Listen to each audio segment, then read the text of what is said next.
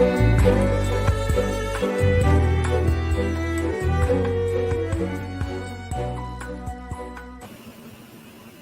everybody, and welcome to International Tea Day. I want to raise my cup and wish you all a very happy International Tea Day. It appears that I've already started with a technical snafu because I have been talking for 10 minutes and we have not been live streaming. So my sincere apologies to you. I don't want to hold things up because I'm going to start first and foremost by wishing you all, each and every single one of you, a very, very happy International Tea Day. Who would have thought that 1 year later I'd be sitting in the exact same spot? But here we are. It is the world that it is, and we simply make the best of it. Before we start, however, I really want to simply take a moment, and I want you all to please reflect and carry in your hearts all that has been lost by so many people in this past year. This has been a difficult year for many people, not just within the tea industry, but the global world. People have lost all sense of control, all sense of normalcy, all sense of any kind of structure within their lives. They've lost businesses, and worse than that, people have lost friends, family, and loved ones. So for each of them, I want you to please take a moment today and simply reflect on that and think about all the loss that's happened. And really just remember that, I guess, is my primary message. If you are cold, tea will warm you. If you are heated, it will cool you. If you are depressed, it will cheer you. If you are excited, it will calm you. This quote by William Gladstone is one that we all know in our hearts in the tea industry. And no time has those words rung truer than they have in the past year for each and every single one of us. It is this beverage alone, that has helped get so many people through a really difficult time, providing them with a lot of comfort. So, having said all of that, I would like to introduce you to my first guest, Mao. Yes. Hello, Mao. Yeah, hello. How are you? Yeah. How are you doing? Happy to see you after a long time, long time no see. Yeah? How about you? I'm good. It has been a long time. We see people right now in like little boxes. That's about it. This is sort of the world that's keeping us connected. But actually, I'm happy to share with you. Today is our the fourth international China Tea Conventional. The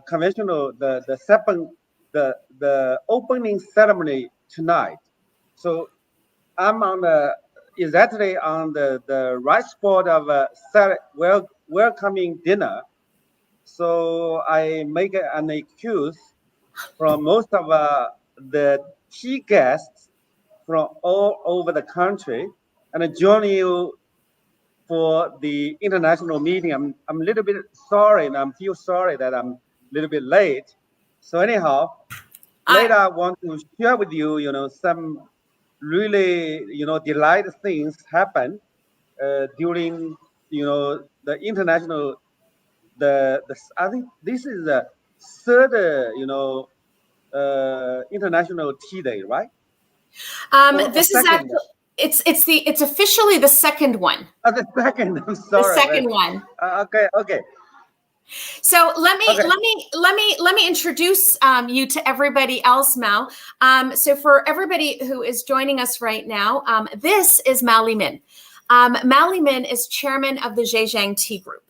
And you should know that the Zhejiang Tea Group is, I'm going to let you tell us all about Zhejiang Tea Group, because you are a very, very big producer, as well as a packer. I mean, you're in all parts of the sort of the vertical supply chain of the tea industry. And I have such great respect for what you do and what your team does, because, obviously you have a team of people that you work with in China as well as in North America, and they do such an exceptional job representing you and Chinese tea. So let me start by asking you to tell everybody about Zhejiang Tea Group. Okay. I don't know whether the surrounding is a little bit noisy or not. We're good. It's good? Okay. Yeah. So actually, to be honest, the China is a little bit, different from the rest of other countries. In many countries, when we're talking about the tea producer, they always, their father or their grandfather is actually doing tea business, but I'm quite not. My parent or my parents' parent is actually not in tea business, but actually in seafood business. Was it Yeah, seafood? yeah, exactly. It's my parents. Okay. It's my parents' business. So actually, during my age, what you can say, the China is a social, system, so social communist system. When I would go to university, I don't need to spend any pennies for my life. So I'm lucky, in these points. Yeah. But after I graduated from the university, then the government assigned a job so that I designated to do the tea business at that time. So in one time you can say I'm lucky, I don't We're need to lucky. worry my job. Right? It was your destiny. But actually, when I enter into this, this business line, I really feel tea is really fascinating, career that I really love. So, although 30 years has passed, and today's China is really quite different from previous China.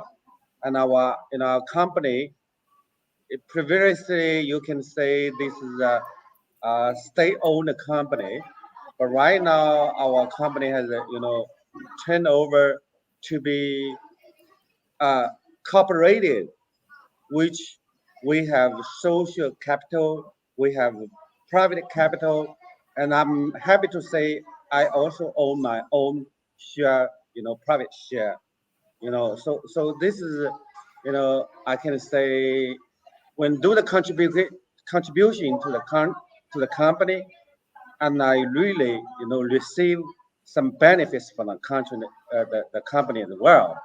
So when dedicated to the tea business, and I also benefit from tea business. So I can say I really love the tea business. Yeah, that's right. Well, that's fantastic. So I mean, really, I say that you were destined, right? I mean, Yeah. it was written for you in your stars that you belonged in tea. And to have created what you've created in the time that you've done that is quite extraordinary. So can you tell everybody how big is Zhejiang Tea Group? You have your own tea gardens in China? Yeah. Actually, Zhejiang Tea, I think, so far, how many? In China, when we, measure the tea plantation, we see mu. And the mu means a unit which is equal, I think, 15 mu equal 1 hectare. Okay. So we have 22 millions, mu of tea plantation. So that's 22 million times 15. Yeah. Whew, Yeah. okay. You have divided by 15s. Divided by 15. Okay, So, I'll let somebody do the math on that. Okay. Yeah, talking, apart from this tea plantation, we have 23 subsidiaries all over the China, in the tea producing area, from Yunnan to Guizhou to Jiangxi to Anhui to Zhejiang, of course. And Zhejiang is the headquarter base. Yeah. And annually we export 40,000 metric tons. 40,000 metric tons of China tea. 40,000 metric tons So is what you produce rough every year. idea. That's a lot of tea. Yeah. That's a lot of cups of tea. Yeah. So, yeah.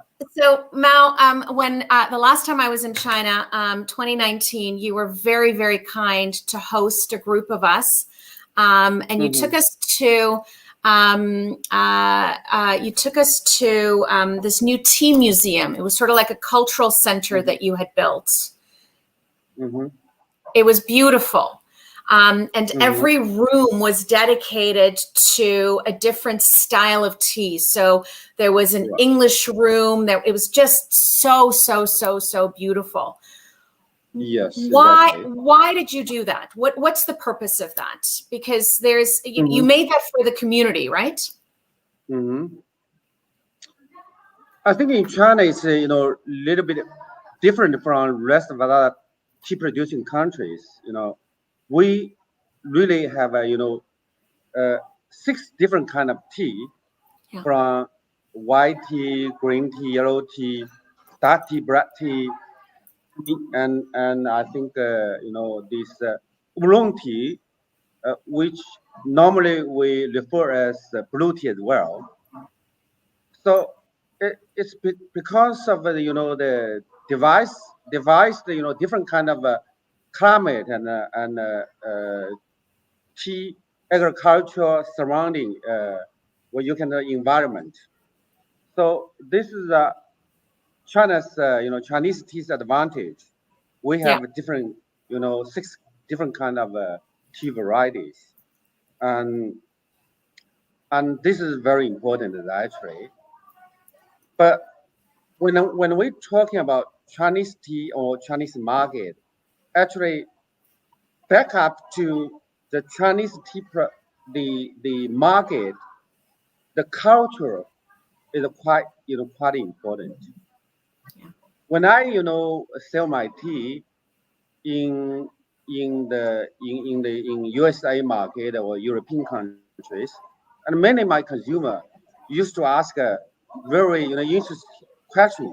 They say, why I just spent 1 penny or less than 10 cents to buy a cup of tea, well, when I want to have a cup of Longqing, why you sell so expensive a cup of Longqing tea?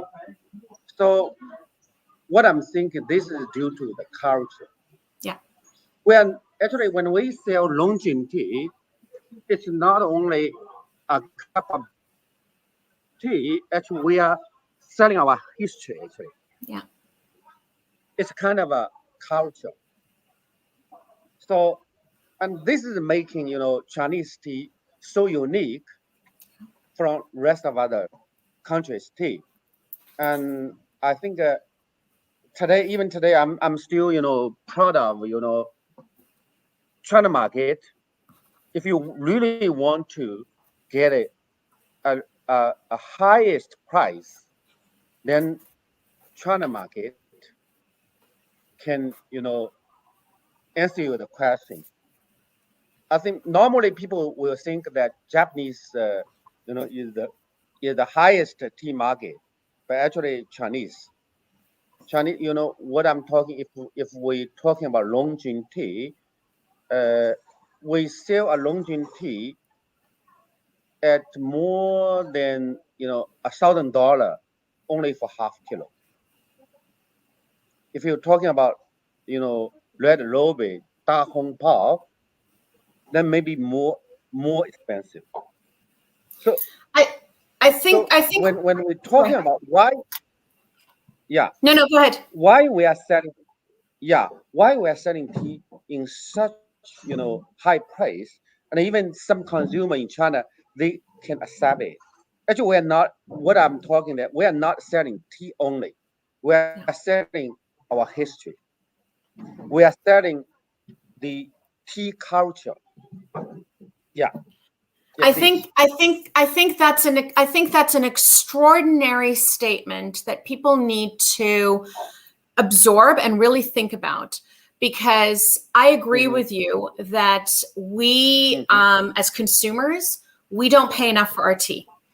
And we have absolutely sold our product out as something that is cheap and, easy and blah, blah. And it may be easy, but I think that what you just said, that we're not just selling tea, we're selling history and culture. We, by really embracing that and by understanding that, you will value yourself more. And when you value yourself more, you demand more for it. And that's what you've done in China. That's just so extraordinary good. So my hat off to you for that. It's fantastic. Thank you very much. Yeah, but actually, you're perfect right. Yes, because the market needs some high-end products or low-end products. But I fully agree. In modern society, we need the standardization. We need the price, which really that most of consumer can easily accessible to this kind of tea. This is a kind of I think a good channel to make our tea more and more popular. That even all the consumer can really enjoy a cup of tea. Yeah. So, but the market sometimes is really complicated. Yeah.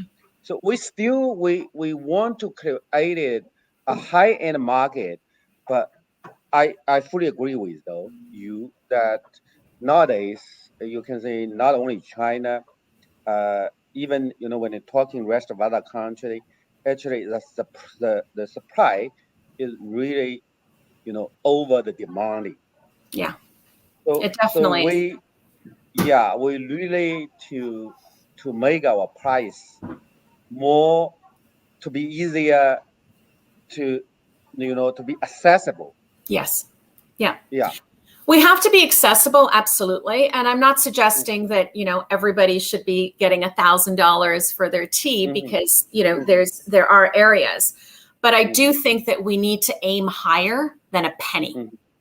1 cent is not enough. It's just not enough. True. And that's where the problem is. So, Mao, if you watched any of SOFA Summit last year, you will know. If not, this is a surprise. All of my guests have to answer one question from the Proust questionnaire. So Marcel Proust, the French writer, had a questionnaire. And your question from the Proust questionnaire is, what is your greatest achievement? Great achievement for what? You, in your life. In my life? Yes. Okay. You see, my great achievement is I really, you can say I'm a small potato, in our tea industry. Not only in China tea industry, but also, the whole tea industry. But I'm really happy that I'm really divided myself to make our Chinese Longjing tea more popular, not only in China market, but also in international market. Yeah. But I'm happy to let you know that talking about the Chinese Longjing tea is Longjing tea in China market is very very famous. Yeah. Then I think the green tea still account for about 65% of the total Chinese tea market. But among all rest of other Chinese green tea, the Longjing tea is regarded as the crown in the green tea market. So this is I'm really happy. And among all the Longjing tea, our company, our group is Sifeng means Lion Peak, because Lion Peak is the right place in our city of Hangzhou, and this Longjing tea from this peak, this mountain, was regarded as the best Longjing tea in China. And well, bravo. And I'm also happy to let you know that for half kilo, because in Chinese we say jing means half kilo. Okay. For half kilo Longjing tea from the Lion Peak, we obtain more than 15,000 RMB yuan from our local market. Wow. So it's nearly about little bit more than $2,000 for half kilo only. So in That's China, extraordinary. Next time when you visit China, I definitely will invite you to have a cup of Longjing tea. Definitely. I look forward to nothing more than being able to get out of my house and get onto an airplane and to drink a cup of tea. Mao, I want to thank you for taking the time, because you've just told that you stepped away from a dinner. Thank you. Yeah. I'm really sorry. No, please. I thank you for let you know that today, all over China, everybody, all the people from tea industry, they are celebrating the International Tea Days in different kind of way to celebrate this unique day around the world. It makes me so happy. I really want to share with you. Thank you. I'm hoping. I'm sorry that maybe today I drink a little bit more the alcohol, instead of tea. But definitely after our talking, I will, throw away the alcohol drink. I will. No, don't do that. Don't do that. Yeah. Don't do that. I promise you. Are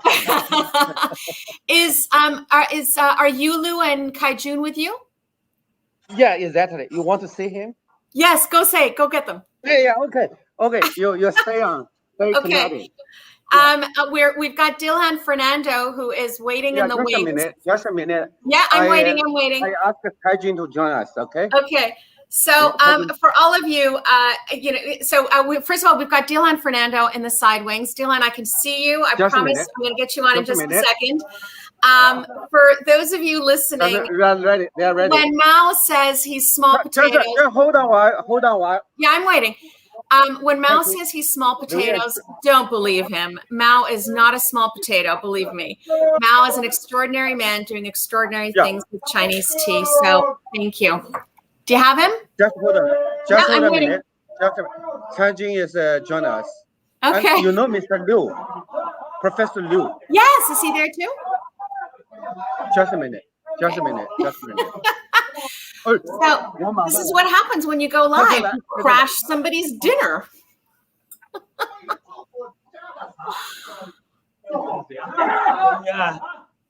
Hi, Kaijun. 谢谢。你说加拿大的女朋友，我参军。这个是在国际上的。He say you are a good friend. You are a very good friend. It's lovely to see you. I'm happy to see you. Tell him happy International Tea Day. 我期待他来杭州。And Mr. Chai is quite looking for your next trip. Me too. Yes. Please tell him me too. I am as well. Okay, bye-bye. I will see you shortly.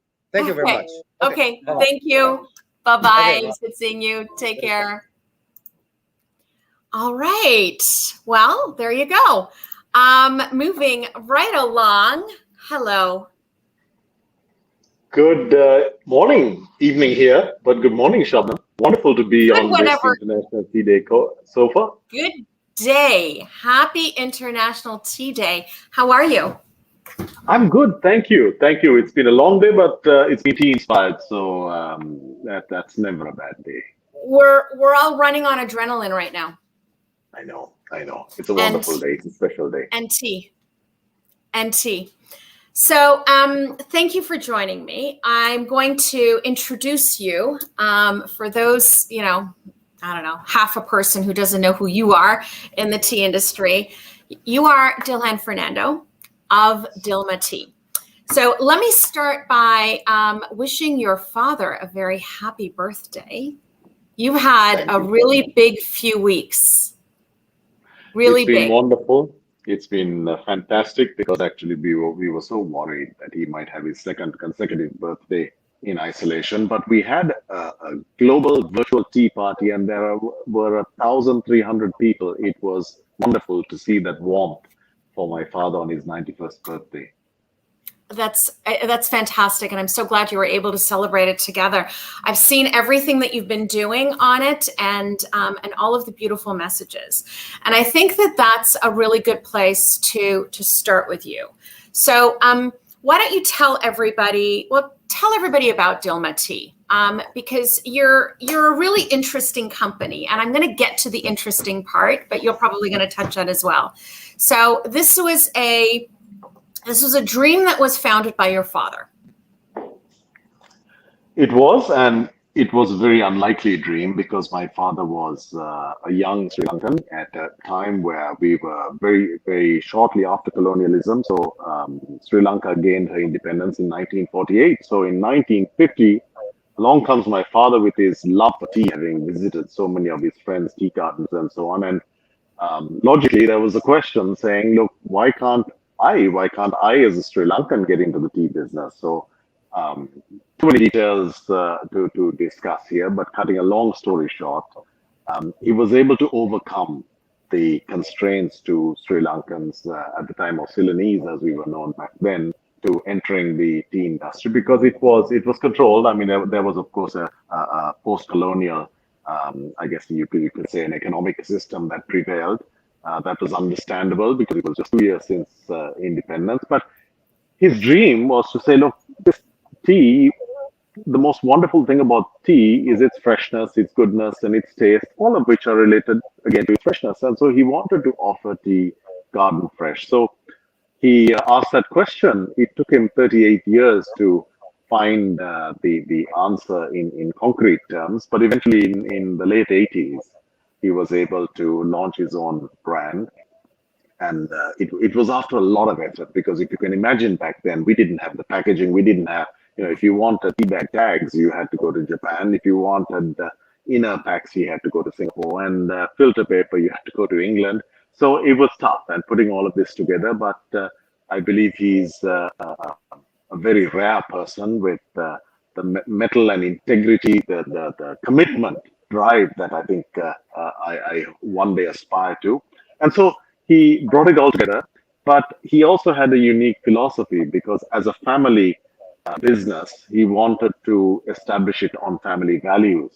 And so he said, look, we're going to start on a simple philosophy of caring and sharing. I know that sounds very soft and very trendy, but at the time it was when he first started in the bulk tea business. It was in the 70s, and it was neither trendy nor popular.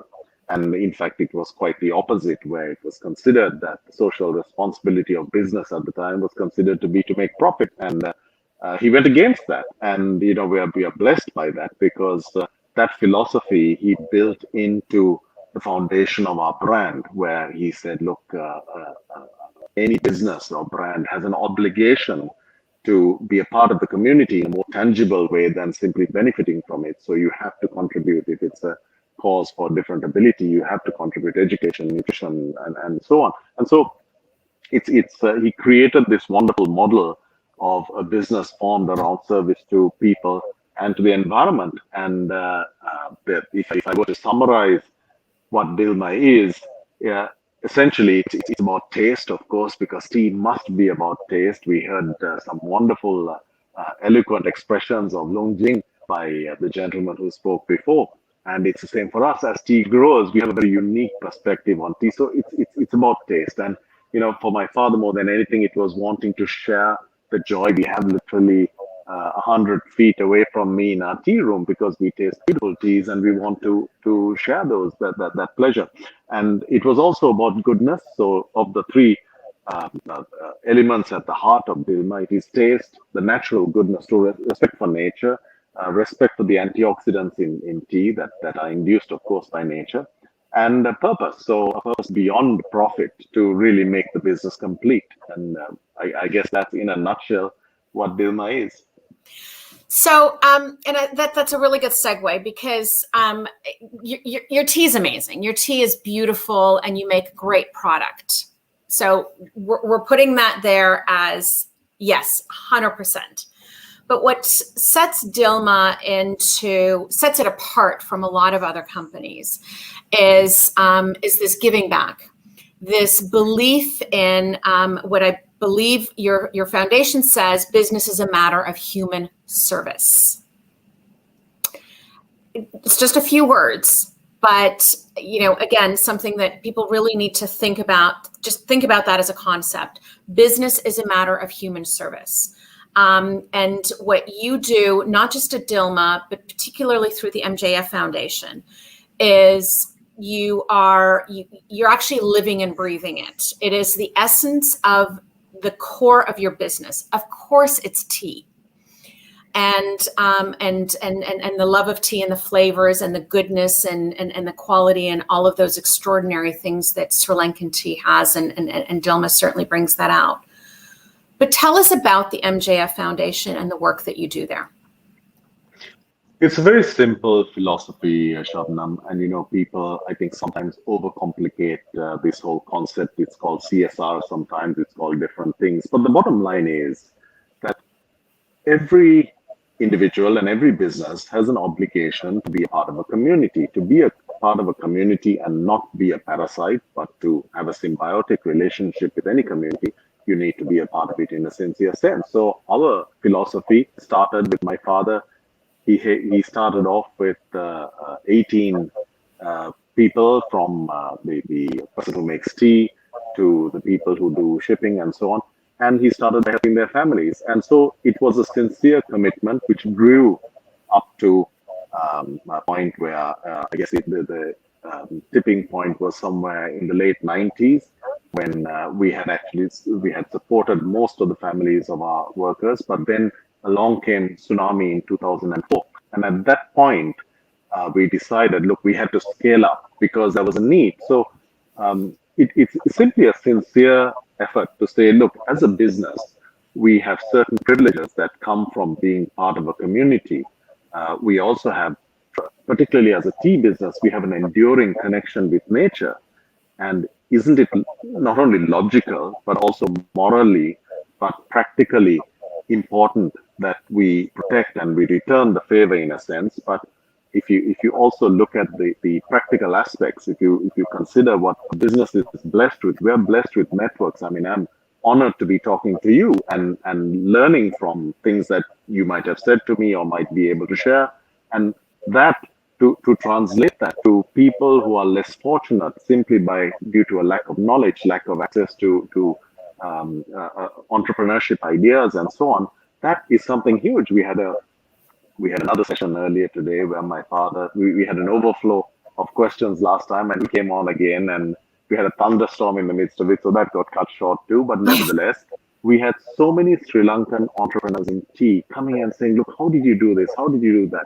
And at its simplest form, it's an obligation for us, having networks around the world, being able to meet people and learn from them, to share with people, because ultimately, if a business doesn't incorporate kindness, then it is losing humanity. Why should business or corporates be dehumanized in the way that is commonly considered to be? I know it's considered to be the norm, but we believe that a business is made up of people, and therefore business must have that humanity. And what the foundation does is simply we identify certain needs. We soon after we had a conflict in Sri Lanka, we went into the north of Sri Lanka, the east of Sri Lanka. We set up 13 centers for war widows to help them to rehabilitate their lives. We're not here to judge, so we didn't say, look, we only work with one ethnicity or this side or that side. We just said, look, there is a need. We're all human. We need to get out there. We work with children with cerebral palsy, with Down syndrome, again, because there is a need and because not many people are really active in that area.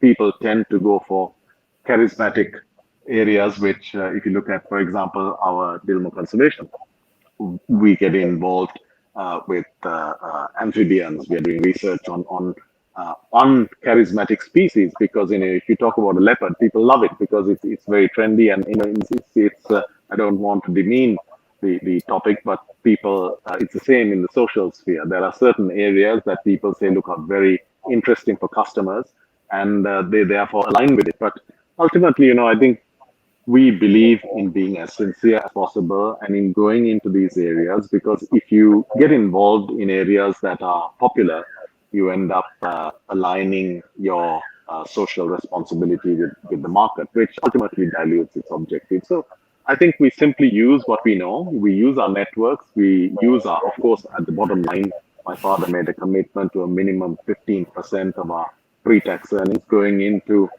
my family's foundation. And I can tell you that's of the three words, that's the one that gives us and our team most pleasure. And it's what makes sure that this business will endure beyond our lifetimes.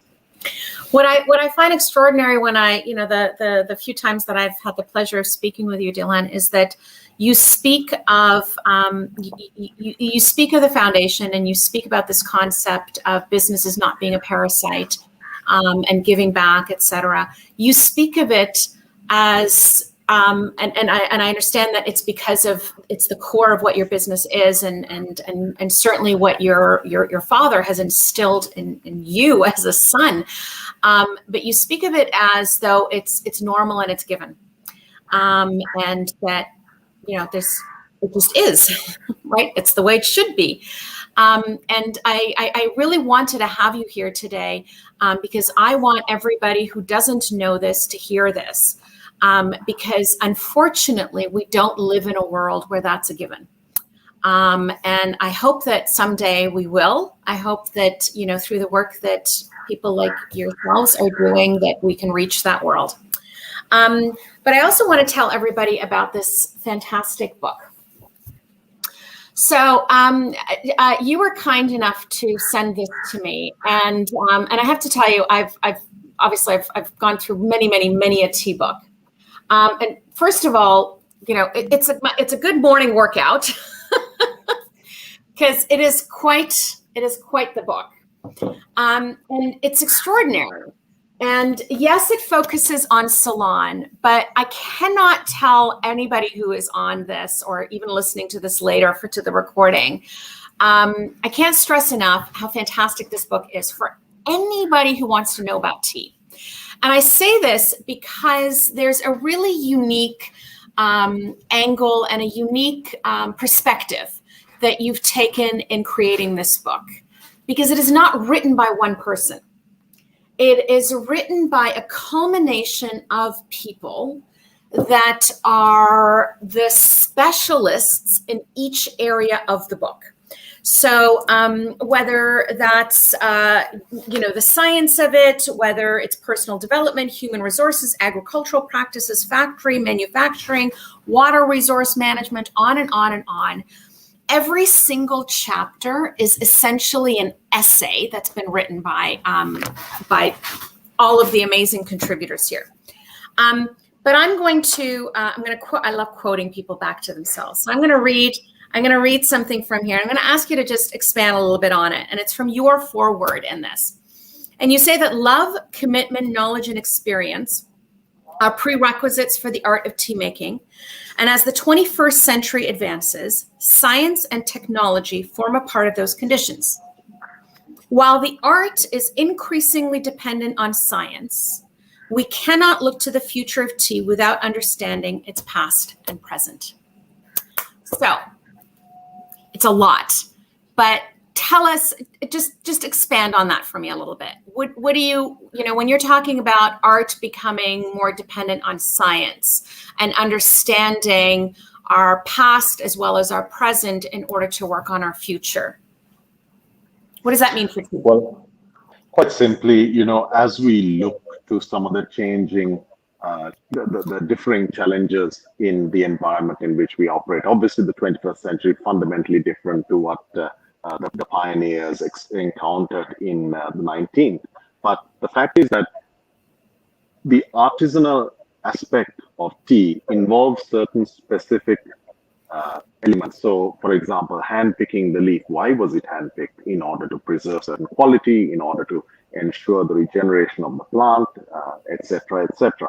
And understanding that is critically important. And coincidentally, it's only probably a couple of hours ago that I was having a conversation with somebody quite different, somebody who's in the field of drones, where they're looking for exactly this marriage of art and science, where you have someone who comes in and who's telling me, look, we can do this, we can do that on your estates, and where I'm having to temper them by saying, look, these are certain non-negotiable aspects of tea.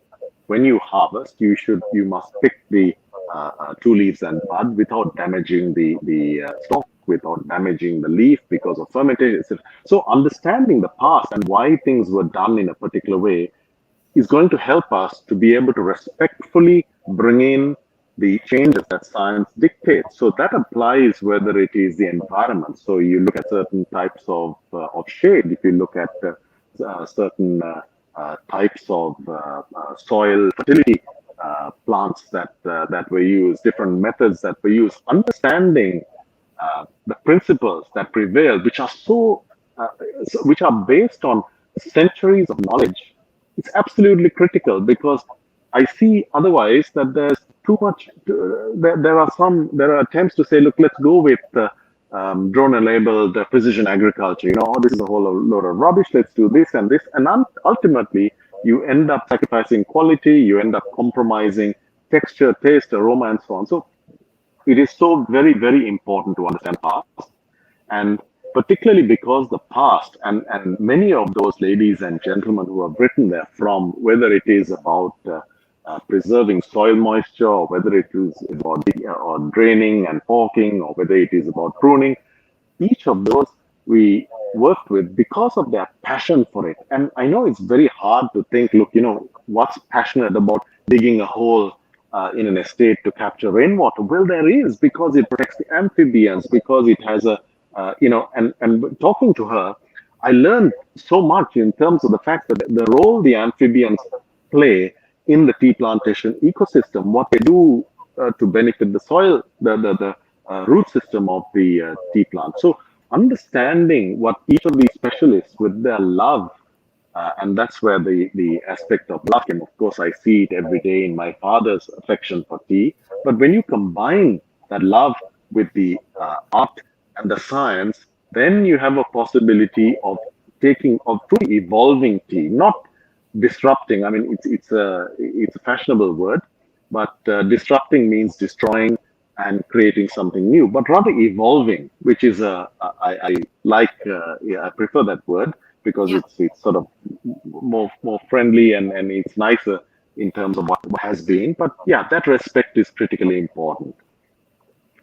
I think that's really important, and it's understanding, as you just said, that that who cares about a hole being dug in the ground, but once you understand that everything is connected, everything affects something else. It's like the butterfly that flaps its wings in the Amazon forest, and the effects that it has, the ripple that it has throughout the world, and that combination that you're talking about, as you say, it's about progress, but not forgetting the past, not at the expense of the past. And I think that's really important. And when you have that combination, you have magic. And that magic is what we call tea. So with that, the first person on Sofa Summit always is the one who gets the surprise of my Proust questionnaire. But you are not the first, and you saw that it was just done. So, Dilhan, everybody has to answer one of my Proust questionnaire questions. I'm randomly choosing this. You know what? I actually think this is a good one for you. What's your greatest extravagance? That's brutal. I know. I'm glad my wife's not here. She'd be digging me and coming up with a list. But I think my greatest extravagance, I have this, you might have seen it in our work or in our brand, but my love for tea, became, frustrated to an extent, because when we first started, I joined the business, it was the late 80s and early 90s. I could never get a great photograph of tea. I mean, tea has certain meaning. And, I wanted the light right. I wanted the softness of the light. I wanted the shadowing, the background color, the luster in the teas and so on. And I could never get it done. So finally, I decided, in the late, probably early 2000s, I decided, look, I know nothing about photography, but I'm going to buy the best camera. I went out, I invested in a Hasselblad, I bought a studio, and I spent 2 years making a complete hash of the whole operation. But finally, I figured it out, and I managed to convey. And today I do it. My son has fortunately followed. He loves photography too. But when you love something, you want it presented in a certain way. Particularly when you spend 3 to 4 months tasting a tea that has certain characteristics. I know it's difficult to compare the taste and the visual, but you want to communicate it. So today, they call me CEO here, but I still take photographs. And I come in, tomorrow's my photography day. I come in on Saturday and I get the lights and I do my thing on the tea room, because it's something that is so beautiful in tea, and you need to communicate it properly. Wow. That I did not expect. Good for you, though. That's amazing. I thank you for spending some of your day with us. I raise my cup to everything that you do at Dilmah Tea. Thank you, Sharon. I raise my cup to all of you, all that you do at the foundation. I raise my cup to the legacy that your father has built and that you and your brother are carrying on. And happy International Tea Day. Thank you. And to you too. Thank you. Thank you for having me on. Bye-bye. Bye. All right. So that we've gone from China to Sri Lanka. And we're going to hang out in Sri Lanka a little bit longer. But before I introduce my next guest, Mr. Molligoda, who is the chair of the Tea Board of Sri Lanka, which I will do in just a moment. As we're saying thanks to everybody, it would not be okay if I don't say thank you to what we're here for. We are here to celebrate tea. And this day is about elevating tea. It's about celebrating tea and all that it brings to us. And as I said earlier, no time has that been really more important and shone more brightly than it has in this past year. As we saw tea consumption grow here in Canada, we asked consumers, why? Why were you drinking more tea? And the number one answer that our customers, or our consumers rather, gave is comfort. In a year where everything went upside down, where night was day, day was night, up was down was up, black was white, and white is black, it was tea that provided some stability.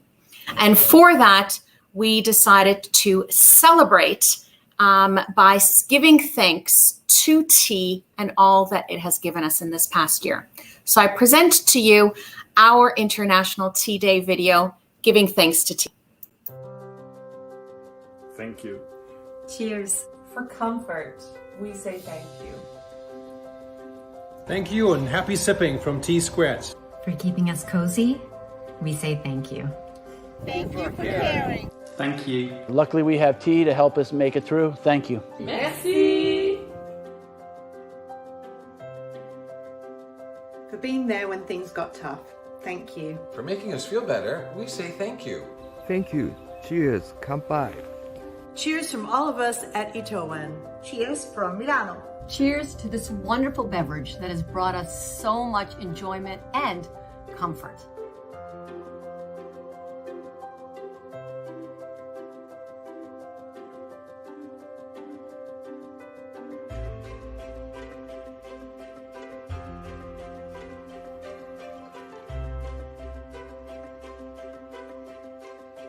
Cheers to tea. Thank you for keeping us sane and grounded. Thanks. And cheers, everyone. For being part of our lives, we say thank you. Cheers from Turin, Italy. Pour être réconfortant, merci. For tea's comfort, I say thank you.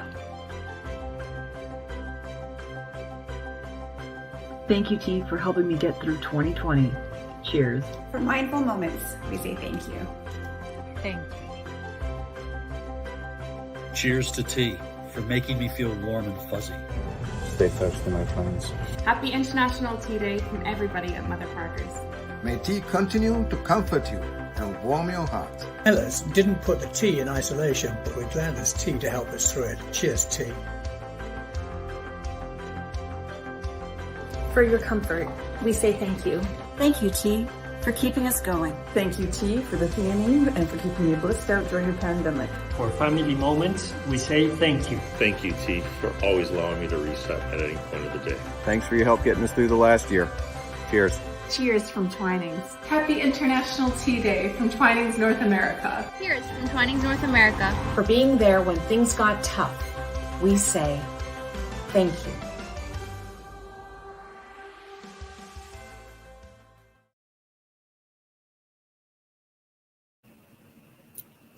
Well, with that, we expect a lot from this amazing cup, but thank you. With that, I'm going to introduce my next guest. Mr. Molligoda, are you there? Hi. Hello, how are you today?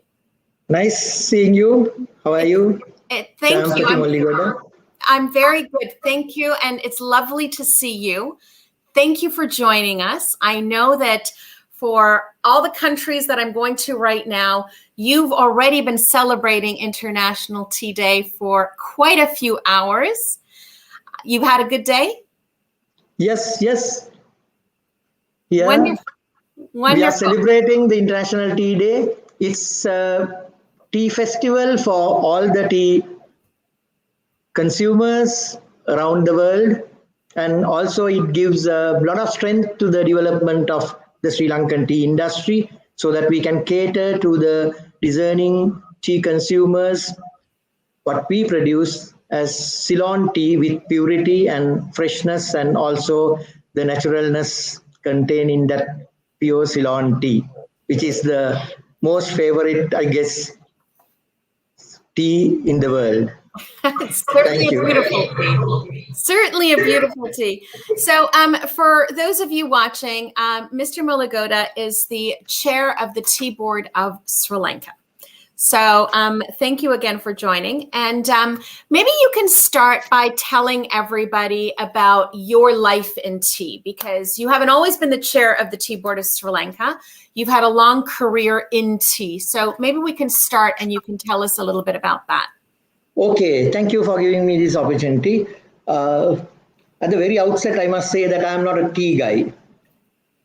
My experience in terms of tea spanning about 40 years, yes.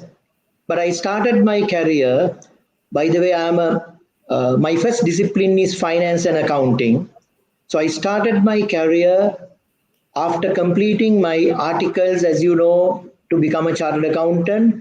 You need to follow 4-year article clerkship. So that was the time where the tea industry, the transformation has taken place from private management to the nationalization. And somewhere in 1978, I was entrusted by the then government Auditor General to audit initially about 10 estate audits previously managed by the British companies, namely the Vitals, Carsons, and Anglo-Asian. So I had the opportunity of visiting these estates. Before that, I had some planter friends and my uncle and all. So we somewhat learned the art of making tea and all as a student.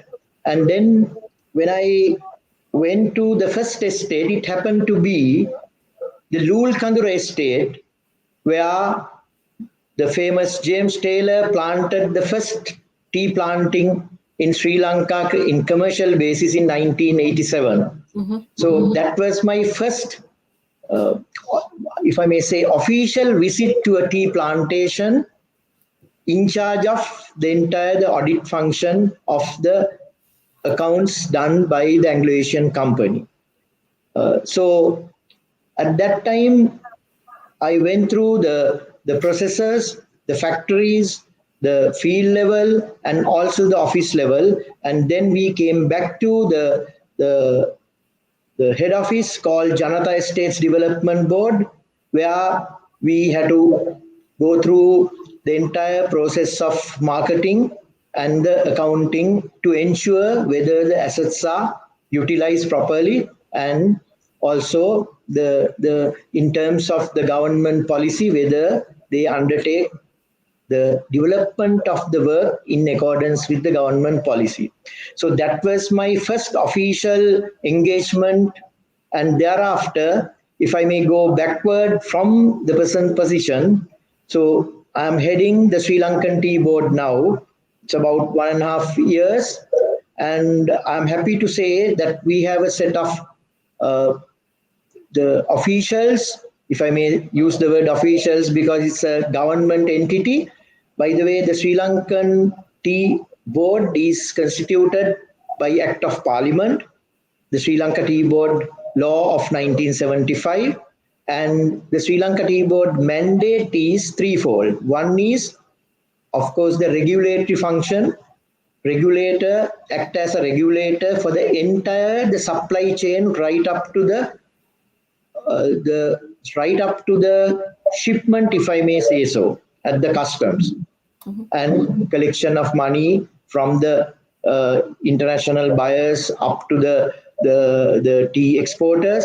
The entire the value chain is monitored, administered, and supervised by the Sri Lankan Tea Board. To facilitate that, we have two distinctive separate departments, namely the Tea Commissioner Department. Again, if I may use the statute, it's governed under the Sri Lanka Tea Control Act of 1957. So that was 1957 as amended recently. So the Tea Commissioner is entrusted with the regulatory function to ensure that the Ceylon tea is sent to the discerning consumers based on the given standards. So the other department is more important. That is the Sri Lanka Tea Promotion Division, or earlier we used to call Tea Promotion Bureau. So again, going back to the days where the evolution of Sri Lankan tea industry has transformed this sector from private management and private ownership with sterling and rupee companies to the government managed entities. They set up two entities, namely Janata Estates Development Board and Sri Lanka State Plantation. So after completing my the articles, and when I became a qualified chartered accountant, I was offered, with my experience in the auditing and all, I was offered a position in one of the most beautiful tea plantation area, what is known as agroclimatic Hatton and Bogantalawa area. So I was sent there, and I was there for 2 years handling the 45 estates coming under the purview of that particular, you call it as a regional board. Mm-hmm. And I was reporting to the chairman of that board.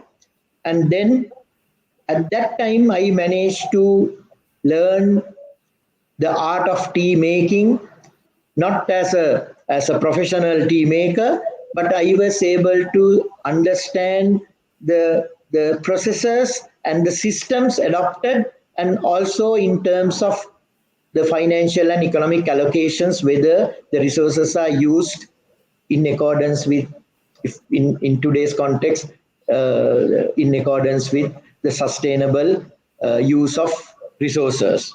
Because nowadays the sustainability, the word sustainability is often used not in ecological sense, but we need to use these resources and expect a return, mm-hmm. so that we will get decent financial returns, but we need to be mindful to the environmental considerations and the social well-being. So at that time, I had the opportunity of visiting about 15 to 20 estates. And at that time, the first World Bank project was launched by then government. And we had the opportunity of drawing funds under the World Bank at that time, if I remember correct, 50 million US dollar, and the Asian Development Bank also gave another 50 million US dollar for the 5-year, what is known as MTIP, Medium Term Investment Program, to develop Sri Lankan tea industry. So I think credit goes to the policymakers at that time, and also the stakeholders and the planters and the others who have associated with using of these funds to develop the properties. I have seen myself how the plantations have been able to develop in terms of new planting, the replanting, the factory modernization, and also the most important, the social well-being of the people.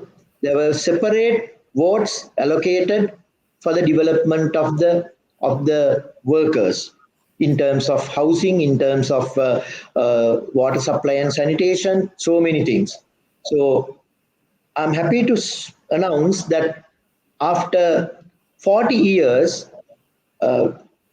we have been able to improve the living conditions of the people. They are the real producers.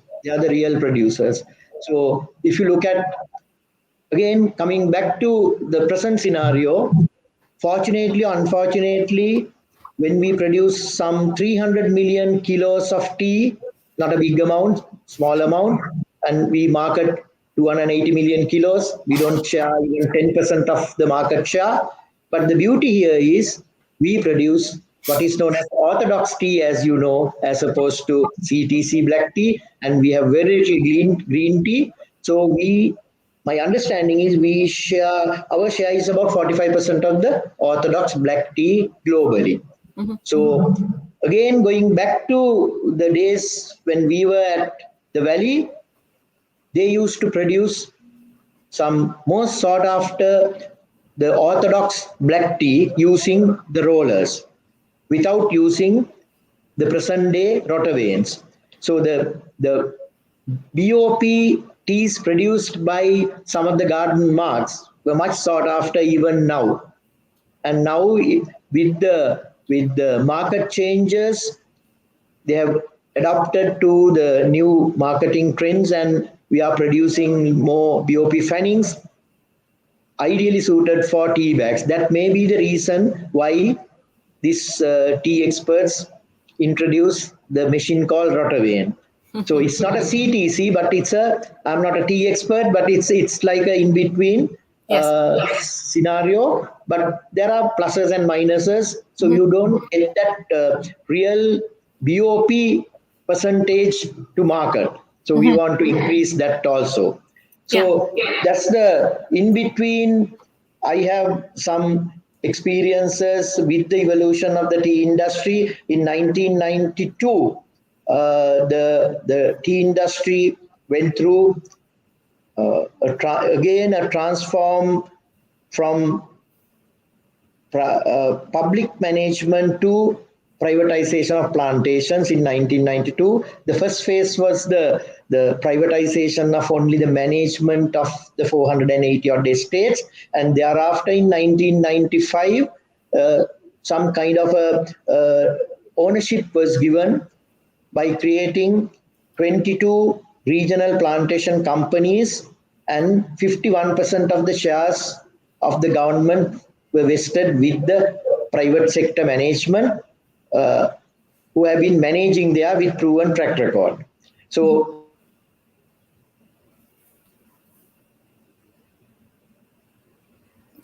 we seem to have... I'm going backward again from 1983-4 up to 1990. I was the head of finance at Jayampathay State Development Board, which was at that time the largest government entity in Sri Lanka. So at that time, as I said, we have been using World Bank line of credits to develop, but with the wage increases envisaged by the governments and the unions, they ran into problems because the increase in wages were not in proportion to the productivity increases or the profitability, because it was just a basic wage increase. So that, and also there had been some variations, ups and downs in the market, in the tea industry. So the tea prices have plummeted to a level where the two organizations ended up with substantial losses. Now that prompted the then government finance ministry to appoint a task force to go into the matter. At that time, I was heading the JDB, but I was offered a position in a media institution. By the way, the hobby is writing articles to the national newspapers. Even recently, I published article, a lot of controversy. I will come to that later. So at that time, I joined this association. We're going to leave controversy out of today. Yeah, okay, good. No, that's very positive. So in this Associated Newspapers of Ceylon Limited, I was there for 2 years. Then I was asked to come back to the plantation sector. That was offered by one Mr. Dinesh Ambani. He is the present owner and chairman of Bogwantalawa Tea Estates PLC, which is the first carbon neutral marketing and producing company in the world. It's certified, the Bogwantalawa Tea Estates PLC. But just before that, before I joined the Associated Newspapers of Ceylon, I was entrusted with a subcommittee to support the finance secretary on the restructuring of the two state enterprises, namely the JDB and State Plantation Corporation. So at that time, when we analyzed the balance sheets of the two institutions, we saw there is a thing called in financial terms, the going concern concept. So the going concern concept has been challenged by the government auditor general. So in my report to the World Bank representative in Sri Lanka, I said there is a need to restructure the balance sheet, financial restructuring of the balance sheet of these two entities. So I can remember vaguely the David Meadows, who was the leader from World Bank, picked up this the word restructuring and suggested to the government that these two entities need to be restructured.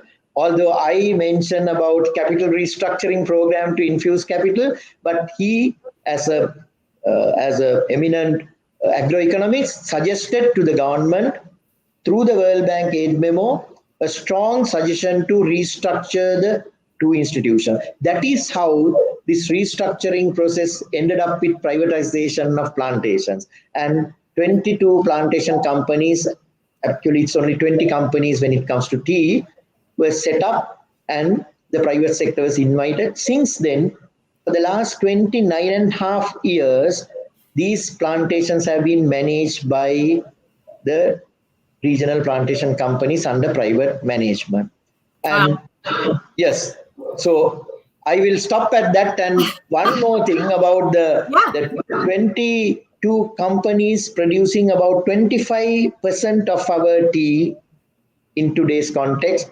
What does it mean? Out of our 300 million kilo production annually, 75% of the tea is produced by the smallholder units. There are 425,000 families producing 75% of our tea at the farm level.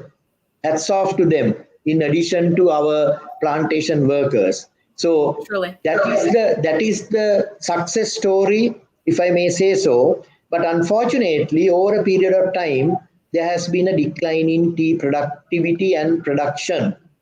and still we produce one of the finest quality Ceylon tea with our Sri Lanka Tea Board promotion division is promoting our Ceylon tea under 3 unique selling propositions, namely the authenticity. Everybody talks about authenticity. So authenticity meaning the demonstrating sustainability credentials, and then of course the purity and the freshness and the naturalness stemming from that. You get the wellness factor in our tea, and also with that we command the premium price at the auction. So Colombo auction, Ceylon tea fetches the highest ever price for the last so many years. So that's the success story and the pros and cons. And at this juncture, I must say that when I was at Bogantalawa, I was offered this position 3 months back. I immediately tendered my resignation because of the conflict of interest issues. And then I joined, when the president invited me, I joined Sri Lanka Tea Board by relinquishing my duty as deputy chairman of Bogantalawa Tea Estates and filed papers at the Colombo Stock Exchange. So I have no conflict of interest with any. I had a little bit of small holdings I have sold. So I'm just a government official working for the betterment of the industry. And I think we are at crossroads now. Recently, the government has announced and taken a bold decision to make this tea industry free from pesticides and even the chemical fertilizer. So that's the challenge that we are faced with now. And I'm confident that with the assistance of all the stakeholders, slowly but steadily, we will move towards this journey to transform this sector into green economy, and to be more specific, towards organic farming, but not necessarily. It will take about 10 years. We are now talking about the organic material reviews, in the sense that giving more and more organic matter to the soil. Right. So I'm gonna. Yes. We could talk for hours, Mr. Molligoda, and certainly on that subject. It's a big subject that I think that if we start, we're not really going to give it the time that it deserves. But for all of you listening, if you don't know what tea boards do, I think Mr. Molligoda has explained extraordinarily well the really vast amount of work and responsibility that the tea boards in various producing countries play in the development and in the sustainability of the industry within their country and the people that are actually responsible. And I think that's really key here, is that there are actual human beings behind every single cup of tea that you make. And that, for me, is the core essence of International Tea Day. It's us celebrating all the people that do this. So, Mr. Molligoda, I can't let you leave without you answering one of my Proust questionnaires. And your random question is, if you weren't living in Sri Lanka, where would you like to live in the world? Sorry? Where in the world would you like to live except for Sri Lanka? Yes, I would like to live in Russia. In Russia? In Russia, because I was able to sell some of the teas during the difficult times when I was at Bogantalawa, promoting what is known as Princess Noori.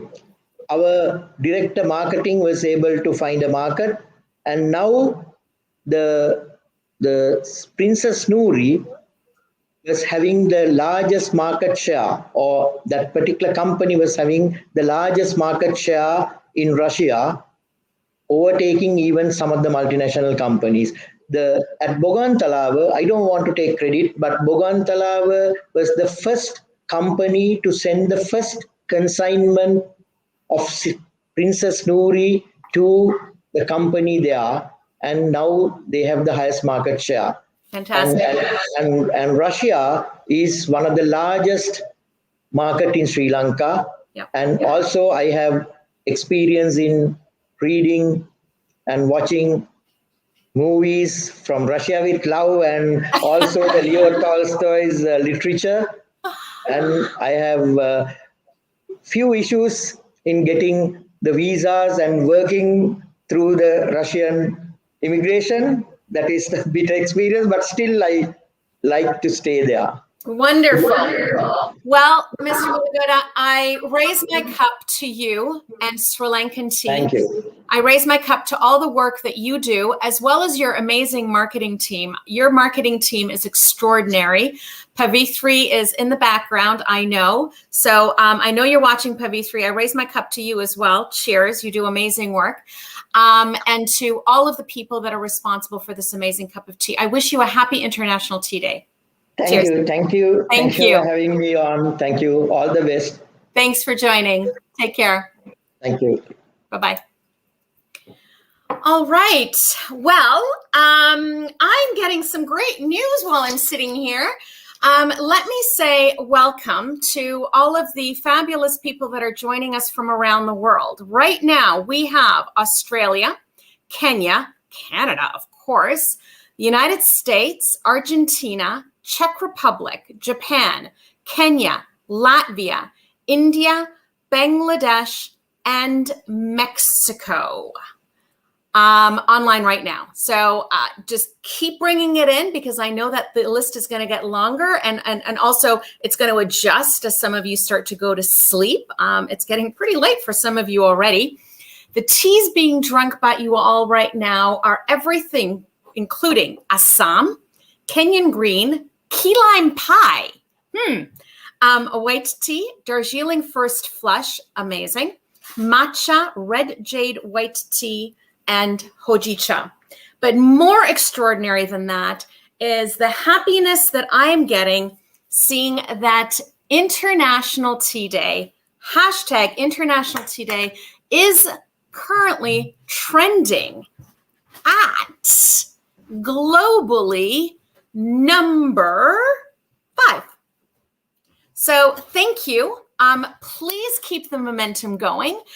It was my mission 3 years ago when I took this job that we were going to get tea to trend globally. And I didn't dream that it was going to happen this year. And it can't be done by one single anybody. So thank you for all that you're doing. Keep doing it. Stay on Twitter. Keep tweeting. Take pictures of your cups of tea, your brands, your everything that you are doing, yourself, your company, whatever it is that has to do with tea, and hashtag it International Tea Day, hashtag Tea Day. So having said that, let me get in my plane and travel very quickly to India. Hello, Prabhat. You're mute. Hello. How are you? I'm fine. I just got off that FAO meeting. So, for those of you that have been on with me, the United Nations Food and Agricultural Organization has several intergovernmental groups for different agricultural products. One of those happens to be tea, because of the extraordinary impact and importance that tea plays or makes on the lives of so many people around the world. And it was this intergovernmental group that was responsible for instigating and making the formal request to the United Nations General Assembly to declare May 21st International Tea Day. Prabhat Bezbaruah, who is on with me right now, is the chair of the Tea Board of India. India, like Canada, does sit on this intergovernmental group. So I say, good work, team. We've done amazing work, and it's really quite extraordinary. So the FAO has had sessions this morning celebrating International Tea Day. I started by making some fun teas for them before I came on, and Prabhat has been on for quite some time. So thank you. It's been a long day already. I can see through your window in the background that it's already evening. So Prabhat, I'm going to start. You're chair of the Tea Board of India, and I'm going to let you talk about that a little bit, of course. But I think that what really is most interesting is that you've had a long life in tea. So tell people about that. Tell us about what you've done, your story of tea. I joined tea, family business basically, in 1989. So I have done 31, my math is 32 years in tea. Yep. Prior to that, I was some sort of a banker. I used to work for Bank of America.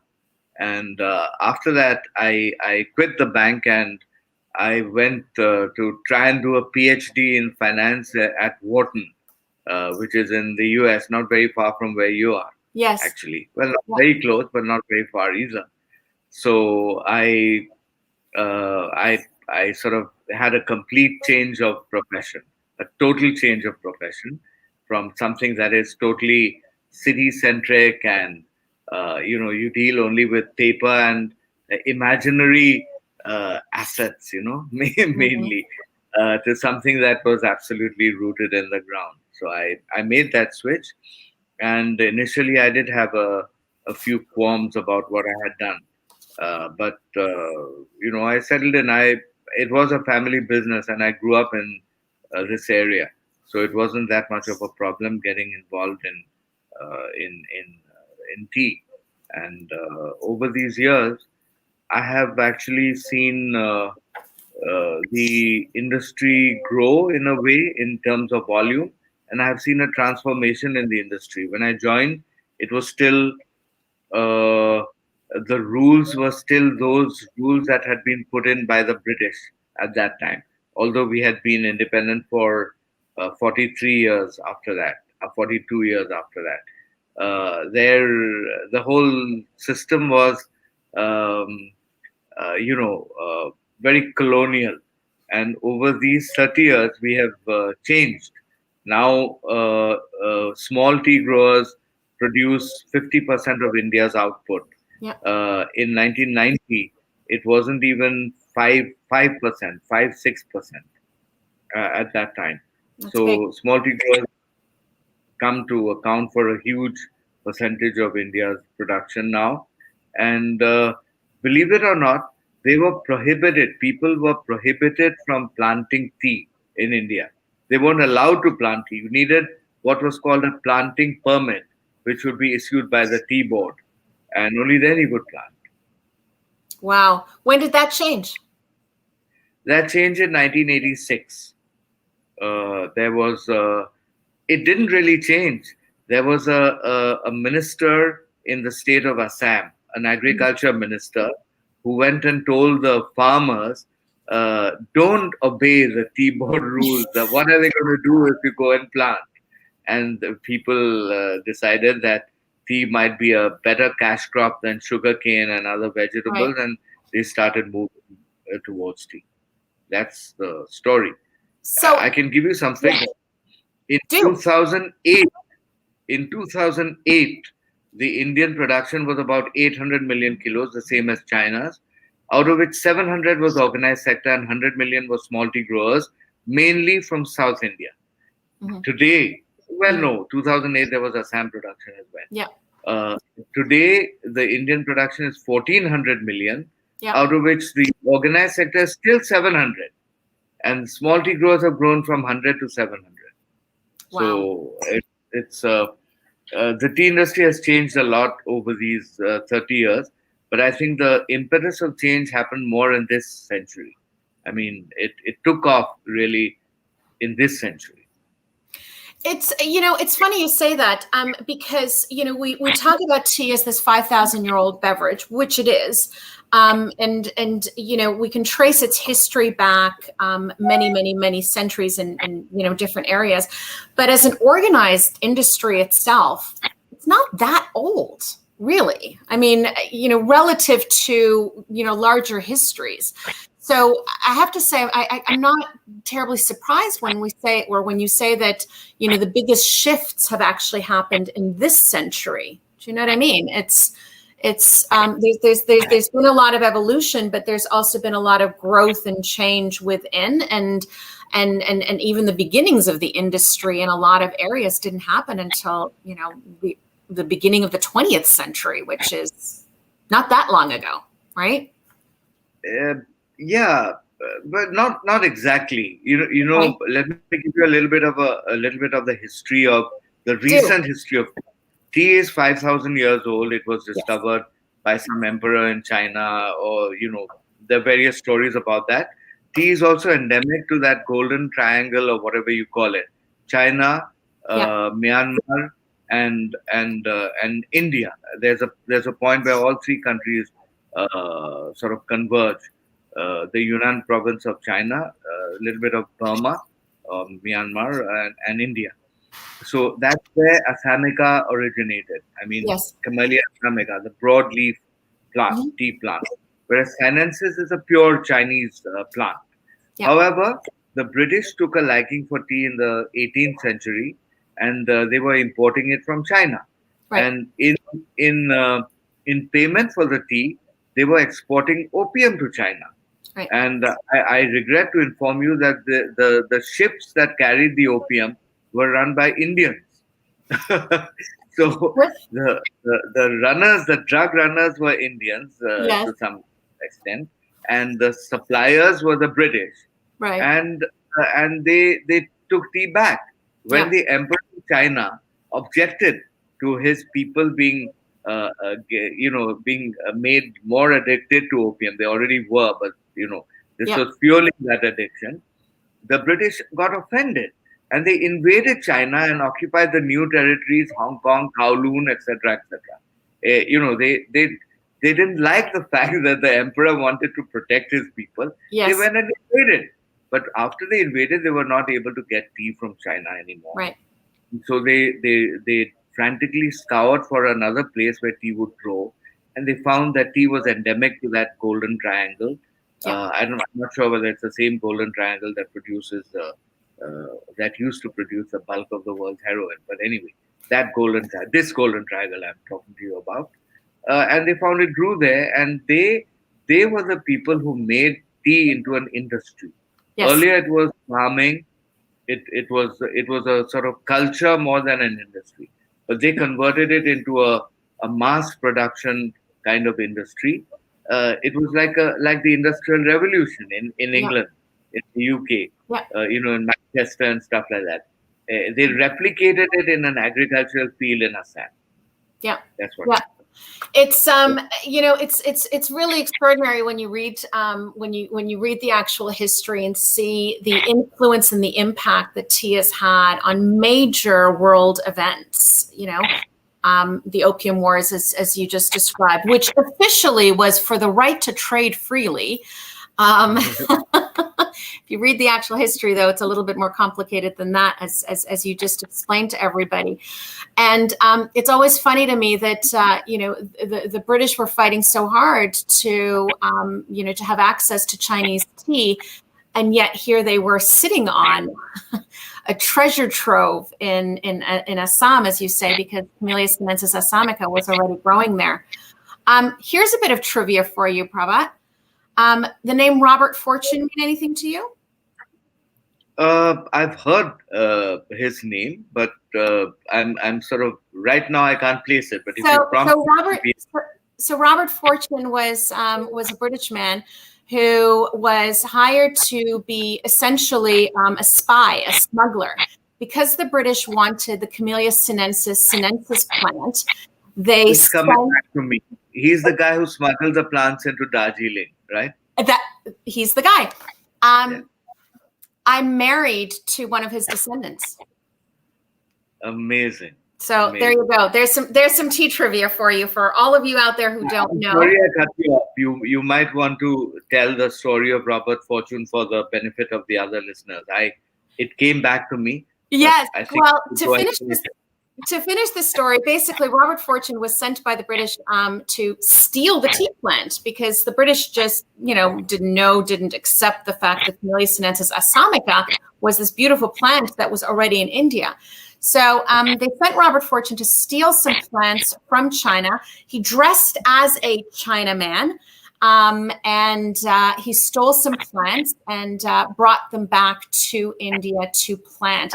Those first plants didn't take because they the Sinensis varietal needs a cooler climate and higher altitudes, which is why it does so well in the region of Darjeeling. But in other parts of India, it did not do well. So that's sort of a brief synopsis of our friend Robert Fortune. So, Prabhat, tell me, you talked about how the industry has changed, particularly in India. But, we've obviously been through a difficult year all throughout, and I'm clearly referring to COVID. And I hesitate always to talk about COVID as if it's something of the past, because it's not. We talk about COVID and 2020 as if it's behind us, but it's not. We're still very much present in what's happening. How has this pandemic affected the Indian tea industry? Well, for us, actually, 21 is much worse than 20. Yeah. In 20, India was able to fight COVID very effectively through the enforcement of very draconian lockdowns.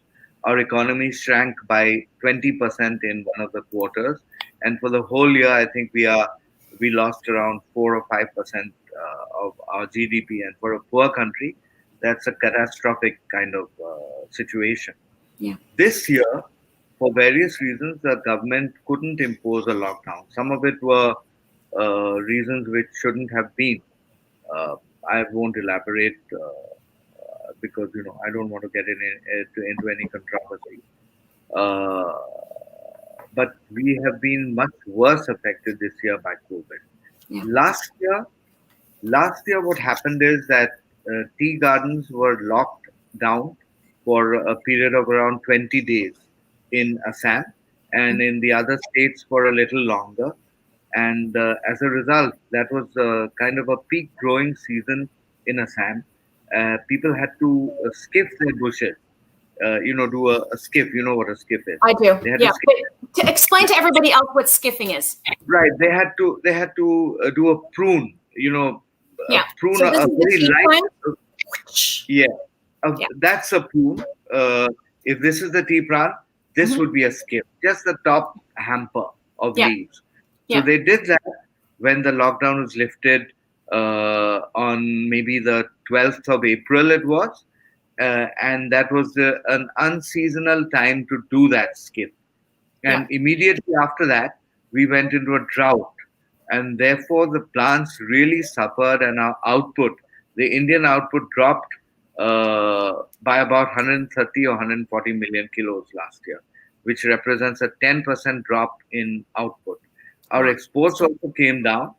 The offtake from people who import tea from us, Iran, the Russian Federation, the rest of the erstwhile USSR, the United States, the UK, and to some extent Canada, Australia, Germany, Japan. Logistical problems did depress our shipments. Our exports came down by around 50 million kilos, but there was still a net shortfall of around 80 million kilos of tea within India. So prices went up by an extremely, an unprecedented amount. So it's a sort of paradox. Although we had a much lower crop and we all thought we'd have a terrible year, the domestic demand sent prices up by, I'll have to work out the percentage, around maybe 35% or so, which more than compensated for any problems that we had. Yeah. So amazingly, 2020 was a fairly good year for the domestic plantation industry, for the Indian plantation industry. And basically it was fueled by stable domestic demand. I was so happy to learn that in Canada, the consumption of tea went up by 10% or 12%. 15%. 15%. 15%, yeah. Right. In India also it went up, even though out of home was practically decimated because of the epidemic. Even then it went up by 1%, and Indian consumption is about 1150 million kilos. 1% represents around 12 million kilos. So we added 12 million kilos to tea consumption internally, and so we are hoping that this year also it will continue. That streak will continue. I think demand will go up this year. However, maybe I should not be so optimistic, because this year the brunt of the pandemic is hit the consuming states of Gujarat, Maharashtra, Rajasthan, Delhi, and Uttar Pradesh. These are the biggest consumers of tea in India. Unless they recover fast, we might have a problem of demand. However, the second wave seems to be ebbing in India. I hope that it's not what do you call that, an Indian summer, or that's what it's called. I do. Yes. Yeah. Let's Indian summers are beautiful, but let's certainly not hope that. Let's hope that it's closer to the end than middle way through. So your season, your first flush season. I mean, last year, not that there's ever a good time for a pandemic, but as far as spring harvest and fresh pickings for the tea industry, pandemic couldn't have possibly happened at a worse time. I know that there were a lot of people quite, on edge about whether or not we were going to see any first flush teas last year at all. There was some that came out, not a lot, but there were some very good ones. And I know that this year there have been some lovely first flush Darjeelings that have been produced. Have you had any yet?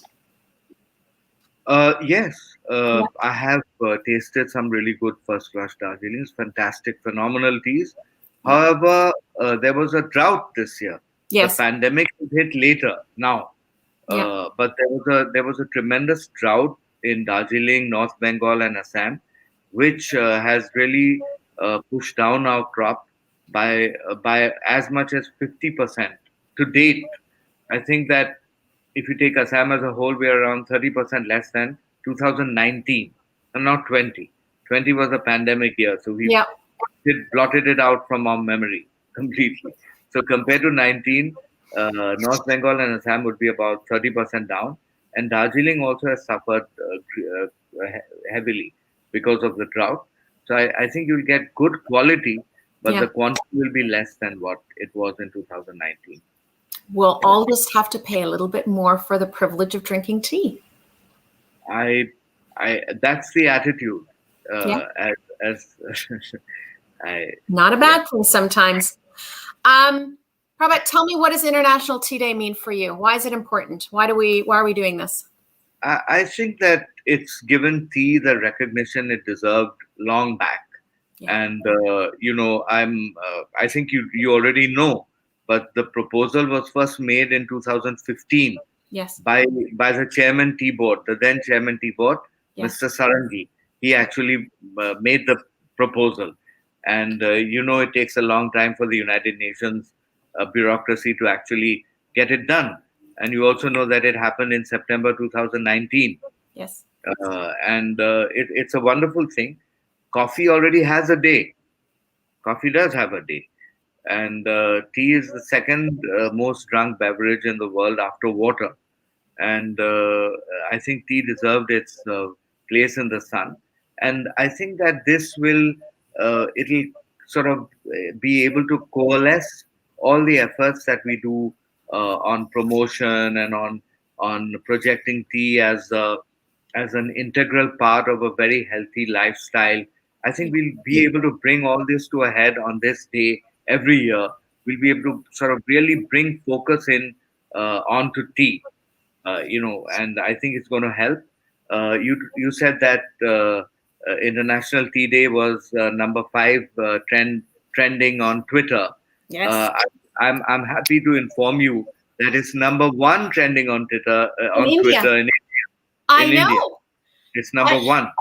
Prabhat, it is literally what I woke up to. My alarm was at 5 o'clock this morning, and it was the first message that was on my phone from your friend and mine, Joydeep, that we were trending number one in India.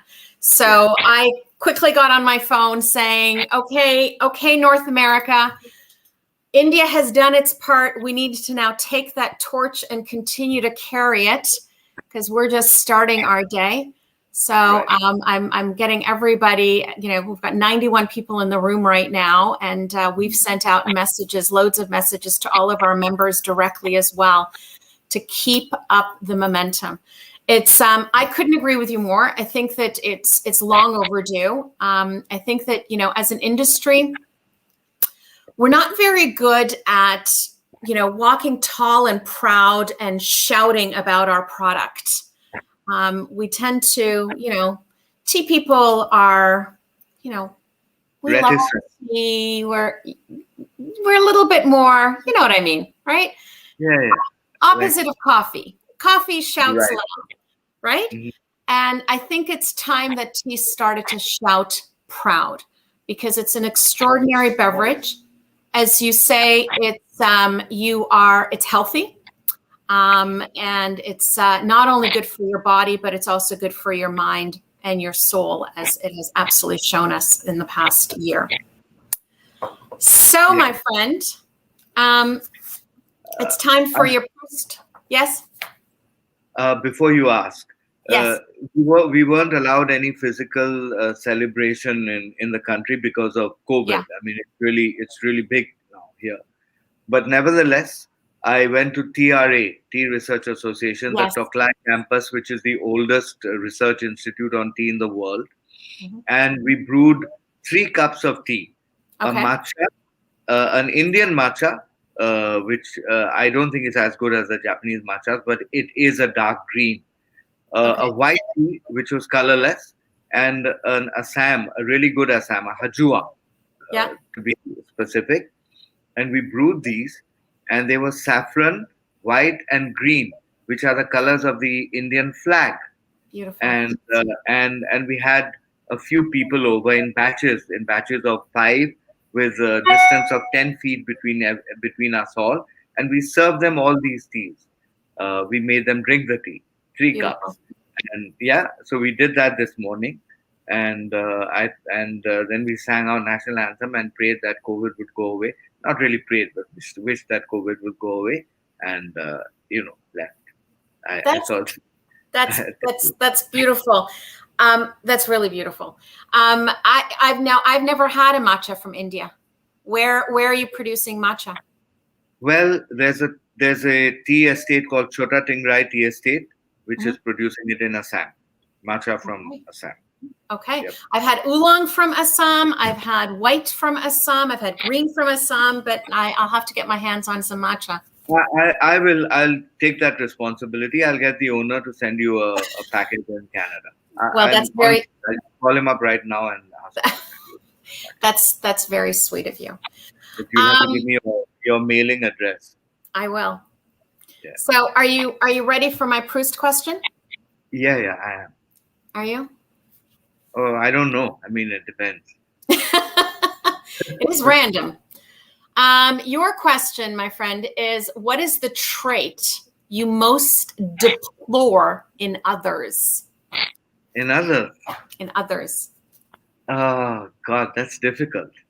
I think I really don't like people who are self-important. Yeah. I mean, I don't like people who are self-important. I like people I like tea people, who are reticent, who don't talk about the greatness of their drink. So basically, I'm not going to say I don't like coffee people, but really self-important people who are full of themselves. I think I like that. I like that the least. I would prefer an out and out a crook to somebody who's so full of himself and I prefer an out and out crook. That's awesome. Well, so you are at the end of your day. Are you done with your celebrations now? Am I the last person to have taken your precious time today? No, there is another one, which is being conducted by ITA, Indian Tea Association. Yes. But I think they're closing. They're closing in about half an hour or so. So maybe I'll just show my face. Okay. Well, you must show your face. I don't. Yeah. I mean, I am. We are done, right? You and I'm I. not too short. No. Not at all. Okay. You're not. I haven't cut you short, and you're not cutting short at all. But it's important that you get to your other session as chair of the Tea Board of India. Prabhat, I raise my cup to you. I raise my cup to all the great work that you do, not only as the chair of the Tea Board. Your cup is empty by now. Hopefully, put something else in it besides. It is, but I've run out. My kettle doesn't have any tea left, and this is a coffee cup, but I drink tea out of this. It's time for a whiskey now, anyways, Prabhat. I raise my cup to you and all the great work that you do. I thank our lucky stars in tea that you left the Bank of America and came to the world of tangible as opposed to untangible. Cheers to you. Happy International Tea Day. Thank you so much, Shabnam. And I'd like to, without any offense, we thought, I'm not comparing. Comparisons are odious. No. We thought that Louise was such a great brand ambassador, not brand ambassador, like category ambassador. She is, yes. You're a hell of a worthy successor, if I might use that word. Well, those are very kind words, and I take them graciously and with gratitude. Thank you so much. Thank you, Prabhat. Cheers to you. Take care. All right, everybody. We are going to take a short break. I'll be back in just a second. Don't leave us. Give us 5 minutes and we'll be right back.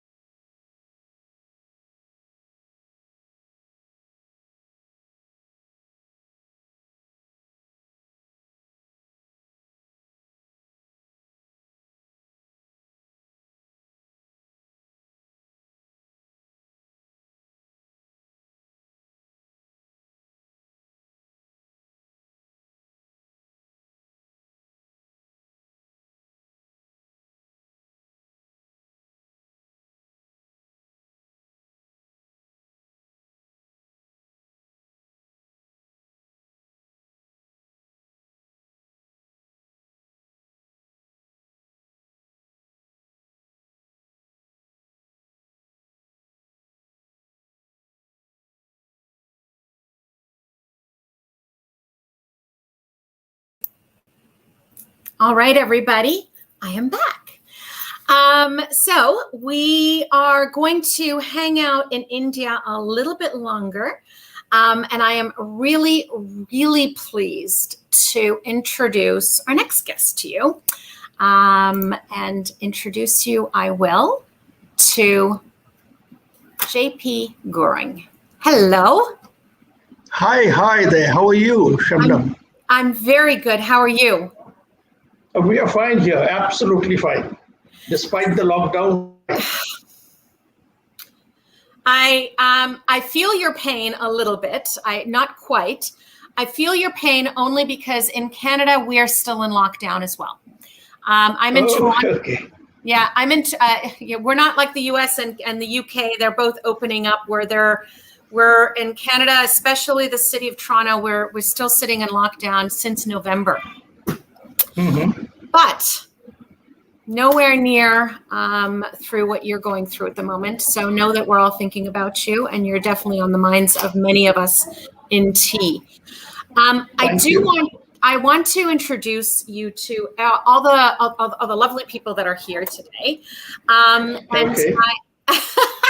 Not that you need much introduction, because you really don't. You know that. You are Jivan Prakash Gurung, but you are affectionately known by all in tea as JP. I think, right? I think that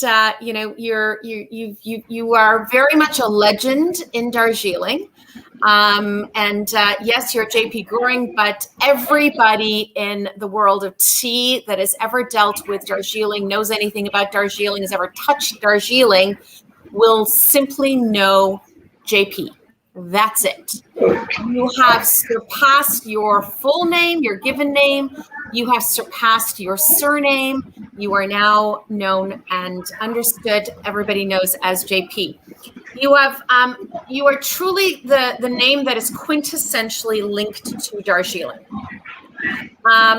And you are, I'm going to do this for the sake of introduction, because obviously you know this, but JP is actually the son of a tea planter, and has had not only a long life and extraordinary things that he's given back to the industry and to specifically the region of Darjeeling, 45 years, I believe it is.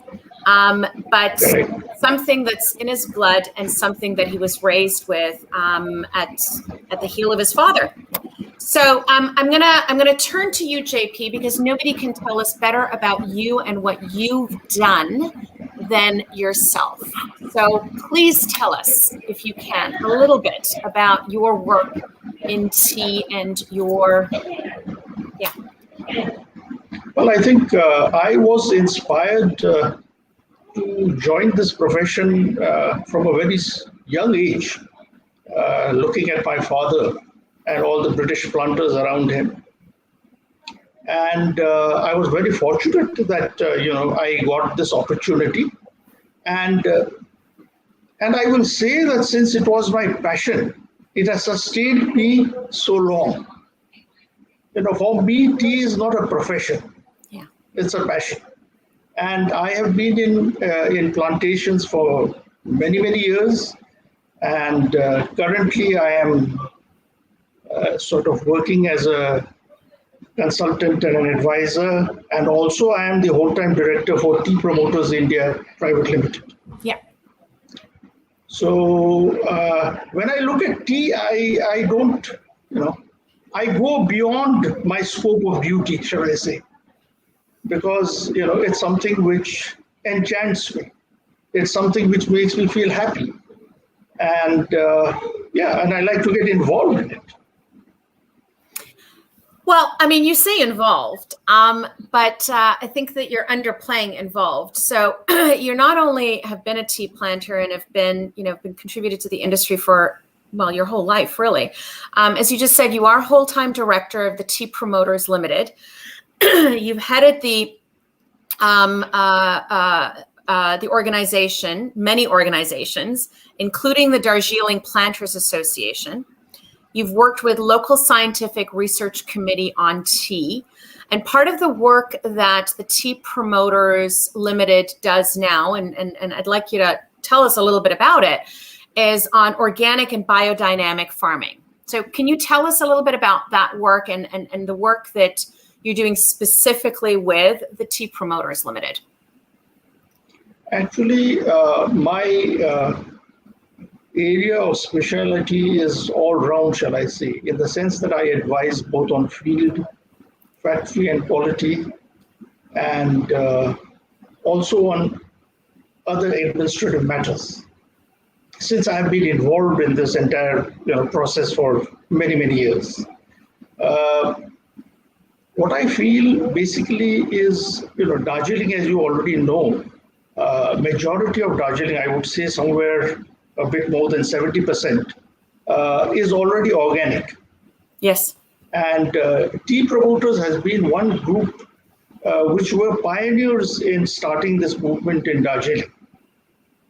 And now, whatever the compulsions were, there is a large number of people who are into the organic movement. But I think very few people are doing biodynamics. Right. And I think Tea Promoters and a few other gardens, a few of the Tea Promoters gardens and one or two other gardens in the district are doing biodynamic also. So this is an area where, we like to harness the cosmos energy and try to utilize it effectively in the methodology of tea cultivation. And very few people are doing it. And I think we have been fairly successful in what we are doing.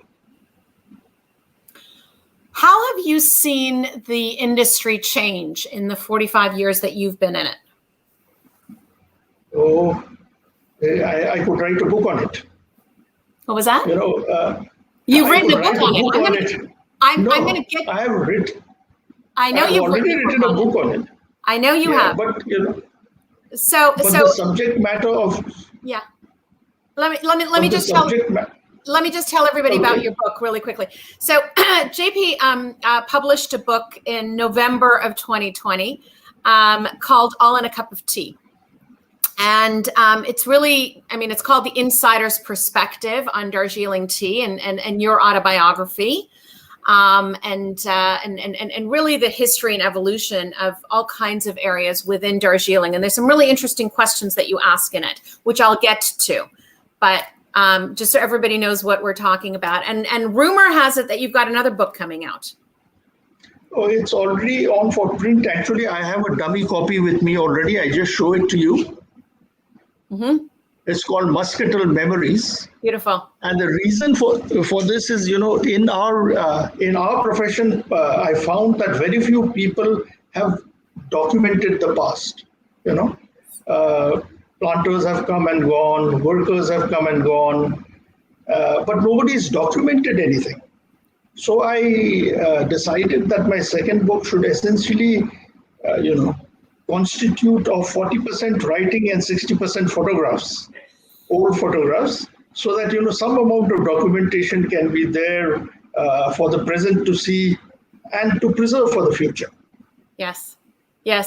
I had Dilhan Fernando on earlier, and he was talking about the importance of understanding and remembering our past and our present in order to work for our future.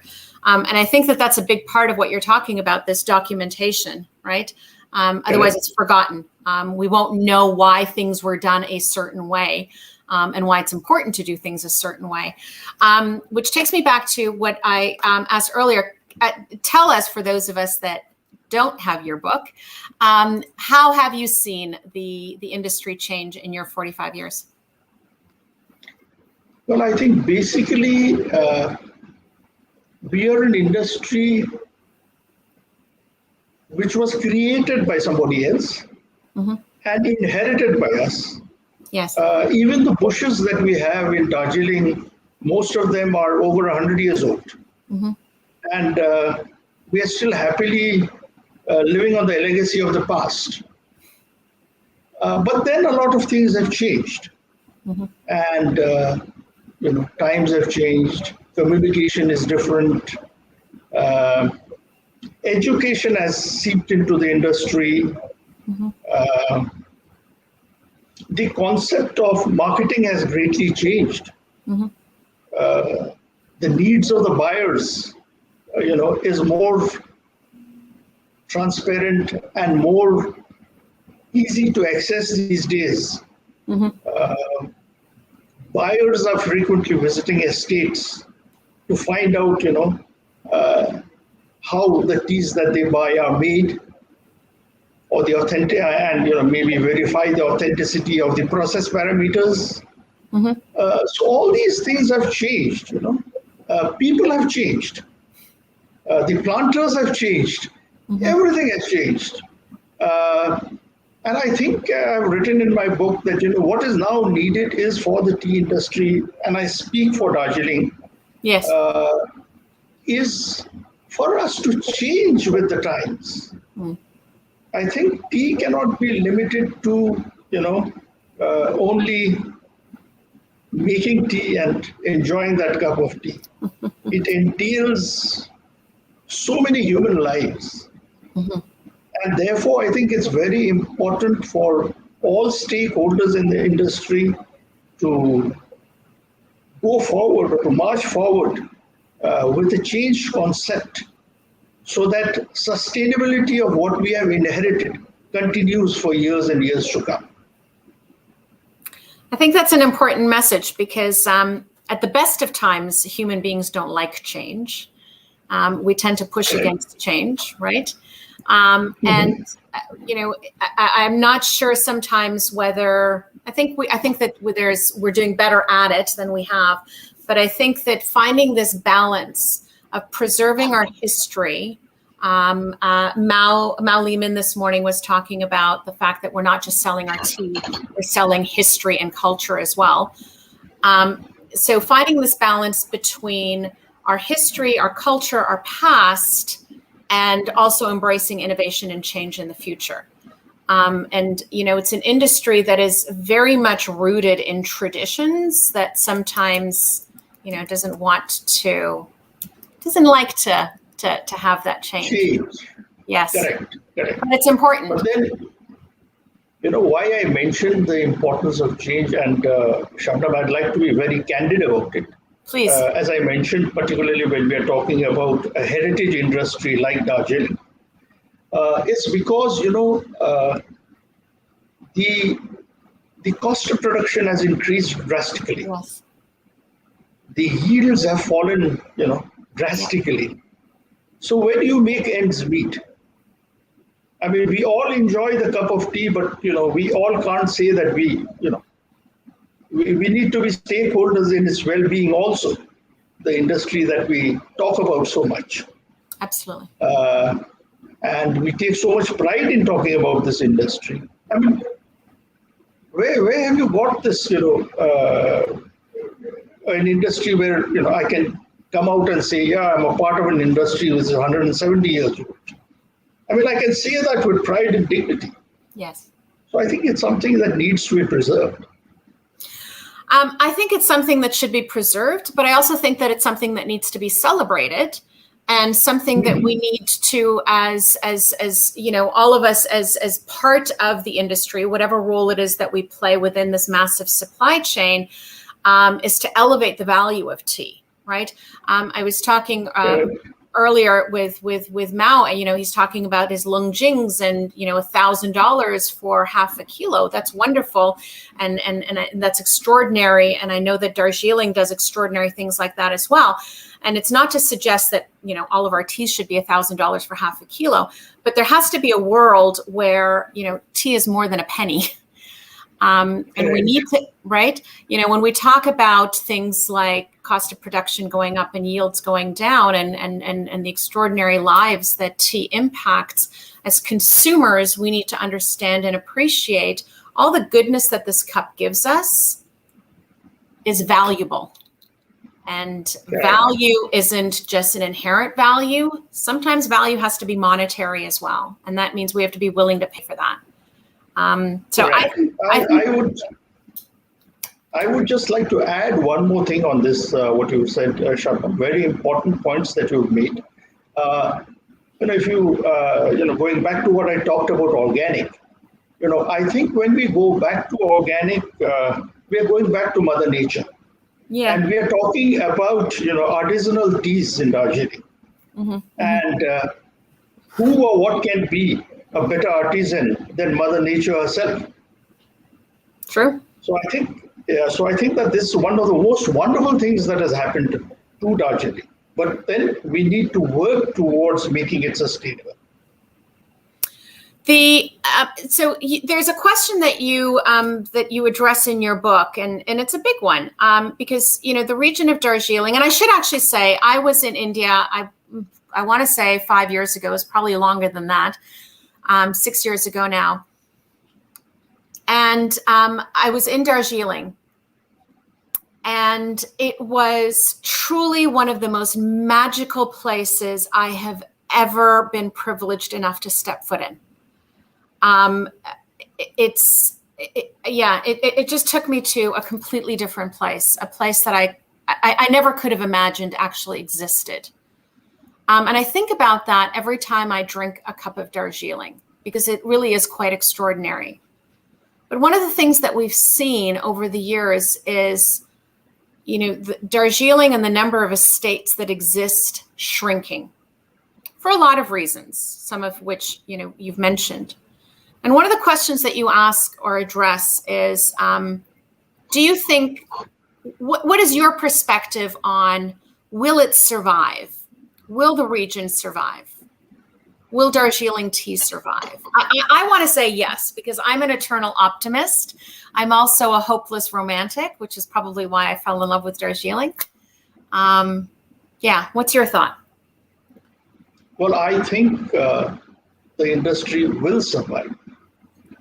But the question is not, will it survive or will it not survive? I think the question is, how and in what form will it survive? Mm. So I think that is something which, we have to see, because, it's a very small production in the hands of many stakeholders. And therefore, getting consensus on doing something which is necessary, may not always be easily forthcoming. Mm-hmm. Mm-hmm. Therefore, what I think is that time will only tell, because it's governed by so many other factors, some of which are within our control, some of which aren't within our control. And therefore, we'll have to see. But I would only urge all stakeholders to do their part in trying to, ensure that this industry survives. Like you, I'm also an optimist. I believe the industry will survive. But again, as I said before, it's not a question of whether it'll survive or not. It's a question of how and in what form it'll survive. In what form will it survive? There's a lot that we expect from this beverage, and I'm gonna read an excerpt. It's actually the foreword of the unpublished book that you've got in front of you, because we share a friend. You and I. Okay. we share a friend who wrote the foreword to the book that you just showed us. Okay. And this is what your friend says about you and this book. Among the ranks of growers, tea makers, and merchants in this environment, and he's referring to the beginnings of Darjeeling and the beginning of the Darjeeling industry, grew a breed for whom tea was much more than just a market product. These folk recognized the significance of the leaf of this humble tree that strengthens our systems and balances our processes, enhances our days with soothing and stimulation, and improves our lives through cure and invigoration. They were the ones with a special relationship to this plant. And that is Kevin Gascoigne speaking about you. Correct. Which you already know because you've got the book right in front of you. But I read this because when he sent this to me, I read that and I thought two things. first of all, I thought, how much do we expect as consumers of this product? Or better said, how much does this leaf actually give us? It is the leaf of this humble tree that strengthens our systems and balances our processes. It enhances our days with soothing and stimulation, and it improves our lives through cure and invigoration. There is so much that it gives. And on top of that, this connection and this love, true love, that people like yourself have to this industry is an extraordinary thread that I saw last year when I did Sofa Summit. And I know I've already had it this morning, and I know I will for the rest of the day as well. It's what brings me to tears at the end of the day, because this industry wouldn't exist and it wouldn't be what it is without the extraordinary work and commitment that isn't even considered work by somebody like you, that you all give. So I say thank you for that, because it really is quite extraordinary. I am flattered by what you're saying, Shabnam, but I would like to say that I am also humbled by the fact that for me it was a motivation because I was born and brought up in this place. But I have to give my salute to the pioneers who started all this. The motivation for them to have traveled thousands of kilometers across to an alien land and start something of which they knew nothing about, and yet leave behind a legacy for us to enjoy till this day. I mean, that is one of the most gratifying thoughts that I have. There are many in this industry, and I spoke to a couple last year as well, who are big believers that we're simply carrying on traditions. We are temporary holders of the industry, caretakers of the industry for the time that we're here in order to pass it on to the next generation. And that's really what you're speaking of, is the generation that came before that were the caretakers that handed it to you, and you as a caretaker at the moment, the small role that we all play. Yeah, but then, the yoke of responsibility at this current point of time, I would say, is very heavy. Simply because, I would think that what we inherited or what our predecessors gave down to us, handed down to us, was much more easier than what we are preparing to hand over to our successors. And therefore, I think, that yoke of responsibility is tremendously heavy, and therefore a conscious effort would have to be made on the part of all who are there to ensure that it is handed over in a better state than what we inherited it, from our predecessors. I think that's a really good point, and you're right. The truth of the matter is that the longer the traditions go, and the burden becomes heavier. The responsibility becomes heavier to do good by those that have come before, and to do better for those that go ahead. Mm-hmm. So, my dear JP, that's how quickly time passes. I know, that's how quickly time goes away. Everybody's always worried, what is she going to talk to me about? But that's how quickly it goes. So everybody who visits my virtual sofa must answer one question from the Marcel Proust questionnaire, which I have on these cards, and I randomly am choosing one out of the pile. Okay. This is a good one. Who is your hero in your life? Oh, that's a simple one for me, because the hero in my life was my father. And it was because of him that I decided to follow his footsteps. Possibly him as a personality and the profession that he had, taken up, enchanted me, made me passionate, and made me come into this industry and be what I am today. That is an easy one and a very good one.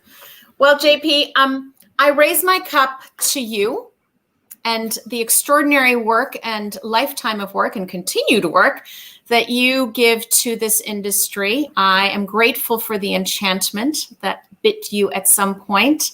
I wish you a very happy International Tea Day, and I look forward to coming back to Darjeeling soon.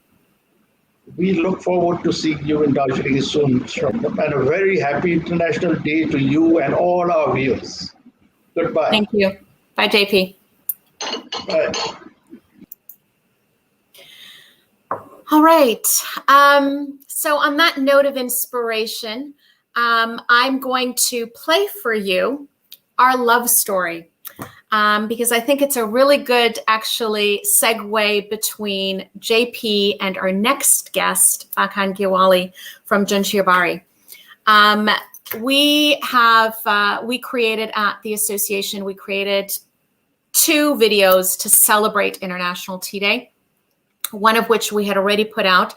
The second one we premiered today, which I've already played for you, and we'll play again throughout the day, so don't worry if you've missed it.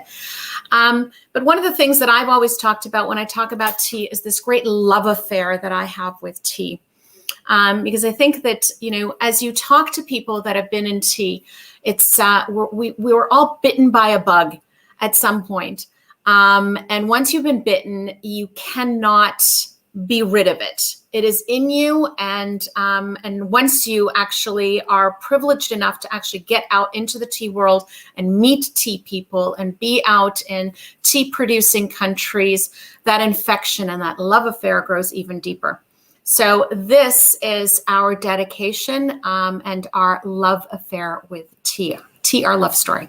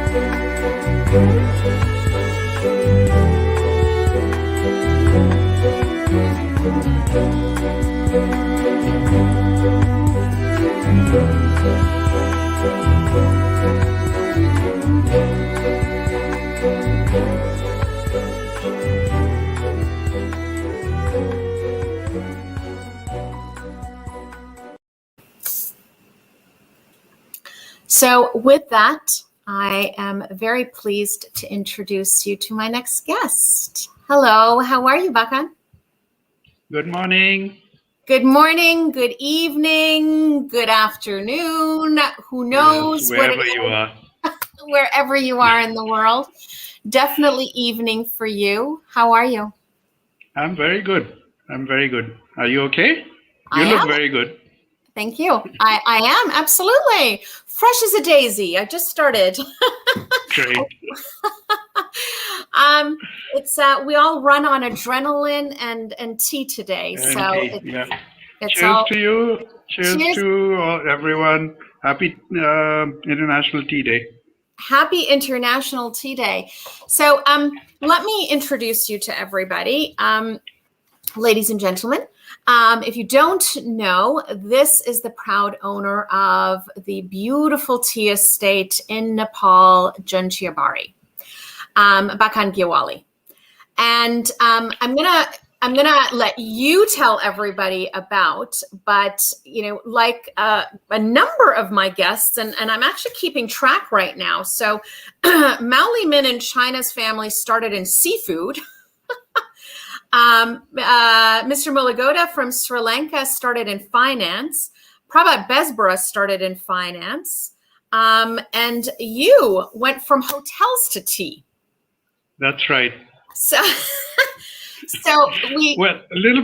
still a little interrelated, right? Hotels have hospitality, food and beverage, basically. Yes. We're getting a little bit closer to the connection. We went from seafood to finance to hotel, so we're getting a little bit closer. But what you all share is that once you got there, you, as I just said, once you're bitten, you're bitten. You can't be rid of the bite of tea. That's right. So you started Chiyabari with your brother in 2001. Chiyabari means moonlit tea garden. That's right. So June means full moon. Yes. Chia is tea and Bari is garden. That's right. Beautiful. And you also discovered along the way that in kanji, Jun means pure. That's right. Which was really serendipitous. Yes, correct. It was meant to be. Meant to be. So right. Tell us, how do you go from hotels to tea? How do you who starts a tea garden in, at this point in, a lot of people sort of inherit or have grown into. Who in 2001 says, I have an idea, let's start growing tea? Tell me. I'm grateful, but tell me. Yeah, so we, as you've mentioned, we've been in the tourism industry, basically hotels and jungle lodges, for a long time. And during that time, which is at the turn of the century, around 2000, from 1995 actually, Nepal was going through a turbulent political time. We had a insurgency in the country, so tourism was completely dead. There was violence, so there was nothing which in the future didn't look too bright with tourism, because your product was, you're catering to people, and people are sensitive. They're not going to travel to a country which is beset with problems and violence and instability. So me and my brother, felt that we were still young, and we needed to do something to sustain ourselves, and to do something still which would be productive and something of the land. Now, the advantage for us was that we went to boarding school in Darjeeling. Yes. So we have great affinity to Darjeeling, and where our school was, it was overlooking the tea gardens. So that was there. I mean, it's not that we ever thought we'd get into tea when we were in school, obviously not. But the inspiration was there, and we wanted to have a product which would not talk back to us like people would. Clever. Something that we could export. Yes. So was from the land, which would, something which was intrinsically Nepali, off the land. So that was very important. And we did consider a few things, including coffee. We thought about herbs, medicinal plants and herbs and things like that. But then we ultimately decided on tea simply because of, Darjeeling already within this region, and Nepal had already started tea also. So because of those factors, we said, okay, let's get into it. I mean, we were maybe a little adventurous, because this was, as I mentioned, during insurgency, the Maoist insurgency period. So even to go out into the countryside was a big personal risk, but maybe when you're young, you don't think of those things, and we did. And that's what youth is for. Yeah, it was quite a thing to go, and we started from scratch, from the point of actually doing recce of eastern Nepal, visited almost all the districts, and visited other tea gardens, and lots of we spent about 2 years just looking around, trying to understand, and then ultimately settled for a particular area. I mean, there was a lot of stories with that, but that'll take a long time to talk through. But that's how we got into it. And then, so everything was from scratch, from buying the land to planting to building a factory, getting the right people. Obviously we were not tea planters. We are not from the tea industry. So we didn't have much idea. I mean, we are still learning today, 20, 21 years later, we're still students. So we'll always be students, of tea. So it's been a heck of a journey, a really wonderful journey. So that's how we got into this. So, I find that those that grow the most are ones that always throughout their entire lives are able to say the words, "We are still students."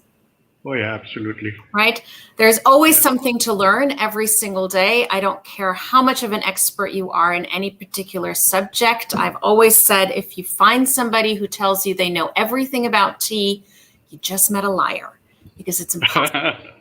Absolutely impossible. It's impossible.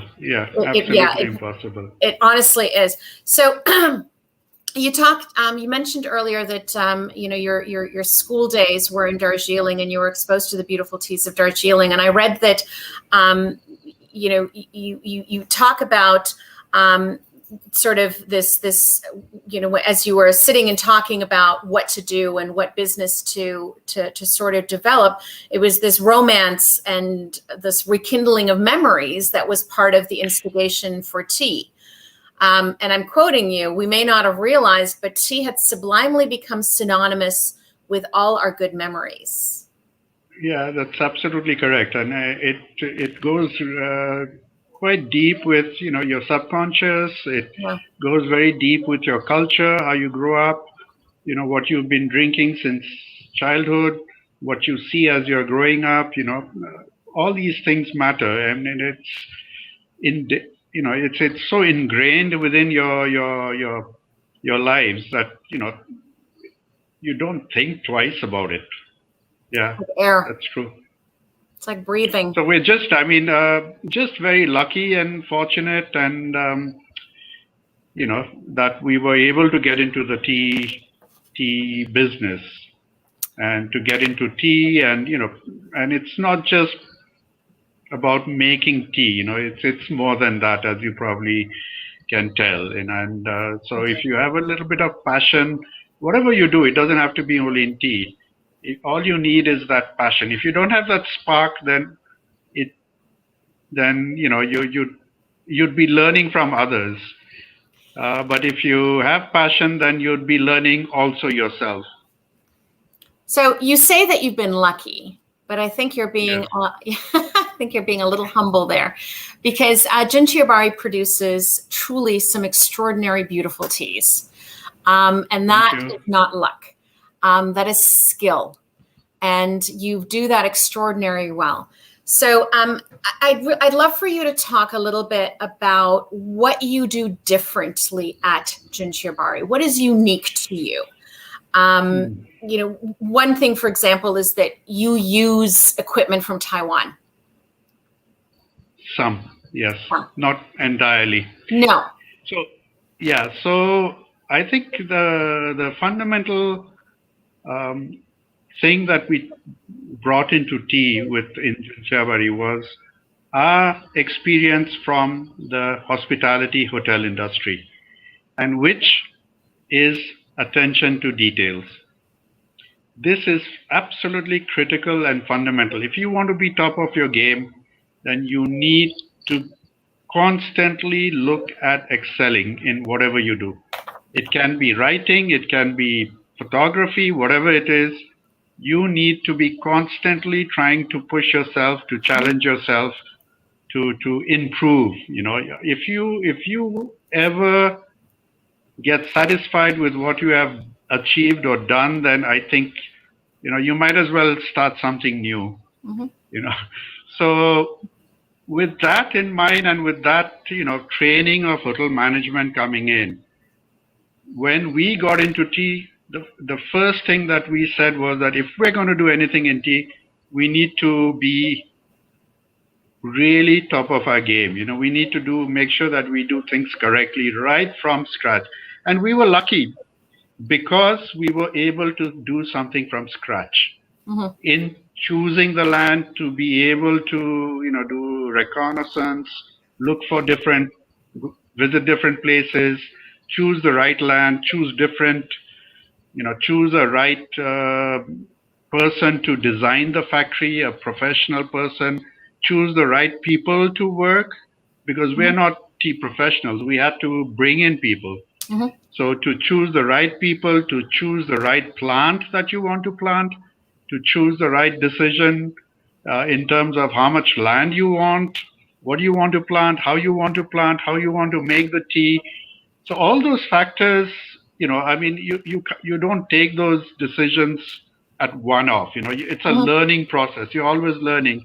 You're always trying to improve. You make a mistake along the way, obviously, and then you rectify that, and then you change something. I mean, I'll give you an example. When we first started, we thought that we wanted to have a plantation style, big tea garden like a la Darjeeling, maybe 300 hectares, 400 hectares, because our concept was, you need a big plantation, you need to produce a lot of tea to make it sustainable, so all those things. And then very quickly when we got into it, when we started thinking, we realized that that's not the path that we want to travel down. We should be looking to consolidate, have a smaller unit, go towards quality in terms of tea, and do something differently to what others are doing to create. You need to have what's the word?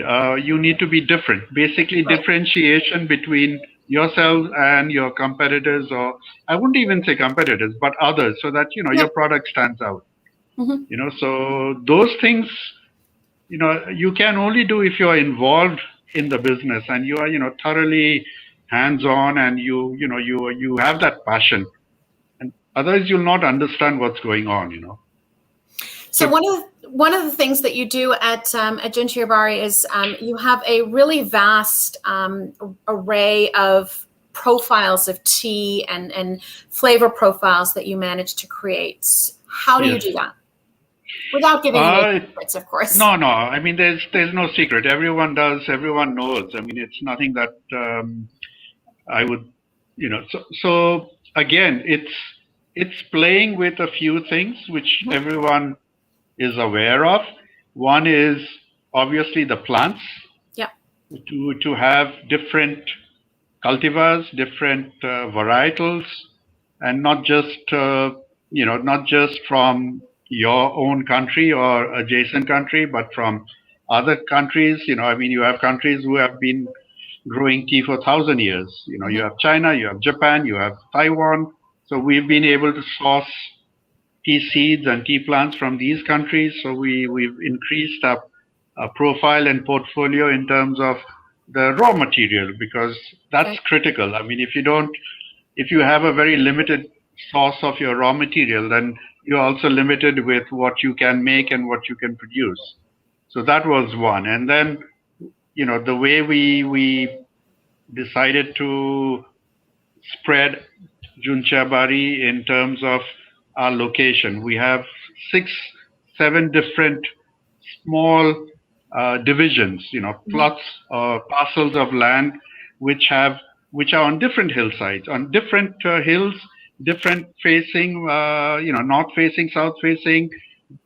So those have their own terroir, they have their own microclimate, they have their own soil composition.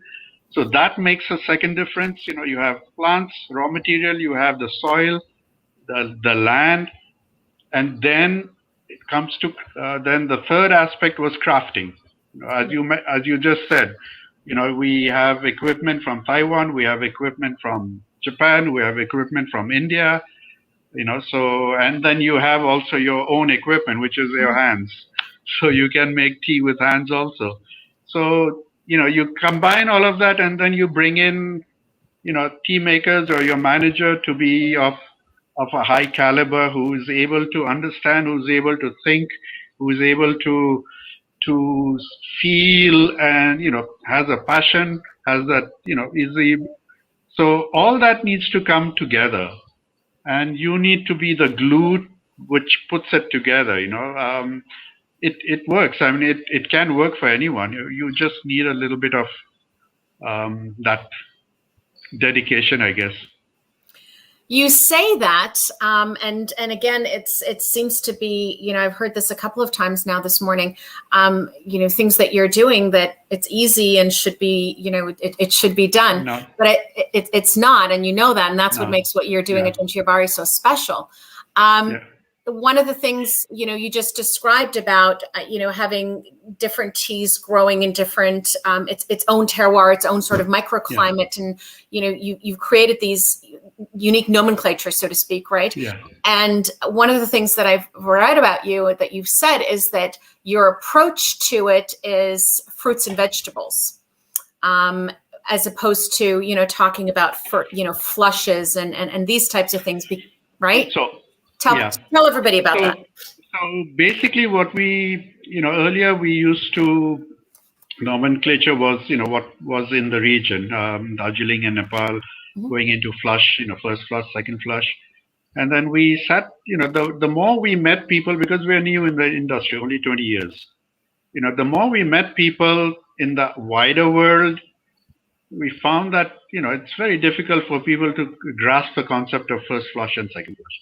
Yeah. So we said, you know, I mean, why get into this? Why make it so incomprehensible for normal people? Why make tea inaccessible in even in the small little ways, you know? Yeah. So our approach was then to look at it, okay, what do you do? I mean, you look at seasonality. I mean, everyone knows vegetables. I mean, you grow vegetables, you grow fruits in spring or in summer. So, no, tea is exactly the same. You know, we have different seasons. We follow spring, we have summer, we have autumn, we have winter. So we decided to do away with, to make it more understandable and easy for people to grasp. So we normally now just say, you know, we just go with the seasonality. I mean, and that's so important because for us, you know, when we craft, we're not crafting a single type of tea. We're crafting teas to match seasonality. So there's certain teas which we only make in certain seasons. Right. You know, depending on what cultivar you have. So those teas are never made again. So those sort of things, you know, when you segment your tea making and your teas, your product into those things, then it becomes very, very interesting and exciting.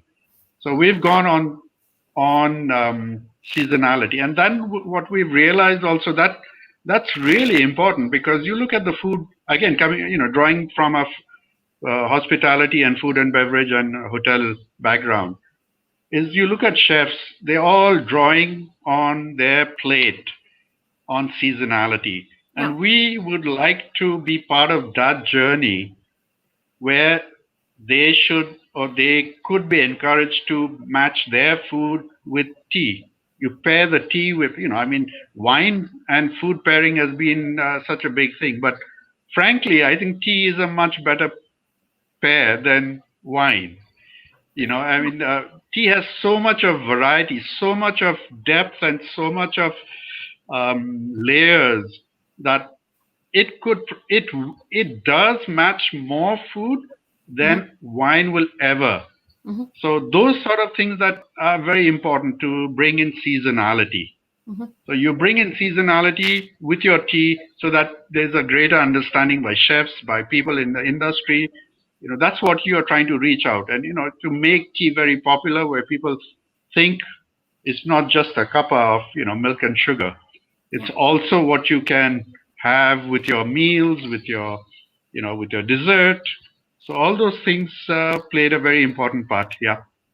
I think that's a really important message because I think that's part of, you know, how we elevate tea and take it beyond something that people think of, oh, I pay a couple of pennies for it and that's about it, right? Yeah.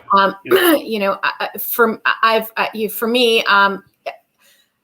you know, I eat my fruits and vegetables exactly as you're describing. You know, any restaurant that you go to, I eat my fruits and vegetables depending on the season. I don't have, you know, I don't have tomatoes in the winter because I live in a country where tomato season is September, and that's when that's you know that's when I'm going to get the best tomatoes. Yeah. And asparagus, for example, asparagus, strawberries. You know, there's so many. The whole thing, absolutely. And as consumers, we understand that on a right? And in the tea world, we're sometimes very much absorbed with the fact that we talk to each other in a bubble, and we assume that everybody else has to learn, what we're doing inside of the bubble, as opposed to adjusting ourselves to what's happening outside of our bubble. Correct. Absolutely. Right? So I think it's a really interesting approach, and there aren't a lot of people that talk about it in this way. Let's get consumers to understand that, this particular type of tea is only available for this amount of time. It's, the Beaujolais of wines, or the asparagus 100%. season, Absolutely. or right? Absolutely. Yeah. I mean, after all, tea is an agro product, right? Yes. So we depend on the land. I mean, some years you have a vintage or tea-age year. Some years you don't, because you can't control what nature does. Mother Nature has her own mind. So we just go along. And same with wine, same with vegetables, same with fruits. Some year my peach tree doesn't produce anything. So but you appreciate the peach tree that much more the next year when it does. 100%. 100%. So it's the same thing with tea. So, we just plug in ourselves along with the natural element and, go along with nature. That's so important. Again, you make it sound so simple, but that's what makes extraordinary things so special. Yeah, that's true. Tell me, what do you see for the future of the tea industry? Are you optimistic? Oh yeah, absolutely.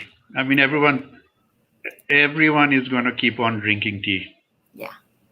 So you need to, I was just listening to JP. Yes. What he had to say about, and I agree with him. I mean, it's a question of modifying how, if a certain business model is not working, you need to change and modify the business model and not completely do away with the model. Yeah. So the tea industry has to modify. And I think, I'd like to take, mention right here that in Nepal, I think it's going in the right direction also. Okay. Because what's happened is what was suitable maybe 100 years ago in terms of big plantation, systems, maybe in the hills, maybe that's not so viable anymore. What is viable is small farmer units. So farmers who are, you look at Taiwan, you look at China, you look at Japan. These are role models, I think, for Darjeeling, for India, for Nepal.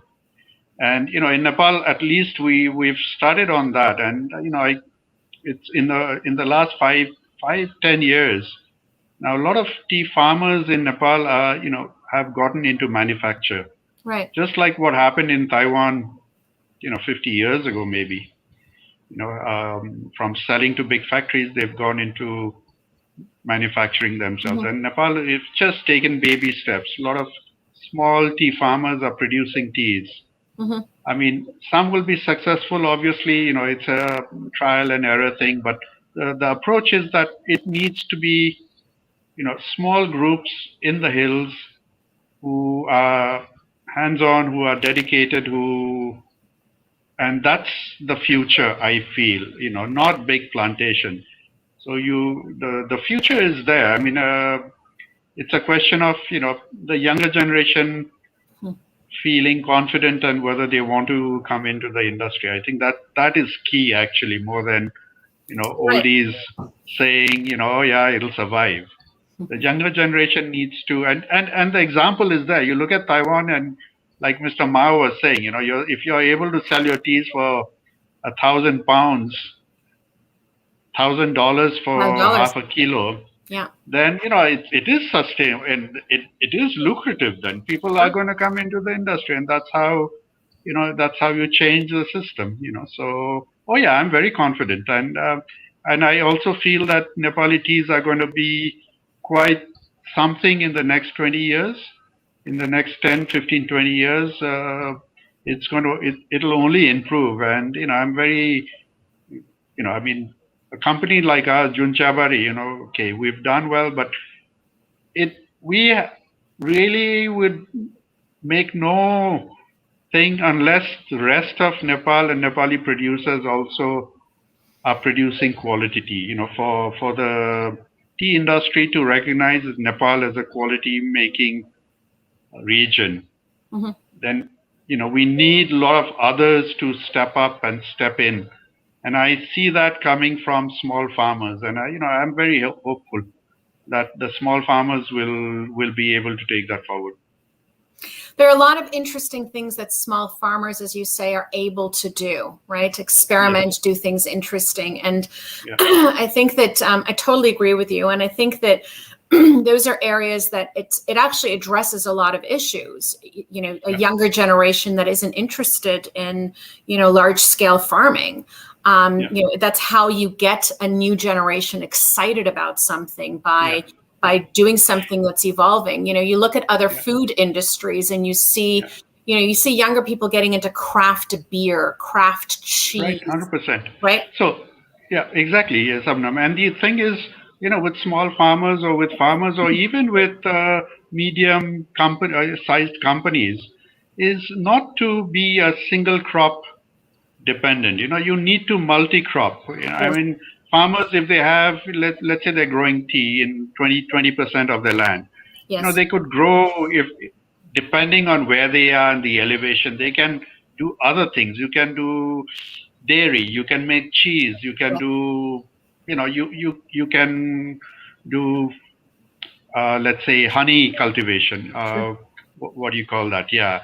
There's so many things that you could do which you don't become dependent on a single crop like tea. And with a large plantation, that's one of the problems, is that if if it's a commodity and the prices fall, then the tea gardens, the big gardens collapse. Yeah. But with a smaller unit, and if you've diversified your product away from tea being one, let's say 20% or 30% of your land is on tea and then the rest on something else, then you don't depend on tea. You don't depend only on, let's say, fruits. You don't depend on dairy only. You have multi streams of income, and that makes it sustainable. And that's how tea also can survive on the long run. So if you look at tea only as a single big unit, tea factory and big thing, then I personally think that's a wrong approach for small farmers. It also speaks to a younger generation of consumers, because that's where the stories are. And that's how we connect a younger generation of consumers to our products. Yeah. So, my friend, 30 minutes, that's how quickly. Dang. Are we ready for our Proust question? Oh, is there one? There's always one. You're not sparing anyone, are you? No. No. Okay. Yeah, this sure. This is a good one. What is your greatest regret? Ooh. I know. Softball for you. Yeah, greatest regret. I don't think I've come to that point yet. Good. No, I really have no regret. As I said earlier, like you, I'm an optimist, and I really don't have. I can't. Nothing comes to mind, so that just tells you. I will take that answer happily, because I believe that's how life should be lived. You should never have regret. Exactly. No regrets. So, my friend, I raise my cup to all the extraordinary work that you do at Chiyabari. I thank you for the beautiful teas that you produce, and keep drinking. Keep drinking tea. Happy International Tea Day. Yeah. Same to you. Bye. Take care. Bye-bye. All right. Well, thank you very much. We are now leaving Nepal, and we're traveling right back to India. And I'm very happy to add to my guests Gurmeet Singh. Hello. How are you, Gurmeet? Hi, Shabnam. How are you? I'm very good, thank you. Thank you for joining us late in the evening. It's starting to get to that, I feel, guilty hour for asking people to join, but I'm grateful that you have. How have you spent International Tea Day? How did I spend International Tea Day? It was a working day. So It's a working day? Yeah, working from home, but it was a working day. And of course, start of the day is tea always. Yes. And I still have a cup of tea, specially brewed.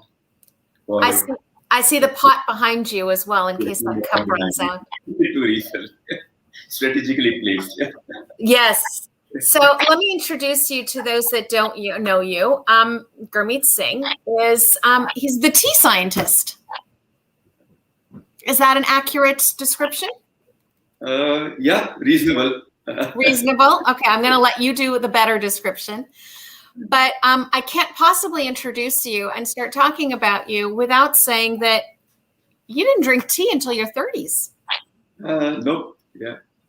Strange. Yes. So that's a story in and of itself, but I'm going to let you tell us about your tea story. How did you get into tea? How does somebody who didn't actually drink tea at all until their 30s become a tea scientist? And then we'll talk about the work that you've done. Yeah. Oh, wow. Okay. So yeah, I never had a cup of tea as a kid. My dad wasn't really, didn't like kids to drink tea. And he died when I was very young. In 1984, I was about 17 years old. And so I kind of, that was kind of, I didn't take to tea after that. Most kids, when they get into college, start drinking tea. I kind of avoided that time. And I think the turning point, I think there were two main reasons. One, when I got married, my wife enjoys tea. And so I started drinking a morning cup of tea with her.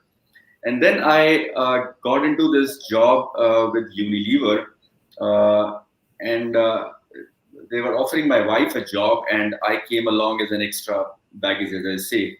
They didn't really know what to do with me. Yes. They wanted my wife desperately. And since I had been working on trying to grow plants in bioreactors, I was a chemical engineer who got interested in biotechnology. They thought maybe this person could fit in the tea department. Yeah. And so they put me into tea R&D. And I was okay about that. It wasn't really a passion. And for the first year or so, just taking tea as something to do with an experiment, to analyze with HPLC or look at its gas chromatograph. But once you get into tea and you start visiting the gardens, you start falling in love with tea. And I think that's what happened. And 20 years of doing research on tea, somewhere along the way, it became a passion. And I started getting interested in all things tea, not just the science of tea, but the history of tea, the culture of tea, the blending of tea, way beyond what was required from a job perspective. And that's how I took to tea. Yeah. You were bitten by the bug. Yes. So tell me, you did obviously, and you just mentioned that you did a lot of work with Unilever. You've had a long career with Unilever, as did your wife. Fortunate for us, they, as you said, they took you, they stuck you into the tea department, but it was a round peg in a round hole because you fit very nicely, right? Yes. It wasn't a round peg in a square hole. You obviously took to it. But you've done a lot of research on tea. And I know that one of the things that you've talked about that you very much wanted to do, in your time and the work that you did with Unilever was to capture the smell of the tea factory into the tea itself. Mm-hmm. Right? Yeah. So for anybody who's been into a tea factory, the smell and the aroma of a tea factory is extraordinary. Yeah. And you can, even as somebody if you've never, I'm not a tea producer, but anybody can smell the difference between teas that have just started to wither and teas that are at the end of the wither. It's freshly mown lawn versus this enchanting floral sweet aroma that fills the factory when it's ready for wither. And one of the things that you say you wanted to do was to, as I said, to capture that smell and bring it to the consumer. Mm-hmm. So you developed a tea mat. Yeah. Tell us about the tea mat. Yeah, so I mean, I remember my first visit to the garden, and I was fascinated by this smell as you approach the factory, right? And you have this from the dryer mouth, the gas is coming out, and it pervades the air. And it's I like the description that Pablo Neruda gave in one of his poems on tea. He called it the indescribable aroma of tea. It's almost indescribable, right? Yeah. You describe aromas in, you say this smells like vanilla, this smells like coffee, this smells like mango, right? Or whatever. You never say of anything like this smells of tea, right? It is such a indescribable, it takes in almost every other aroma flavor known to us, and you can use it to describe tea. And that's what fascinates you about tea aroma. So my first visit to a garden, and I was really, really fascinated with the gentle, indescribable smell that was around there, which I had never tasted or smelled in a cup of tea, right? And the flavor you don't, when you're a city bred person, you take something out of a packet, you don't really get that kind of a smell. So I said, hey, I would like to capture that. I want to capture that. And luckily, as I said, because I was not a very Unilever career-minded person, nobody really bothered me with trying to spend time on such esoteric interests. And so I spent a lot of my initial years trying to capture this aroma, getting really, really frustrated. Because the first part was actually trying to capture it. Then how do you put it back into tea, right? And so when I captured it with a lot of water. All the water that we were trying to remove in the tea dryer, I captured everything back. And you can't, of course, re-wet tea. So you have to start separating the water and the tea molecules. And that proved really difficult. I would say that it's like taking the entire population of Bangalore and finding one person in it, right? And that at a cost which is really, really affordable, right? Because otherwise you have Darjeeling teas. Why would you come to, right, people like me? So that was the challenge. And I would say there in one of my presentations that I made, I said that people say that this is not rocket science. Yeah.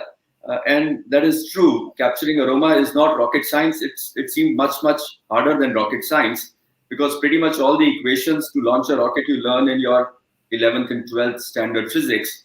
Whereas here, it was really hard trying to do that. We managed to do that, and managed to do not just at the lab scale, but a scalable process. And we set up a semi-commercial unit. So went all the way, scaled it up.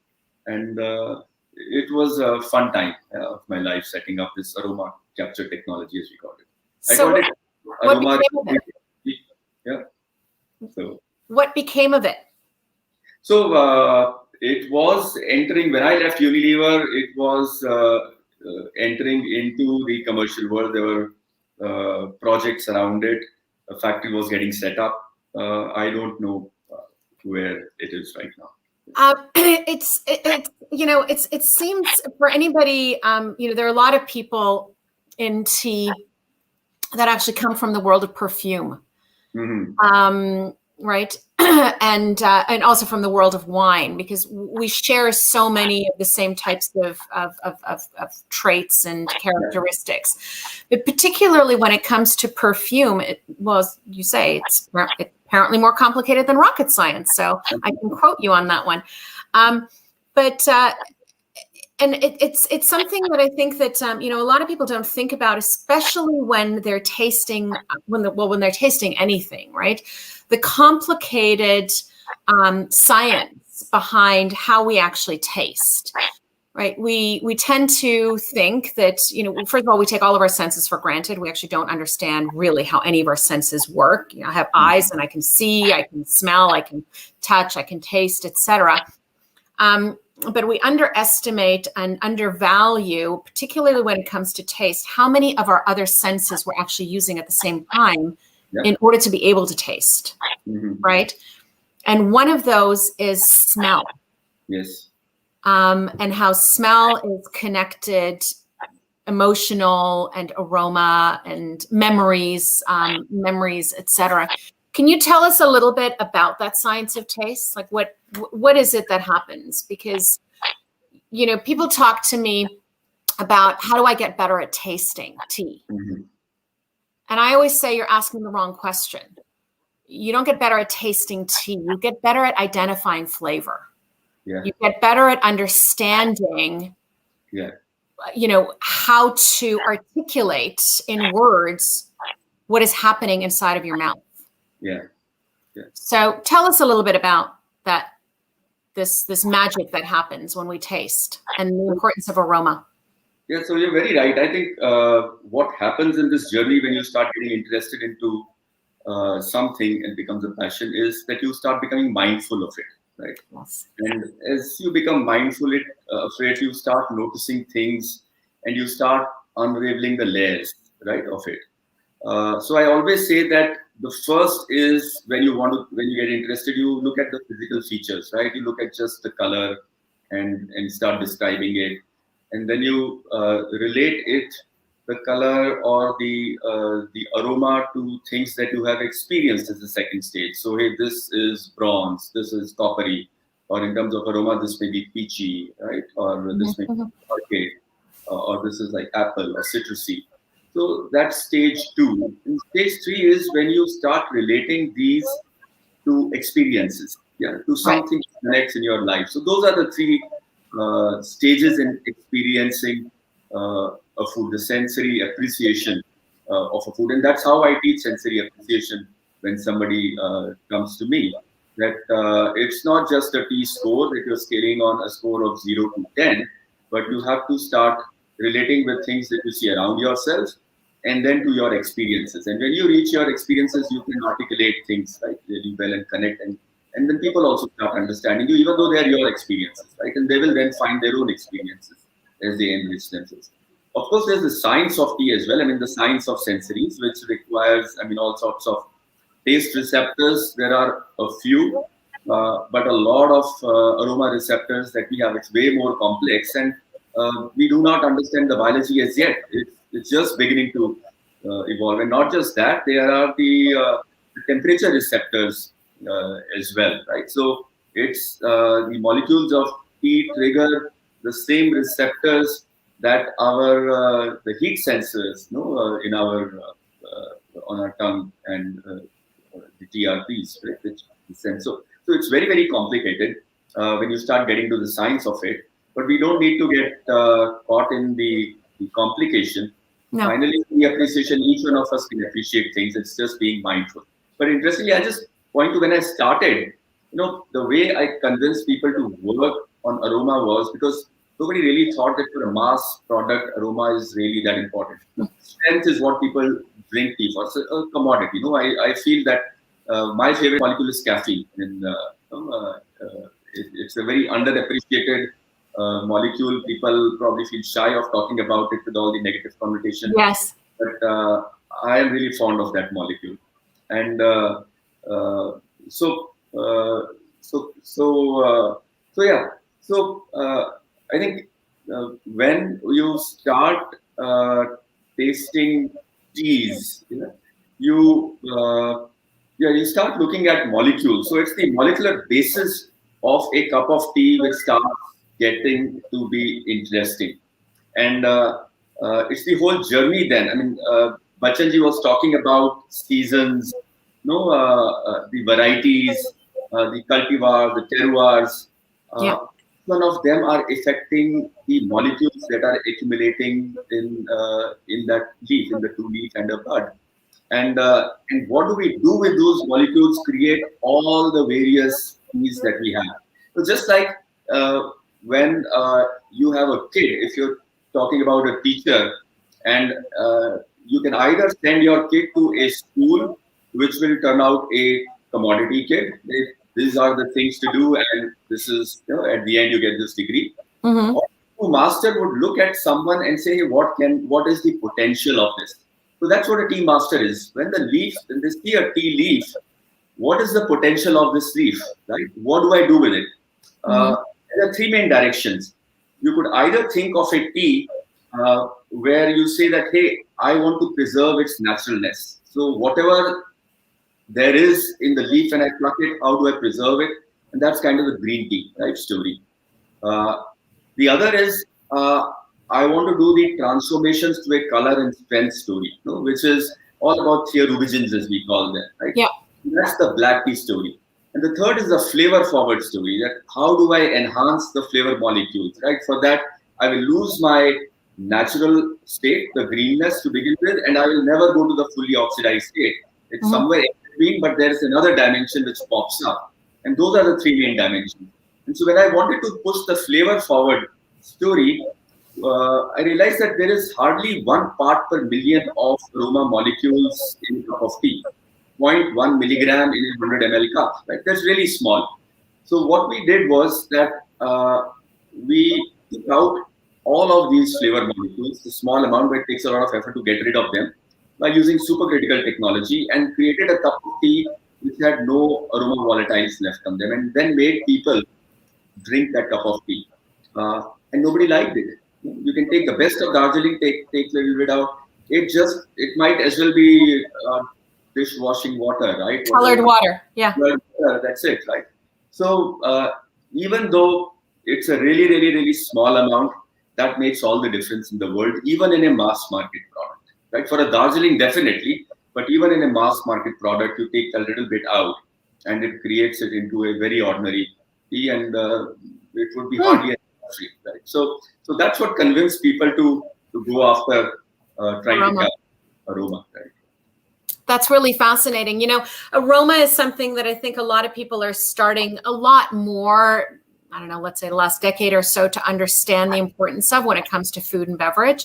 You know, there are chefs all over the world that integrate smelling with, you know, domes and smoke that they create to create an aroma and then eat something, and how a particular aroma will completely change the flavor, or what you perceive to be flavor in your mouth of a product, which, as you say, is really the same as, you know, when you remove the aroma molecules out of the tea. It's the same product. You've just removed aroma, and you've got a completely different tasting product at the end of the day, right?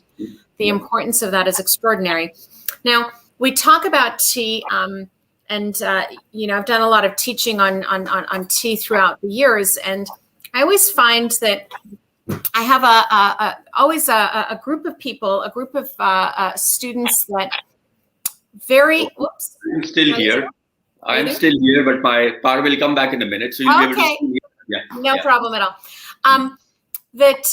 You know, one of the things that some people get a little fixated on, and rightfully so, is the exact science of tea. And there is a science, and I appreciate that I'm speaking to a scientist, but there's an art that comes into it as well.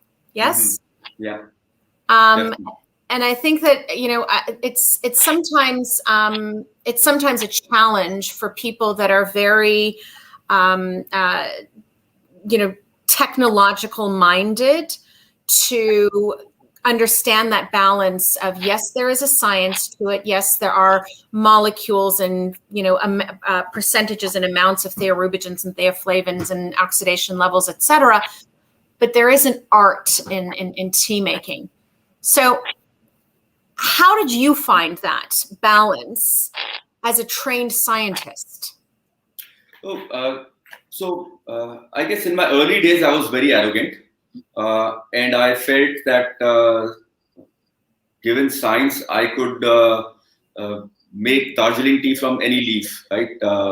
Was a challenge I took early on. I mean, that was one of the first things that I said to myself, hey, my goal should be that no matter what leaf, and I should be able to make Darjeeling tea. Over the years, you start losing your arrogance. You start understanding, as you said, the art and the craft behind it. So now I always think it's the art and science of tea, not the science and art of tea, right? I think it's art first and then the science of tea.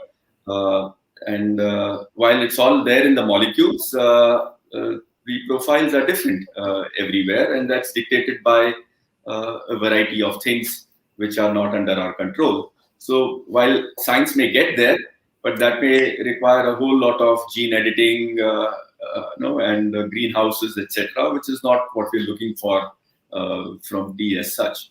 So I think that's the art and science of tea, and it comes with experience, right? That you start understanding the art. As a scientist, you start understanding and appreciating the art part. So I embrace science and I embrace change and technology and innovation, but I have to admit that I cringe and die a little bit inside every time I see or hear anybody talking about machines that are going to be tasting and doing evaluations of tea instead of people. Yeah. I know you're still there. So so I'm going to quote you. Yeah. The more I know about tea, the more I enjoy life. Yeah. You can teach about life with tea.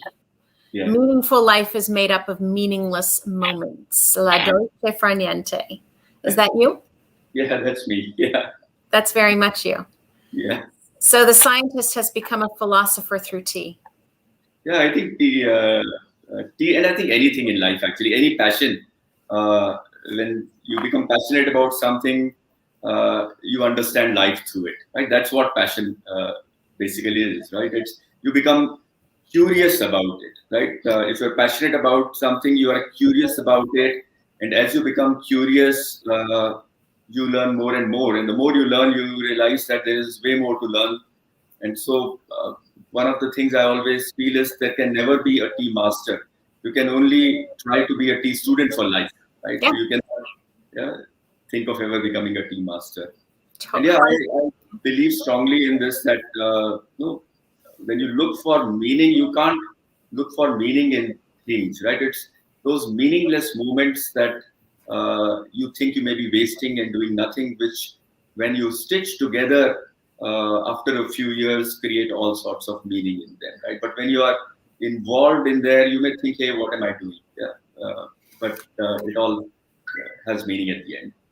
The Japanese have a great philosophical concept of that that they exercise through the Japanese tea ceremony called Ichigo Ichie.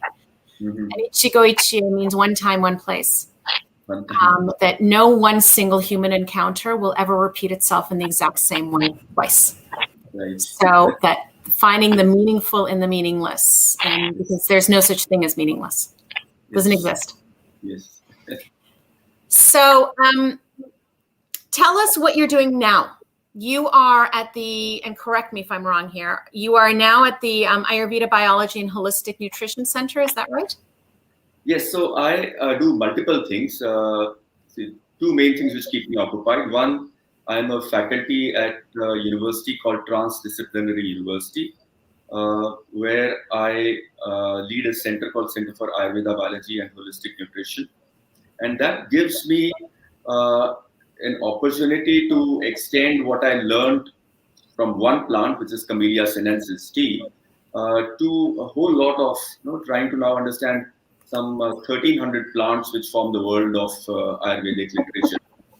And what I enjoy about it is also the strong connect with tea, in the sense that it allows me to explore a lot of these plants and how they would work with tea, right, into botanical infusions. So I created a company as well, a small startup called Infusions of Goodness, right? It's a club where my goal is that, hey, all of us should try and sip as many different botanicals as possible. We should have a long list of things that we have sipped and tasted. So when we go and try and visit places, we go and see places. I like to go and sip different things. So I call myself a compulsive infuser. Anything that I see, I want to just put it into some hot water, keep it for a minute, and see how it's on the tongue. How do I feel with it, right? Right.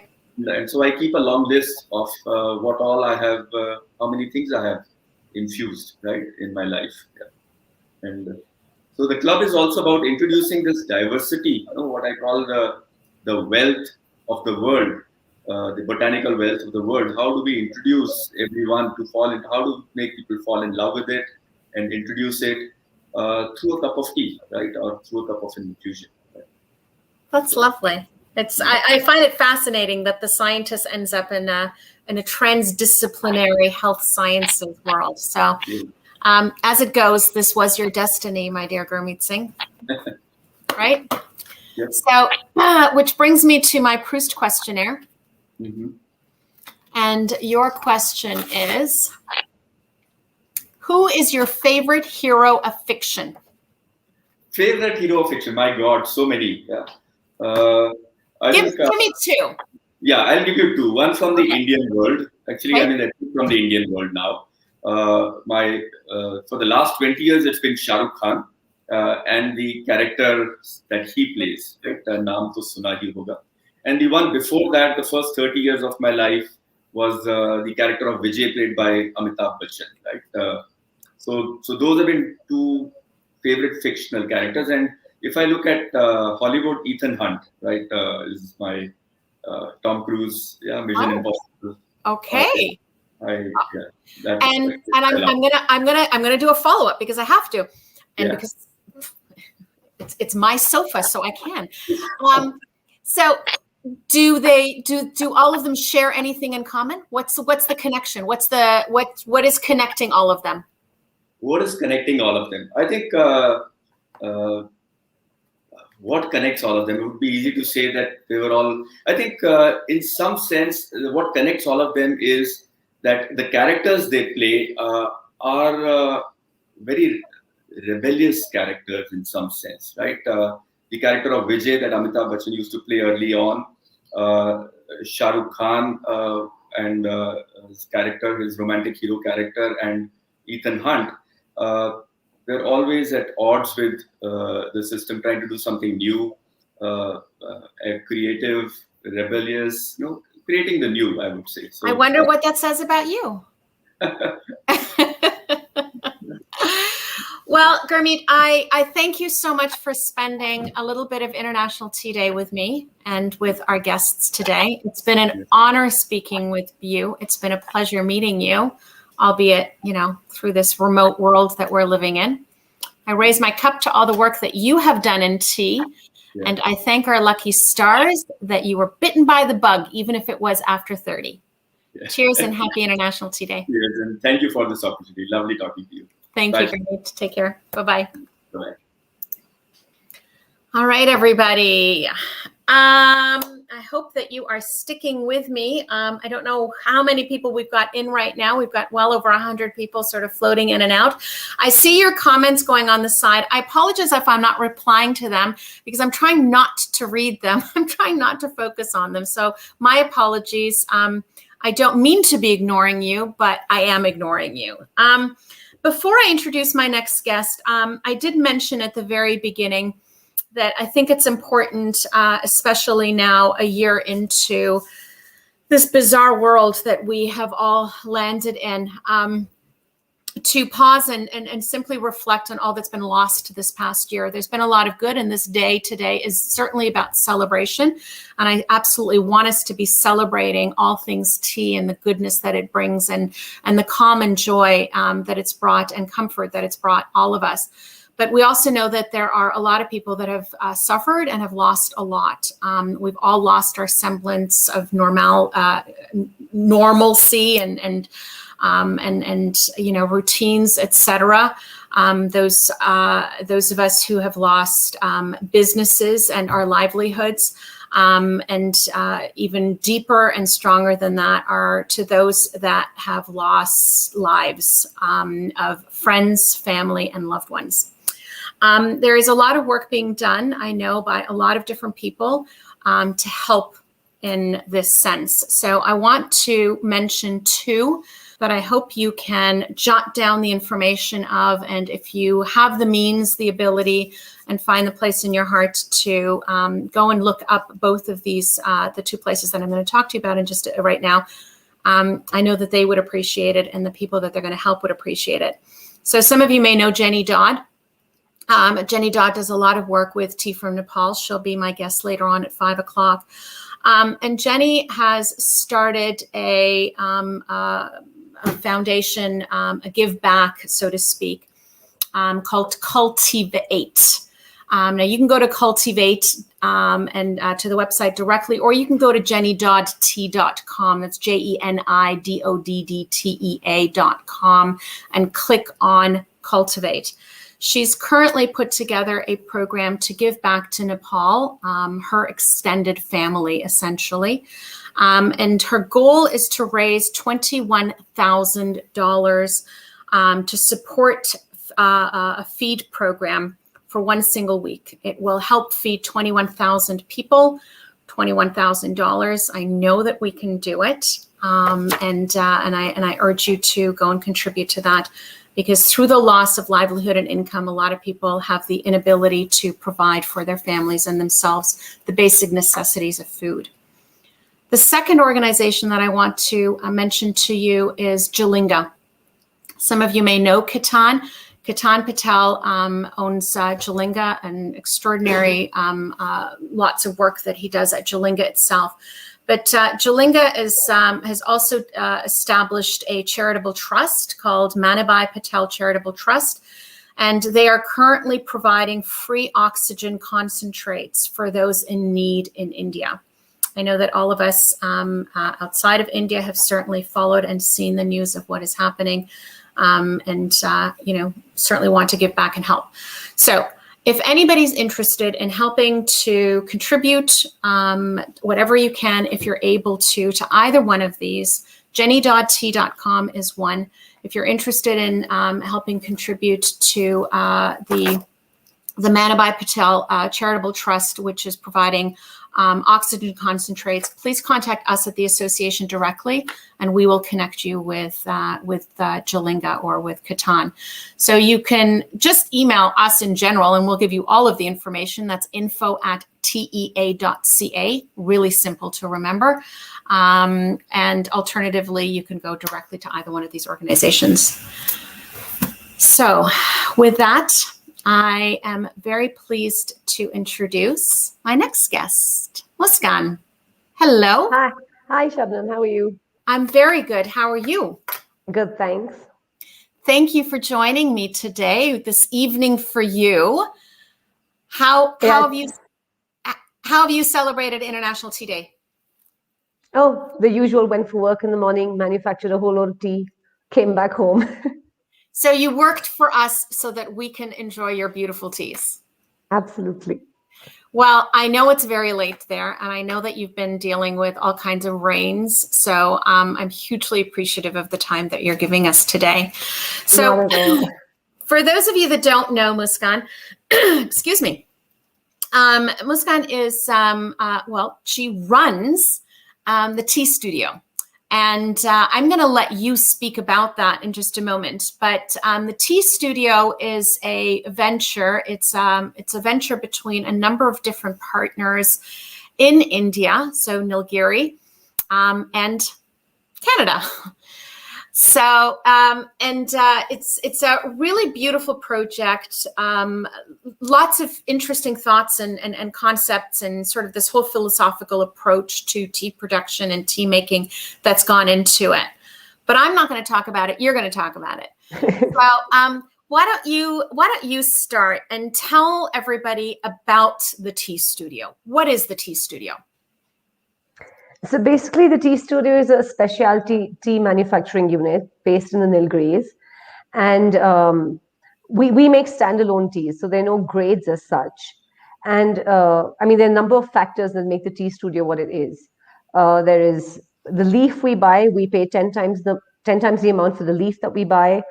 Then it's an all-woman run factory, which I think is the first in India. We run 100% on LPG, so there's no coal or firewood being used. And aside from that, all the machinery is imported from China.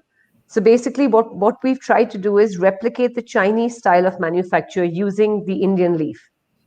So it's a whole new, it's a game changer. It is a game changer on a lot of different levels. So let me touch on what you just mentioned, because I don't think that we can't just pass over that, and that's the fact that it is I've never seen it before, so I'm going to say it's the only, and I'm sure somebody in the chat box will correct us if we're wrong, the only all-women run tea factory. Yep, 100%. Right, that's a big deal. From the workers to the tea maker to the accountant, to me, who's the head of operations, it's all women. Well, I'm going to get to you in a second. Tell me why. Is there a why? Not that there has to be. Well, I mean, it wasn't intentional when we started the tea studio. So when Kevin from Camellia Finances and my father, Indy Khanna from TNTs, decided to get together and start this project, is when I was working with my dad at that point. I was working in his parent company, TNTs, and I was handling the marketing. So when they decided to start this whole project, they needed someone to run it. So I just asked them very casually, I was like, would you let me run it? And they both were like, yeah, sure, why not? So it basically became, I was going to be become the head of this entire organization. And in India, it's very difficult in any industry for a man to actually, to let a woman be his superior, to let a woman be his boss. And especially in the tea industry, I feel. So it was just sort of a natural decision where I said, okay, if I need a tea maker, I need her to be a lady. But the thing is, because I can't speak the local language here, so it just so happened that I managed to get one of the girls from the village who's educated, and she became my tea maker, and both of us learned everything on the job. And then there was a point, I think a couple of months later, when we realized, okay, we do need to employ some more people, like some more women to help us sort the leaf or help us, with the rolling or whatever it is. And it just sort of happened because there were two of us, they were women, we were working so well together. We thought, why get men into this whole thing? Let's just get women and let's just empower women around the village. It was just to help the women so they have a sense of employment. They are bringing income into their houses. It made a huge difference, and it just happened. It just happened, but it's really special, and I think that sometimes, again, I've said this already a few times to a few different people that talk about what they're doing that is really special and extraordinary. As well, it's just a given; it just is, right? But the other bit of that is that you are running the tea factory itself. You're running this entire organization, and I hope and I look forward, I truly do, to the day where we don't have to point out these things. It doesn't matter that you're a woman running it. It doesn't matter that it's all women run, because it just is. It's not something that's unique and extraordinary. But unfortunately, we don't live in that world yet. We'll get there yet. So I'd really like to hear, though, your experience, your experience in doing that. Like, how did you find it? Was it, I would imagine, of course, that, there were struggles along the way, but where were the challenges for you, and what surprised you the most? Well, actually, initially it was a bit difficult because I would say India as a whole, and especially in the Nilgiris, all factories are run and managed by men. Mm-hmm. So it was very difficult for these, basically the pluckers around this area are women, but the people who actually bring the leaf to the factory are the guys who hold the tiny holdings, which were mostly the men who come and deliver the leaf. Mm-hmm. So when they come to us and they deliver the leaf, it was because we take very high quality of leaf. We take the single leaf in a bud or just 2 leaf in a bud. We don't take more than that. So initially, when they were getting used to our plucking standards, whenever they came to the factory, and if I had to reject the leaf, there would be like, oh, she's a woman, why is she rejecting the leaf? And then they'd say things like, because in the initial stages, my dad, Indy, would come to the factory pretty often. And they'd see him sitting upstairs and they'd be like, can you call him and ask him to check? And I'm like, no, I'm going to do the checking because I am managing the factory. So initially that was a bit, oh, okay. But then they got used to the fact that I was doing it. But then when my tea maker, Vedagi, started doing the same thing. Now she is from the village, and most of the villages are the ones that supply us the leaf. So for them, it was a bit like a girl from our own village is rejecting the stuff we are giving her. So that was a bit of a uphill climb. But once we got there, that was about it. But otherwise, the good thing is, like I said, I see a change because it's a woman-run factory. I see a change in the way these the girls who come to work for us, how their lifestyle has changed, how them providing income to the households has helped them, has sort of it's given them a sense of respect, a sense of belonging, and I think that makes a huge difference. Well, it's empowerment, which is the word that you used earlier, right? We don't fully appreciate how significant that is. I've owned before what I did now. I owned my business. I've owned a couple of businesses before this, and I'm well familiar with the phrase, "Could we please speak to the boss?" Yeah. Not wanting to accept the fact that they were looking at her. So it's a struggle that I think a lot of women share with you and fully understand. It is getting better, though. So having said all of that, and anybody, a lot of people know your father as well. Indy has played a big role within the industry and is a legend in his own right, him and his mustache. But you were not a tea drinker. I was not, yes. How does that happen? How did you know that?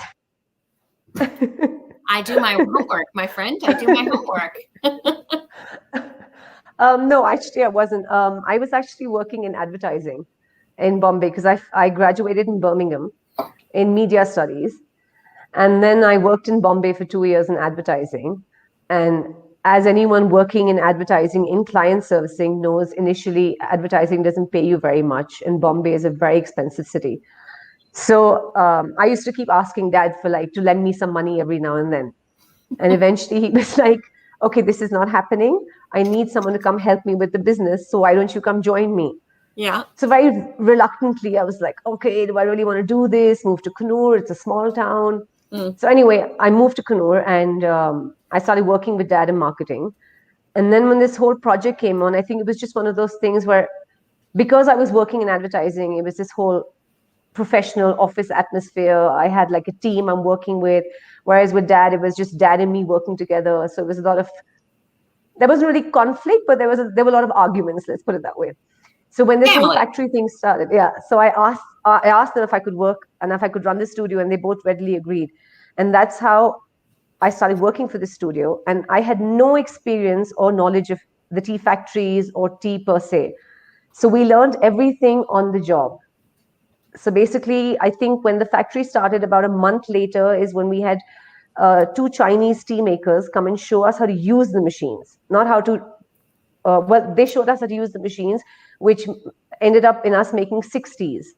And today we've reached 16 teas with just experimentation. And I think that's how my love for tea just grew. It was just like, wow, this is a whole new world. It's hard to imagine a daughter of Indies not drinking tea. Like you get when I found that out when I was, obviously doing my homework. I'm like, how does that even happen? You'd think it was a requirement of just being his daughter. So tell me. I don't have the mustache. Well, thank God for that. So how long has the tea studio been around? It's been almost 4 years now. Yeah, July will be 4 years. I really think that, one of the great things about what you've done at this studio is that you've got the experience clearly of your father and Kevin as well. For those of you that don't know who we're talking about Kevin Gascoigne of Camellia Sinensis in Montreal and Indy Khanna, T&Ts. And, you certainly had that experience, but I think that, having that element of, as you just said, these people having to show you how to actually use the machine, it gave you a completely fresh approach to what you were going to do. Absolutely. You weren't coming into it with, if you talk to somebody in IT who needs to help somebody on a computer, they'd always rather speak to somebody who knows nothing than to somebody who knows a little bit, right? A little bit of knowledge can sometimes be dangerous. So did you, I would imagine that's an advantage. Do you think that's been any part of, all of the experimentation and the unique things that you do at this studio? Well, yes, I do think so, because I think because we had no prior knowledge of how to use the machines, so we didn't actually know what each machine could do, and we learned everything on the job.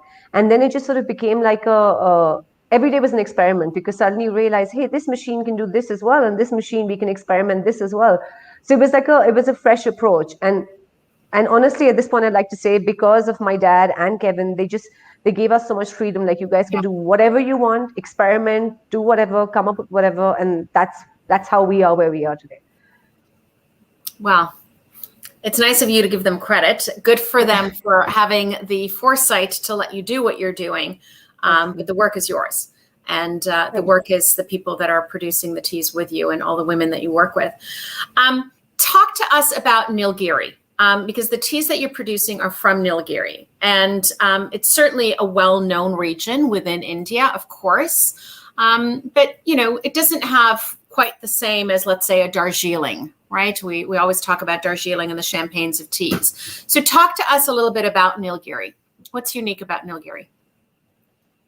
Basically, the unfortunate reason I think Nilgiris is really not on the world map per se is because, on the world tea map, is because Nilgiris is about 90-95% is CTC manufacturing area. So it's all the auctions and the regular teas, and there's nothing special about it. And the thing is, here we have very few pockets of China leaf, which is what Darjeeling has a lot more of, which is why they can produce the much superior quality of leaf. Mm-hmm. Here we've got all the clones, and we've got Assamica leaf. So it's just, it's unfortunate that it's not on the map. The fact of the matter is that Nilgiris, because we don't have a first flush or a second flush, we can manufacture all year round. So if we actually had to get in, if a couple or more people in the Nilgiris had to do what Tea Studio is doing, we could actually make a difference and put Nilgiris on the tea map, because we can manufacture Darjeeling quality teas all year round. And someone needs to understand that, and somebody else needs to do that aside from us. And I hope that happens. Do you see an interest in that at all? I do. Actually, a few people from the Nilgiris will come and approach us and stuff. But the fact of the matter is, to start this project, it's a pretty expensive idea to begin with. Yeah. So the people are reluctant about the machines, etc. And also, producing these teas is not really rocket science. I mean, if I can do it, anyone can do it. But it's just finding the market for these teas. That's the difficult part. So I feel that people need to understand that once you produce these teas, the market comes to you. You don't actually need to find a market. You will find people who will want to buy these teas, who will appreciate the quality you're producing. So I had Bachan Gyawali from Chiyabari on earlier, and we were talking about, or he was talking rather about how he sees the future of tea, and he was talking obviously for Nepal, but he sees the future of tea in smaller production, smaller factories, smaller plantations, etc. And we were talking about how, one of the big challenges of the tea industry in general is labor, and also a younger generation who just doesn't want to be in tea. And how I think that just as we've seen it in agriculture in other parts of the world, so farming, for example, here in Canada, nobody, younger generation, nobody wants to take over the family farms. And yet you see younger people starting their own projects, doing, craft cheeses and craft breads and sort of artisanal style food and beverage, which is really what I think of you as well. So it's, I think that the advantage that you have in what you're doing is that it's innovative. It's all of those things, but it also speaks to this new generation of consumers. And as you say, people want it. There are a lot of people out there that definitely want this product. What is your favorite tea now? And I don't normally ask this question because as a tea drinker, I can't stand that question. But I'm going to ask you because you make your tea. And I would imagine, I could be totally wrong, so tell me you're wrong. But I would imagine that for somebody who's making a tea, especially when you're creating something new and different styles that haven't been done, leaves on machines that haven't been done, it's kind of like giving birth. I mean, you have your own little babies. Do you have one that you like just a little bit more than the others? Would you ask a mother that? Well, it's funny because that's the answer that I give when people say to me, what's your favorite tea? But let's be honest. Yeah, even mothers have their favorites. So tell me. I don't know. I mean, it's not my favorite because it's the best tea we manufacture, but the Nilgiri bamboo is, I definitely lean towards that because it's a tea that we invented at the factory and we actually have a patent pending on it. So yeah, I am a little partial towards that tea. And without telling me your secrets of it, what style is it? So basically, it's just using the internode between the leaves. It's not actually using any tea leaf. It's only using the stalk of the leaf, and it's manufactured in that process. So you could say it's like a cookie cha, but a cookie cha is a mix of leaf and stem, whereas this is just the stem. Wow. Yeah. Actually, in fact, funnily enough, we were talking to Gurmeet before this, and he's the one who helped me get the patent for the bamboo. Everybody's connected. Yeah. Everybody's connected with each other. Well, that's fantastic. So where would you, I mean, you've already told me where you'd like to see the Nilgiri industry, right? You'd like to see more people doing what it is that you're doing. What do you hope for the tea studio? Oh God, the tea studio is like my little baby. I don't know. The thing is, our next project actually, or our next phase 2 of the whole tea studio is that we start getting seedlings and stuff from like Darjeeling and maybe China and other places, and try planting them around the studio. And then in the next 5 to 7 years, as and when the bush gets ready, to start experimenting with those leaves, and to see if the same machinery with different leaves from different areas or different parts of the world can impact our tea and how it changes. That is our next project, or that is the one that's next in line. Those are lofty goals, my dear, but good ones. And if anybody can do it, I know that you guys can. So if you've been watching, which you just said that you watched, Gurmeet, everybody must answer a question from the Proust questionnaire, which I randomly choose. They're harmless. Oh, this is a good one. What or who is the greatest love of your life? Now, the greatest love of my life. It could be a what, so it's whatever you prefer. Well, I should be saying my husband, and he is. I do love him. But the greatest love of my life is my dog. Oh, good answer. I've got a little. Mine keeps walking around here, so I was going to see if he was sitting back there. He's not. Is yours there? I just had to lock. No, I had to lock mine up in the guest room because they start barking. I've got 4 of them. And once one starts, then 4 dogs. What are their names? There's Max and Miss Betsy, and there's Mischief and Brat. Mischief. Yeah, that's a Saint Bernard, not a small guy. Oh my goodness! What are the other 3 then? I've got 2 labs and 1 pug. And 1 husband. That's okay. Hi, whoever's there. Is that your husband? That was my husband. Well, lovely, Muskan. Thank you. Where's my tea? I raise my cup to you on International Tea Day. I say thank you. Thank you, thank you, thank you for all that you do. And to you as an extraordinary woman, as well as to your extraordinary team of women. Thank you. Thank you so much for having me. Thank you. Have a good day or evening, whatever's left of it. All right. All right. Take care. Bye-bye. Bye. All right, everybody. I am going to, before we bring on our next guest, I shared with you earlier on this morning our thank you to tea, our thank you to tea for being there with us through this incredibly difficult year. As I mentioned, a couple of foundations that are raising some money. Please get in touch with us if you do want to contribute to either Jenny Dodd's raising of money to feed people in Nepal, or Jalinga's foundation providing oxygen concentrates in India at the moment. Having said that, though, tea has provided us with so much comfort, and we reached out to you, our friends, our members, etc., to send us messages, which we compiled in a video that I'm going to share with you. Thank you. Cheers. For comfort, we say thank you. Thank you and happy sipping from Tea Squares. For keeping us cozy, we say thank you. Thank you for caring. Thank you. Luckily, we have tea to help us make it through. Thank you. Merci. For being there when things got tough. Thank you. For making us feel better, we say thank you. Thank you. Cheers. Kanpai. Cheers from all of us at Itowan.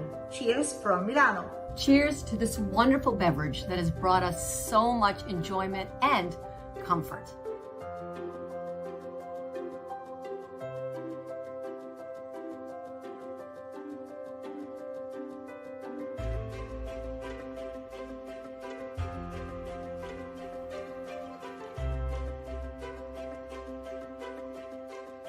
Cheers to tea.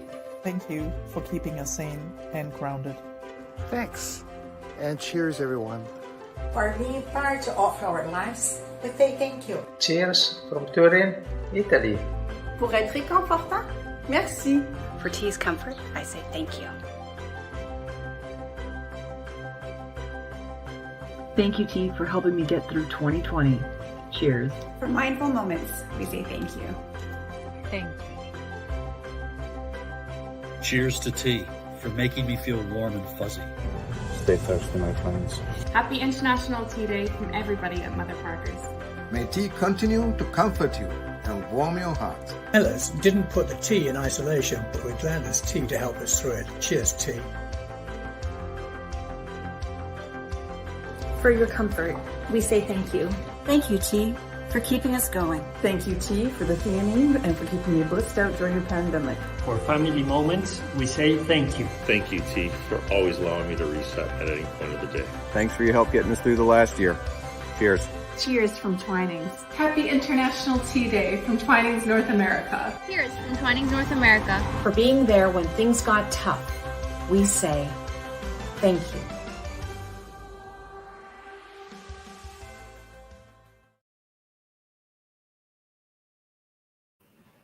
We do. We say thank you every single day for this amazing beverage. And thank you more than anything for all the people responsible for making our tea. Now, I have just heard that we are no longer trending on Twitter. And that, ladies and gentlemen, cannot be. It is noon. There is still plenty of time to get ourselves back up there. We've done it for so much of the day already. Get onto Twitter and please hashtag International Tea Day. You can put your brand on there, put your product on there, promote yourself and tea, whatever it is that you're doing. Just hashtag International Tea Day so that we can keep on trending. It's extraordinary that we've managed to already, but you know, it's never enough. So more. I know you can do it. So with that, I'm going to add on my next guest. Hi, Sumit. How are you? Hi, Shabnam. Very good morning to you. Nice to see you after a long time. It's so lovely to see you. It is morning for me. It's rather late for you. What time do we have over there right now? It's 9:30. Oh, that's okay. 9:30 although it's 9:30 on a Friday. No, but it's my sleeping time. I generally sleep by 10 o'clock. Oh, okay. All right. Well, then you can go from here straight to bed then. How did you spend International Tea Day, Sumit? Oh, I enjoyed a lot today, selling a lot of Darjeeling First Class teas to my partners across the globe. I sold some teas to Japanese market, to German market, and I'm very happy in selling my first class teas. So, like everybody out there who I've asked who's actually producing the tea, their answer today was, I was working. Yeah. I was working. How else do we get our tea? So I thank you for the work that you do. So for those of you that don't know Sumit is with Jayshree. And I'm going to let you tell us about Jayshree, but I'm going to start by telling everybody that Jayshree is the third largest tea producer on the planet. Not in India, on the planet. So big company. You've got 22 tea estates. which I'll let you tell us in a moment where. The company started in 1945. So you take it and you fill in the gaps for us. Tell us about Jayshree. Yeah, Shabnam, Jayshree is a Birla Group company. Birla, they are very old in this business, and they are not only into tea, they are into many other businesses like cement, textiles, schools, many businesses. Therefore, tea is only a small peanut business, you can say that. Yes. And with a passion, they came into this tea business, and our company is very old. We established in the year 1945, and we have got 25 plantations across India, and the only company in India having tea gardens in almost all tea producing areas. We have got 7 gardens in Darjeeling, and almost 10% of Darjeeling production is coming from our company. 10%? Yes, 10%. And we have got 7 gardens in Assam, 5 gardens in Lower Assam, it's Kachar region, then 4 in Duars, and 2 gardens in South India. And we produce near about 25 million kilo of tea annually. You are 3% of India's output, is that right? Yes. It's big. Yeah, it's big. It's big. But you've gone beyond India as well. Do you not have an estate in? Is it Kenya? Am I right? We have in Rwanda. Yes. In Rwanda. Yes, we have. How did that happen? That's No, basically we thought of having some plantations in Africa, and we had our office in Mombasa also, where we used to buy a lot of tea from auctions and used to blend the tea in Mombasa, and we used to export from African market. But somehow that didn't click. We have to sell our Mombasa office, and right now we are operating from Rwanda. And Rwanda, we are having tie-up with some local partners, and we are producing in Rwanda. And how long have you been doing that? Rwanda is only 9 years. 9 years. Yep. So Sumit, tell us, how long have you been with Jayshree? I joined Jayshree in the year 1999, and it's very interesting how I joined Jayshree. Tell us. Basically, if you see, after I graduated, I was in class 12, and after that, pocket money. I don't like asking for pocket money to my father. My father gave me pocket money. Yeah. I was a little bit shaky for asking that. Therefore, I told my father, Father, can I do some job where I can earn my pocket money? Therefore, after that, I used to get finance for some company, and I used to get brokerage. And from that brokerage, I had my pocket money. And during that time, I was doing my articleship. Means you do CPA. I am a chartered accountant by profession. Okay. Therefore, that time you need to do training sort of thing. Right. If I was doing training and I was doing some side business, earning my pocket money. Therefore, when I was doing training, you need to go audit the companies. Right. Therefore, when I went for an audit of a finance company, I detected some irregularities in the business, and then I took that to my management, and the management sacked those guys. Therefore, after that, I didn't like it. I thought audit is not a good thing. Therefore, I asked my father if I can join some company with doing international trading or international business. Because I was keen in doing international sort of thing. Means if you have the idea of import, export, you can do your own business or something like that. Therefore, I joined Jayshree as a trainee, and started with export documentation work. Export documentation work? Yes. And I did that for 3 months. Right. And after that, I got an opportunity, business opportunity for importing timber. Therefore, after doing my 3 months of training business in Jayshree, I left tea. I was out of tea. Then I went to Malaysia. Okay.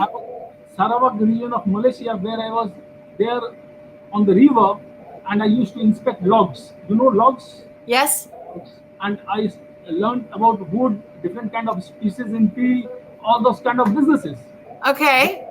Then 1 month in Singapore, having training of all these businesses, how to import logs, and my market was selling the logs in the market of Thailand.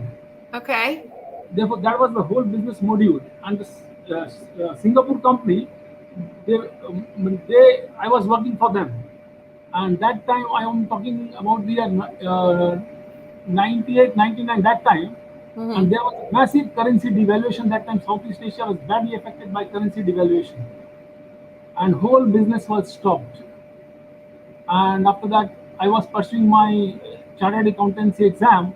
Therefore, I thought I should not waste my time, and it's better to move to India, give your exams, and have a professional degree. Therefore, I thought business is not my cup of tea. Then timber business I left. I came to India. I gave my exam, and after that, one day again I went to meet my client, and I was just passing by my old office, Jayshree Tea. Since I worked with them for 3 months as a trainee, I thought, let's go and have a good Darjeeling cup with them, with my old colleagues.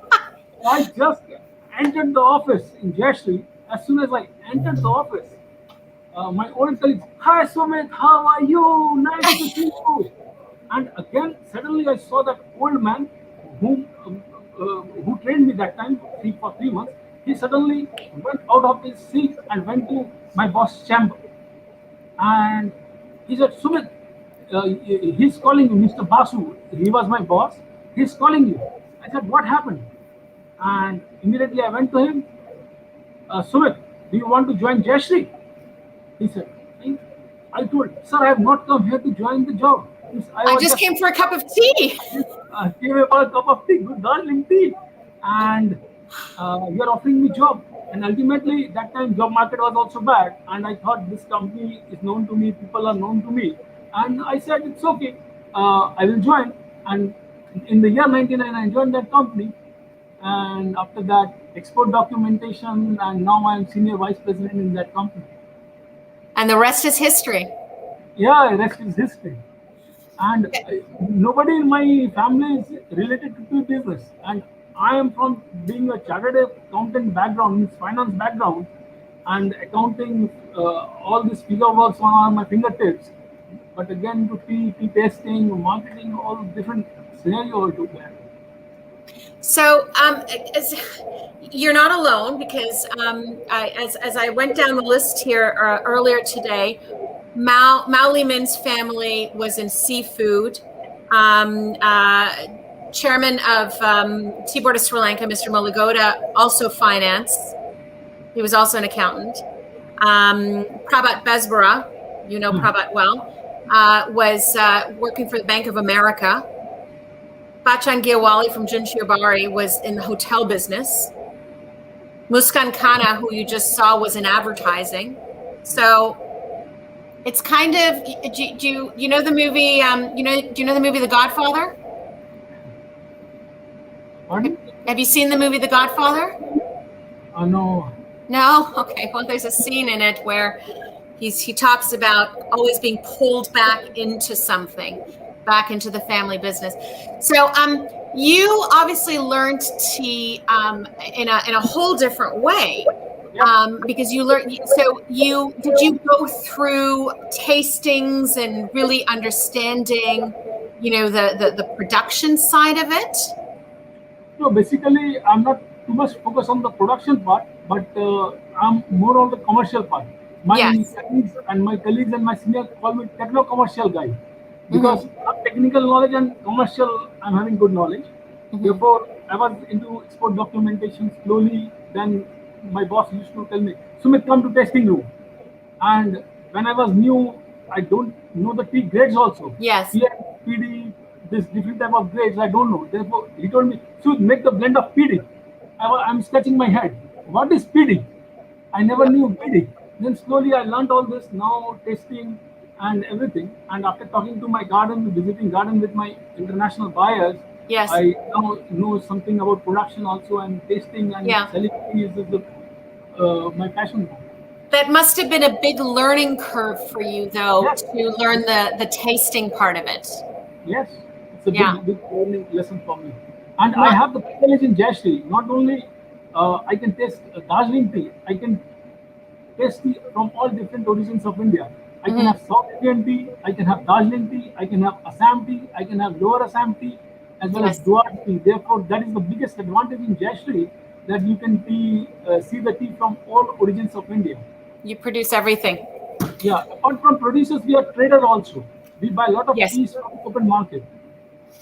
Well, what's interesting about what Jayshree does is that you're very vertically integrated, right? Because you've got your gardens, you pack, you do warehousing. So there's, excuse me, there are lots of, there are different parts of the supply chain that you do yourself, which is, there aren't a lot of players in the industry that do that. They're, they tend to be focused on one single part of the supply chain. Has it always been like that, or is that something that's evolved over time? No, basically, previously, when I joined this company, we started with export. And prior to that, since we were big producers, we used to sell all our teas in the domestic market. Right. And the people, they used to buy our tea locally, and they used to export. Right. I mean, we used to sell the tea to them at, suppose, $2, and they used to sell for $20. And after that, slowly we came to know that, no, you have a better market, international market. Yes. So when I joined this company, our export was very limited. It was near about, you can say, near about $1 million US when I joined this company. And now it's $15 million US what we are doing. And right now we are exporting to 48 countries across the globe. 48. Yes, 48. And my vision was to capture first all the continents. And now I'm exporting to all the continents except Antarctica. And now you need people there first. Yes. You need the consumer first. Yes, very true, very true. And now my vision is to capture more and more countries. Therefore, 48 countries, and I can see that you will be surprised to know that in the year 1999, my company sent me to America, because in the year 1999, 2000, we were seeing that America being a primarily coffee market, and it is shifting from coffee to tea. We can forecast those things. Sure. I mean, time will come when people will like tea as a health drink and those things. Therefore, I went to America. And I was new, and it was my first international visit to America in that year. And Times Square, New York, everything means, and going from Calcutta like a simple boy, and you see a lot of difference. You can understand what I'm trying to say. Yes. And I don't know anybody in that country. And that time I had a new mobile phone. I got a connection, and how to connect to people and how to get business, that was a big challenge for me. Therefore, I used to go to Bryant Park. If you know, in New York, they have the park called Bryant Park. I used to go and sit there. I used to take my pad and a pen and my mobile phone. I used to call everybody. Most of the phones were on voice message. Yes. Somebody connect. Sir, we are from India, selling teas, this, blah, blah, blah. And then some of the clients used to say, okay, Sumit, you can come to our office. Sir, where is your office? Connecticut. Sir, how to come to Connecticut? Take train from Penn Station. Take this train, take this route. I'm confused. I have never been to Connecticut. Yes. Oh, don't worry. Take this, and I will be at the station to fetch you. Yes. Perfect. In that way, I met a lot of my clients in US. I tried to build market, and now we are exporting to US in a big way. You were thrown into the deep end of the ocean, and you had to learn how to swim. Yes, very true. I did a lot of hard work. I did a lot of hard work for that. I bet you did. How have you seen the tea industry change since 1999? It's a long time. How has it changed? No, basically, tea industry has changed a lot. Basically, first, if you see, tea industry is having a lot of problems. But problems is everybody is well aware. But now I see that we need to increase tea production. Therefore, you see the labors are going, you don't get labor. Therefore, we need to put more and more technology in the tea industry. Therefore, you don't get this plucking labors. Therefore, you need to seed the teas and mechanical way of technology you have to do. And again, you have to get good planting materials so that your yield is high. Good planting materials you have to, good clones you have to use, and biofertilizers, because the concept is changing. People are moving more and more into organic teas. Therefore, this trend I'm seeing now is being looked upon as health drink, health benefits. And now it is attracting more and more of young people in tea. Therefore, if you see US, it's a converting market from coffee to tea. More and more young people, they are into tea. Therefore, I see that tea market is growing, and accordingly, companies also need to change according to the requirements of the clients, requirements of the people. Therefore, if you see, previously people used to drink tea like that, but now with the change in trend, young generation, they like flavored tea, like cardamom, ginger, this. And I've seen your shop now having tea with chocolates, tea with wine. You do a lot of experiments, and I enjoyed tasting your teas. Yes, I never dreamt that tea with chocolate, how it will taste. But now it's surprising for me. No, it's very good taste. You need to do experiment all the time. And I tell you, young generation, they like all this kind of experiment. Therefore, if you see Taiwan, they are coming to bubble tea. We never heard of this bubble tea. What is bubble tea? Yeah. Now with different fruit infusions, they are giving bubble tea, and it's very good to taste. Yeah. In India, if you see US, turmeric tea is going. Therefore, these are all changing perception of the market. Yeah. Therefore, and if you see tea, it has got a lot of advantages also. Now, cosmetic industries, pharmaceutical industries, many industries, they need this tea seed, tea oil. Therefore, tea is not only as a beverage. We can use them in different areas. Therefore, now tea is growing. Again, decaf tea is growing in a big way. Therefore, and what I see, we need to transfer this from old generation to young generation, so that people know more about tea and consume more and more tea. I listen, I couldn't agree with you more. I think that, sometimes in the tea industry, we get so caught up in, well, it's not pure tea, so I don't want to talk about it. You mentioned bubble tea just as an example. Yep. Bubble tea right now in North America, Canada, and the US, it's got like a second wave going, because bubble tea was popular, I'd say about 5-10 years ago. And in the past couple of years, it was popular. It went sort of down like this, and it's gone way up again. And not everybody loves bubble tea because it's sweet and it's got flavor and syrup and whatever else into it. And I say, that's okay. You don't have to like it. Yeah. You don't have to drink it. You drink your regular tea. That's okay. The point is that it speaks to a new customer.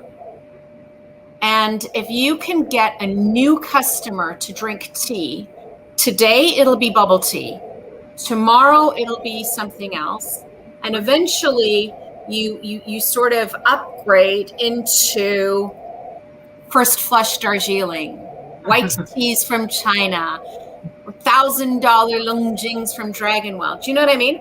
It's like wine.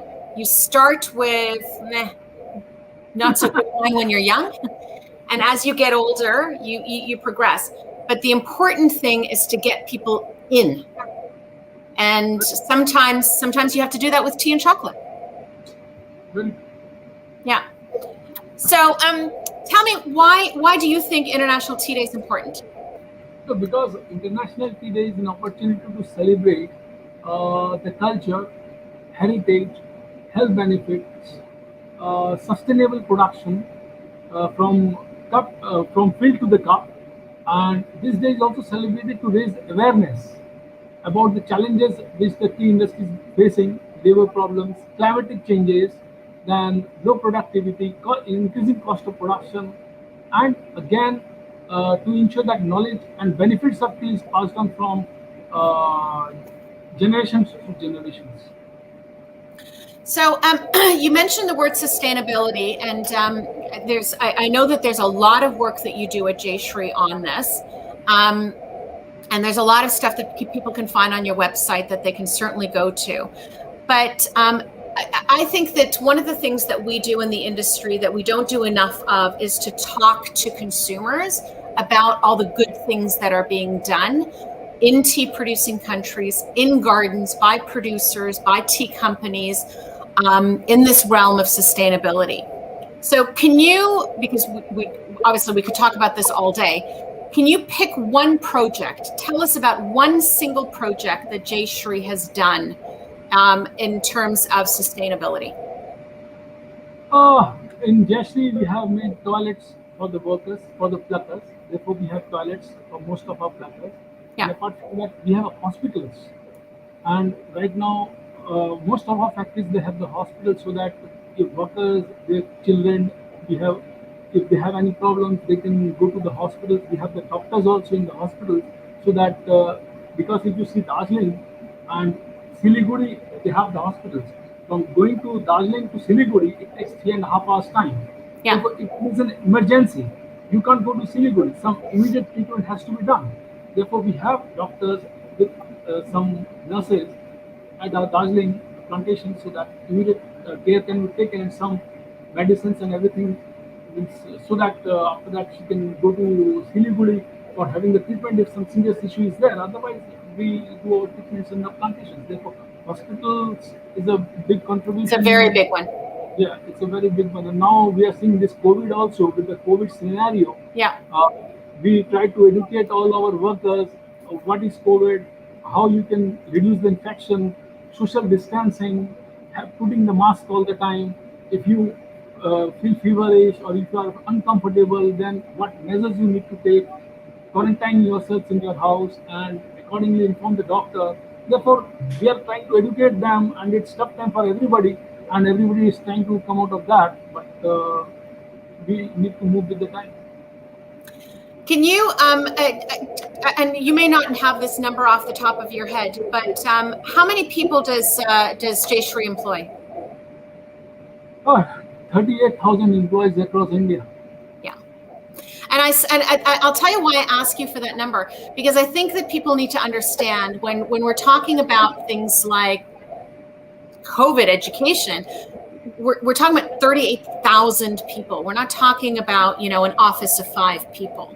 So I think people sometimes don't appreciate the scale of the work of what is being done in some of these tea estates and the extraordinary responsibility that so many estates and producers actually feel towards the people that work for them.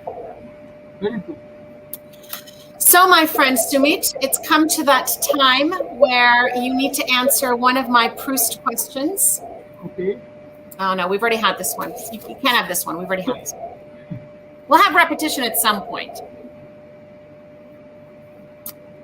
What do you consider the most overrated virtue?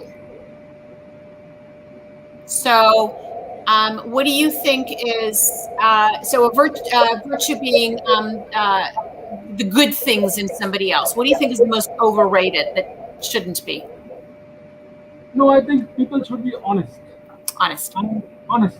And when you are talking, you should be honest. Suppose I am selling my teas, I have to be honest with my client. What I am selling to him means I believe in long-term relationship. Means if you are honest, you have to be in long-term relationship. Means showing something, giving something, that should not be the word. You have to be honest. If problems are there, speak clearly that you have this problem. If no problem, it's good. Means I believe in honesty. Therefore, if you are honest, problem may be there, but it will be resolved. But if you are not honest, problems will keep on coming and coming and coming. It'll always bite you. Yes, I believe it. Well, that's a good virtue to have, not to have. So I will definitely raise my glass to that. Sumit, thank you so much for joining me. It's just time for you to get to bed. I raise my cup to you and Jayshree and all the great work that you do, and I look forward to seeing you in person sometime soon. Yeah, and I also welcome you to India. Oh, I will definitely come back to India soon. Happy International Tea Day, my friend. Yeah, cheers. Thank you. Bye. Bye-bye. Bye. All right, everybody. I am just going to pause for 5 minutes, and we will be right back.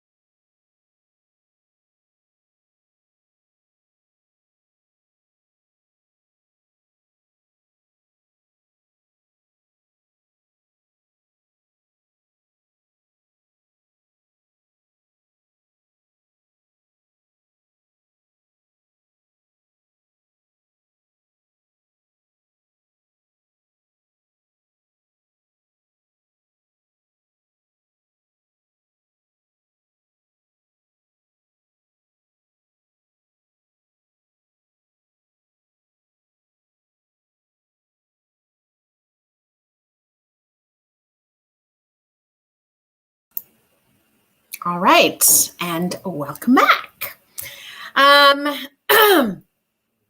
Thank you, everybody, for sticking with us. I have no idea where everybody is from right now, but I know we've got a nice big international group. I know that parts of the world are starting to go to sleep. Other parts are sort of getting to their lunch mid-breaks, and some of you are still in the morning. But it is still International Tea Day, and we will celebrate it right on through. With that, I take great pleasure in leaving India and traveling to Rwanda. Welcome to my next guest, Rohith Peiris. How are you? How are you? I'm fine, thank you. And you? It's been a long time. I'm very good. It has certainly been a very, very long time. It's lovely to see you. How have you spent International Tea Day? Well, today it's like work as usual, but just remembering everyone who's contributing to tea, and especially the people who are working on plantations and giving their best always, the farmers and the workers who are here doing their best to make tea, that thing which everyone loves. And I think that's a really, really important thing for everybody to remember, because at the end of the day, that's what International Tea Day is about. International Tea Day is about recognizing all of the hands that contribute to making our cup of tea possible, to make it possible that I get up every day and enjoy my cup of tea and drink it, as well as this amazing leaf that provides a livelihood for so many millions of people around the world.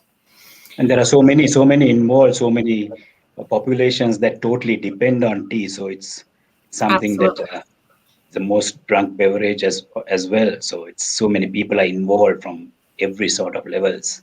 It's amazing. Absolutely. And we forget about that. I think that, a lot of people forget about the fact that we have this enormous supply chain that is involved in all parts of it. And every single element of that supply chain is critical to that cup, making it from here to here. Indeed. But I want to introduce you to the people here that don't know you. You are the general manager at Sorwathe. That's right, yes. So tell us, Rohith, I know Sorwathe started in 1978, but before we get to that, tell me about you and your tea story. Well, I'm from Sri Lanka, and I started my tea life at the very tender age of less than 19. It was 18, and it is what you call creeping in Sri Lanka, which is known as the training period is called creeping, where you start learning the basics from A to Z, starting from the field, going up to everything, staying at your manager's house and learning basically from A to Z of tea. And from there onwards, I moved out as assistant manager, then manager, and then went over to corporate management in Colombo in some of the companies there, and was in charge of a few estates before I moved to Rwanda in 2008. So you went from Sri Lanka to Rwanda, but before you got there, was tea in your family, or how did you start? Well, tea was, okay, my brother was in tea, but my father was in agriculture, more into coconuts. He was a coconut planter, and tea was something which I liked, and the outdoor life, being on estates is something which I liked. So what I said was, after my creeping period, then I got on to different estates in Sri Lanka, learning the work, going up the ladders gradually, and then getting on to corporate management, going up the ladder there again, all right through in Sri Lanka. So I started in 1982. You started in 82. 39 years now. 39 years. Wow. So, so from there you come to Rwanda. Indeed, yes. To Sorwathe? That's right, yes. Straight to Sorwathe. Straight to Sorwathe. So now tell us about Sorwathe, because Sorwathe is a really, really special. Yes, Sorwathe is, as you know, is the majority shareholder is Tea Importers of Westport, Connecticut. And they have been here since 1975, where the legend of the tea, Mr. Joe Wertheim, was requested to do a factory in Rwanda, and he started building the factory in Rwanda in 1975, and the factory was up and running by 78. And since then, Sorwathe, from maybe 400 to 500 very small quantity of leaf has become one of the largest players in Rwanda, now producing almost about 3.3 million kilos of tea and various types of tea. Diversification has been done here, and it's actually Rwanda. Most of the African countries are mainly into black CTC. But Sorwathe, we invested in Sorwathe. There was investment for an orthodox tea factory in 2008, and then further on a green tea factory in 2019. So we have the whole range of teas that can be offered. So we have the CTC type black tea, green, and as well as the green teas. We have the orthodox type black teas as well as the green teas. Then we make some specialty teas, and we also have organic teas, and we have the value-added tea packs also. So for the benefit of those that don't know, Sorwathe was started by, Joe Wertheim is as a legend of his own. Indeed, yes. In tea, and particularly the impact and influence that he had for Rwanda in tea. So as Rohith just said, he was asked by the Rwandan government to start this plantation, or tea garden rather, which is where Sorwathe comes from. The company itself is still operating today successfully and beautifully in the hands of Joe's son, Andrew Wertheim, tea importers out of Connecticut. And I know that the family has such a deep love and connection with Rwanda. Now, most people don't think of Rwanda when they think tea. It's just not a natural connection for, I think, a lot of consumers that are out there. So tell us about tea from Rwanda. What is different about it? What is special about it? Why? Rwanda is a landlocked country. And there is different climates in Rwanda. So tea is grown in various elevations. We have the tea grown in marshland, dredged out marshland at about 1,500 to 2,900 meters. And then there is the mountain tea, or the hill tea, what you call it, which is at about a very high elevation of close upon 2,300 to 2,600 meters above sea level. So those teas from those mountains are extremely good, especially the soil and the climatic conditions favor a very good quality tea. And Rwanda also, the government of Rwanda has always been stressing on the importance of quality. Right. So that's something which they have been stressing on. And if you see now, even the Mombasa market, the Rwanda teas are always fetching a premium price compared to all the other East African countries. So those are the things which have gone in. So currently Rwanda has about 18 tea factories, and there's a drive for a few more. And also they produce around 33 million kilos of tea per year. It's a rise from about 23 million about 10 years ago to about 33 million now. And they are focusing on going up to almost 40 million in the next few years to come. Am I right to say that Sorwathe produces 12% of Rwanda's teas? Correct. Sorwathe produces 12% of Rwanda's teas, yes. And what I find extraordinary about your teas is that you, as you've just said yourself, that you produce Orthodox green, you produce all kinds of different teas. And you were the first in Rwanda to manufacture Orthodox, right? Correct. We were the first and one of the first in Africa also. So we were the first tea factory in Rwanda to produce Orthodox teas. That's very forward thinking, and it's very revolutionary. I know that, it's again, last year I had a trend, and this year I'm seeing the same trend. People doing amazing things and kind of going, they talk about it, but it's very, very forward thinking. Why was that done? CTC production is, it's volume. It's what a lot of African teas are known for and are used for. So why do this? I think it was the vision of the Wertheim family, especially Joe Wertheim and Andrew. They were really forward thinking, and they moved forward, and they saw the opportunity there. And because everyone is making black CTC tea, so the competition is actually more there. And that's why we moved towards Orthodox tea at that time, and also organic teas. We are one of the there are only two companies making organic tea in Rwanda, and we produce quite a lot of organic tea.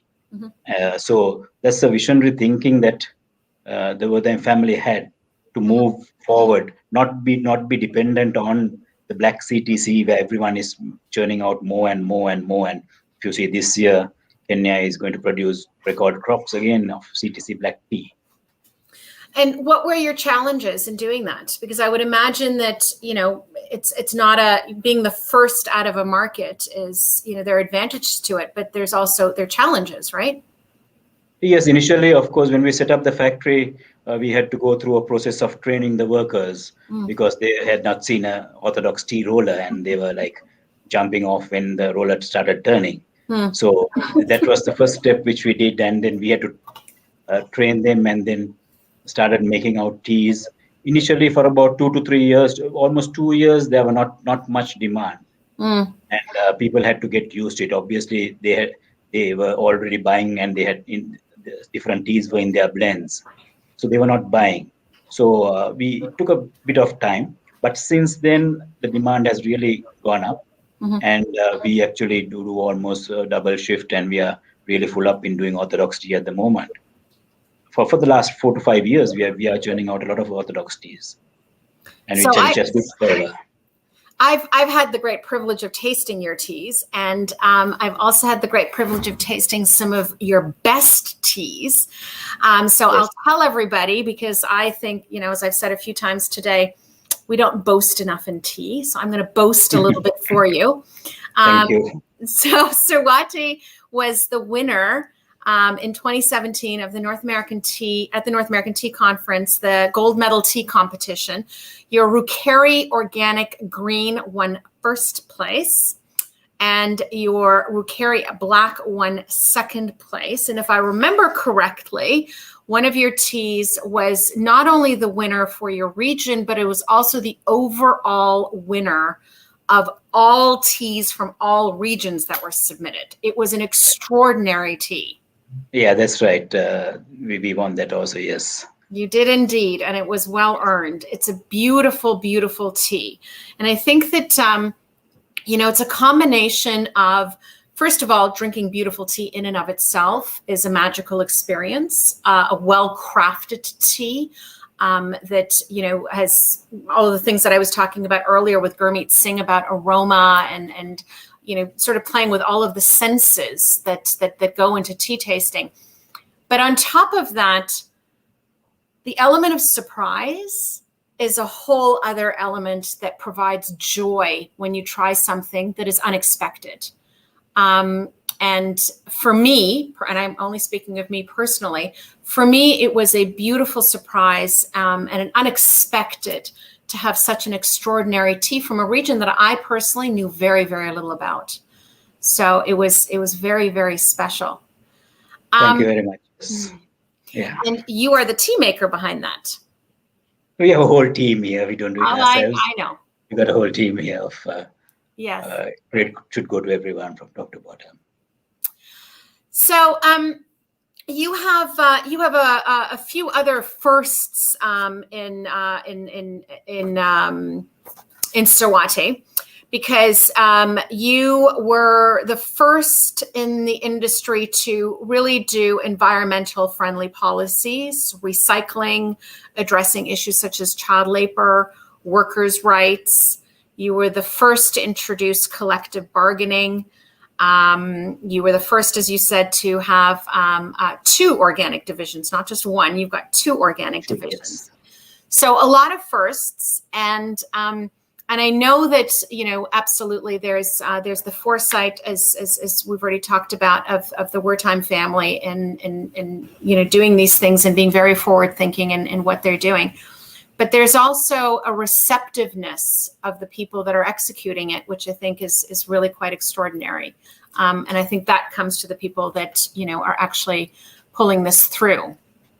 Yeah, I think we believe in doing good to the community, doing good. And when we do good, of course, it comes back to us also. Yes. So all these things, the CBA and the fair trade certification, basically we have all the certifications available, and doing good to the community and doing so many projects around the community gives a lot of satisfaction to everyone, and also it is well recognized also. And currently we give almost about 1,300 cups of porridge every day to the preschool children. So we have 7 preschools, and all the children are given a cup of porridge. And also remember, during the COVID season, when the schools were closed, we ensured that the porridge was delivered to their houses so that the children did not starve again and get back into malnourishment, or they starved. So we did those things even during the season, COVID times. That's that's an important initiative that you're talking about, because again, I'm going to boast for you. You won for, again, the North American Tea Conference, our sustainability awards. You won the award in 2016 for this initiative, yes. Which was the 1 preschool per year and 1 cup of porridge per child. Per child, correct. Yeah. So tell us a little bit about that. It's very simple. It's a cup of porridge for every school child. But why? Like, what was the instigator behind that? Well, we realized that sometimes, the teachers, when we asked them, they said sometimes the children come and just nod off in school, or sometimes they're sleeping, and then some children don't come to school actually because they don't they come quite early in the first place, and the pluckers go out quite early to the field. Mm-hmm. So they basically come without anything in their stomachs. Mm-hmm. So when we started discussing this with the schools around, they told us, when we suggested them, they were very happy about it. And then we moved on in that aspect. And then after that, the results actually were amazing. And so many good stories about it, and the drop-offs. Schools that had maybe 70, 80 children now have about 140, 150 children coming in. And it's actually getting tough for us to build the preschools now. So the demand for preschools is getting more and more. Plus also we have the ECD centers which we open for the pluckers children. Mm-hmm. And we open the ECD centers here in Sorwathe, and for those children too we give a cup of porridge, and we give 1 egg per week. So we give that also to them, to the children, so that they are well fed, and the pluckers are very happy working in the field. They don't have to worry about their children because there's someone to look after them at the ECD center. It's such a simple concept, right? When you think about it, when you hear the solution to it, and you hear it's such a simple concept, but there's so many effects. There's so much ripple, right? You've got kids that are well fed. You've got students that are paying attention. You've got parents who are not worried, right? Correct. Yes. And we also have another project which also was very good, which is the Days for Girls.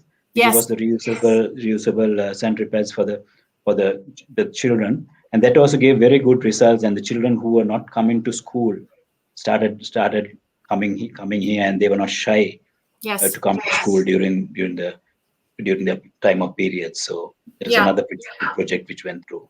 So just to quickly let everybody know, this project was one that Sorwathe did a couple of years ago. And it's about providing sanitary pads for young girls who are going through their menstrual cycle, who didn't have sanitary pads at home, and once a month were simply not coming to school for obvious reasons. And again, by providing something as simple as sanitary pads, you got girls back into school, you got attendance rates up, and again, you've got families and workers that are less worried about what's happening to their children. And it was a reusable one also, so they can. Yes. It's a one-time cost. We gave it free of charge, so it's a reusable sanitary pad. What's the one thing you wish everybody knew about Rwandan tea? Rwanda has a very good quality, and there's a lot of focus on tea, and it's one of their main income earners. The climate is beautiful. The country is beautiful. For those who have not come to Rwanda, you should try and come here. It's a small country with a lot of big ideas, and they are moving forward pretty fast. And they do some very good things in this country. Basically, if you come here, you cannot, just to caution you, cannot bring polythene into the country. It will be taken out of your bag, and a paper bag will be given to you. Mm-hmm. So polythene is banned in this country. So you can see how beautiful the country is at the moment.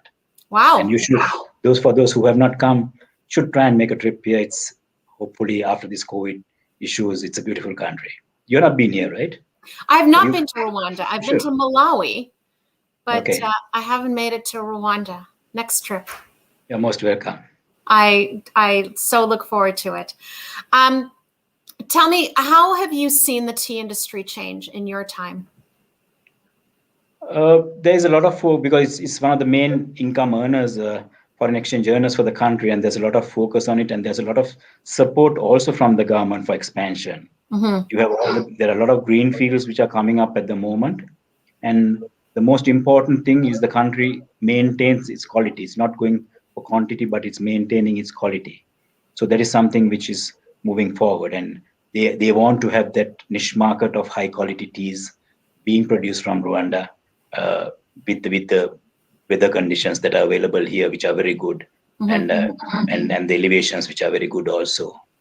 So there's a good future for Rwanda, and the target is to go up to about 40 million kilos of high quality teas, plus also diversification into organic and orthodox. Rwanda, basically all the teas are pesticide free because there's so much of bird life around, and I'm not heard of anyone spraying pesticides in this country. Not even herbicides for weeding is not being done in this country.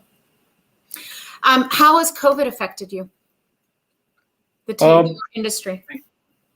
It was business as usual for us. We never stopped work right through, but we gave a lot of support to the people, starting from hand washing stations, food deliveries, temperature checks, and even we gave them a COVID assistance allowance during the height of the period, so that they could, because remember, they had more mouths to feed, because all the children from the boarding schools came back.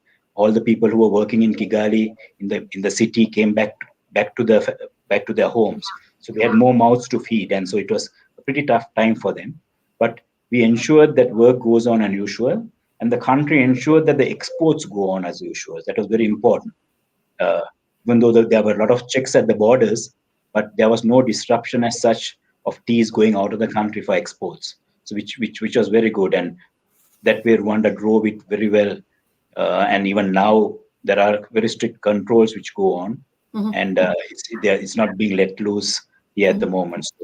So far everything is okay, but as you know, this thing, you never know what happens tomorrow. No, unfortunately, none of us have that crystal ball when it comes to COVID. That's for Indeed. sure.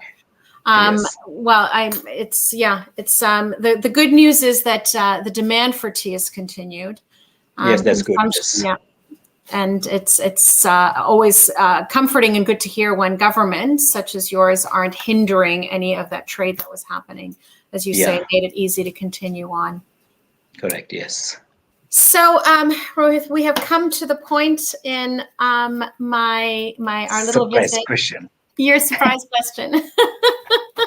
But so far they've all been harmless, right? Okay, no problem, yes. I promise. Yes. It's harmless.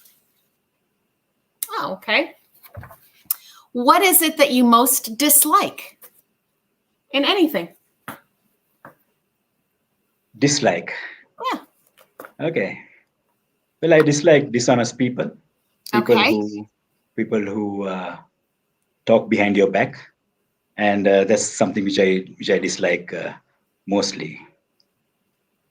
This is an industry that is built on handshakes and agreements, so it's no surprise that honesty is important to you. Yes, your word has to be taken always. Your word is your bond. Correct. Yes. It is indeed. Well, Rohith, I thank you for spending a little bit of your International Tea Day with us. I raise my cup to first the wartime family. Yes, indeed. Yes. Making what you do possible. But I raise my cup as well to the work that you do as well as your team, because you truly produce some extraordinary, beautiful teas that I know you're proud of. And we certainly are grateful that you're out there making it. Thank you. Thank you very much, and all the best to you and all the tea lovers, and a happy International Tea Day to everyone. Thanks, Rohith. Happy International Tea Day. Bye-bye. Okay. Bye. All right.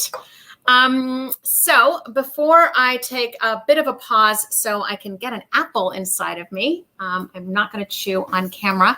I do just want to tell you all again, in case you missed it, about the two. I know that there are lots out there, but these are the two that I'm talking about today.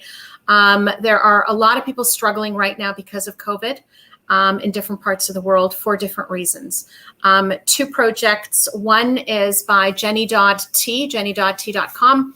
If you click on Cultivate, she is partnering with a group in Nepal who is supporting feeding those that need food, with jobs being lost, livelihoods sort of being at the brink. It's resulted in lots of parts of the world unable to simply feed themselves. And this organization that Jenny is working with is working on feeding people. So her program that you'll find on Cultivate through her website, jenny.tea.com, is raising $21,000. That's the goal. $21,000 is not a lot of money. It's a lot of money in one go. Yes, it is, but it is not a lot of money when each and every one of us is able to give a little bit. So I ask you all, if you're able, only if you're able, please go to her website and click on Cultivate and make a donation. The second organization that I'd like to point out is by Ketan Patel, who runs Zhejiang Tea. I'm sure all of you have heard of Zhejiang in Assam, some beautiful, beautiful teas out of there. But Ketan is also very, very active in giving back to not only his own community, but also being the tea community, but also the community that he lives in. And he has formed a charitable trust called the Manabai Patel Charitable Trust, and they're providing free oxygen concentrates to those in need in India. We've all watched the news and can see what's happening on the ground, and I know that a lot of you are looking for ways to be able to contribute and help. If you're interested in helping either one of these organizations, Jenny's, Nepal, you can go straight to her website and do it. If you want to contribute to Ketan's project in providing free oxygen concentrates to those in India, please contact us at the Tea Association, info@tea.ca, and we will connect you with Ketan directly. So with that, I'm going to put you on just a brief pause, and we shall be back.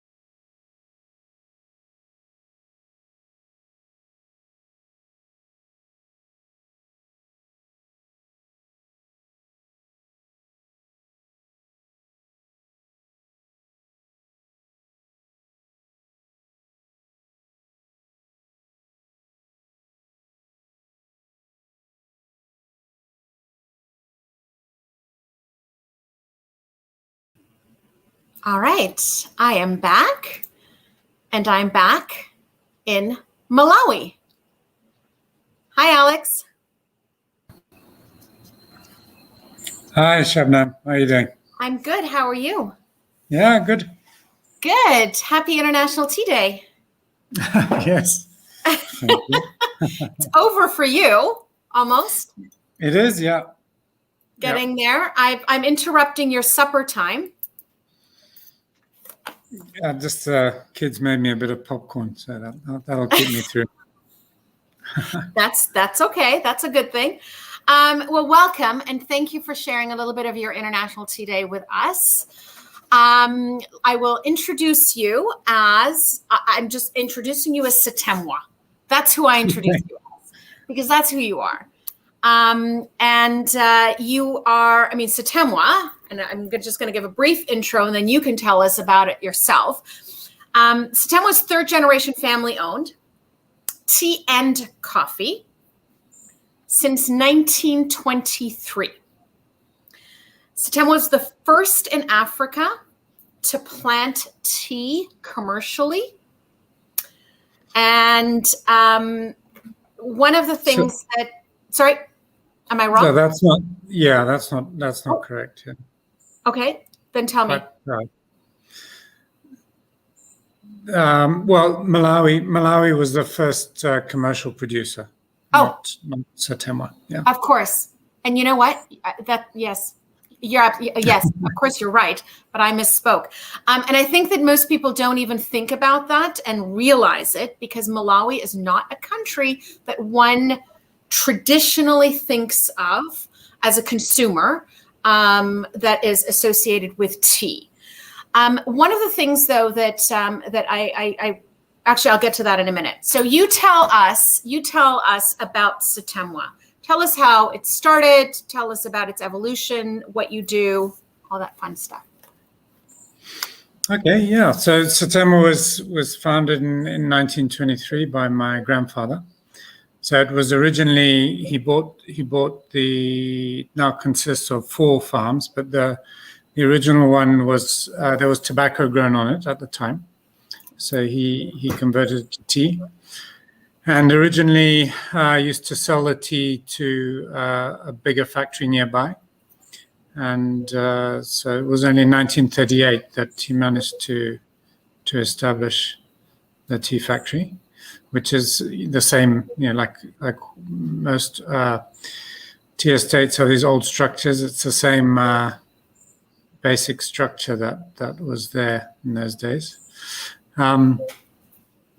So originally it would have all been Orthodox teas, and then we changed to CTCs in the 1970s with the change in consumer demand at that time to tea bags. So it was more dust grades that were in vogue at the time, I guess. So and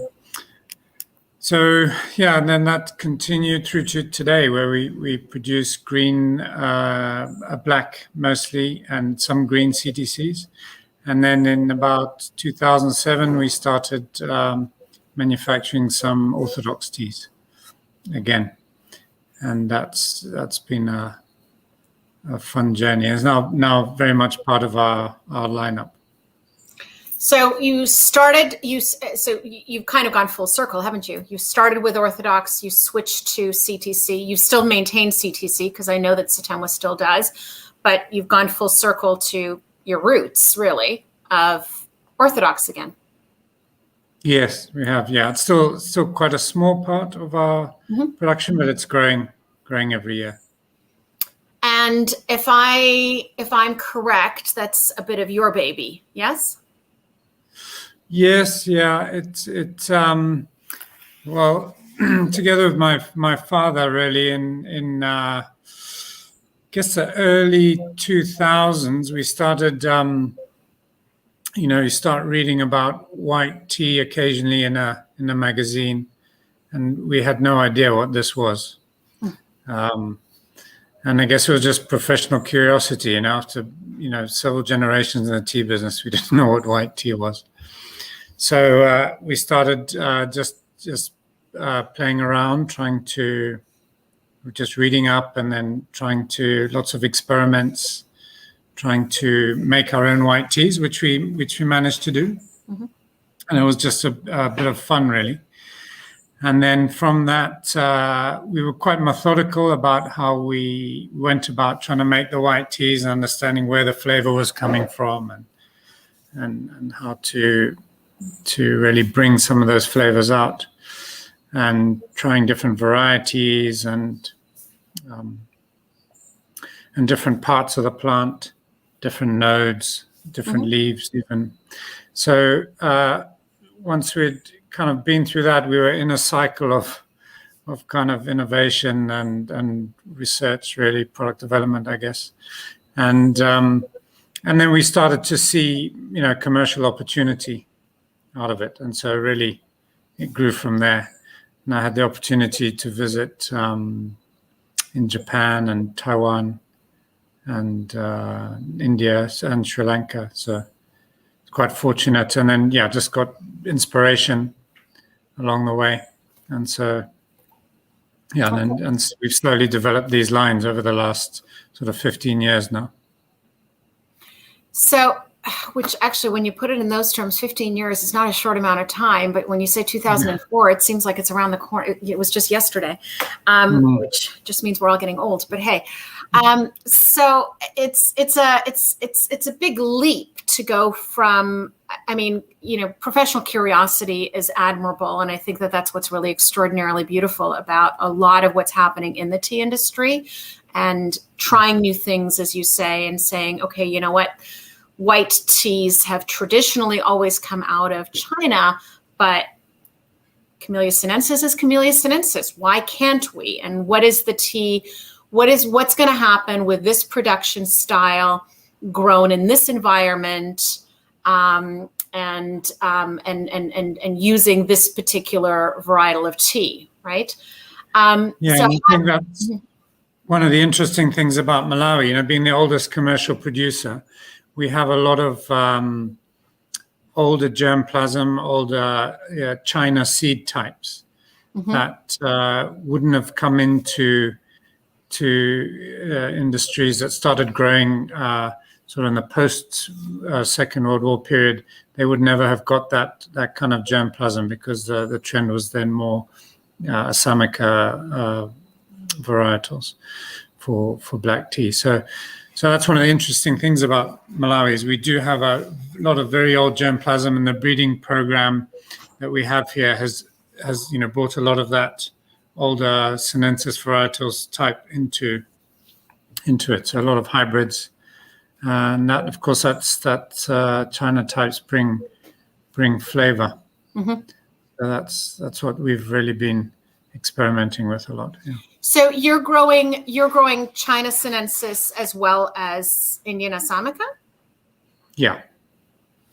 That's interesting. I have to say I'm surprised, because it's China sinensis doesn't usually take to warmer climates. It usually needs a cooler climate, right? Yeah, that's usually higher grown, but it actually prefers the warmer weather. It goes in the cool weather. It goes dormant. Mm-hmm, mm-hmm.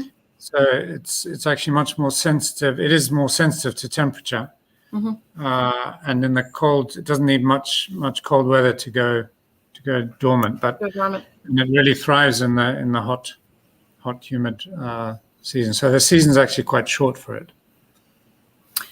One of the things that struck me when I was doing all of the homework that I was doing for preparation for today is something your family says, which is, we never want to think we've done enough.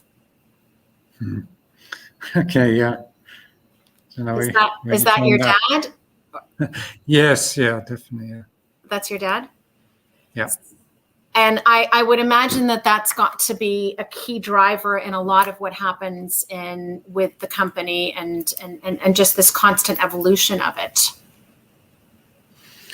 I think so, yeah. It definitely does seem to be part of the DNA, yeah, just to keep, I guess, yeah, we're a small tea growing country at the end of the day.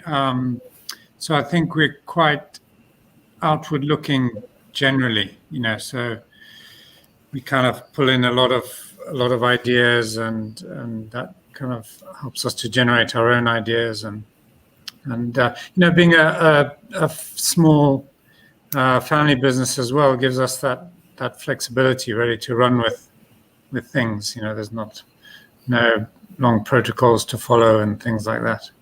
So we have that. That's one of the strengths of a small business, right? So we kind of run with that.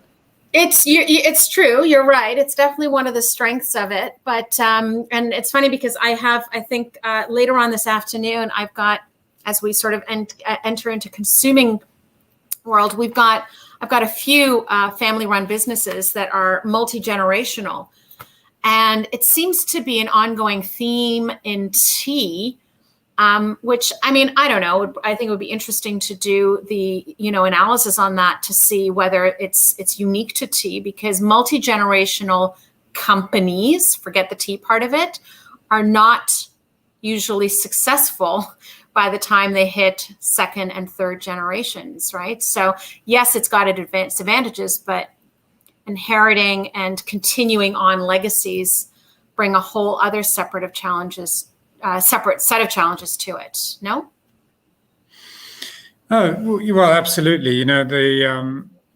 It's, I think, first of all, translating the vision that was there, keeping it relevant in a changing environment, is a challenge for sure. I think generally in agriculture, you have more of a chance of staying in or for those businesses kind of carrying on through a generation. Mm-hmm. But of course, as we know, in a lot of agriculture is really moving to bigger business. Younger generations haven't been staying, and that's kind of seems to be changing again at the moment. But we have been through a period where people have been moving out of agriculture where they've had the opportunities. Mm-hmm.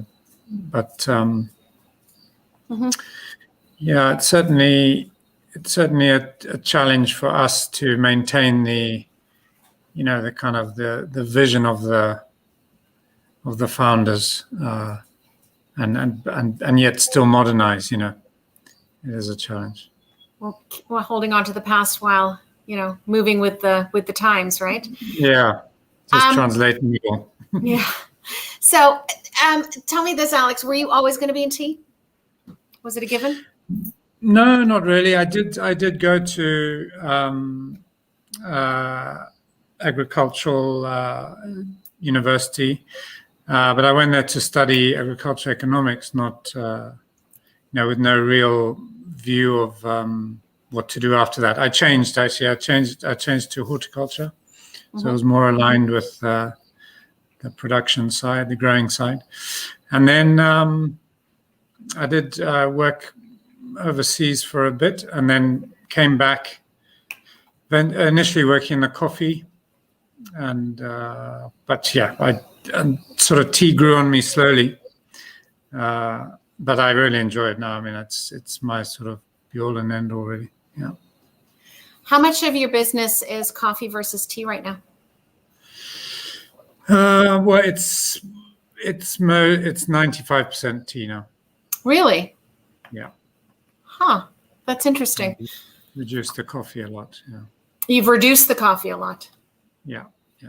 And what are the challenges? I'm going to say challenges. What are the challenges in tea that you don't see in coffee? Because, somebody working in both is, I mean, you'd have a perspective of both sides of it, and I'm sure each has challenges, but.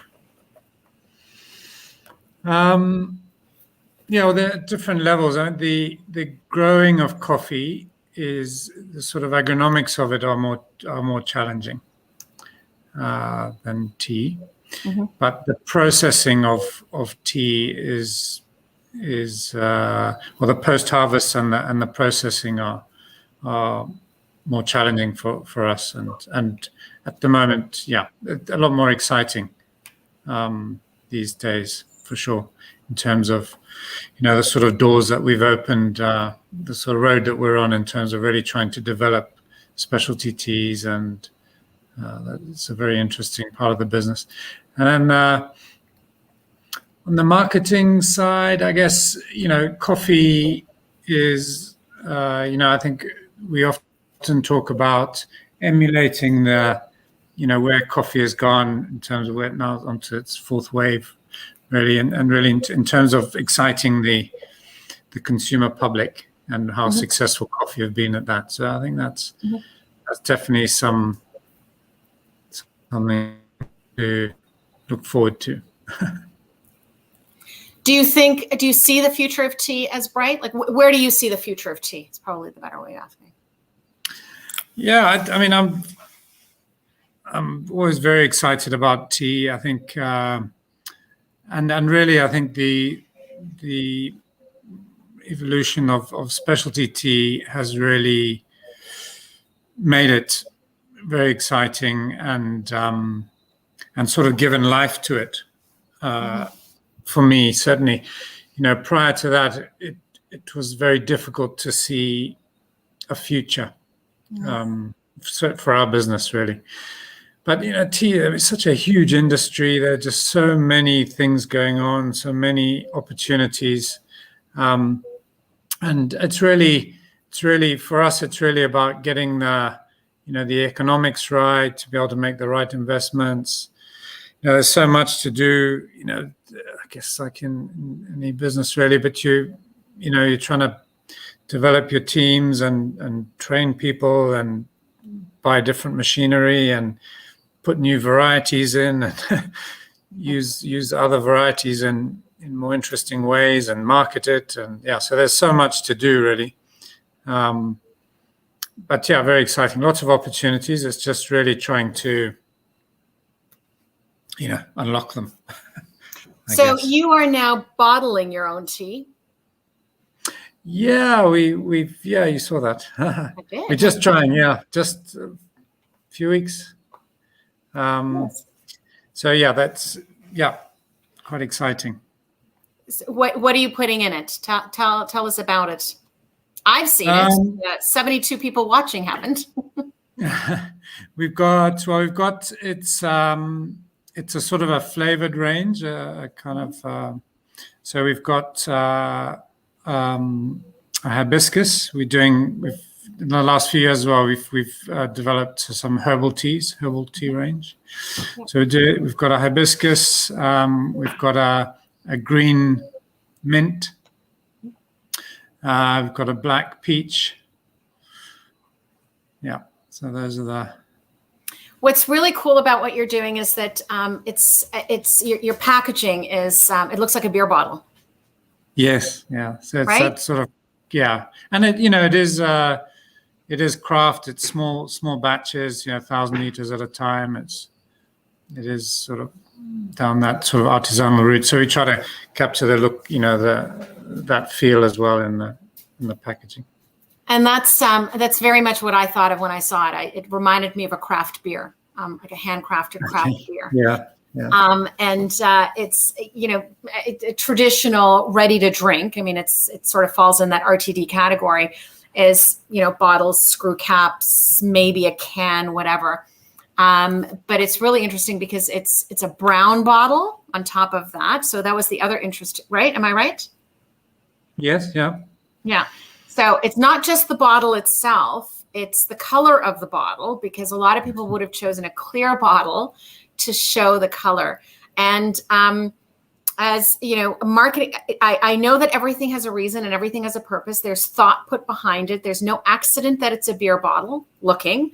It's no accident that it's a colored bottle. So you're very much marketing towards a much younger demographic in terms of appealing to, well, what I've been talking about all day, getting new consumers. It's not about converting the converted. We're preaching to the choir sometimes, right?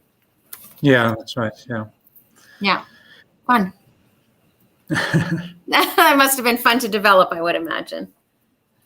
Yes, absolutely. Yeah. And it's great. We've had some of these ideas for a long time, and been drinking them at home and things like that. So it's fun to be able to kind of share it and make it real. Wonderful. Well, dear Alex, we've reached the point where you must answer one of my Proust questions. So Marcel Proust has, You didn't tell me about that. No, I don't usually tell anybody about it. It's the surprise. But they're harmless. It's not trivia. So Marcel Proust has a list of 30 questions. These are, get to know somebody types of questions. You will only answer one, and I'm choosing it at random. Which living person do you most admire? Ooh, living, my goodness.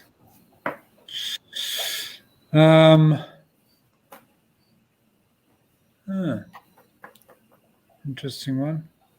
I tend to overthink these things. Okay, I'm going to go for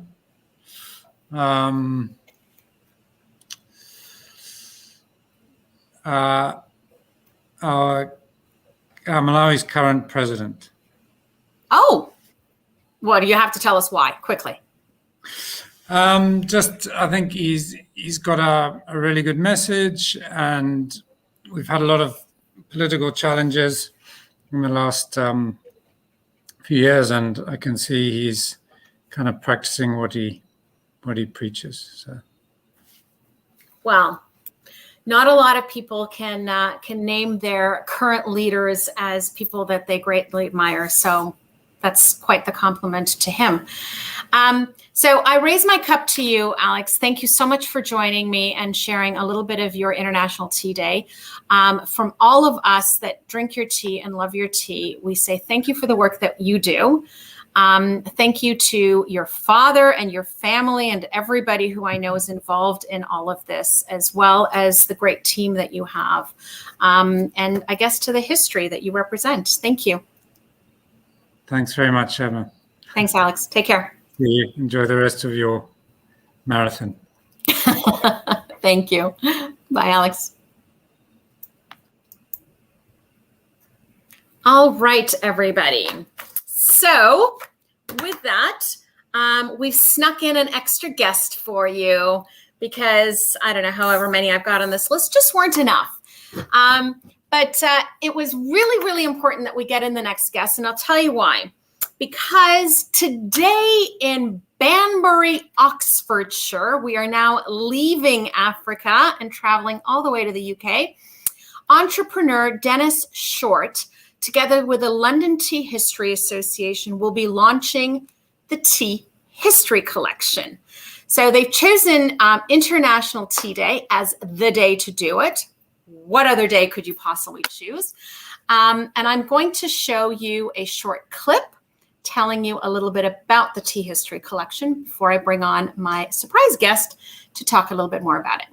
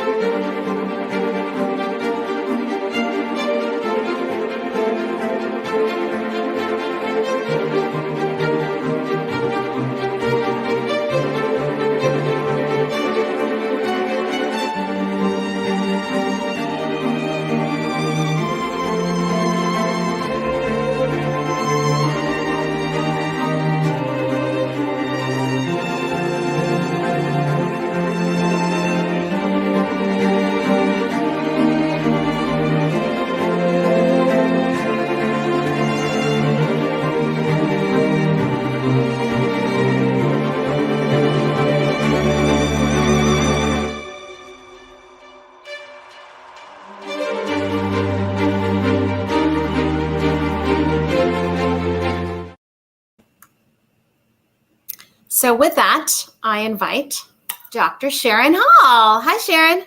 Hi, Shabnam. Happy International Tea Day. And hello. I'm double, triple fisting it here. Wow. And hello to all the sofa summiters as well. I think that's a thing now. You have to be a sofa summiter. I'm gonna get t-shirts. We're gonna have swag next time. Excellent. All Excellent. right. I love it. I'm designing it in my head already. So welcome. How's your International Tea Day been so far? Yeah, fantastic. Up at 6 this morning, launching our last podcast, then over to Banbury, logging into the FAO event from there, following you. Lots of people still talking about you into the next session, Shabnam, so well done. And then, yes, we launched the tea history collection today in Banbury. Wonderful. So let's start with that and tell everybody, what is that? Why? What? Absolutely. Well, thanks for showing the video, which really encapsulates some of what it's about. But it's a new private tea history collection that's been set up in Banbury in Oxfordshire here in the UK by entrepreneur Dennis Short, OBE. And his aim was to preserve tea history for future generations. He actually grew up on a tea estate in Assam, and his family spent 30 years in the tea industry. And so he's gone full circle and coming back to tea right now, which is absolutely so exciting. He decided to set up the collection over a year ago because he's working with the London Tea History Association, and they had erected 3 plaques in London on important tea buildings. And they felt that there was a need to store some of the important historical items that were, part of the tea industry, in a worry that these things would get discarded and lost for future generations. So Dennis kindly offered his business presence in Banbury, and he set up this fantastic facility that you saw there in the video, purpose-built, tea tasting counter. There's a huge library of books and documents and some fantastic, really interesting items to do with the tea industry. So it's absolutely fantastic. And yes, it was opened today by Tea Ambassador Mike Bunston, OBE. There was a lot of OBEs there. I felt very left out. And we'll get you there. Yeah, absolutely. Dame Sharon, I think. But it was interesting that Mike told us that Britain's largest tea warehouse used to be in Banbury. And in its heyday, they used to store up to 750,000 tea chests right up until the 90s. So Banbury itself does have a link to tea history. Who knew? Who knew? Exactly. Who knew? So before we continue, I have to tell everybody else who's listening who doesn't necessarily know what an OBE is. An OBE is the Order of the British Empire. So it is a very prestigious, I don't want to call it an award, but it's an honor. It's an honor to receive an OBE. The fact it's really fascinating. I haven't personally met Dennis. COVID, but it's really fascinating. First of all, that he's gone full circle, but also that for him, the importance of preservation and history was the driving force, and it's something that was talked about earlier today. JP Gurung from Darjeeling was talking about the book that his tea book that he wrote. And he wrote it for the purpose of the fact that people were not writing about the history in the past and the importance of the preservation of it, which connects to Dilhan Fernando from Dilmah, who is talking about how, we have to know our past and our present in order to move to the future. So a big thank you to Dennis for doing that on behalf of the industry. I think that's an extraordinary thing and so generous of him to do. Can you tell us about some of the items that are there? Well, one of the most interesting items that I saw today was a kettle that fits inside a tank, so soldiers could make their cup of tea without risking getting outside of a tank. No. It's absolutely fascinating. I'll be posting a picture of that on our Instagram at some point. There's a lot of catalogues from the old tea auctions. There's tea paraphernalia. So I mean by that, old adverts. So there's some old Brook Bond adverts. They're actually works of art. They're really beautiful. Or packets of tea. There's even some samples of tea from, I think, 1904. I want to say.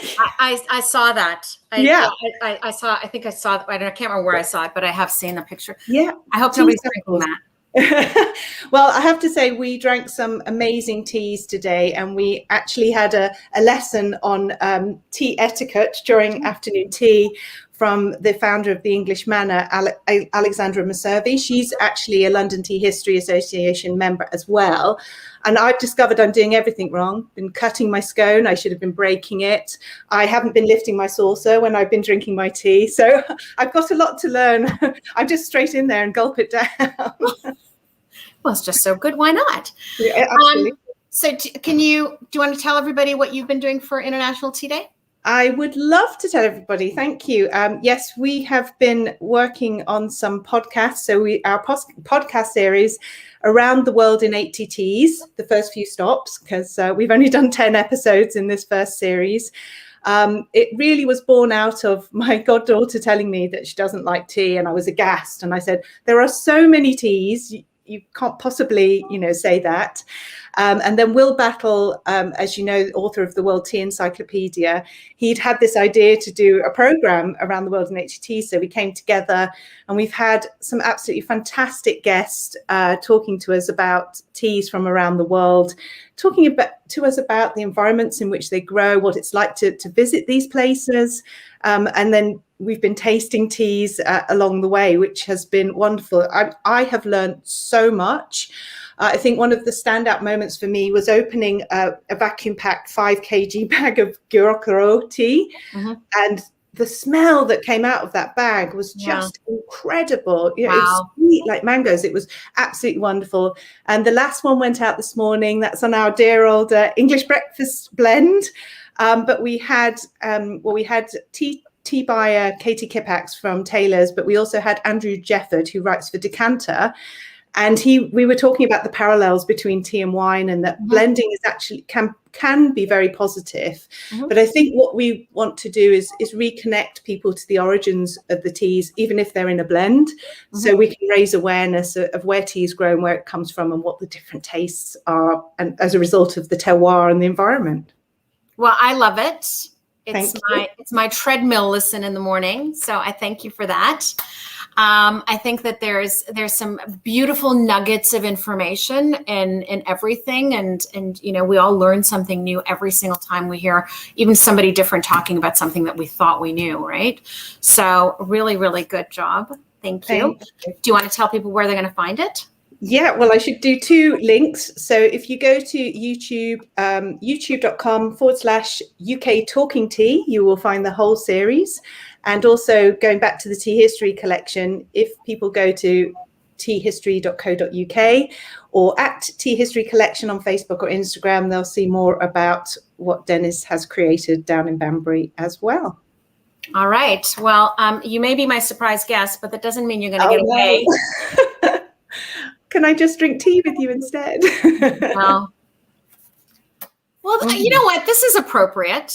Okay, tell me. What was your favorite journey? Oh, well, actually, you mentioned, I was obviously in the waiting room when you were talking before, and you mentioned Jenny's project to raise money for people in Nepal. And actually, my favorite journey was trekking up to Everest Base Camp.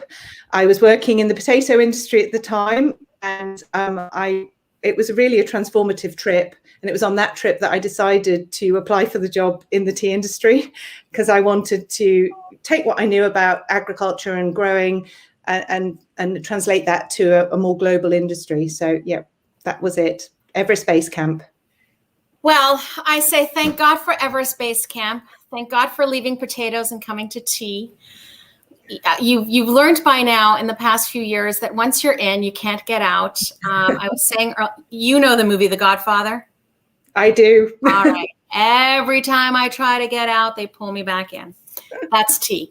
So happy International Tea Day, my friend. Cheers to you, my lovely friend. And you're looking fabulous. 5.5 hours in. You're amazing. I'll crash later. Happy International Tea Day. And thank you for sharing a little bit of my sofa. Thank you so much. You take care. Enjoy the rest of the STEM Summit. Bye. Bye. Bye. All right. Back to our regularly scheduled program. I have Ian Gibbs on. Hello, hello. Shabnam, how are you? I am extraordinarily good. How are you? Very well. Well done today. I think it's another marathon. Honestly, it's been so successful. It's been really, really good. And I'm sorry to bring it down now. You silly man. Don't jinx it. So far, we've been good, minus the hiccup at the very, very beginning because somebody was talking for 10 minutes and forgot to hit go live. So here I am thinking. Now, I've told you all about it. You never would have known, but transparency. That's what we're all about here. Yeah. So happy International Tea Day. What have you been doing with your day? Well, I've been watching you, of course. You've been doing more than that. No, I have been doing more than that, actually. Yeah, no, I've been drinking some tea, and I've had to go down to our local pub a little bit because we've had gale force winds today, and we've had because of the sort of COVID restrictions, we've had to put a marquee outside. So I've been really worried that's been flying away, but it's okay. And I think the winds are all dying down now. So touch wood, it'll be okay. All right. Well, I'm touching wood for you. So for those of you that don't know Ian Gibbs, this is Ian Gibbs. Ian Gibbs is chair of the International Tea Committee. Now, before we get into ITC, I want you, Ian, in your own words, to tell everybody your tea story. How did you get into tea? Why tea? Very good question, actually, because basically when I left school, I joined the army and initially for 3 years. Then they sent me off to I extended for a year, and they sent me off to Berlin, which was absolutely fascinating as the ADC to the general out there, and that was in the days when the Berlin Wall was up. And and after that, I really didn't know what I wanted to do, so I extended. I signed on for good, but after 15 years, which was in '89. I decided, right, time to get out. And during that time, my experience of tea, of course, had been, it was a welcome brew on exercise. It was really, sort of uplifting and sort of warming and refreshing and an essential part of any training exercise. And your cup of tea was just essential too. Anyway, when I left the army, I was living up where I am now in this part of the world. And I was invited up for lunch with the father of the girl who I was sharing a cottage with. And at the lunch was a chartered surveyor who's a very good friend of ours who said, look, I know you don't want to be a chartered surveyor, but come and spend the day in the life of a chartered surveyor. And so I said, okay, well, that's very kind. I'd love to. And then my host overheard, said, well, come and spend the day in the life of the tea trade, see what we do. And so I did, and this man was a chap called Keith Loudon-Shand, who was the boss of Wilson Smith at the time, Wilson Smith Tea Brokers, and worked with Mike Bunston and people. Anyway, I went and had my day up there, and it was absolutely fascinating and really eye-opener. And I always wanted to go in the world of international trade of one sort or another, and get into the world of the sort of diplomatic word, sort of traveling and meeting people and trade and so on. And so that's what happened. And I got a phone call a few days later saying, look, if you're interested, I think we've got a job for you. And so I got there. So we almost lost you to the world of chartered surveyors. Is that what you're saying? No, not a chance. No, but I did actually have a very interesting day there because I just learned a lot about what they do, and this guy's got a very successful business. So I had a really interesting look at what they do. I mean, it was more than just sort of selling houses and so on. He was actually managing industrial estates and things like that. So it was interesting. So I learned a lot, but it was never any question of me going into that. No. Well, I'm sure you learned a lot, and I'm sure it was very interesting. And I'm sure one of the things that you learned is that this is not what you wanted to do. Absolutely. Yeah. I mean, after my 3 years in the army, my initial plan was to do 3 years in the army, and then having done that, become a chartered accountant. And after 3 years in the army, I thought one thing I don't want to do is become an accountant. So I stayed in. That's one of the reasons I stayed in, was because I just had no idea what I wanted to do. Ian, there are a lot of things I can picture you doing, but a chartered accountant is not one of them. Yeah. And that's got nothing to do with your skills. I'm sure you're a great. Yeah, well, I'm very bad at figures, as you know, because I'm now involved with the statistics. We're getting to that. Fortunately, they don't rely on me to put them together, so that's all right. I was just going to say, you're not putting them together. We've got somebody else for that. Very highly qualified. Yeah. Yes. So, which takes us to your current role, which is chair of the International Tea Committee. So, for those people that don't know, can you tell everybody what is ITC? Yeah, the International Tea Committee was set up in I think 1933, and so we're very nearly 90 years old, and it basically puts together all the statistics of the trade, which there's production, consumption, imports, exports, and anything to do with it. And we publish it in this wonderful booklet, which I know you want to see. And I have a whole stack of them. Good, and it's really a really useful tool because it basically gives you all the information about where tea is grown, where it's exported to, which countries import tea from, and so it really gives you a good global picture of tea, and it educates you on where the trends are, on where markets are growing, where production is growing, where production is falling, and so on. And you can also learn very quickly on which routes tea is taking, which countries are importing which teas from where and so on. So, and there's also prices and acreage and so on. So it's a really, really useful book. And the International Tea Committee is the only international tea organization which has got a fairly substantial number of members right the way across the world in producing and consuming countries. And so if you advertise in here, or you even become a member and put your name in there, everyone has got access to you from across the world of the tea trade. And so I think it's a really good organization, and I'm very proud to be part of it. And it's run basically on a day-to-day basis by Manuja Peiris, who works normally from an office in London with Rumi. And but obviously they're working from home at the moment, but they're having to go in regularly to sort of check the office. And they do a sterling job. They really do fantastic work in putting everything together. And they get the statistics from a number of sources from different, from the various countries, customs and tea associations and all these sort of people. So for those of you that don't know, Manuja and Rumi, as you say, Ian, they do amazing work in pulling together this amazing, extraordinary book that all of us in the tea industry simply refer to as the Green Book or the Green Bible. Everybody has their copies. Everybody looks very much forward to receiving their fresh new copy every single year. But what's really important, as Ian has said, is the fact that it truly documents all of the production, all of the imports and exports by not only producing countries, but also by consuming countries. Tea consumed per head in different countries. There's some pricing in there based on auction pricing, etc. That's public information, and it's a great tool for the industry to use in order to understand then, based on these facts, because they're facts, they're your absolute truths, to take these and then be able to analyze the data to see trends and see ways forward in what's happening in the industry. You can see very much, how climate change, for example, is affecting production and, based on year, et cetera. So really, really important work. So in terms of ITC, I know obviously you can be a member of ITC. So what are the different ways that people can become involved with ITC?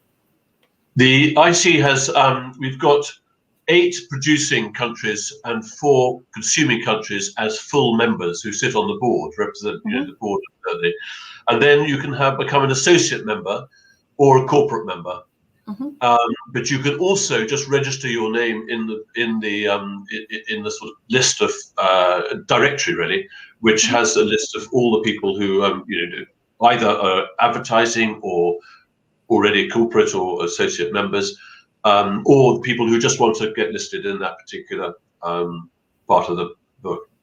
And so you just contact the International Tea Committee, which I can, I can't remember what the website. That's okay. Anybody wants any information on ITC, contact us, info@tea.ca. www.inttea.com. INTTEA.com is our website. And obviously, in addition to the book, we obviously publish all the statistics online as well. It was a good save, Ian. So, one of the things, you obviously are not the statistician, nor are you the collector of statistics. You are, however, chair of ITC, and I think that role is one that you were probably born into, because being this tea ambassador, tea diplomat, so to speak, if there is such a job, then Ian Gibbs has that job. You are fortunate enough to be able to visit lots of different producing countries. And really, as I said, be an ambassador for tea. So can you tell us a little bit about that? Because that's been obviously a big part of your life in the past few years, pre-COVID. Yeah, I've been incredibly lucky. You're absolutely right. I've traveled a lot particularly over the last 4 years, because I became chairman, I think, in 2016.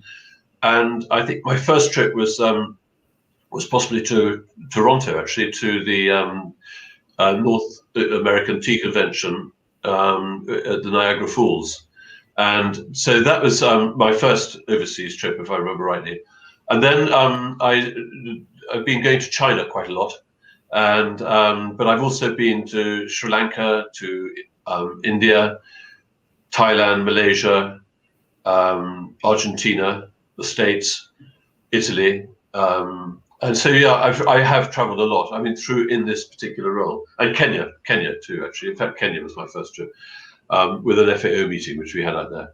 But it's great, you go out and there are a lot of tea conventions and tea conferences held all over the world, promoting tea, obviously, and getting people together. And it's an amazing industry. It's got people from, when you get all the producers together and the brokers and traders and the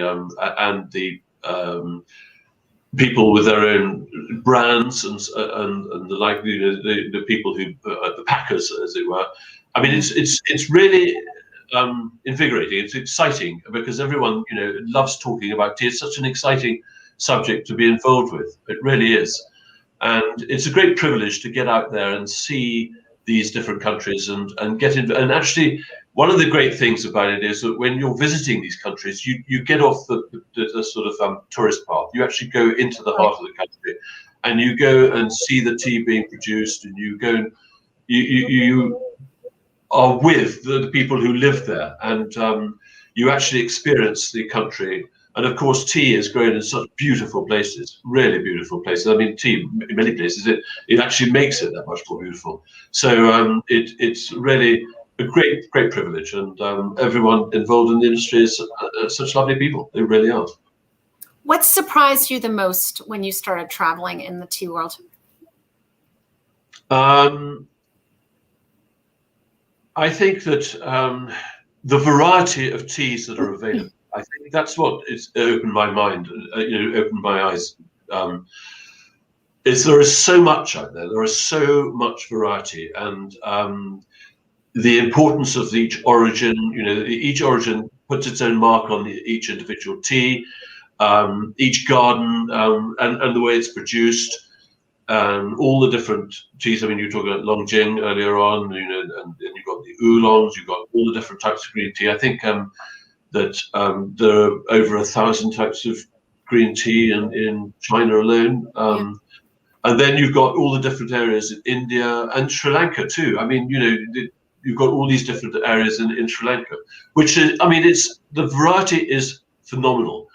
And then you come to Africa, and as people were saying earlier, you said earlier, I think, people don't associate Rwanda and Malawi with tea. And there's so much educating to be done. There really is. It is a phenomenal amount. I mean, people who consider themselves regular tea drinkers, even a lot of them don't realise that tea is grown in Africa.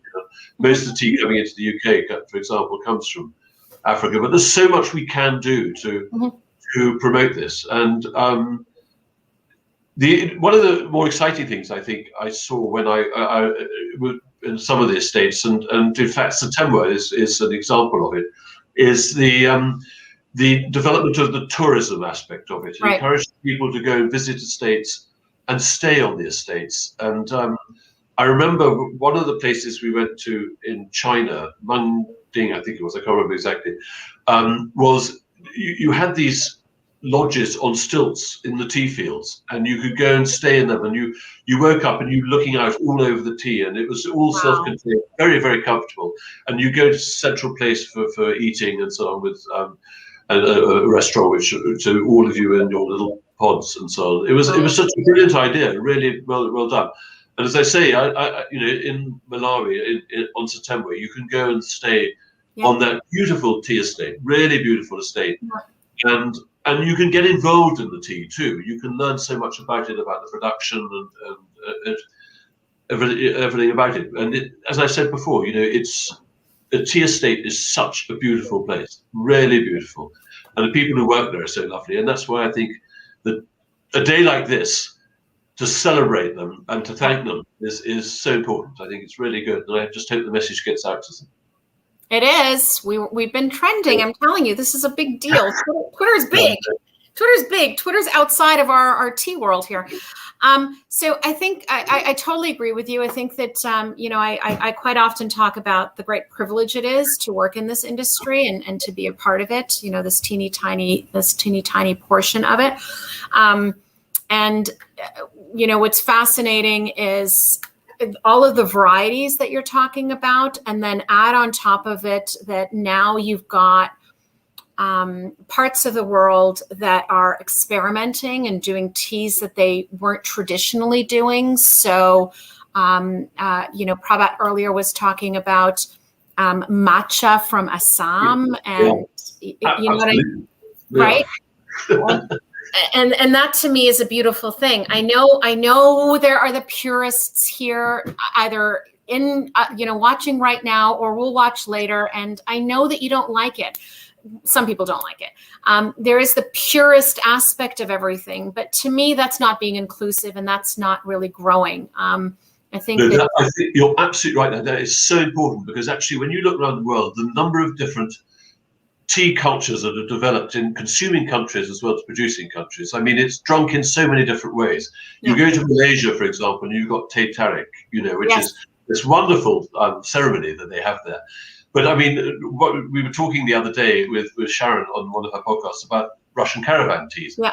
And it's quite interesting that, you've got in the north of China, you've got through Mongolia, you've got the tea road, and then coming out of the south up to Tibet, you've got the tea horse road. And of course, it was camels or whatever, animals of some sort that the tea used to sort of brush alongside as it was moved. And of course, up north, the flavour that went was from the smoke from the fires and so on, particularly through to Europe. And but down the south, when it comes to tea horse road, they mixed the tea with the yak's butter and salt, and so they went for the animal side.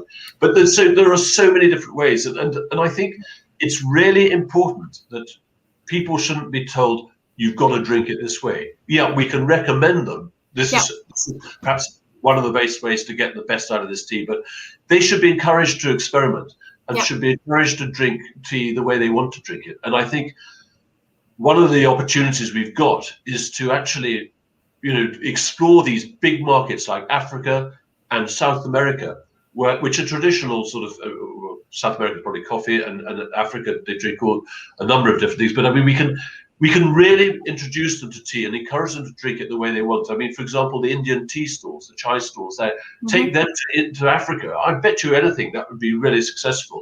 And the last thing they want is tea in a tea bag.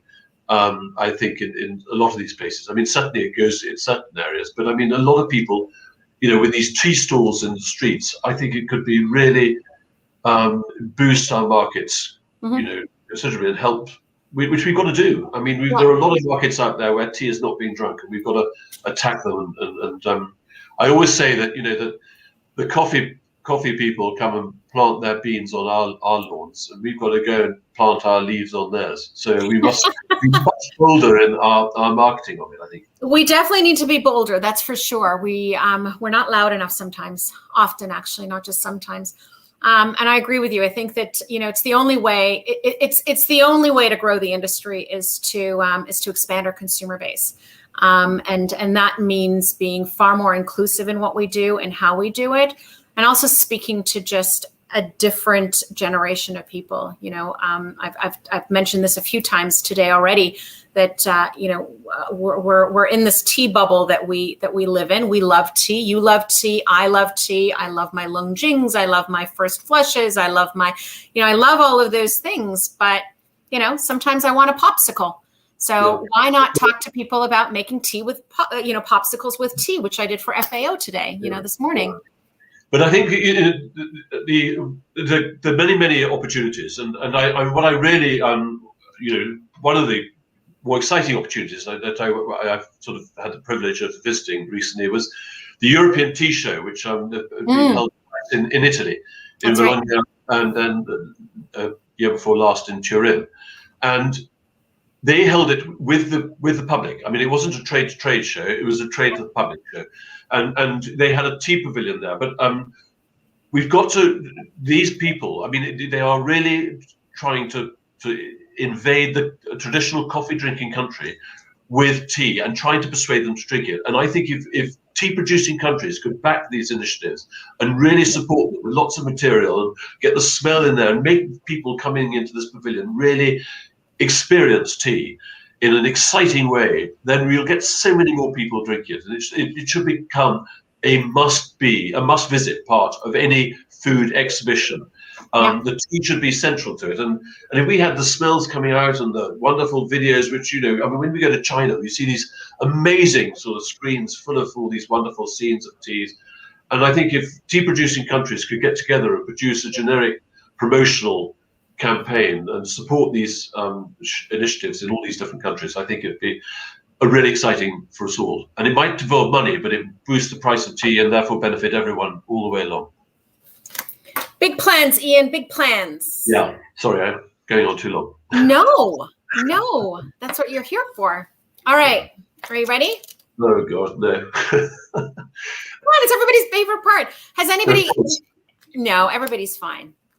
Yeah. I've been harmless so far if you've been following. Yeah, but Sharon, thank you very much indeed for this. Honestly, it's been an amazing day. And last year, too, was great. It's a great initiative, and I think it's really exciting what you're doing. And you learn, people who've been on this have learned so much, from all the different speakers from across the different countries and continents. It's really great. You always learn something new, but you Absolutely. are not getting out of my Proust questionnaire. I think my internet's gone down. Oh, yeah. What do you value most in your friends? Honesty, loyalty, and yeah. I mean, I think honesty and loyalty, I think, are crucial things, and good. Just knowing that they're there to support me when I need them, which is far too often. Well, Ian, on that note, I raise my cup to you. I wish you a happy International Tea Day. I thank you for joining me on my virtual sofa. Well, thank you, Shabnam. It's been a great privilege, a great honor, and thank you very much. Thank you to everyone who's been listening as well, and thank you to all those who do so much to produce our wonderful beverage. Cheers. Cheers. Thank you so much. Cheers. Bye. Bye. Take care. Good luck Bye. the rest of your day. Thanks. All right. Well, moving right along, we are going to stay in the UK. And I am very pleased to welcome Angela Pryce. Hi, Angela. Hi, Shabnam. Nice to see you. Nice to see you. How are you? Great, thank you. Yeah, very good. It's towards the end of our day here, so end of a very busy International Tea Day for us. And yeah. How has it been for you? You must be a few hours in now. Oh, Angela, I started with FAO at 6:30 this morning. and then this since 8 o'clock. So I'm in hour 6 of 11 and a half. Very good. Well, I hope you've got some caffeine on the go. Adrenaline. So tell us, how have you been celebrating International Tea Day? What have you been doing today? So bits and bobs, really. So I've had, I suppose the highlight of the morning was had a focus chat with a PR company here in the UK. So they do a lot of work with luxury food and drink brands. So had a hours Insta Live with them, which was my first Insta Live, actually. So I was kind of slightly nervous whether the tech would work, but all went very smoothly. And it's great, actually. It was nice to have that live interaction with an audience in terms of the questions coming through. And so that was that. And then lots of tea drinking. I've had some work on the go as well. So tasting some fantastic teas from Kenya, some new speciality teas with a producer that I'm working with there. Nice. So a bit of tea tasting in between. Good. Well, that sounds a good way to spend the day. But before we get into it, I should introduce you. Angela Pryce is a tea consultant, really, right? You have your own consulting business, but you have a long history in tea before you went out on your own. So I'm going to let you tell us in your words, how did you get into tea? What have you done? And now? Yeah, so I joined the industry in 1999, and I joined as a trainee buyer and blender with Twinings. So I spent about 15 years of my early career with Twinings, so buying teas, blending teas from pretty much anywhere that grows tea globally. So traveled a lot in that role, but also worked on a lot of new product development. So working with marketing to create really interesting new products and bringing those to market.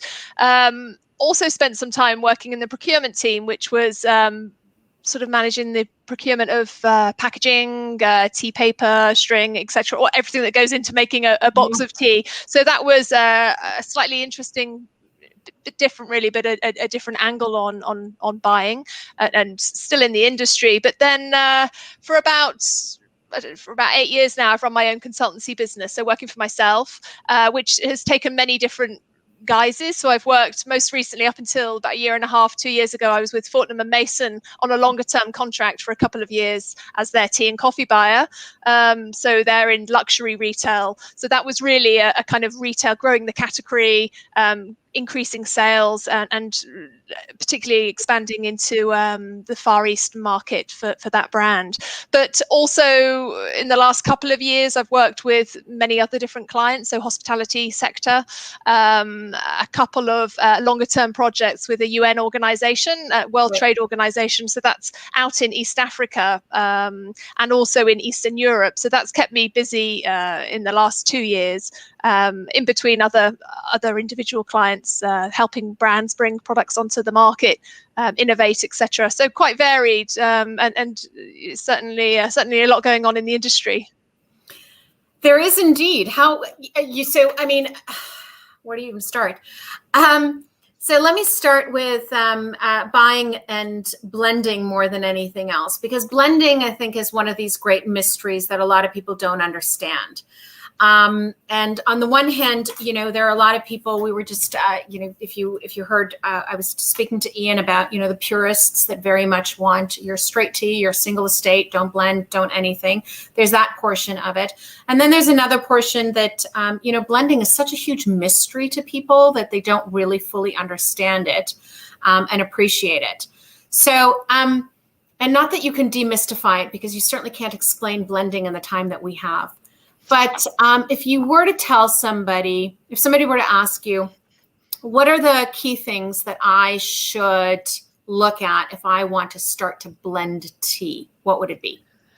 I think it's about blending, to me, is about creating a product that's better than the individual parts. So I compare it to kind of creating a piece of music. I mean, if you are working with an orchestra, that's how I'd compare a blend. You know, you're working with lots of different components, all quite different, but when they're together working well, they can really sing, versus a solo, which you just get very individual notes. So I think for me, if you're starting to blend, I would think about what you want, what your end product wants to be. So are you looking for something which is with color? Is it body? Is it flavor? Is it a combination of the three? Is it, how do you want the product to be drunk, with milk, without, with lemon, without, and then start to work backwards from there, and kind of almost looking at the world of tea as individual palettes. So if you were creating a piece of music or a piece of art, you know, using those particular teas from around the world for different reasons. So tea blending is something which is fascinating. It's like blending whiskey or champagne or other products, and using individual ingredients for particular reasons, whether that's color,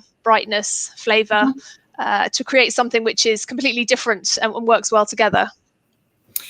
So, so from there, running your own business, it's obviously given you the opportunity to work on a lot of different projects, right? And really choose the areas that you enjoy, I would imagine, working on the most. What parts of the industry do you enjoy the most? Because obviously you're working a lot with, you know, developing new products as well.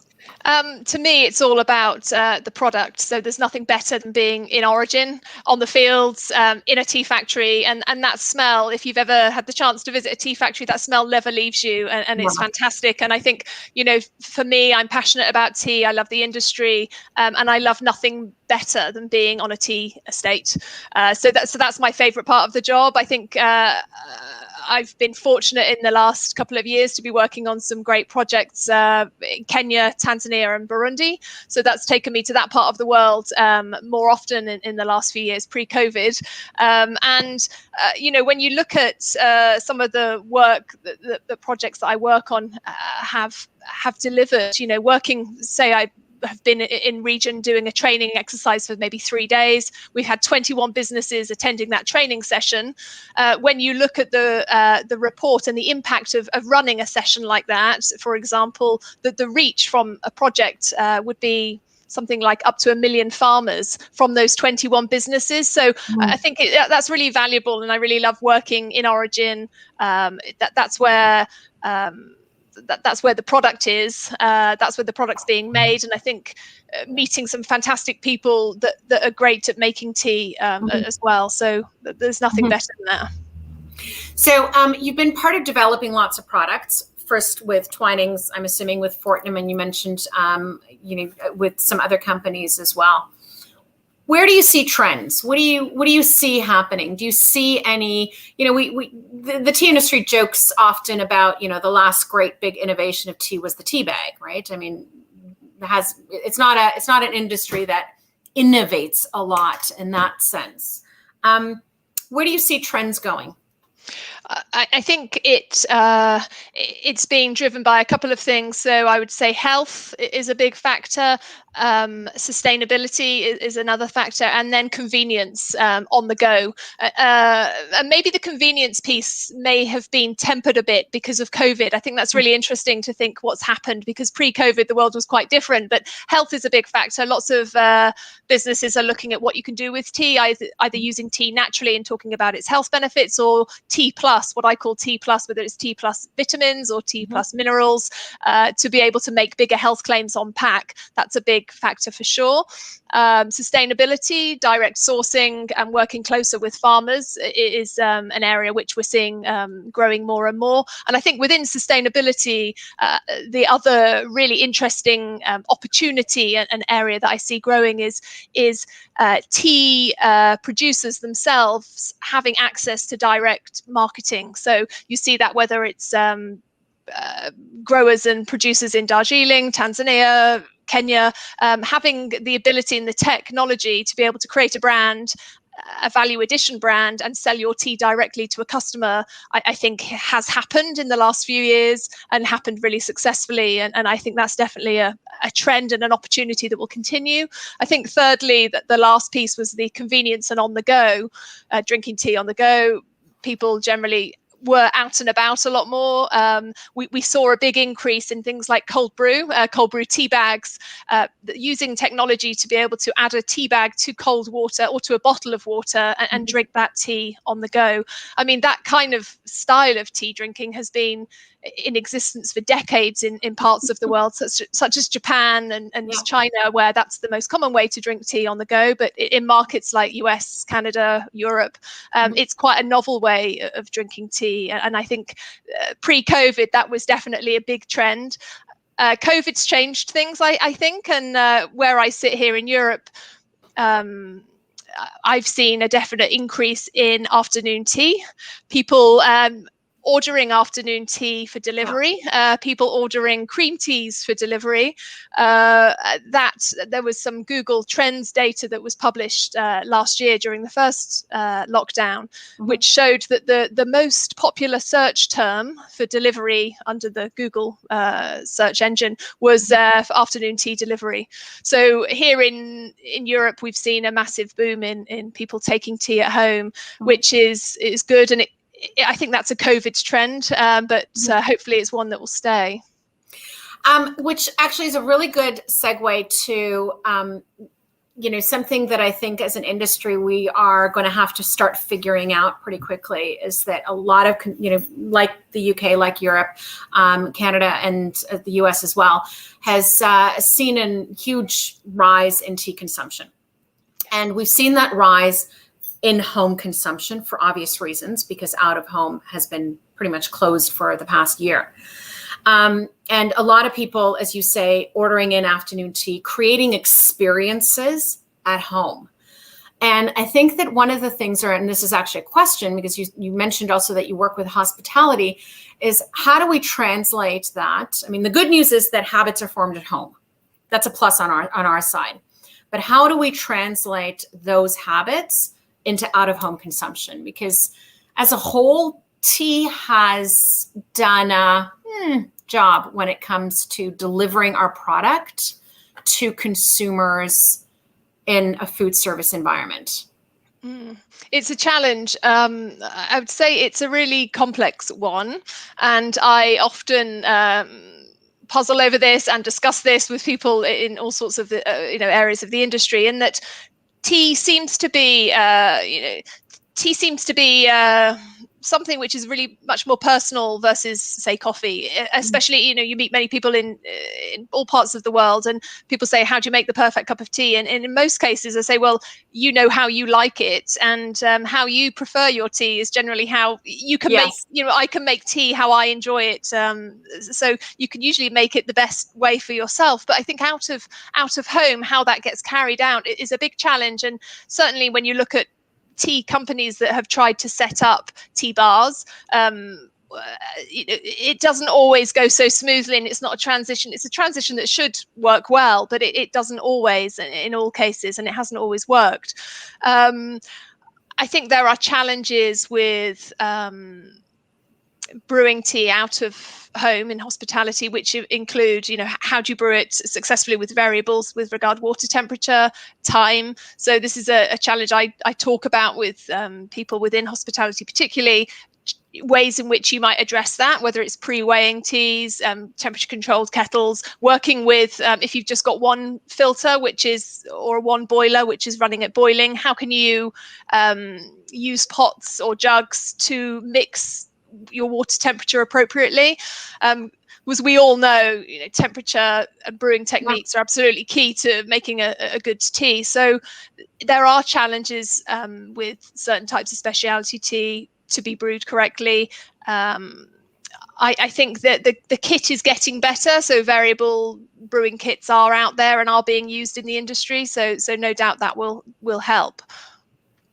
It's you're right. I mean, there's it's complicated, and there are, the challenges are plenty. I've told this story at one of the conferences a couple of years ago, where I was speaking with a gentleman here in Toronto from India, and when he found out I was in tea, of course, tea, and where he comes from in India, and drinking tea, and how much he loves tea, and on and on and on and on he went about tea.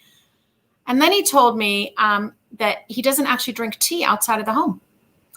And it was this moment where, I mean, it wasn't a surprise, but these are the stories that we need to remember, because we're not trying to convert a tea drinker at this point. We're not trying to, because that's a whole other challenge, is how do you get new drinkers? How do you convert people to, how do you capture share of throat, right? That's that lovely term that we use. That's one element of it. But here's somebody who is converted. He is a tea drinker. He loves tea. It's the only thing he drinks at home. But out of the house, he won't touch a cup of tea. Yeah, I get that, and I see that, and it resonates with me, because I would rather not have a tea than have a bad tea out of home. So I would tend to go for something different, depending on if the menu doesn't look so good. But I think potentially, well, it is changing. I see that it is changing in higher end restaurants and areas of hospitality here in Europe. It is for sure. So, more interesting ways of brewing tea. There is an interest and an appetite there. I think it's about the industry pushing on with it and really making that point, or demonstrating that the point of difference is there, it's valuable, it brings in new customers. I think the whole no alcohol trend, and the fact that younger people are not drinking alcohol so much as maybe in the past, that's a big opportunity. And I think, I would, and I always like to challenge people that I work with to say, well, actually, there's more to tea than just, as you might expect, a hot tea. Why not? Let's look at ambient brewing, cold brewing, elevating the kind of tea drinking experience using glassware, etc. And cocktails.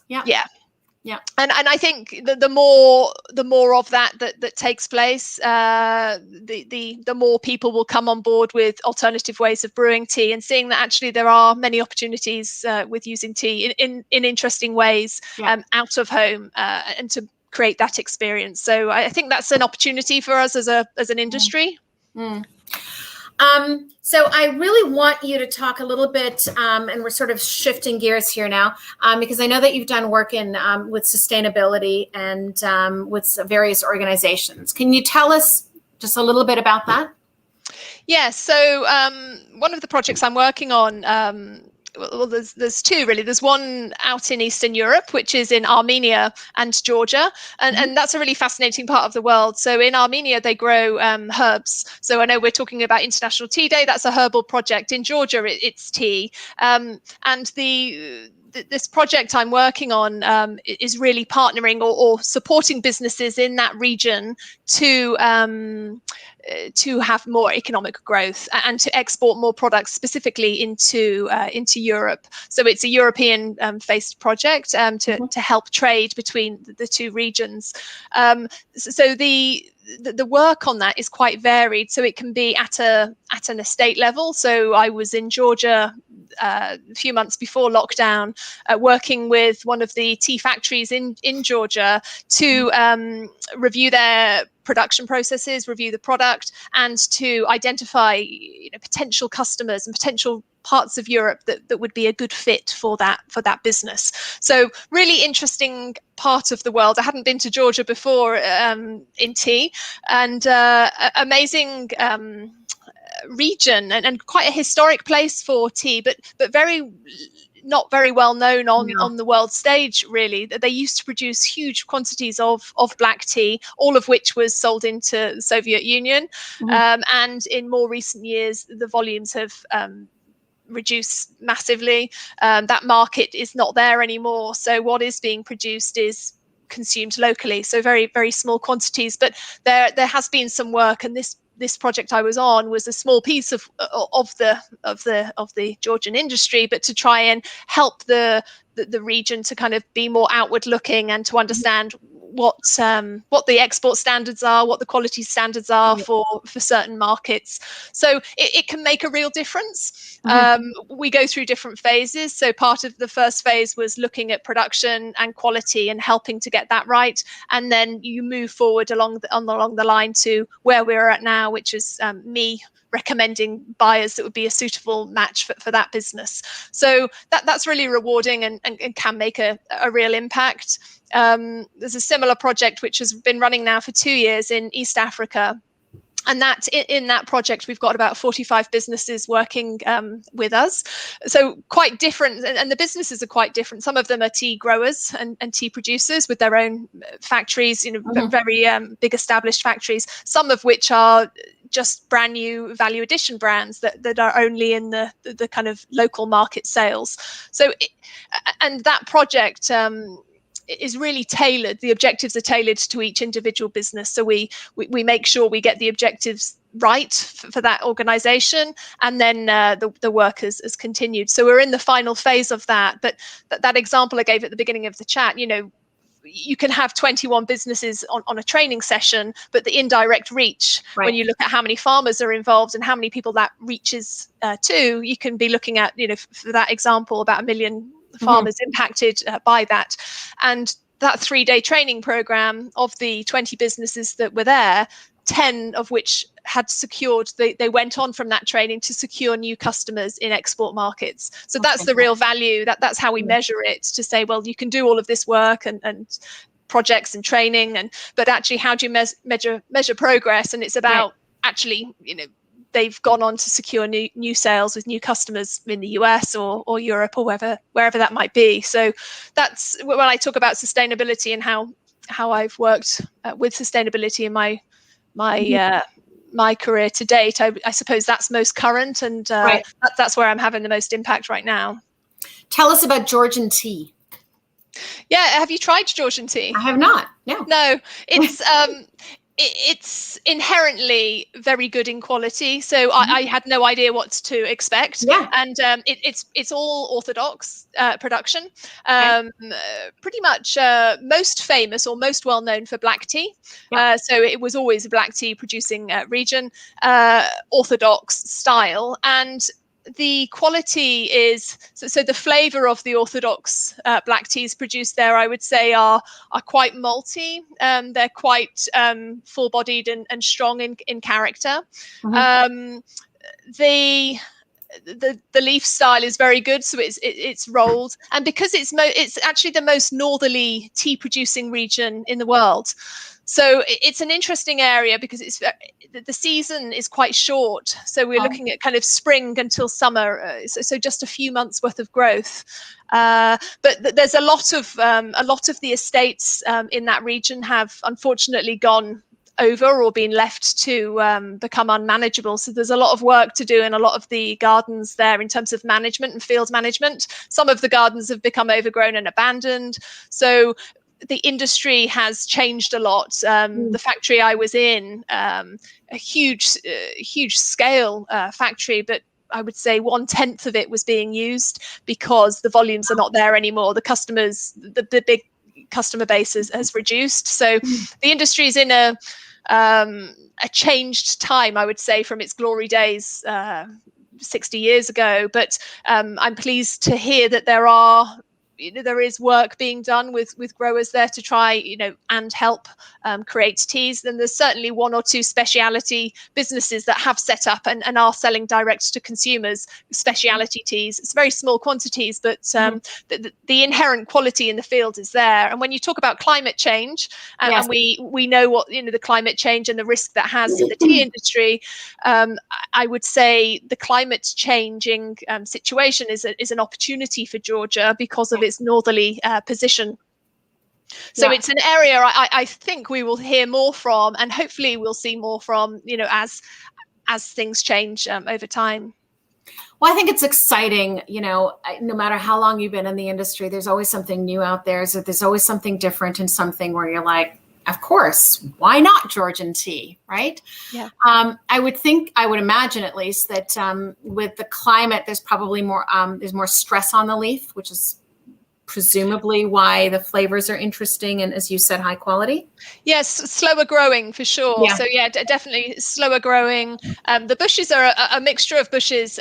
So they're because it's colder, they're seedling types. Colchada is the variety, which actually here in the UK there have been many tea growers that have set up in places like Wales, Scotland, Ireland, England. So lots of tea growers, and the Channel Islands actually are most southerly part of the UK, and many of those factories and gardens have used tea seedlings from Georgia because of the climate. Really? So yeah, it's the most similar to this part of the world where I'm sat. So and does very well in this part. Well, there you go.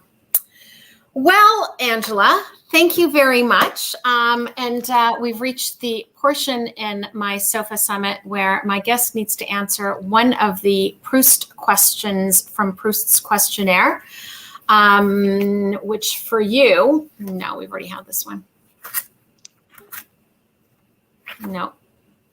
Which words or phrases do you most overuse?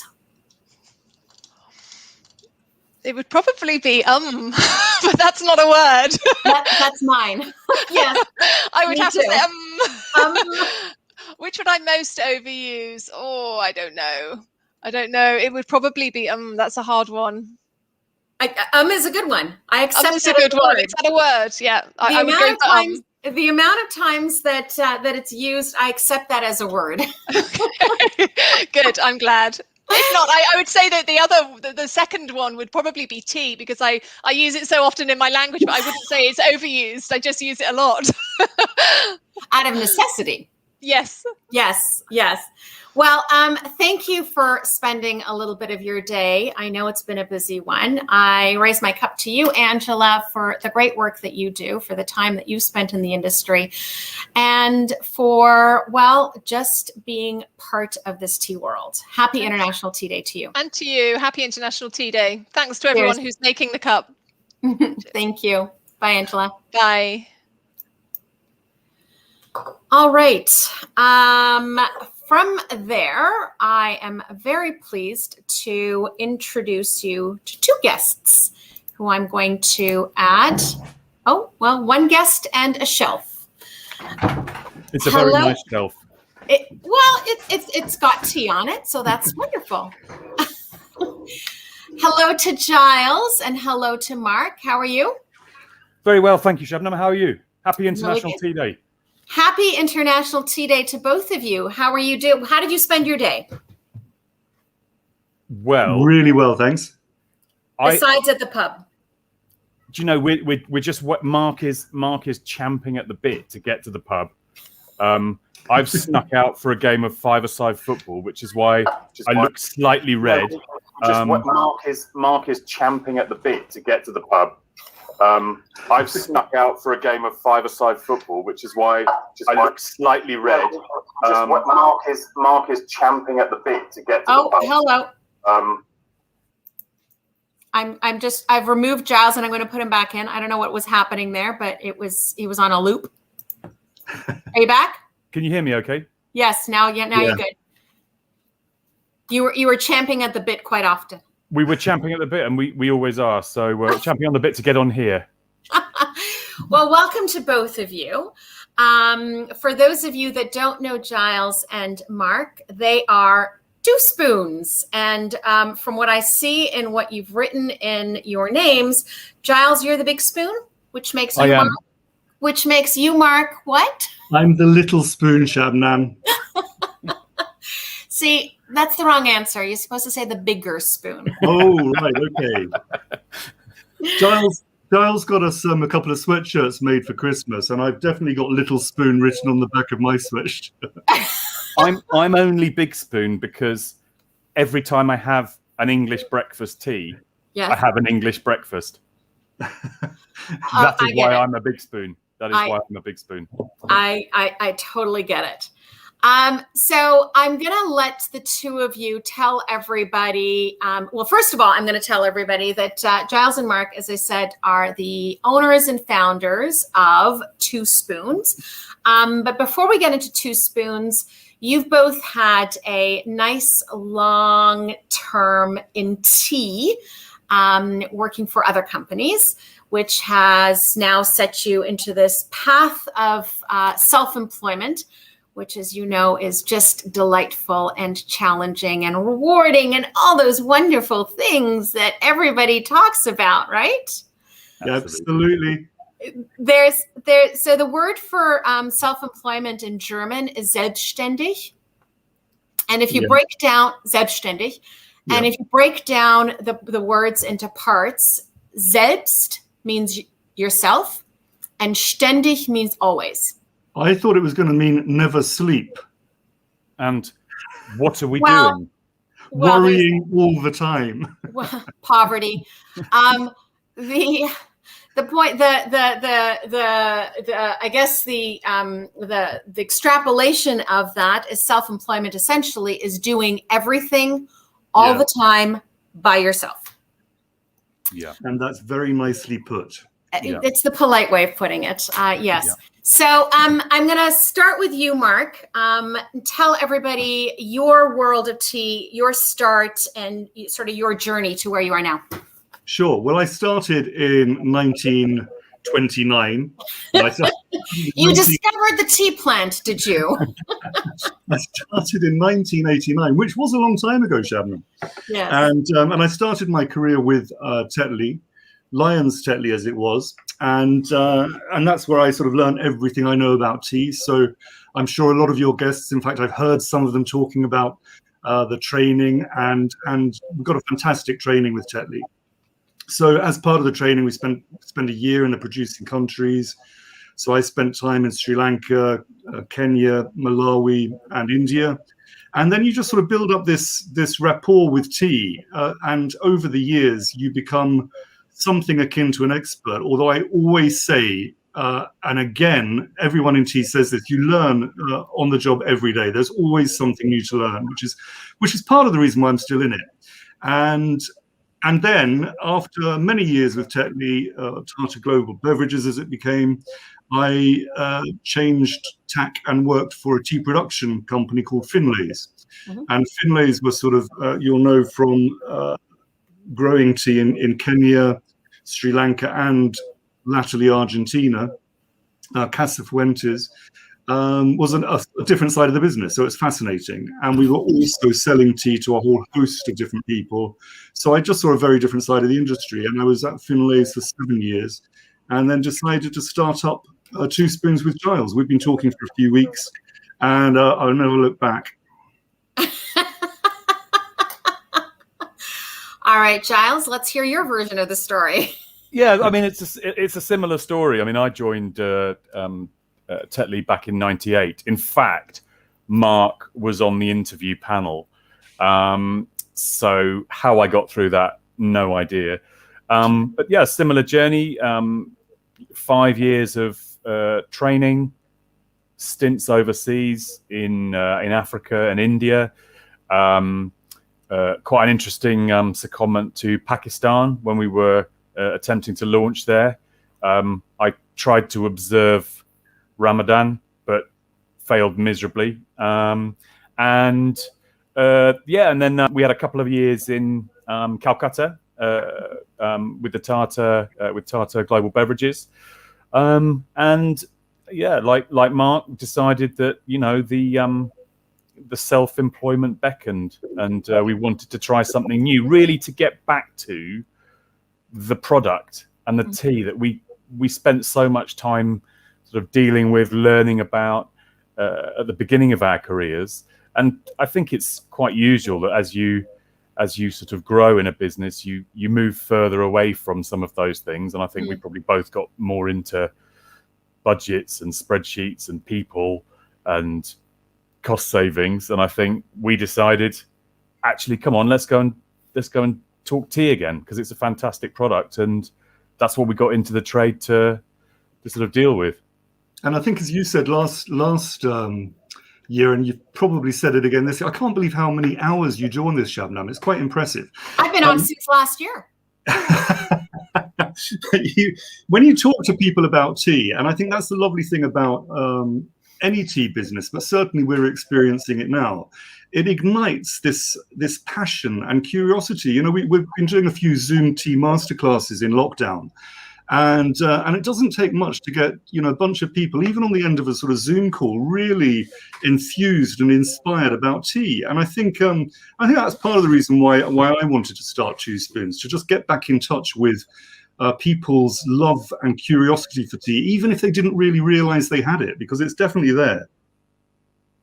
It's I used to do a lot of tea education before I took on this job, and it's one of the things that I used to say all the time is that it's the greatest privilege and joy to see people discover tea. There's like this spark and there's this is passion, as you say, that's sort of ignited in people that I'm sure there are other products out there that can say the same thing, but I'm not sure people in the Apple industry are really igniting. You know what I mean? Like it's just, if Sharon's listening, people in the potato industry. You know what I'm saying? It's different. Yeah, it's different. And I mean, Sharon talks a good potato story, but it's not the same. It's not. No, she does. So when did you start Two Spoons? Giles? We incorporated the company last year, but actually we didn't start trading until the beginning of this year, really, January. I remember it vividly because I was in bed with COVID when Giles turned the lights on, and it's only. I kept ringing him up and saying, "Mark, we've had another sale," and he'd say, "COVID." It was only 5 months ago ish, but the amount of work that went in ahead of turning the lights on was quite something. Whether that was all of the stuff that we knew about, but you had to learn about everything from selling online. So how to do that whole back end piece, designing the brand, knowing what we wanted to say about the brand. And I think what sets us apart is the fact that we've both been embedded in the tea industry for so long that it's quite you know about tea, but you don't know about starting a business, and that's been just as fascinating. Yeah. Definitely. So you both clearly saw. I mean, I totally understand the wanting to get back to the core of the business, which is tea, and that you drifted into the corporate side of the realities of a business, right? So I get that part of it and wanting to do this. But there must have been a gap that you saw, right? Because you very intentionally chose a type of product, a style, a mood, you've seen a gap somewhere. What's the gap that you saw that you're filling? I think the gap for us was our experience and the stories that we can tell about the last 20 years in tea. Because I think what we realized was that it is a fantastic product, but the story, people don't always appreciate what's gone behind that.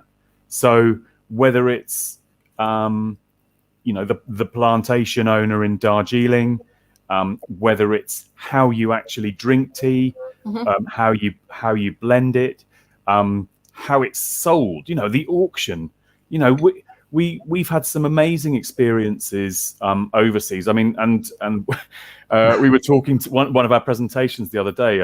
We were recounting. It was my first experience at the Calcutta tea auction, and I'd never been. In fact, I'd never been to an auction before, so it was my first auction ever, and it was fairly chaotic as everybody's shouting, and right. I couldn't tell what was going on.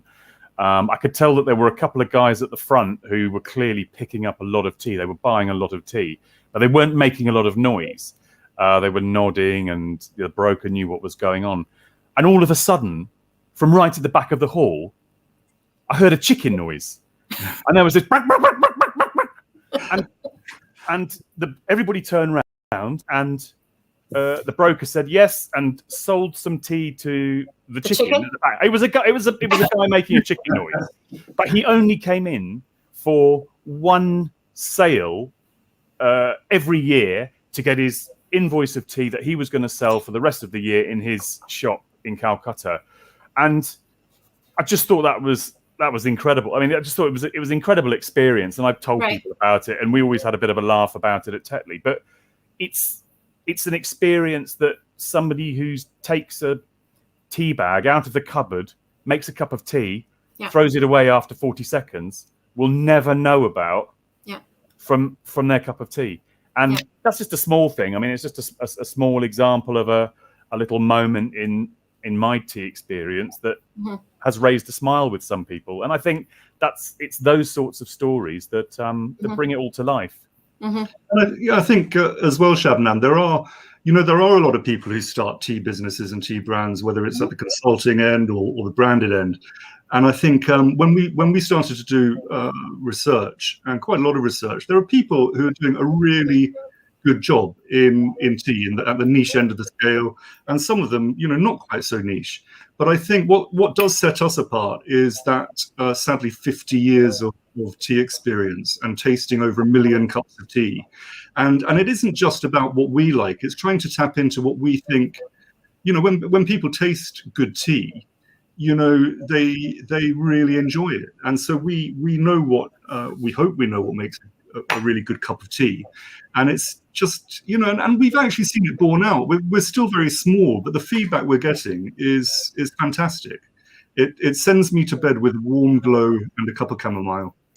And I think the other thing we don't talk about chamomile at International Tea Day, Mark. Sorry. The other thing we talked about doing is because what we didn't want to be doing was telling people how to drink tea. Right. We didn't want to be the people who said you've got to brew it for 3 minutes. The water's got to be at 95 degrees.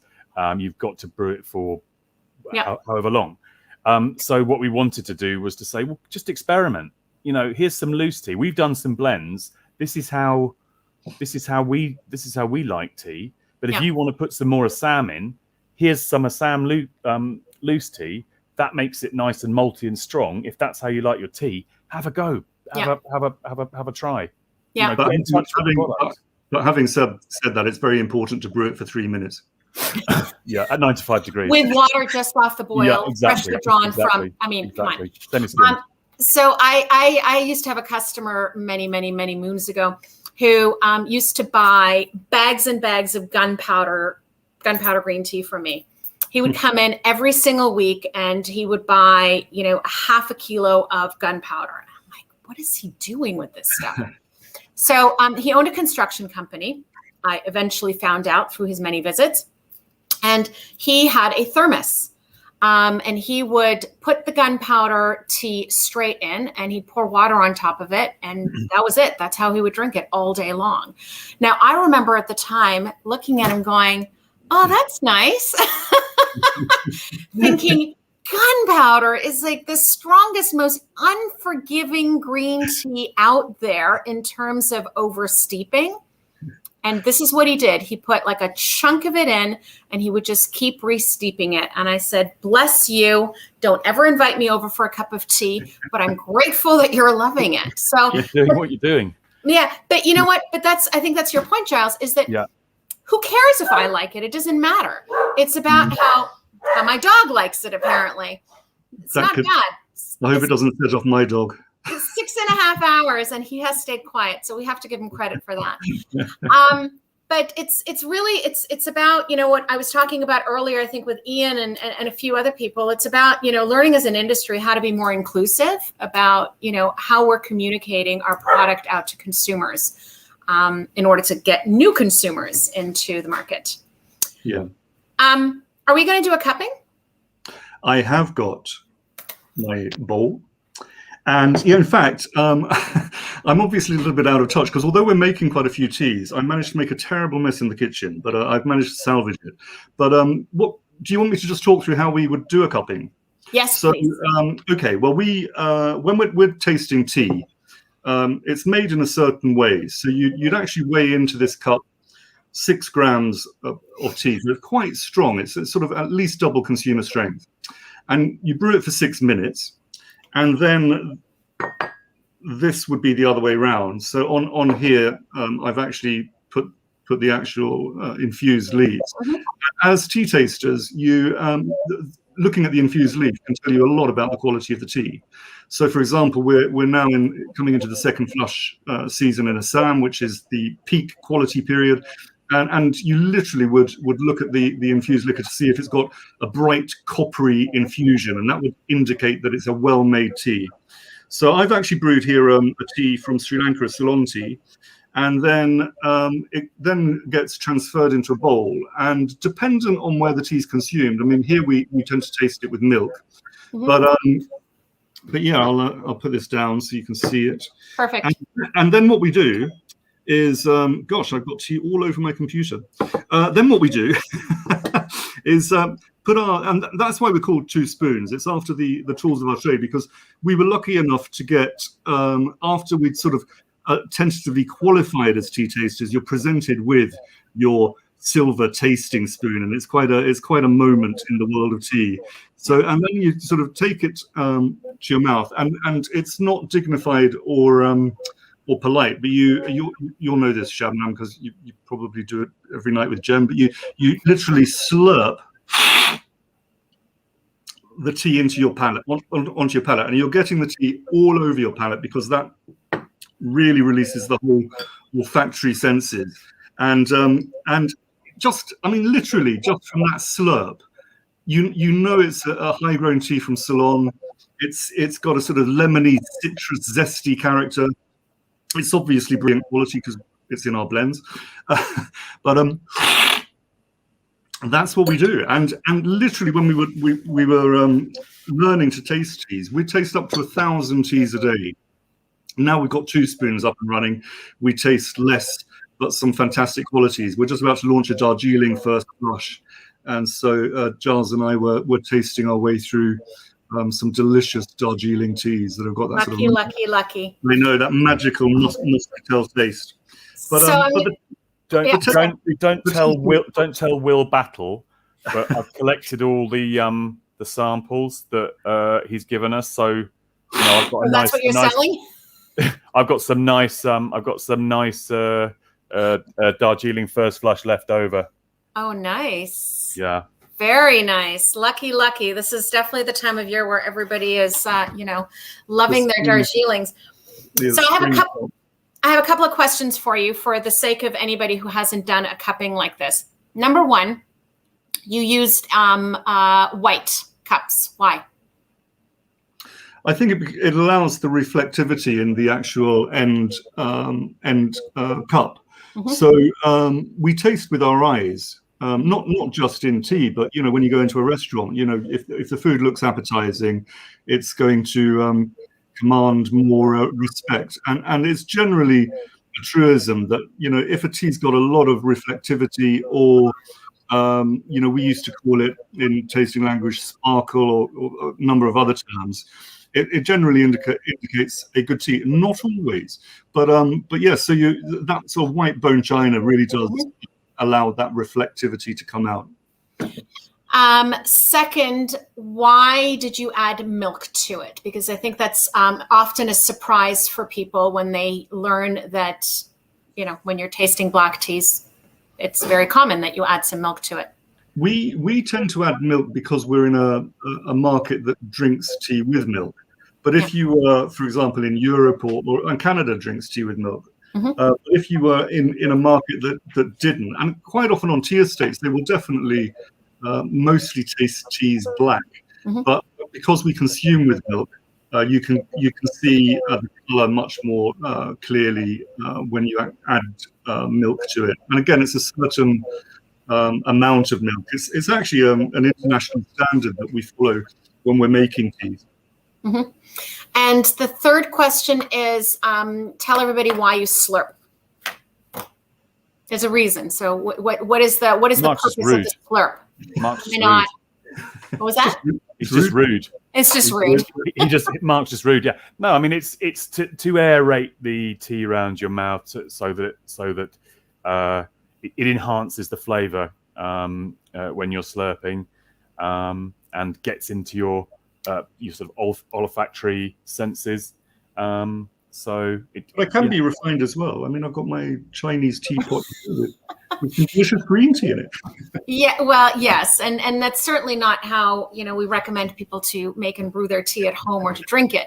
But I think it's it's one of these great mysteries for some people to understand how true tea tasting happens. So thank you for sharing that. So what the other thing that I wanted to know is, you've obviously started at like the craziest time on the planet. We're crazy guys. Let's go into business with each other. Sure. Let's do it in the middle of a pandemic. Sure. But do you know what? It's actually been an opportunity, because we've had a lot more time staring at the same four walls. I mean, what would we have been doing? And I think because we launched online, that meant that there wasn't sort of bricks and mortar involved. We're now actually really pushing the whole sort of food service and out of home sectors as well. But we started online, and family and friends were very generous, and then friends of friends, and so that was all great. And I think, the pandemic also, people were drinking a lot more tea. We'd have loved to have been doing tastings in person, but the Zoom tastings that we've done have gone down very well with various clubs and societies. And it's been good. And I think the other thing that we've seen during the pandemic is that community, that local community spirit. And we've certainly seen, what one of the blends that we launched was called Bucks Blend, because we live in Buckinghamshire. We found that there's definitely people want to support local businesses and local blends, and we've been so lucky to have to be in a community that will do that. So that and there have been tough things, but it's I think swings and roundabouts.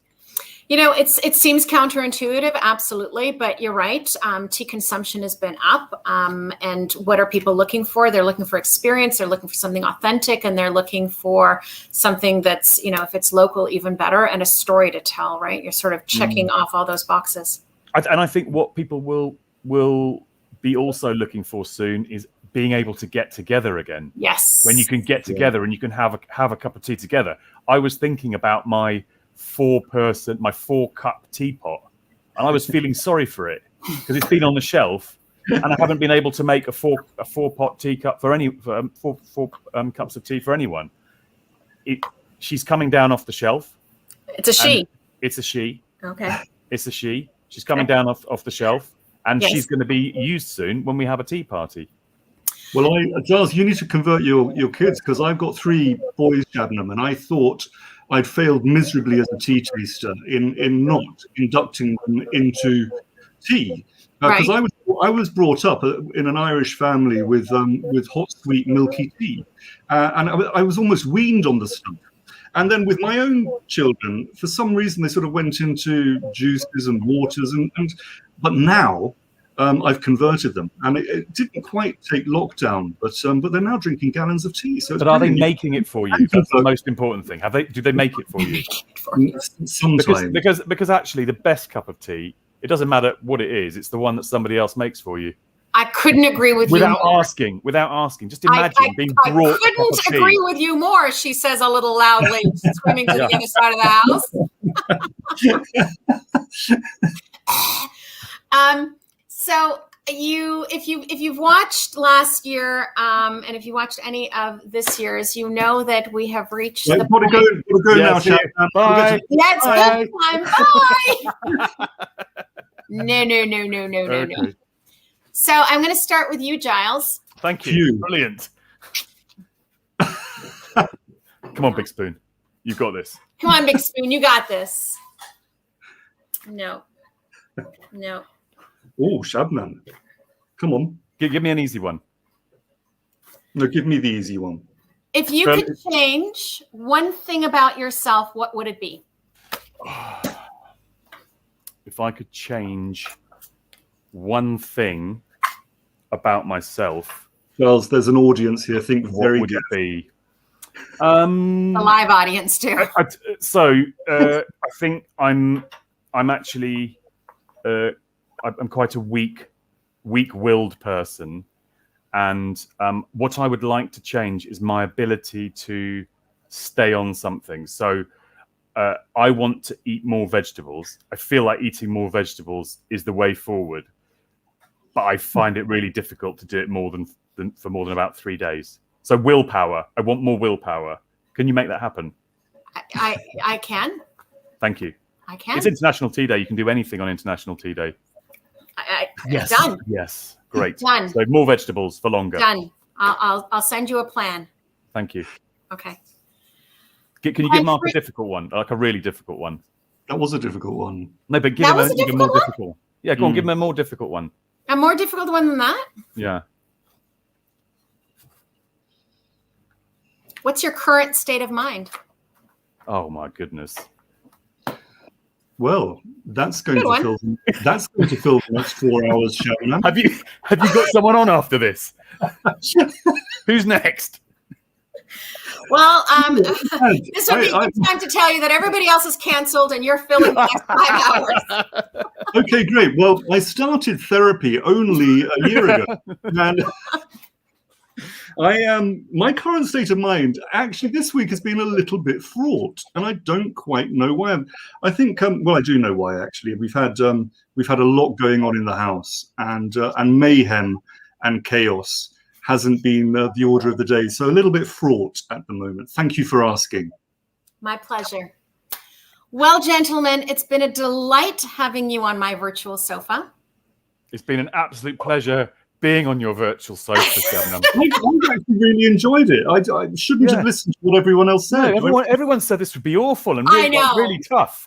Everything you've heard is true. I'm a horrible person. It's all gotcha questions. It's going to be, you know. But Shabnam, hats off to you for doing this. Brilliant. Brilliant. It is a brilliant thing. Well, thank you very much. Sometimes these things come out of necessity, and you discover that, you know what? We're going to stick with it, even, post whatever. So cheers to both of you. And to your beautiful brand. I wish you all the very best for everybody out there. 2 Spoons is the name of the company. And happy International Tea Day to you both. And I guess off to the pub because UK is open. Enjoy. Yes. Thank you very much. Thank you, Sharon. Thank you. Bye-bye. Cheers. Bye. Bye, guys. Bye. All right, everybody. So with that, we are leaving Europe. For those of you that have followed, we have been to China, we've been to Sri Lanka, Nepal, and India. We've been to Rwanda and Malawi. We've been in the UK for the last little bit, and we are now crossing the big pond to Canada, home. Hi, Sylvia. How you doing? I'm good. How are you? Not too bad. Good. I've been enjoying this. Have you been watching? I've been in and out. Yeah, I've been really enjoying it. Oh, good. I don't know if there's any way you can turn up the volume a little bit.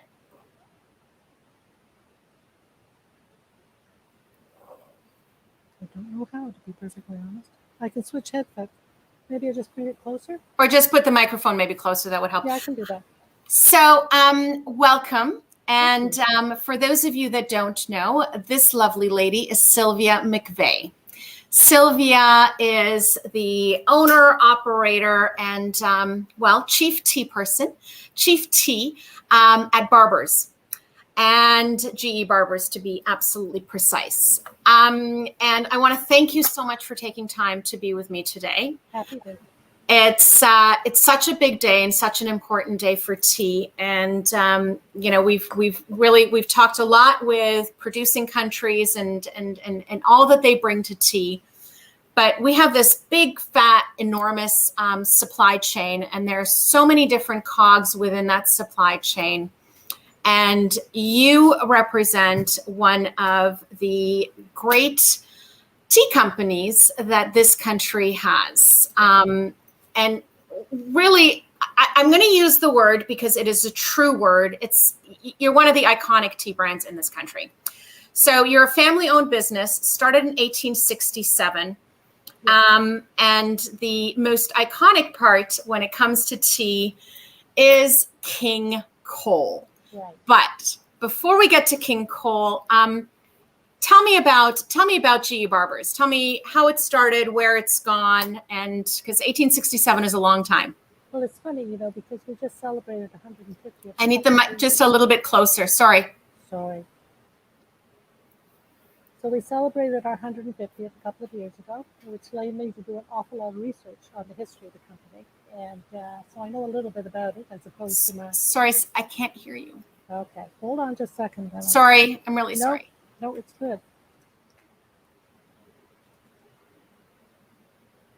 I come prepared. You've done this once or twice.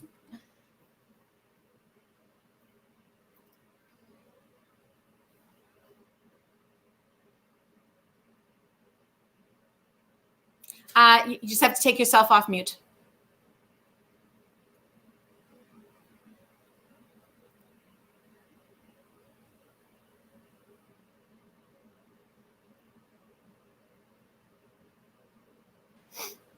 Okay, we're good. Perfect. Sorry about that. Crystal clear now. Thank you. So we've been around a few years. Just celebrated our 150th a couple of years ago. And because of that, I spent a lot of time doing a lot of research on the history of the company. And my background is history. I love history. So it was a lot of fun for me. So we were established in 1867, as you said. The company burned to the ground in 1877, which was a great start to the company. It then moved locations and has thrived ever since. But what I found when I did the research, Shabnam, is what an evolution this company has had and how many different life forms it has had. So we are now currently a processor and manufacturer. We're a packer for tea. But our history includes importers, warehousing, distributions, retailers, wholesalers. We've really run the gamut. So it's got a lot. I come with a lot of history behind me, I guess. So yeah. The which brings me then to King Cole. Right. So King Cole tea, for those of you that are not in Canada, is truly an iconic brand. And it was developed, born, whatever word you want to use, in 1910. Yeah, yeah. We bought the company in 1911. Yeah. Okay. And it's sort of designed around the blend is supposed to be like an old English blend. Yes, very right? much. Yes. Okay.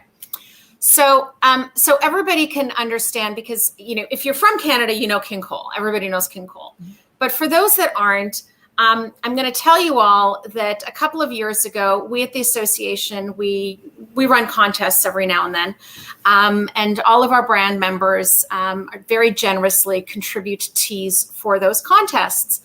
And every day we would have a different post that would go out based on the different tea and the different brand that had contributed to the contest that people were going to win from. And the overwhelming response that we saw on our social media when we put out King Cole was unbelievable. Yeah. The love that people have for King Cole is multi-generational. Absolutely. So tell me about it, because, as I said, from Canada, I know about it, but we've got obviously a wide audience that is not Canadian. Well, I think that, first of all, I'm located in the Maritimes and Atlantic Canada, and Atlantic Canada drinks more tea really than the rest of Canada per capita. We drink a lot of tea, and we drink it, with a lot of milk, and we make a pot of tea, we put it on the back of the stove, and we brew it all day long. And if you come into your home, everybody asks, "Do you want a cup of tea?" It's just part of the culture. So that's basically what we are, where we've come to. There's a wonderful National Film Board documentary. It runs all of about, maybe 5 minutes, about the relationship between the Acadian population and King Cole tea. And they're talking with multiple generations of Acadians and their love of the tea and their support of the brand. And I always get such a chuckle about that, because my marketing people are constantly saying to me, you might want to get away from this royalist brand. And I keep saying, don't you touch it. Don't touch King Cole. People know who we are. People order our tea from all over the world. And once they taste it, they come back. And I'm always amazed what they're willing to pay online for our tea. I'm shocked, to be honest. Well, you take it gladly, because, I know you do. But it's definitely one of these brands that, I can definitely imagine marketing people wanting to say, well, let's bring it into the 21st century. Right. Let's do this. Let's change Right. that. You changed your packaging in 2013. Yes. Right. Yeah. Which I imagine was a big deal in and of itself. Absolutely. Absolutely. And it was just after I took over the company. So, the decision, I will be honest, the decision was made in the transition. So losing our point of differentiation with the packaging was a major crisis for us. It was, I can't tell you the number of letters that we received, and we had a person dedicating to answer the phone, just answer the phone and tell these people we had no choice. It was, for environmental reasons, for, just production security. You can't continue to run a business when your main supplier doesn't deliver the package and by the way, forgets to tell you that they're not delivering. So, I mean, just one crisis after another. So there was no choice in it, but my God, you'd think I'd killed somebody. I had so many calls and so many letters. And this is 8 years later.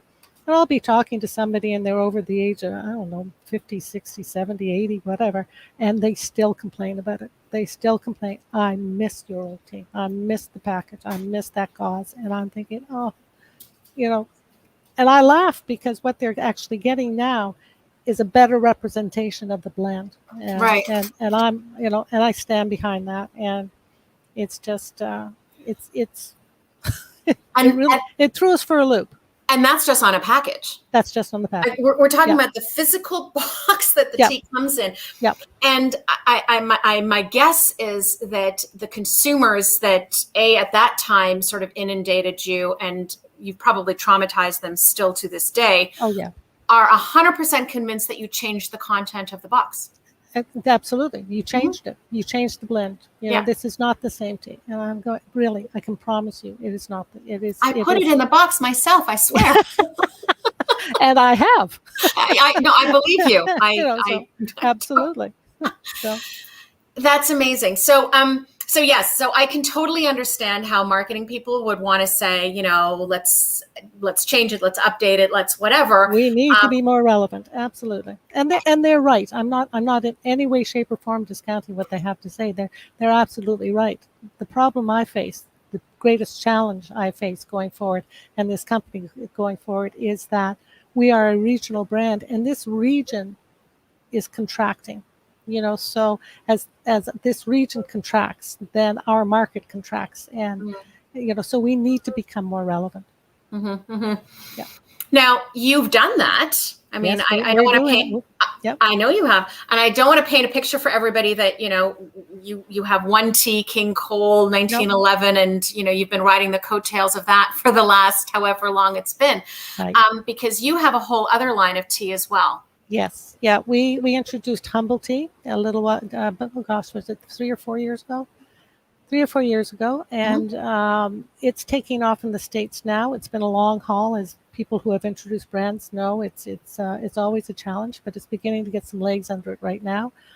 We won some awards for the packaging. Really excited about that. So we have a little statue in the front hallway that says congratulations to us. And, nice. So it's and it's exciting for the people who work here to be able to say, okay, this is where we're going, and this is how we're succeeding.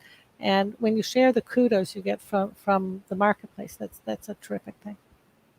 But I think that's what's so great about what you've done, right? Because you've preserved the tradition of King Cole. You haven't changed it, with the exception, the box back when. And yet you found a way to, okay, we're going to do something innovative. We're going to do something new. We're going to do something different that's really outside of the wheelhouse of what you had done for a very, very long time. Yes. With something completely different. So again, for those of you that don't know, the packaging for Humble is it's like a mason jar. It is a mason jar. It is a mason jar. Yeah. So I have about a bajillion mason jars here. I'm going to grab one off the shelf so everybody. I have a whole pantry here of a wall. Well, you've all seen my kitchen.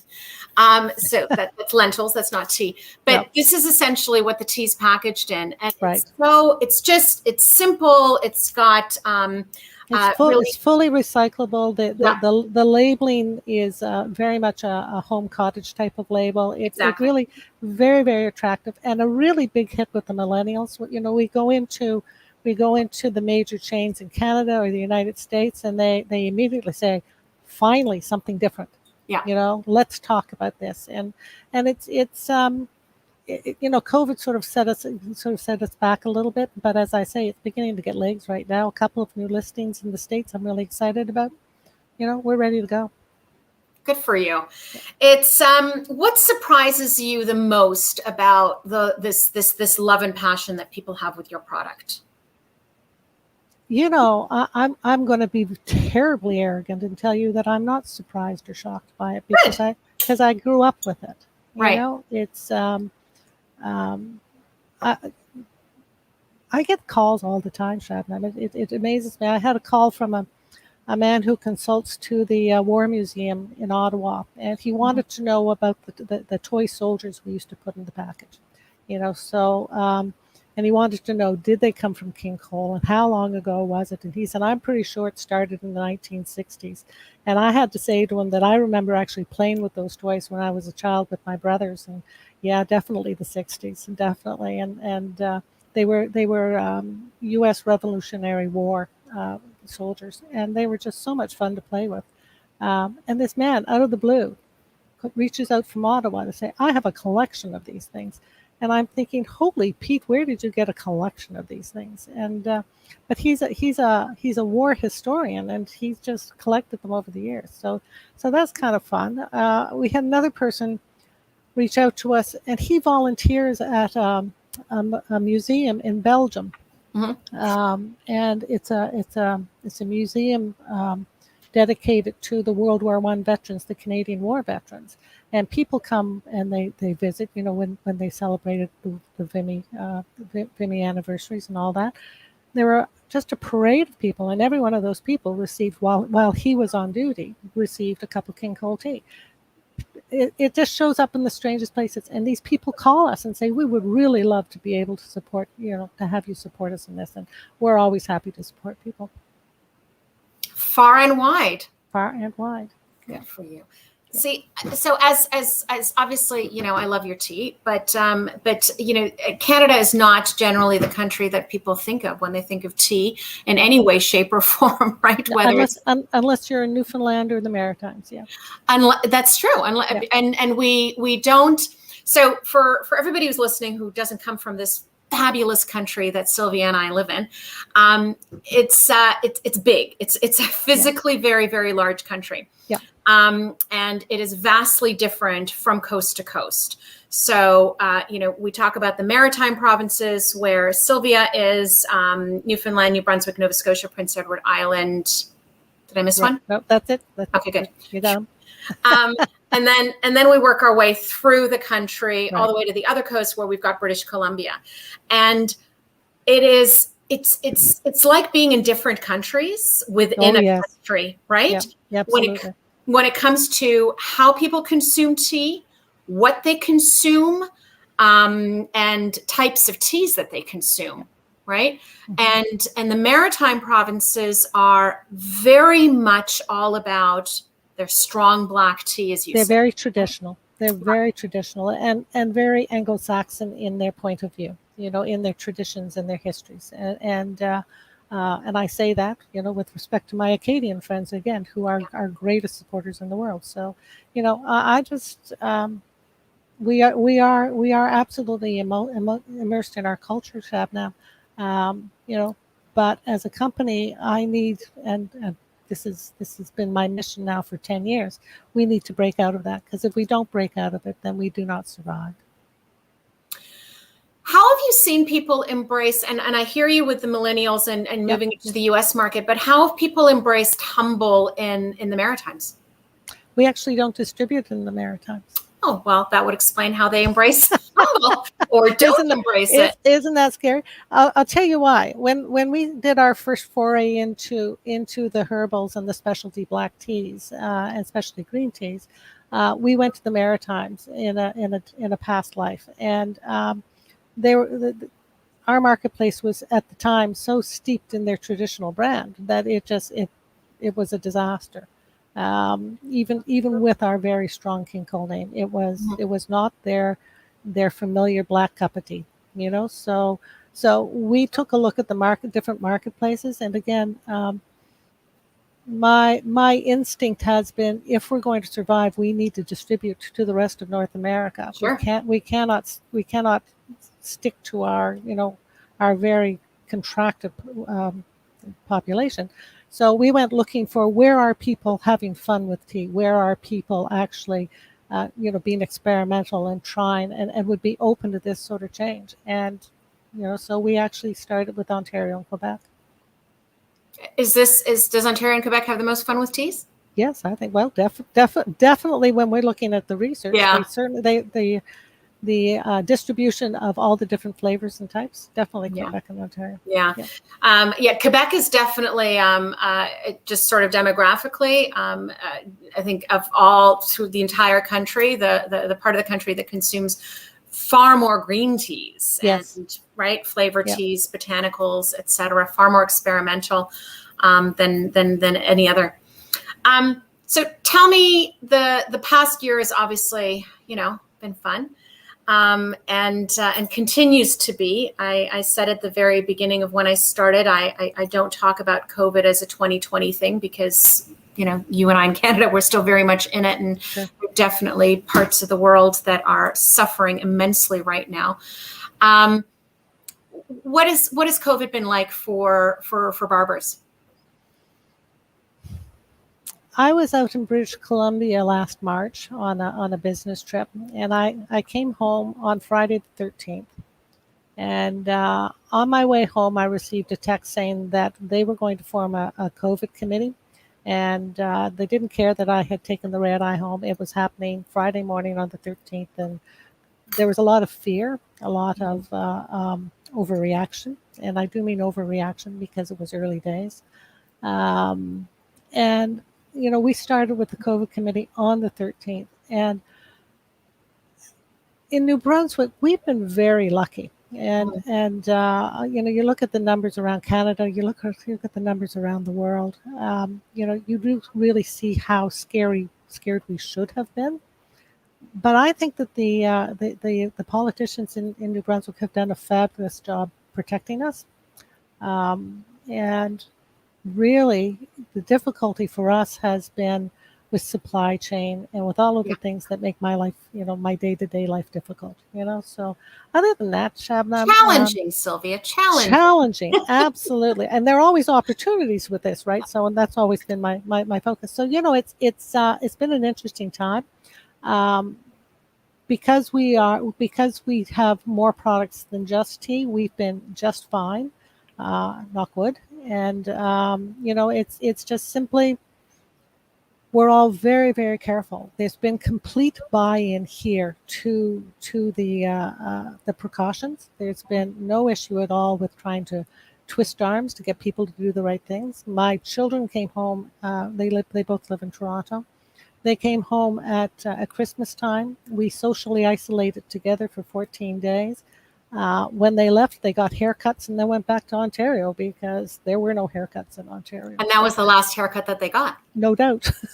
No, I'm sure of it. I am. Sure everybody thinks I'm joking right now. Yep. It's, if they're, I know that they're in Toronto, and Toronto has. My last haircut was in, I think, October. So yeah. So they were excited to have haircuts as they went on their merry way. But from a business point of view, it's certainly the food service industry is suffering, so badly, even here. Mm-hmm. But people are drinking tea. People are filling their cups at home, and I think rediscovering just the pleasure of sitting down and saying, you know what, this is really good. Do you think we're going to be able to keep the momentum? I think with the specialty teas, I think the momentum is unstoppable. I really do. I think there's a curiosity. I think people are rediscovering just the ceremony and the fun of it and the comfort of it. I really, really do. Yeah. I worry about the trends on black tea. Of course, because the greatest part of what we sell is the black tea. Yeah.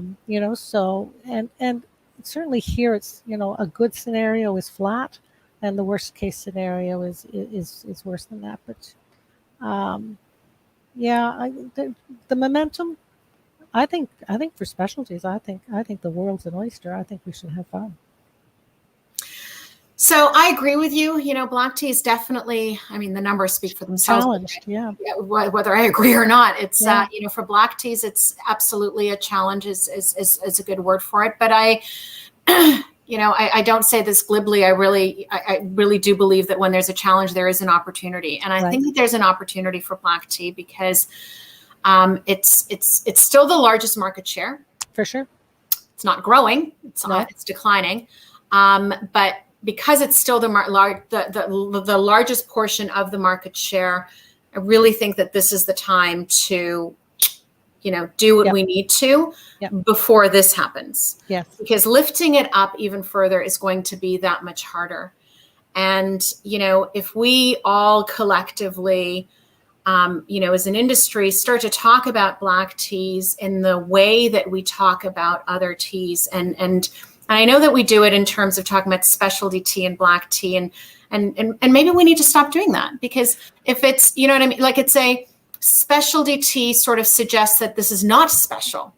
Yeah. And maybe I don't know, it's something to, you know, not an issue we're going to solve here right now, but I think Shabnam, to be honest, I think one of our challenges is the Canadian retail marketplace, because they see black tea as a lost leader.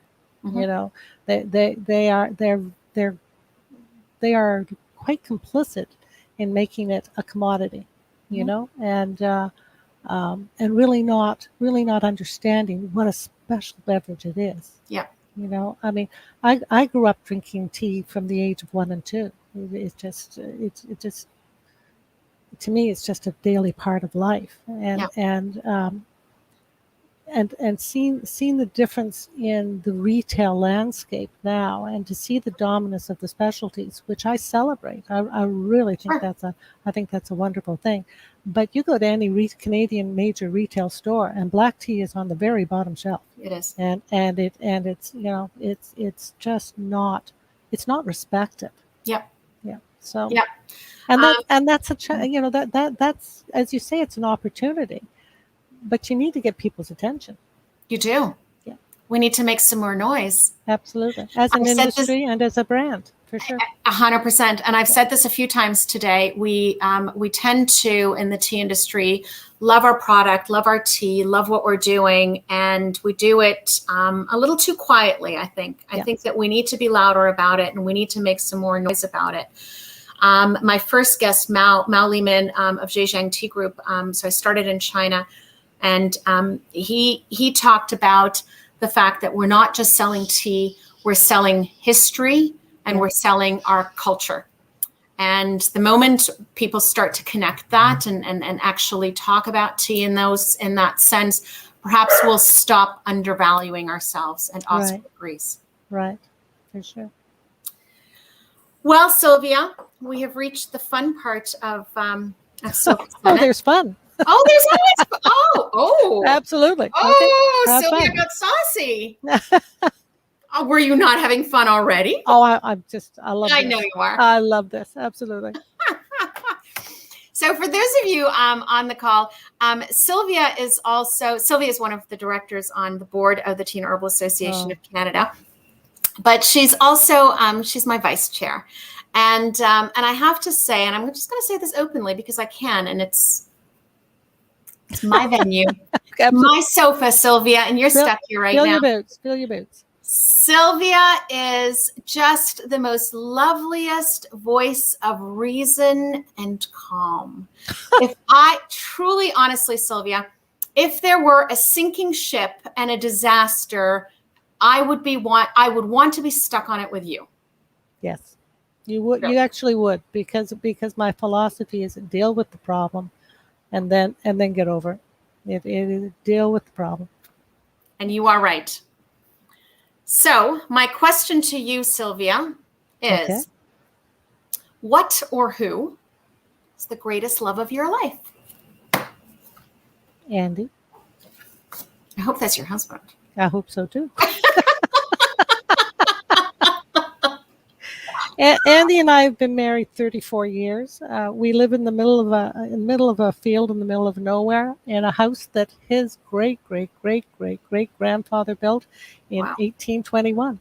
So there are pluses and minuses to that, and we have royal battles on who actually has the right to, move a lamp, but things like that. But he is the love of my life. He really is. He's my best friend. That's the way to have a spouse. Yeah, I think so. Well, dear Sylvia, I raise my cup to you. Thank you very much. You know what? I'm surrounded by water this time of day. That's all right. That's okay. Cheers to you. Nobody knows what's in this cup. It's true. Very true. So I raise my cup to you. I wish you a very happy International Tea Day. But on behalf of every Canadian and every person who has fallen in love with King Cole tea, we say thank you for what you do for King Cole and preserving such an iconic brand for Canadians, because we don't have a lot of those left, as you well know. And also for being forward-thinking enough to launch new things like Humble. So absolutely. Thank you. Thank you so much. Enjoyed the time. Thanks, Sylvia. Okay. I'll see you soon.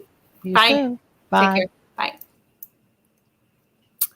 All right, everybody. So before I move on to my next guest, I'm going to quickly play for you. Maybe you've seen it throughout, maybe you haven't, but you know what? You can't say thank you enough. We have all been through such a hard year. As I've said a few times to you already, there are many parts of the world that are suffering greatly. I've talked to you about two great initiatives, one run by Jenny Dodd Tea, raising money to feed people in Nepal. That's jennydoddtea.com. Go to Cultivate. She is aiming to raise $21,000 to support the program for 1 full week. And the second initiative is by Ketan Patel of Jalinga, who has formed the Manabai Patel Charitable Trust, and they are providing free oxygen concentrates for those in need in India. So if you want to get involved and help with either one of these organizations, you can either go for Nepal to jennydoddtea.com. And if you're interested in helping Ketan with his program, email us directly at info@tea.ca and we will make the connection for you. I don't know if Ketan is still here. It's a little late right now. Ketan, are you still in the room? Does anybody know if Ketan is still here? Ketan, if you're here, write something in the chat box for me. He's gone. All right, that's okay. All right, he's gone to bed. That's okay. We'll break the news to him tomorrow, and we'll let him know that on behalf of the Tea Association of Canada, we will donate $500 to Ketan's oxygen program. So with that, I'm going to play our thank you video to All Tea, and then I will bring on my next guest. Thank you. Cheers. For comfort, we say thank you. Thank you and happy sipping from Tea Squares. For keeping us cozy, we say thank you. Thank you for caring. Thank you. Luckily, we have tea to help us make it through. Thank you. Merci. For being there when things got tough. Thank you. For making us feel better, we say thank you. Thank you. Cheers. Kanpai. Cheers from all of us at Itowan. Cheers from Milano. Cheers to this wonderful beverage that has brought us so much enjoyment and comfort.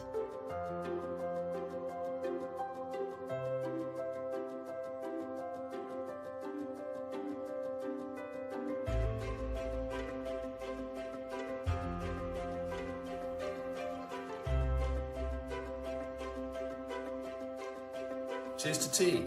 Thank you for keeping us sane and grounded. Thanks. And cheers, everyone.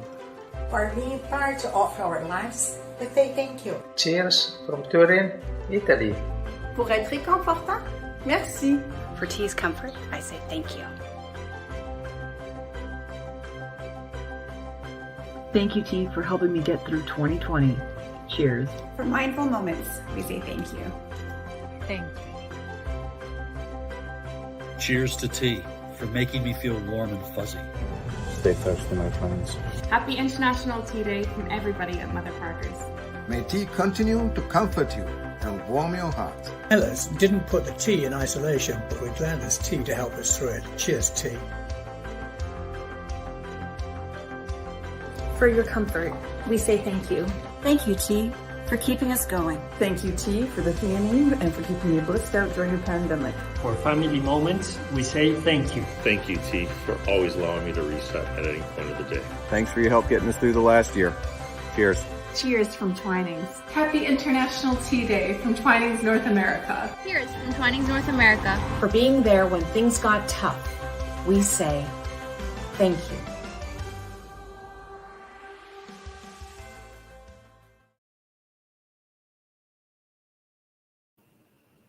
And I say thank you every single day for this fabulous beverage, but I also say thank you to all the people that make this beverage possible.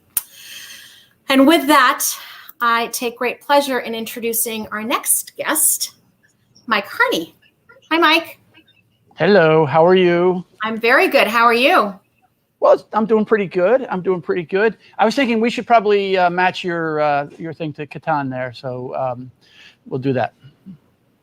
Well, that's You'll send fantastic. us the information. I will. Thank you. I will definitely pass that on to him. Thank you, Mike. Right. Thank you. That's very generous.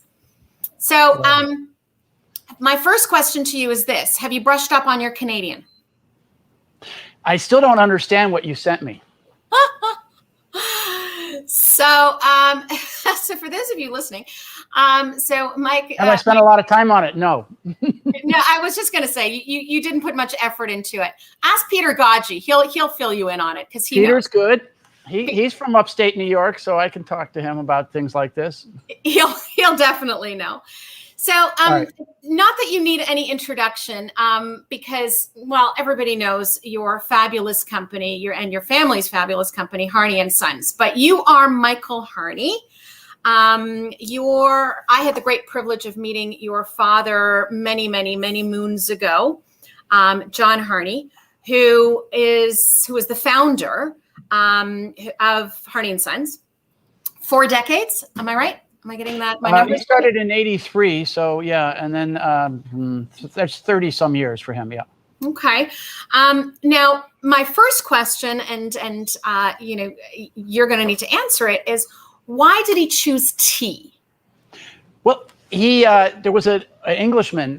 He had worked for Red Rose back in the day over in England. Actually, it turned out this gent, Stanley Mason, not related to Fortnum and Mason, but his grandfather and his father had been in the tea business back in London, not London, Ontario either. So, he, as Norwood Pratt says, we started back when there were clipper ships racing back then. So from them, we've got that little bit we picked up a little bit of British history there from Stanley. You did indeed. Now, your dad started by blending in the basement. Well, he actually was the basement of the White Hart Inn. There was an old country inn up here. So that's where Stanley started to teach him about teas and gave him some contacts and found he gave us the bergamot supplier. We still use the same bergamot supplier for the Earl Grey and things like that. And your journey to tea went from leaving tea to loving cognac. Armagnac. Was it Armagnac? Well, I did work in cognac, but I like Armagnac better. Okay. Because my homework, and so far my homework has not been incorrect. My homework says that you worked at Camus. Camus Cognac. I did work for Camus, but they also had an little Armagnac place, which was okay. But we're not here to talk too much about Armagnac, but I love Armagnac. Listen, Mike, I've been on this call since 8 a.m. We can talk cognac, no problem. All right. Well, we know you don't get a chance to talk about tea often. No. But so tell me, how did you, because there was obviously, there's a lot of connections that we talk about in terms of wine and tea, sensory. I've talked to different people today about sensory and aroma, et cetera, et cetera, et cetera. And you left tea to go there to do and worked with Camus. And there were some connections that you made that brought you back to tea. Can you talk to us about that? Well, sure. I mean, it was more wine than cognac, but, I did like the beverages. I did like the traditional going back and, learning about terroir. And, I was running a hotel out in Chicago, just started to have a family. Actually, my son Alex is working the camera today. And so we, I wasn't getting very much further. I've been GM of a hotel and didn't look like I was going to get to do a whole chain of hotels. So when my dad suggested I come back, I said yes. It was funny, back in the day, he used to do the Chicago Fancy Food Show, and they asked because we were a very tiny company, meaning just him, we had shared a booth with people, and there were these people that were doing a garlic spread. And they were in the same booth, so of course it made fun. We had that, and we had some sort of smoked fish. And so they said to me, "Why don't you join your father?" And I couldn't come up with a great reason, so I did join him, and it was a great event. I was able to use a lot of the stuff that I had learned with wine about going back and learning about terroir, going back and learning the tasting and because as some of the Two Spoons gents were saying, I mean, you want to take that liquid tea and make it into a gas, so that we could smell. So that's something that, of course, they do in wine. One of my favorite wine books was the World Atlas of Wine, and I said, well, I think I should try to do something like that. And that's a little bit of a goal of mine over the years. Now you do blending as well, because I know you've certainly done blending yourself at Harney. Yes. Yes. Before I have a very good assistant. I'm looking at her. So she does a very good job, and I try to help her out as best I can. But yes, I do a lot of blending. So I asked Angela Pryce this earlier because of her. I was very impressed by her, by the way. Oh. I did not know of her, and thank you. So the question I asked her was specifically on blending, because it's a question that we're asked a lot at the association. And, how do you learn how to blend? And it's such a loaded question, right? How do you learn anything? It takes time. There are a lot of different skills that you have to develop and hone. But if you were to answer to the question to somebody, what would you recommend how somebody could just get started? Not to be a master blender. Yeah, I think the thing you want to do is you want to sort of evaluate yourself, what you can, what sort of flavors you can sense, and from that you then can figure out what other people's might sense. So I was lucky. I learned Earl Grey early, and then we also started to blend a little bit of the black teas in. So it was that part was very good. And then you try to use the creativity that anybody has. Some of the teas, you get blends. You come up as you're walking down the street. One of them, back when I remember when Thai food was first coming in. I'm old enough for that, and so I always had a little love with that. And so one time I said there were so many teas that were sort of sweet, I should try to do something that's a little more savory. So I did Bangkok, back then, and so it's a journey. It's a journey, but it's definitely achievable for us. As I said, I've been lucky to work with Elvira Cardenas, who is my assistant, and she has a great palate. I showed her a few things, but she's great on her own, and I think that's all important. And obviously, it's replicable. So Harney has obviously, as a company, you've been around, as we've already said, for a number of years. And I think one of the things that I've always found really special and beautiful about what you do is, A, you've got a quality product, and B, you have a very consistent message and brand. Your brand is, I can identify it. It's clear. It doesn't matter if you're launching a new product. It's very, very consistent with everything that, the image of who the company is. Is there a company philosophy behind that? Well, we learned from my father used to say, make tea an everyday luxury. So we do that. And then that's one of the things that we do. It's a tradition of tea. As I mentioned, we picked up from Stanley Mason and his 3 generations. And now I have 3, there's 3 of us. My father is not with us anymore, but then myself and my brother, and then my kids. So that's 2 families, 6 generations. So that makes its consistency. And then there was this German tea broker that always told me to only buy tea that make you smile. And so I've used that as sort of the touchstone, if you will, for making sure that we have high quality tea.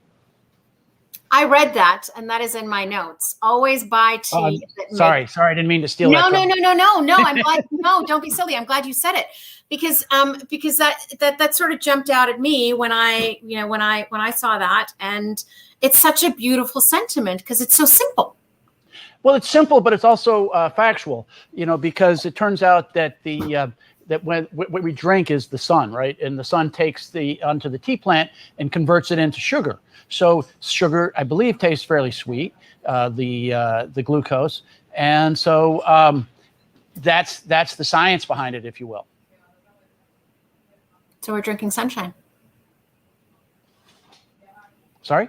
So we're drinking sunshine. Oh, we're drinking, yes, we're drinking sunshine. One of my favorite books is called Eating Sunshine, which is about plants and stuff like that. And so this, I just modify it saying, as you said, drinking sunshine. I like that. I think I registered that. I'm not sure. I'll have to check. You've gone from having 6 teas to 300 teas. And that obviously didn't happen overnight. How have you seen the tea industry change over time? Well, when my dad first started in it, he bought from a very nice tea guy out of New York City. We would buy Darjeeling, not a very good Darjeeling, Ceylon and India blend, or Ceylon and India. We blend it together, Ceylon and Assam. So we then started to do that. There was this tea. There was a very nice store in Manhattan called Takashimaya, and Takashimaya is Japanese, and they were trying to make it in New York, and they wanted to do a tea store down below. So they asked us to help them bring the teas in.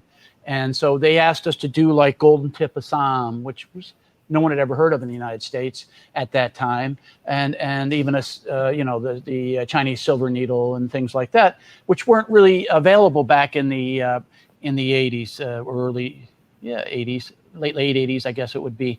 So they asked us to find these teas. And so I had to go out there and find them.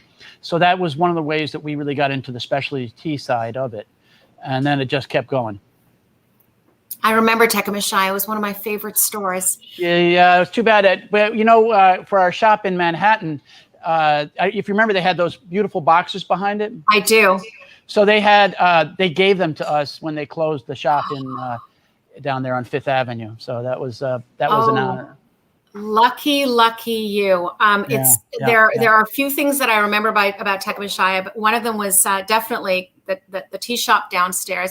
The whole store, everything about it was just absolutely magical and perfect. Yes, no, it was magical. Quintessentially Japanese, right? It was before Tiffany's. Yep.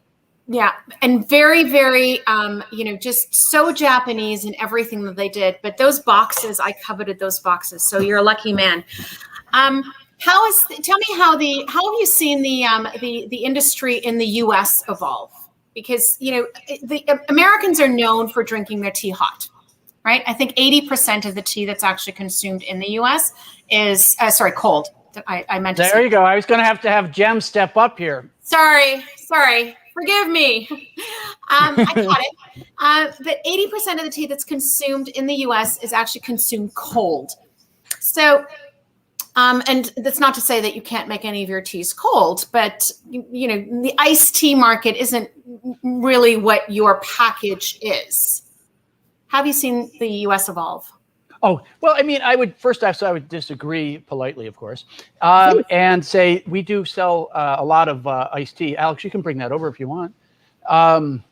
So we do sell a lot of iced tea. And, an unknown fact or from little known fact is that the #1 source for tea in the United States is Argentina. Mm-hmm. So this is one of the boxes here. That's one of those boxes. Gorgeous. Right. So we do a fair amount of iced tea. In the last year, the hotels and restaurants, obviously, unfortunately, have been dead in the water. So we haven't done much on the commercial side. But we have a bottling plant where we do a lot of ready-to-drink iced tea. Mm-hmm. And then we do have a whole program built around iced tea. So, it's something that's very important to us. The market, I mean, as the lady before was just saying, the basic black tea is slowly going downhill, and that stands there. And I think that Peter would agree that it's every year it goes down a point or two. Peter Gaji, and so that part is having a problem. The overall thing, it's last year was actually very good for us. And so the people bought it online. So we are seeing that as long as you have a good product and you can market it well, that the market will reward you. You've seen, I would assume, over the years, an uptick in people interested in different types of teas, right? And whether it's blends or flavors, Absolutely. Yep. And are there what's your, like, if you had to pick one blend that if you got rid of it, they would, take Sylvia's King Cole example, right? Sylvia and Barbara's, there would be a riot at your doors if Harney got rid of. I mean, our #1 blend is hot cinnamon spice. So if that was, we would have problems keeping the lights on. As you can see, we already have a problem keeping the lights on. But we would have a definite problem with the hot cinnamon spice gone. So, and that's a black tea base, I'm assuming. That's a black tea blend, yes. So that is our by far #1 seller. And is that an all year round seller, or is that a seasonal? Every day, any day. Really? Every day, any day. That's what a bestseller means. It's every day, any day. Every day, any day. Good for you. What do you love about the tea business?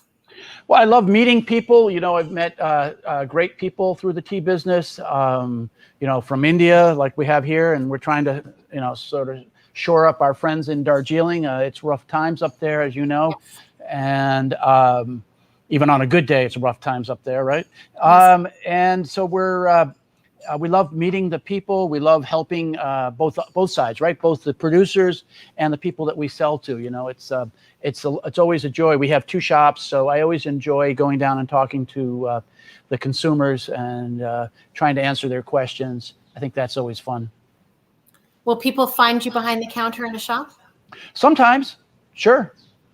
Do you enjoy it? And my wife has the other shop up here, so so that's good. There are some people that just genuinely enjoy shopkeeping. Right. Well, my dad was an expert in that area, so I'm a pale imitation of him.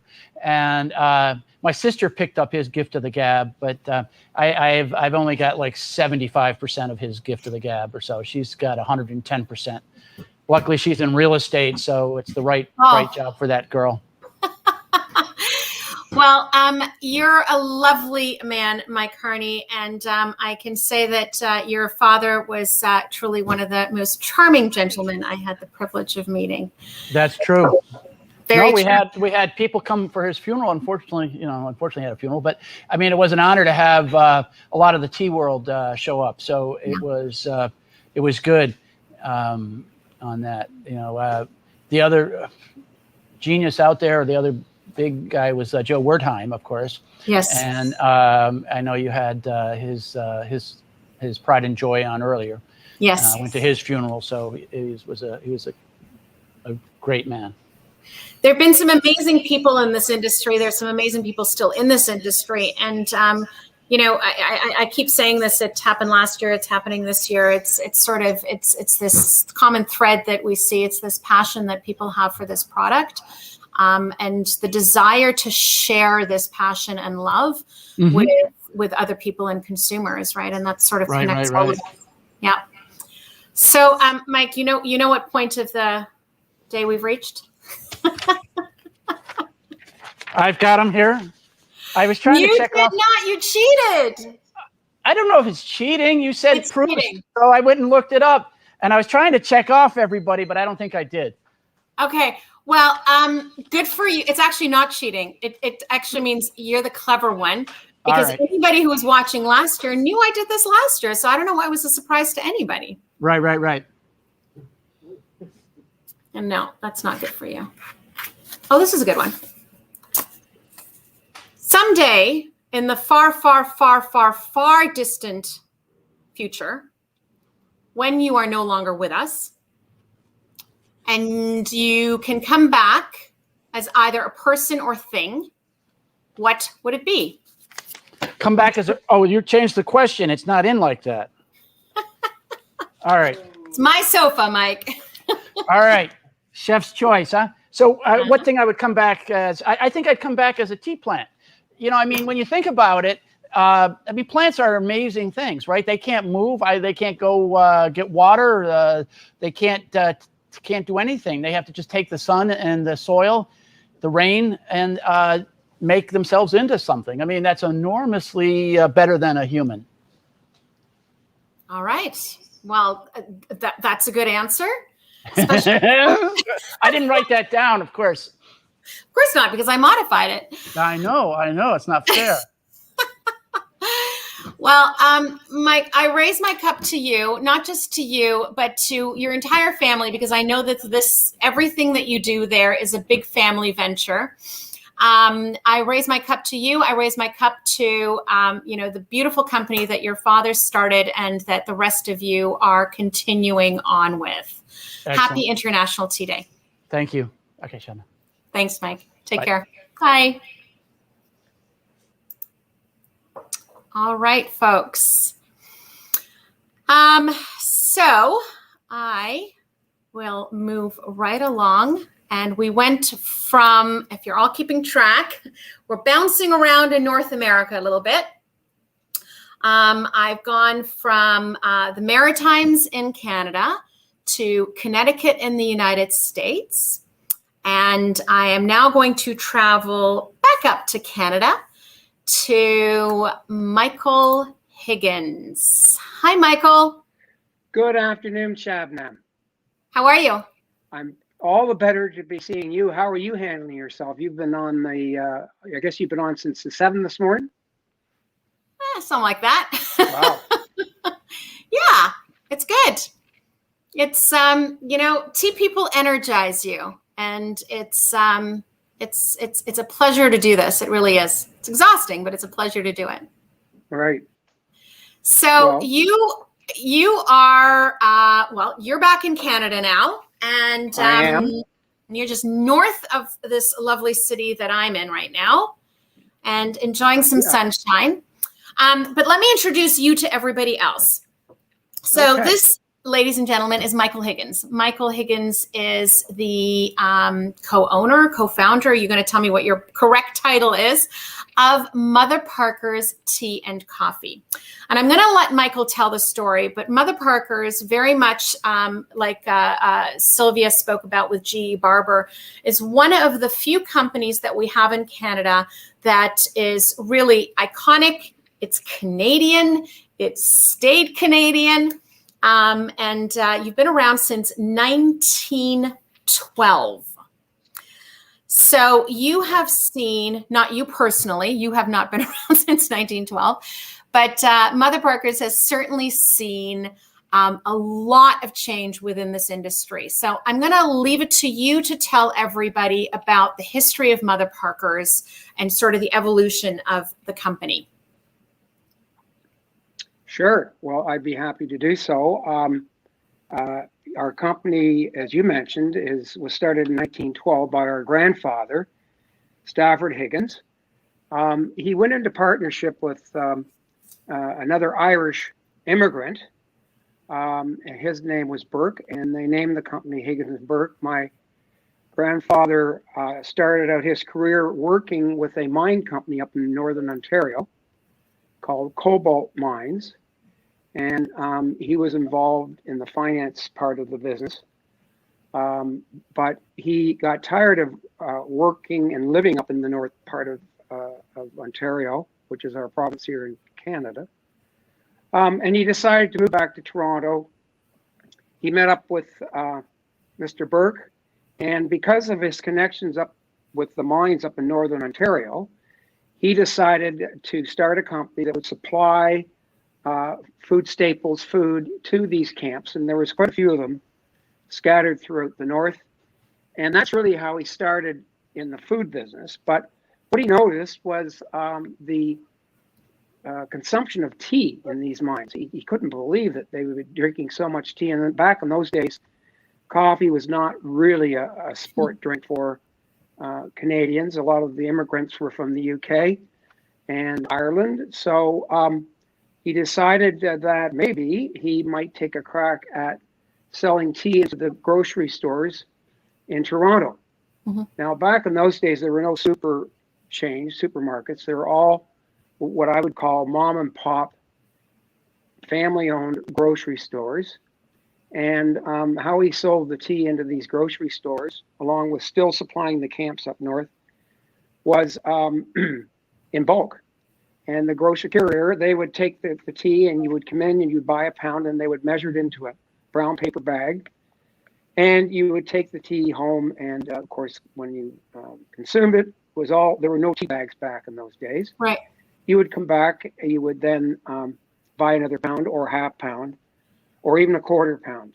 My grandfather got very wise. He thought, well, why shouldn't I make more profit? I think what I'll do is I'll package it here at our facility, put it into 1 pound bags.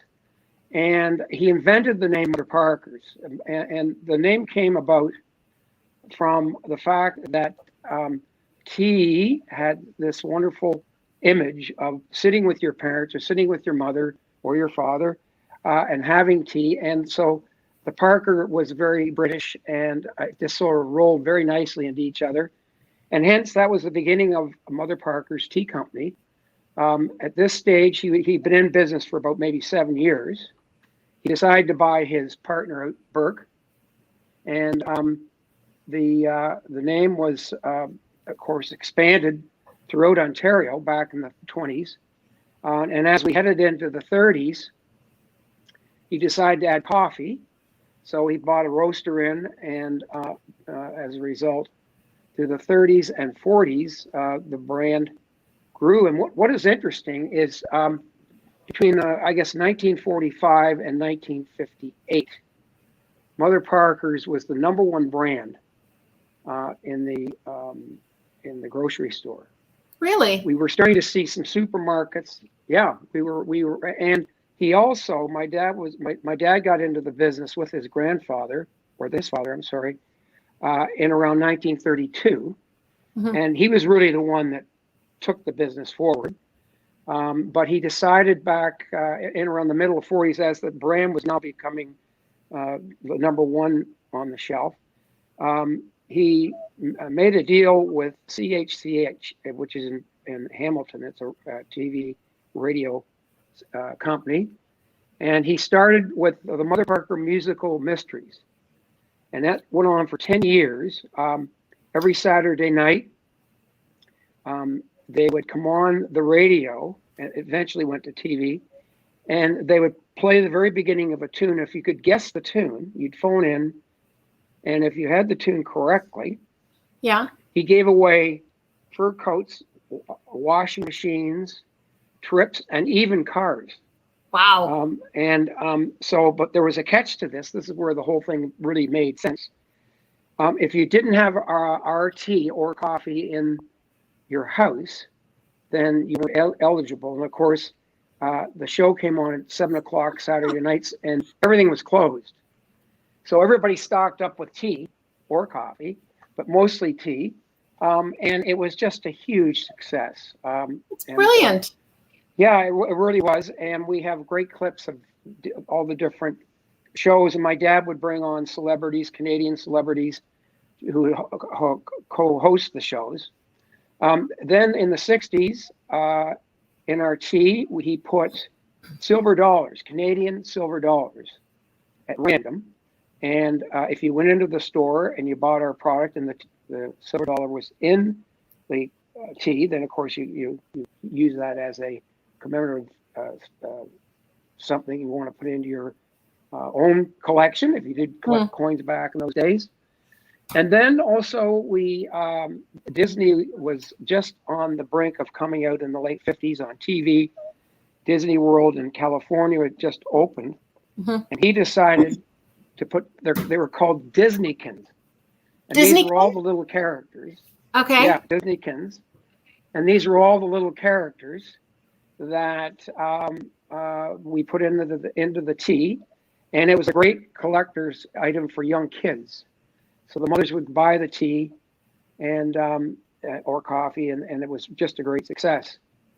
But just to move on to present day, my dad ran the business for about 40, 50 years. My grandfather was there for about 40 years.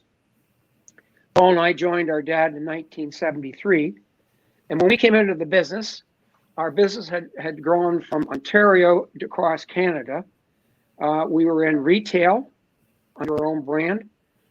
We had a fairly large food service, which is hotel restaurant. And we were also packing private label for the grocery stores. And as we moved into the 80s, our own brand fell off the shelf. Unfortunately, we couldn't support it because of the competition.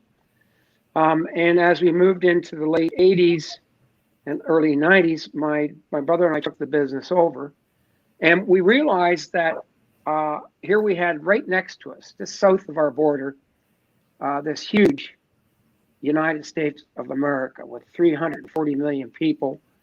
And we thought to ourselves, we really should be in that market.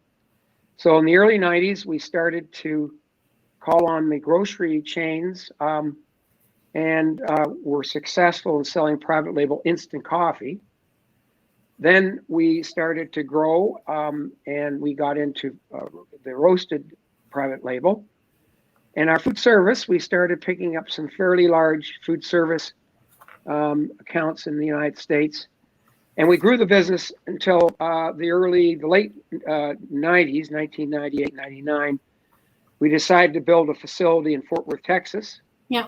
And we did. And as a result, as we sit down today and look at our business, we're probably the fourth largest coffee and tea manufacturer in North America. And so we have 4 plants, 5 distribution centers. And as a result, we had a great mentor in our dad.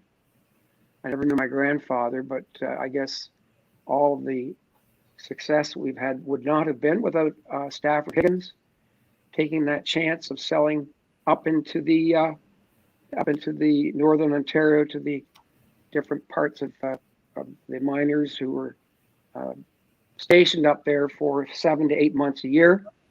And here we are today. My brother and I are still own the business. We're the 2 partners. We employ just under 1,000 people. And I had 3 sisters who were also part owners of the business, but my brother and I bought them out about 10 years ago. So we now have a 4th generation. I think you know some of Paul's kids who are in the business, and they are very sharp. They have different ideas, which is fantastic. Paul and I love being able to be a part of this new generation. And as a result, we've seen our business change a lot as far as the consumer is concerned. So that's the story of our business. And there's very few of us left, family owners in the tea or coffee business. We're a rare breed. It's, you're right. There are a few, but I think what's really special, and I've certainly spoken to a few different people here throughout the day, whether it was, in plantations and growers where it's, generational. What's extraordinary is, everybody gives credit to the past, as they should, because that's the spark that started to get everybody where they are today. But I think that a lot of credit needs to be given to generations that continue, because multi-generational businesses are challenging. To have that same energy, that same desire, that same everything to continue it, number one. And B, to, be innovative enough to want to move it forward into, as you just said, change and adding new products or ideas and whatever else. And then on top of that, having the previous generation open enough to allowing the younger generation the room to do that in and want to do it, right? And I think that's one of the things that's really quite special about what you do at Mother Parkers, is that, yes, I know many of the lovely Higginses, and everybody is really quite extraordinary in their own way. So let me ask you this. Was it clear for you that you were always going to do this, that you were going to take over the business with your brother? Well, my dad very much wanted his two boys to go into the business. Mm. And from a very early age, he was always encouraging us someday to come into the business. So he sold Paul and I on that. I think both of us were a little bit nervous working for our dad. And people say to Paul and I, "Oh, aren't you lucky you were given a business? You didn't have to work hard to build the business, except until we got into it." But this is interesting, and I tell people, because most of my friends don't work in a family business, they all work for somebody else, which is either a public company or, if it is family, or none of the families involved.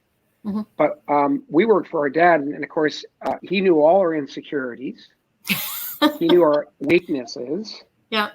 And, he made it even tougher for us to work at the business. He made sure the people that we reported to really made it hard for us. So it wasn't an easy slugging as far as working with our dad. Then I have to work with my brother, who were very competitive, and we would almost kill each other outside the business. Yeah. But you know what? It's interesting. Now that I look back after our 45 years in the business, Paul and I worked very well with each other. We made it very clear that we were not working, against each other. We had employees that we were making a life for, and we wanted to make sure that we continued that. And our father told us that too. So, working in a family business has its ups and has its downs, like any business that you go into. But particularly ours, and so many family businesses end up fighting each other, fighting their sisters, their brothers, their parents. But we were destined. My dad just told us that he really wanted us to come into the business, and we did, and I'm glad we did. And I look back on all the fun that we've had in the business. And I might just add, our company is Mother Parkers Tea and Coffee. Yes. And there was a time when we were going to change our name. We changed our name to Mother Parkers Foods Limited back in the 60s, 70s, and 80s. Mm-hmm. And we decided to go back to Mother Parkers Tea and Coffee. And I remember there was my brother, myself, and my dad. And we were thinking of calling it Mother Parkers Coffee and Tea, because coffee is a bigger part of our business. Yes. But my dad said, no, we started in the tea business. We have a real affection for this wonderful beverage. We're going to keep it tea and coffee. And he said, I'm going to make that executive decision, so you guys have no say in it. And you know what? I look back on it, and every time I see the tea and coffee, he was right. Our business started in tea. It got us to where we are today. It's a very big part of our business. But my dad was happy to see us get into the business, and I'm pretty sure if we didn't go into it, I don't think we'd be existing today. Tell everybody about how you got into packing tea bags at Mother Parker's. Because you started packing tea bags, right? Yes, we actually were selling tea in bulk. Yeah. Then we started the brand, and Paul and I started it together in 1973. Now, back in those days, there was we only had 2 SKUs. It was an orange pico and a yellow label. The orange pico was the better brand, and I'm going into telling you this story because it answers your question. In 1989, along came Starbucks. Yes. And before Starbucks, if you went to the coffee shelf or the tea shelf, again, you'd only see 2 SKUs. There were no flavors. There were no exotics. There was very limited selection of tea, and Starbucks changed that for all of us. Yep. We now have in our tea category, instead of having 2 SKUs, we have close to 100. And they are from, straight teas, blended teas, flavors, exotics. And so, we really do embrace that change. And when you ask us about tea bags, we started with Singer sewing machines back in 1927. That's the story. Yeah. And yeah. I love the story. Operators, the tea would fall into a cylinder, and the operators had trottles. And when they pushed the trottles with their feet, that would make the needle go around and sew the bag as the tea fell into it. And we moved from the Singer sewing machines to faster bagging machines. They would do 50 a minute. And back in the 80s, we went to a machine that packed 1,000 a minute. And we have equipment at our facility in Ajax, Ontario, that you can't even see the bags going along the conveyor belt because it's so fast and accurate and all computerized. But yes, we were in the and of course I heard your last interview.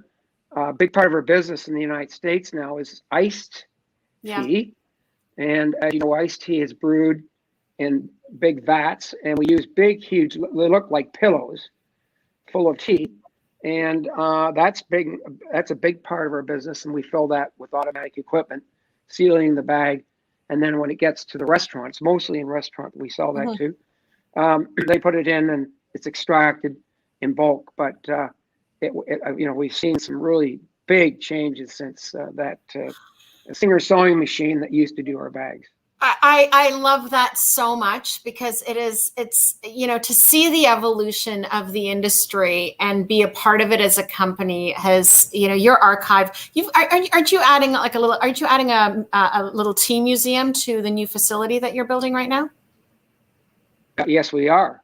Wow. And our grandfather, he was great in collecting scrapbooks, and my dad did the same thing.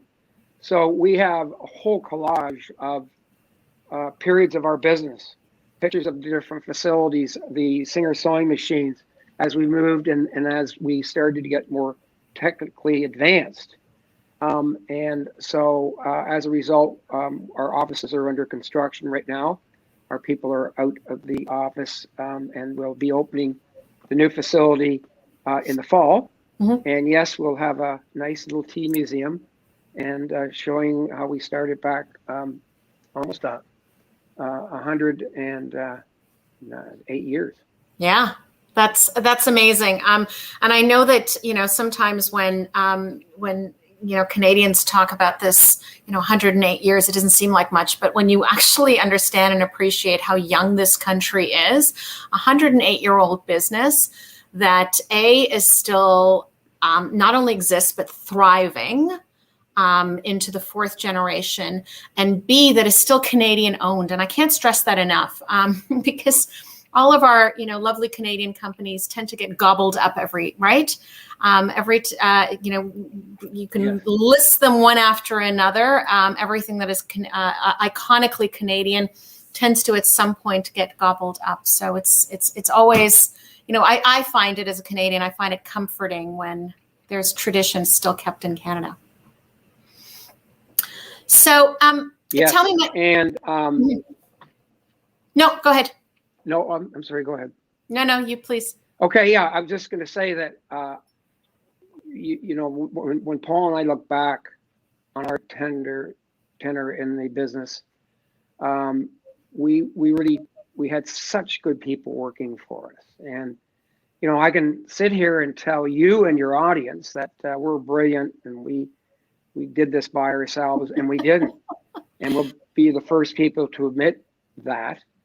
We had some really smart, really loyal, dedicated people. And I'd like to also say that we were lucky. We had some great luck. And yes, we did make some decisions that were good decisions. But those 3 things are so important for me to mention, because there's a whole bunch of people behind the scenes that don't get the accolades that Paul and I get. And they were the ones, and those people who are with us today are helping us continue the business. You definitely have a fabulous team, no question about that. Tell me, what do you see for the future of the tea industry in Canada? What is so interesting? Well, in Canada, I'm going to sort of put in North America, but what we've seen that has been really fascinating is a much younger generation drinking tea. And I'm talking from 18 years and up, and even below that. Yeah. We're seeing the halo of health. I mean, tea is definitely a health drink. We didn't talk about that back in the 30s, 40s, 50s. It was a beverage, but it wasn't healthy. We didn't use the health halo, but it is a healthy beverage. We also are looking at technology. I mean, it's incredible that you can order a box of our Higgins and Burke tea online and get it the next day. And we can go through the internet and really study and learn about all the different teas, where they come from. So the education value through technology has expanded for the betterment of our industry, because now people don't get intimidated when they ask stupid questions about the beverage, because they're a little frightened to ask the question. But now they can get into the internet.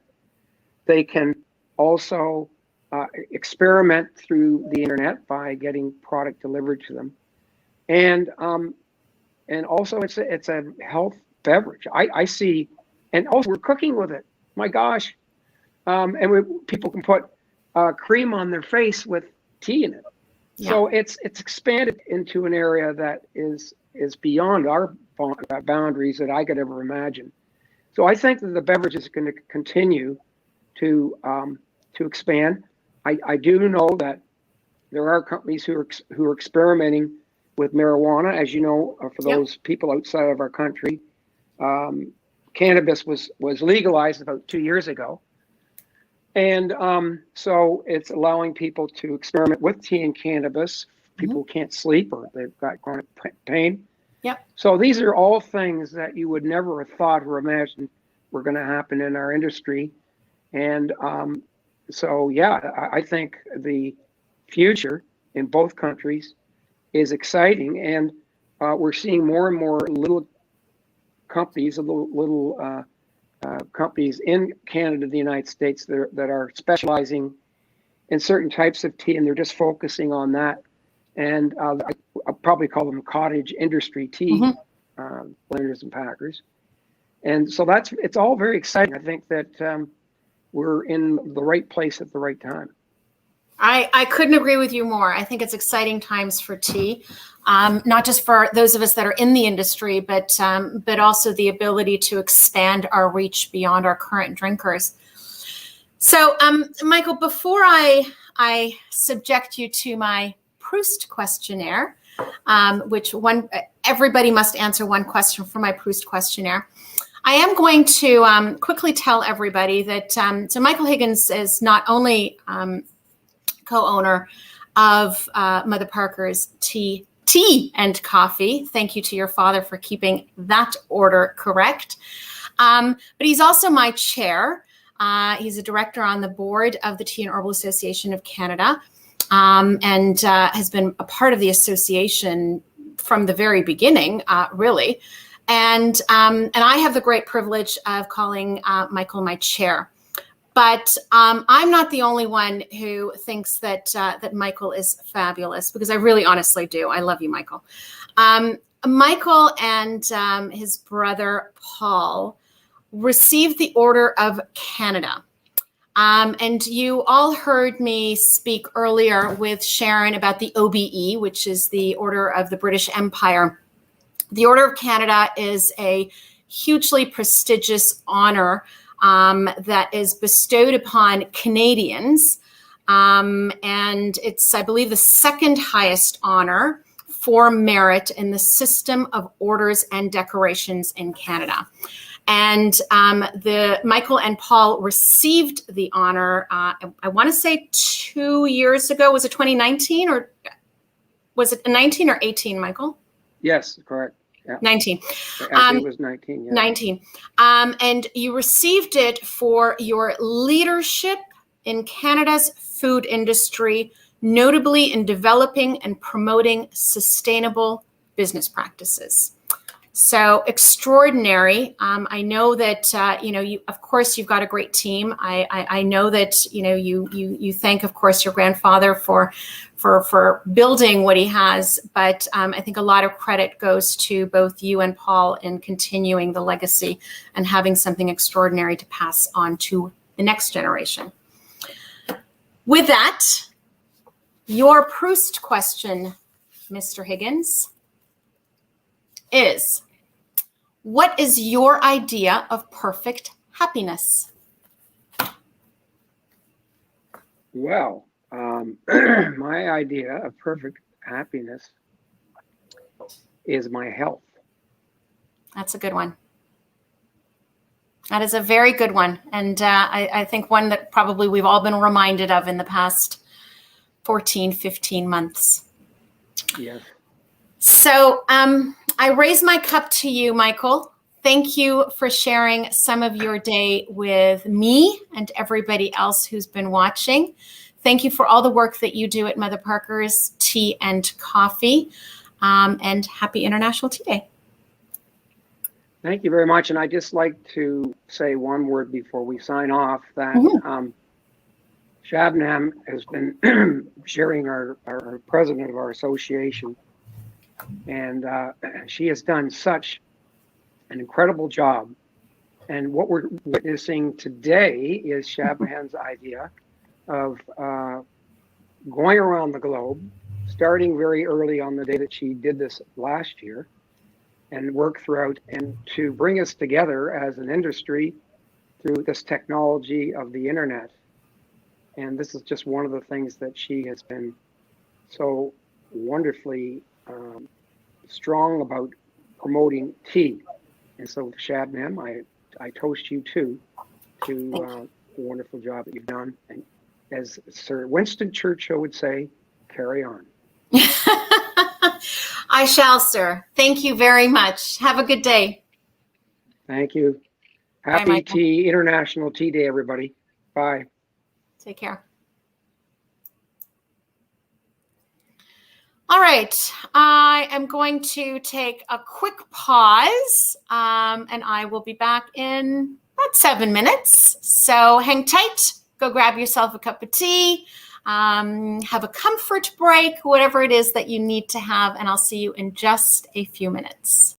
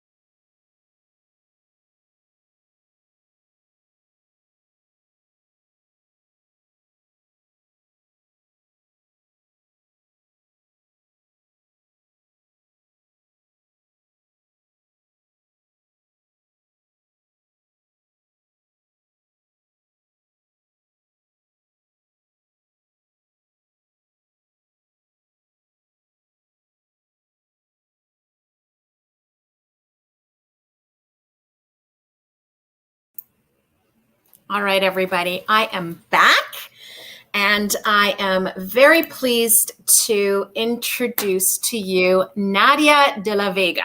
How are you, Nadia? I'm fine. How are you, Shabnam? I'm really good. Thank you. Thank you so much for having me. Oh my gosh. Thank you for giving me some of your time. First of all, happy International Tea Day. Happy International Tea Day. How many times have you said that today? Let's not count. Let's not count. We've got, so Nadia de la Vega is with David's Tea. Yeah. And you are Director of Tea Content and Sustainability. Yes, I am. So nice. Hello, everybody. So nice to see you. So everybody knows David's Tea, and we're going to talk about that in just a second. But first, let me ask you, what have you been doing on this lovely International Tea Day? I'll be honest, drinking lots of tea, like always. Yeah. I think this is my 8th or 10th cup. Good. I've been in and out of meetings, checking artwork, so many things on the work today. But right now I had a little session. I'm drinking a little bit of an oolong. It's a new tea, so I can't talk too much about it. And I know that oolongs are your favorite, so that's why I decided. How did you know that? I have my sources. Yeah, I thought I was the one doing all the homework today. Well, yes, it is a very badly kept secret. Oolongs are my favorite, even though I hate to say I have a favorite tea, but I do. I do. Gasp. I do. It's true. I have one that I have to have it every day. Like I even travel with a tea. What is it? And it's going to be so basic, but it's our orange pekoe, but it has to be the David's Tea orange pekoe. I cannot stand any other orange pekoe out there. You know, once you have your tea, you have your tea, and yes, there's nothing. I need to have it in the morning. If I don't have my orange pekoe first thing in the morning, it's not going to be a good day. It's not going to be a good day. All right. Well, we definitely don't want that. Yes. So Nadia, tell me, let's start first by just unpacking what it is that you do at David's Tea, because you've been with the company for 9 years. I have. And that's a long time. It's been 9 amazing years. Honestly, time has flown by. Yeah. Yes. I fell in love with David's Tea since I first tried. It was pumpkin chai in November or October of 2012. And I remember it blew my mind because I'd never tried a tea like that before. I'm an avid black tea drinker, and I only normally drink straight black tea. So it really blew my mind the first time I tried that tea because it was nothing like any other tea out there. Remember, this was like way back in the day, like 9 years ago. So yeah, it blew my mind, and I was like, I need more. So I started tasting more and more of their blends, and I was so lucky that I landed in my dream job at David's Tea. And I've worn many hats in all my years at David's Tea. So I've been everywhere from regulatory to tea specialist, and now most recently appointed the director of tea content and sustainability. So yeah, that's quite the journey. It's been a long journey, but an amazing, a good journey. Yes. Yeah. Totally. So David's Tea started how many years ago? We opened our doors in 2008. Yeah. That was our first store in Toronto. Yes. Yeah, so it's been quite some time. And there's, I remember when, you first opened, obviously, in the city that I live in. And it was really extraordinary to watch the years as, stores opened and what it was that David's Tea was creating within Canada, because it's your Canadian brand was the strong and developed and established, et cetera. And then, of course, obviously you expanded into the United States as well. but there was something that you were doing differently. There was something that, wasn't the same as lots of tea shops around. There was something that you were doing differently, and you saw a gap, and, the company saw a gap in the market that needed to be filled. Can you talk to us about that? Of course. So I think what David's Tea, for those of you that don't know David's Tea, we're really well known because we're a specialty tea store. We're known for our fun and innovative blends. And really, we have a premium selection of traditional, organic, and fair trade teas. But what we did differently was, I think we democratized tea. Our approach was to make tea approachable for everyone. So it wasn't your box cut out like pretty tea set. It was more like making it fun, making it easy. I think a lot of people think tea is this very complicated, and it can be a very complicated plant, and you can delve into all its intricacies. But what we made it was make it approachable, make it fun for young, for old, for connoisseurs, for newbies. I think that's where we wanted to shake up the industry a little bit. I think I remember in the beginning, like way back in 2008, we used to say, we're not your grandmother's tea. Mm-hmm. Yeah. Nothing wrong with your grandmother. No, nothing wrong. And that's how I started drinking tea, thanks to my grandmother and my mom.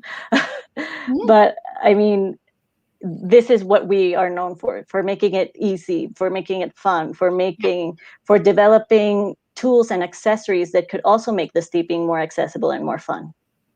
There was, what was really amazing was that no matter what David's Tea Shop you would see, whatever city in the country it was, you started to see young people, and I'm going to say boys and girls because these are not men and women. We're talking about kids that were in tea shops. And the number of people that I would hear, telling me that, oh my God, my kids are bankrupting me with their David's tea habit. And that was really extraordinary to see, right? You've absolutely, the democratization, that's a really great word, to make it accessible and to really bring tea to this whole new generation that everybody wants to tap into it, but hadn't actually done yet, right? Yeah, and I think that part of our success came because we put so much focus and emphasis on being friendly, on building a community. So that is very important for us. Since day one, we wanted people to feel at home when they came into our stores. We wanted them to feel happy. We wanted them to feel heard.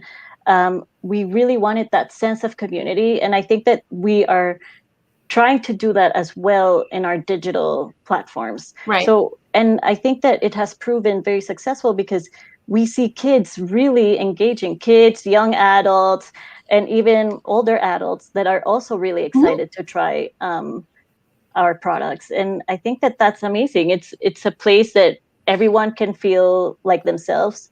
You will not be judged whether you know about tea or not know about tea.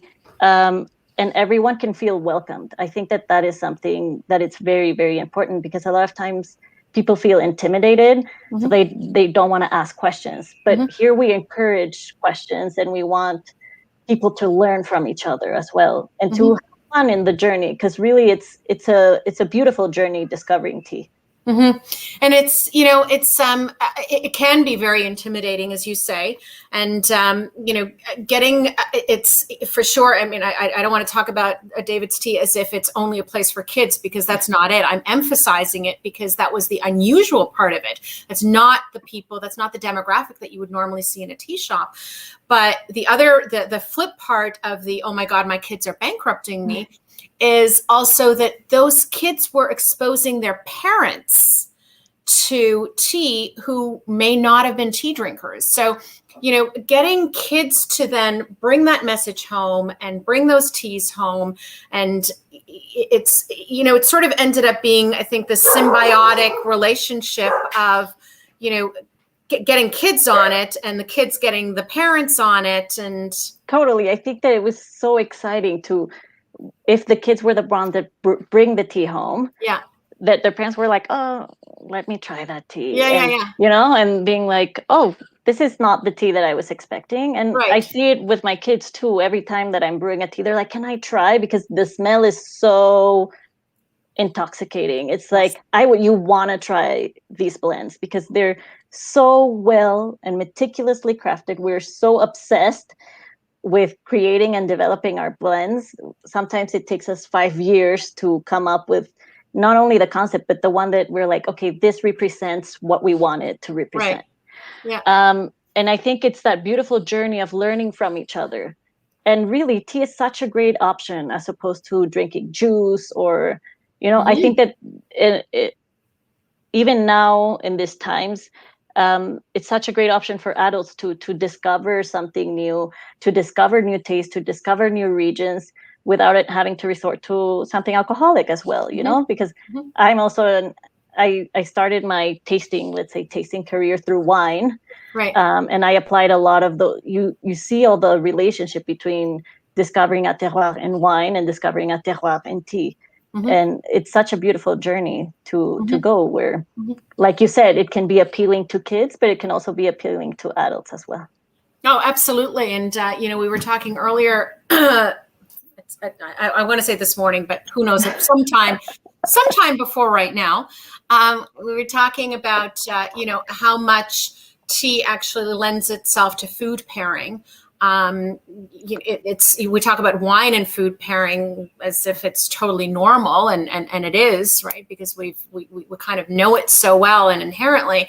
But to get to a place where we can talk about tea and food pairing, and there's so many more nuances and varieties, et cetera, within tea that it actually lends itself in a really, really beautiful way to doing that. Right? It's beautiful. I do lots of food and tea pairings, and I remember I think it was Christmas, not last year but the year before, that we wanted to do a cheese and tea pairing.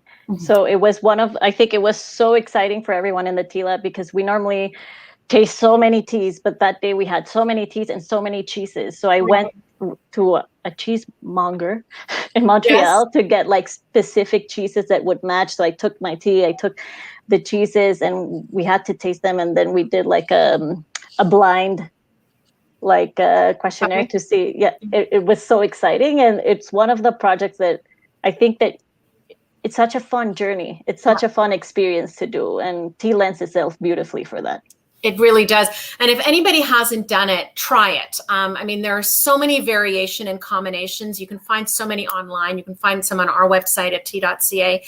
But what's beautiful about it is sometimes it's the tea that elevates the food, and sometimes it's the food that elevates the tea. It's how they actually work together in harmony when you find a really beautiful pairing and a marriage. And cheese, I love tea and cheese pairings. And to me, it's so fun because sometimes a tea works for two different teas. Oh my God, my kids are outside yelling. And you can really feel the difference. So I remember we had I think it was Gyokuro Yamashiro and like a goat cheese, but we also had a cheddar, and it worked well with both, but it gives you such a different, in one, you would taste more of the salinity and the umami flavoring. And in the other one, it would elevate it and taste sweeter.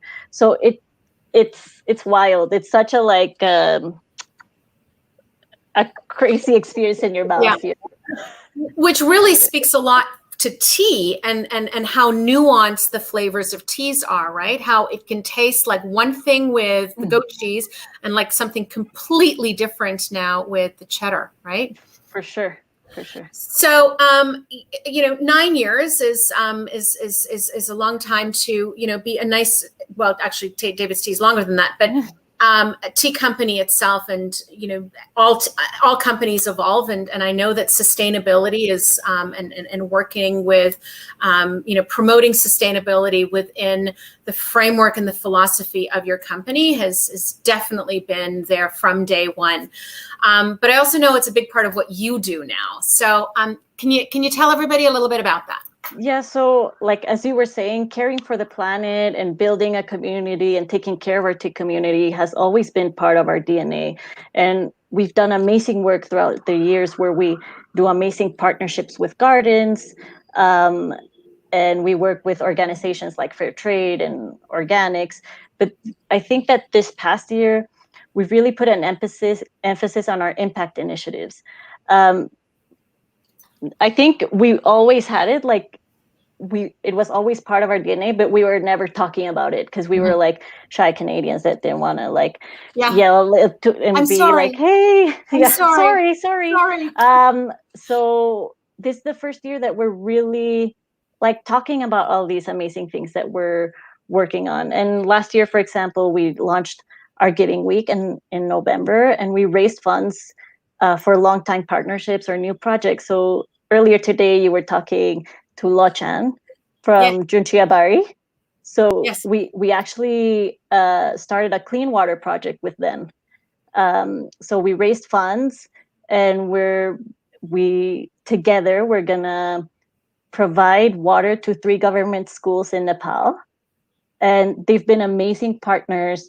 And these are really the projects that we like really pull at my heartstrings, you know, because it has to do with benefiting the tea community. You know, sometimes people feel so removed from the source of tea, and tea is such a wonderful, and it's a plant.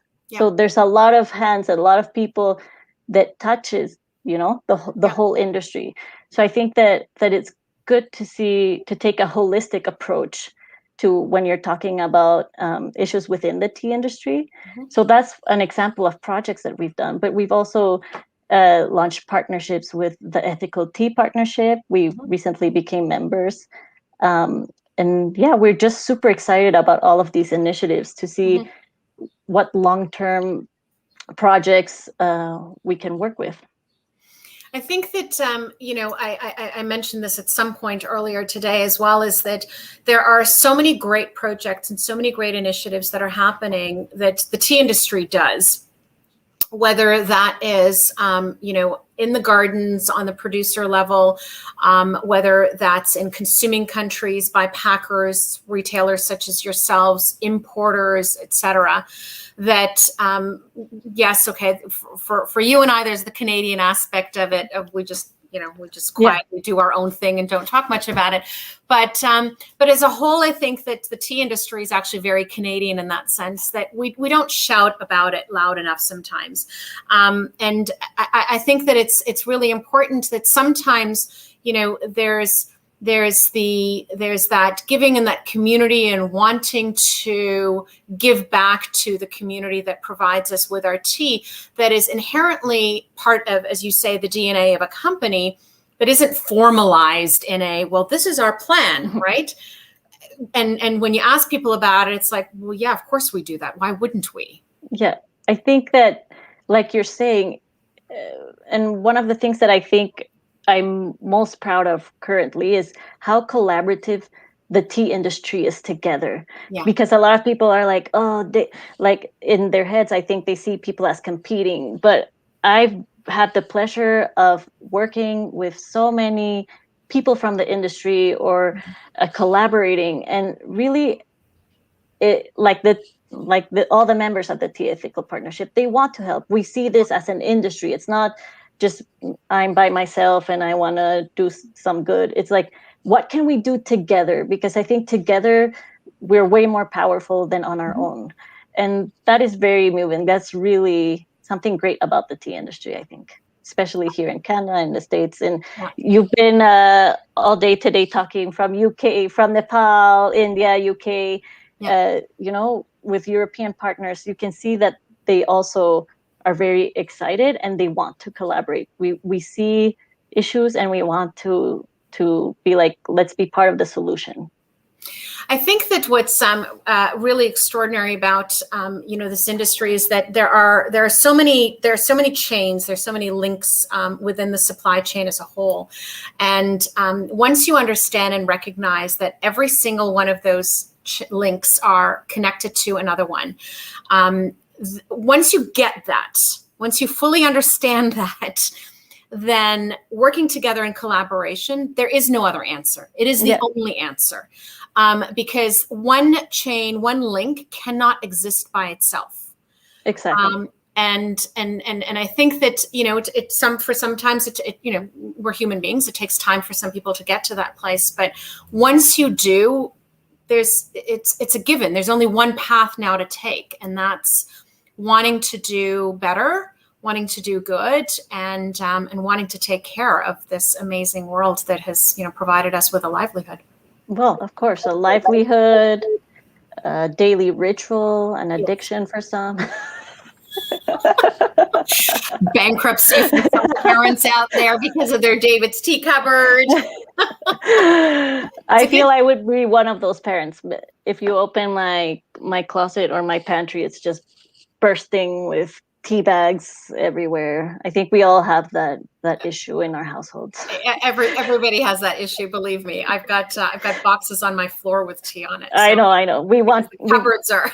I wanted to make it sound nice, but yeah, I also have a lot of tea in boxes. Yeah. That's where they sometimes are. That's where they sometimes live, but I know exactly where they are. One of the other things that you do really well at David's Tea, and I think that, you know, I just want to really quickly touch on this is, and I mentioned this as well when I spoke to Mike Harney, is that you have a brand. You have a very clear understanding of who you are, and you've known that from the very, very beginning. There's no question about, you know, what you are. Your color, you know, it's a Tiffany blue. It's, you know, you see people walking around with their David's Tea bag, and it's like a little jewel box that they're walking around with, because, as I said, it's so recognizable. Very, very recognizable. Yeah. And it's one of the things that you've done really, really extraordinarily well. It's sort of this constant thread and theme that sort of wraps together, which I think is admirable. Yeah, I think that since day one, like you were saying, we were so clear on our vision, on what we wanted to be, what was different from us, what made us unique. You know, so I remember in my first days at David's Tea, they would give us our presentation about like what's our spirit animal. In case anyone's wondering, it's a dolphin, and you know, the significance of teal, and why we would use that color. I think that it's so ingrained in every one of us that is part of the company. I often joke that the people that have been in David's Tea for so long, they bleed teal, because we're so passionate about the company. You feel it even when you meet a tea guide, you know, in Alberta. You feel that warmth, you feel that they're living and breathing the brand. One of my favorite things about David's Tea is how inclusive and diverse we are as a company. Mm-hmm. And how welcoming we are to everybody. You know, I think that is something that we're very proud of, and that we normally, this is something that I would like to scream, because I've never seen a company that's so welcoming, so open, and so diverse. How have you seen consumers, or have you, maybe you haven't, how have you seen consumers change in, you know, your consumers, your customers, or maybe they haven't changed? I don't know. I honestly don't think they have changed. I think that we've been lucky. You know, it's been such a tremendous amount of transition these past years, but our customers and our people are there, and we're so grateful for them, because they follow us. They're excited about our products. We communicate. I think that is something very important to keep those open lines of communication. Mm-hmm. We recently launched our subscription box. It's like a tea tasting club. Mm-hmm. So we have direct contact with our tea people. And this is amazing, because I think that in this digital world that we're all living in, we're craving that sense of community. And it's beautiful to be able to build it. You're doing it now through this beautiful summit. And it's nice to be able to connect with other people that have same interest as you. And I think that that's one of the reasons that, I mean, to answer your question, it hasn't changed much, because we still see more and more people that are interested and want to be engaged. And like I said, it's a beautiful community. I love the tea blogging community in Canada also. They're so supportive. Yeah. They're so ready to experiment and to explore tastes. And there's such kind people. Like, I know I'm not part of it, but I can see that a lot of people share like this box of tea, and it goes from one person to another, and they keep adding and sharing. It's a beautiful place to be part of that community. It's yeah. You've created it. So bravo to you. I have nothing to add to that, because it really is a beautiful thing. And I think, I've said this a few times. I don't know if there are other industries out there talking about how beautiful and wonderful and loving and kind and everything their industry is. Maybe there is. I don't know. We don't know. All we know is tea. Exactly. And I'm good with that, actually. So, Nadia, that's how quickly our time goes by. Oh my God. I didn't even realize. I know. It's already time. I know. I'm telling you, everybody always thinks, "Oh my God, what are we going to talk about?" No, I was really excited to come here and to talk and to connect, and yeah. So thank you so much for having us. I don't know how you've been live for almost 9 hours now. Time. Tomorrow you will sleep. Today you'll survive on tea. Tomorrow I will crash tomorrow, but today tea sustains me. But you can't leave yet, because everybody who visits my virtual sofa must answer one question from the Proust questionnaire. Ooh. So I'm flipping. Oh, okay. I don't think anybody's had this one yet. Okay. What is the trait that you most dislike in yourself? Oh my God. That is a very personal question, but I thought I took out all the personal ones. Yeah.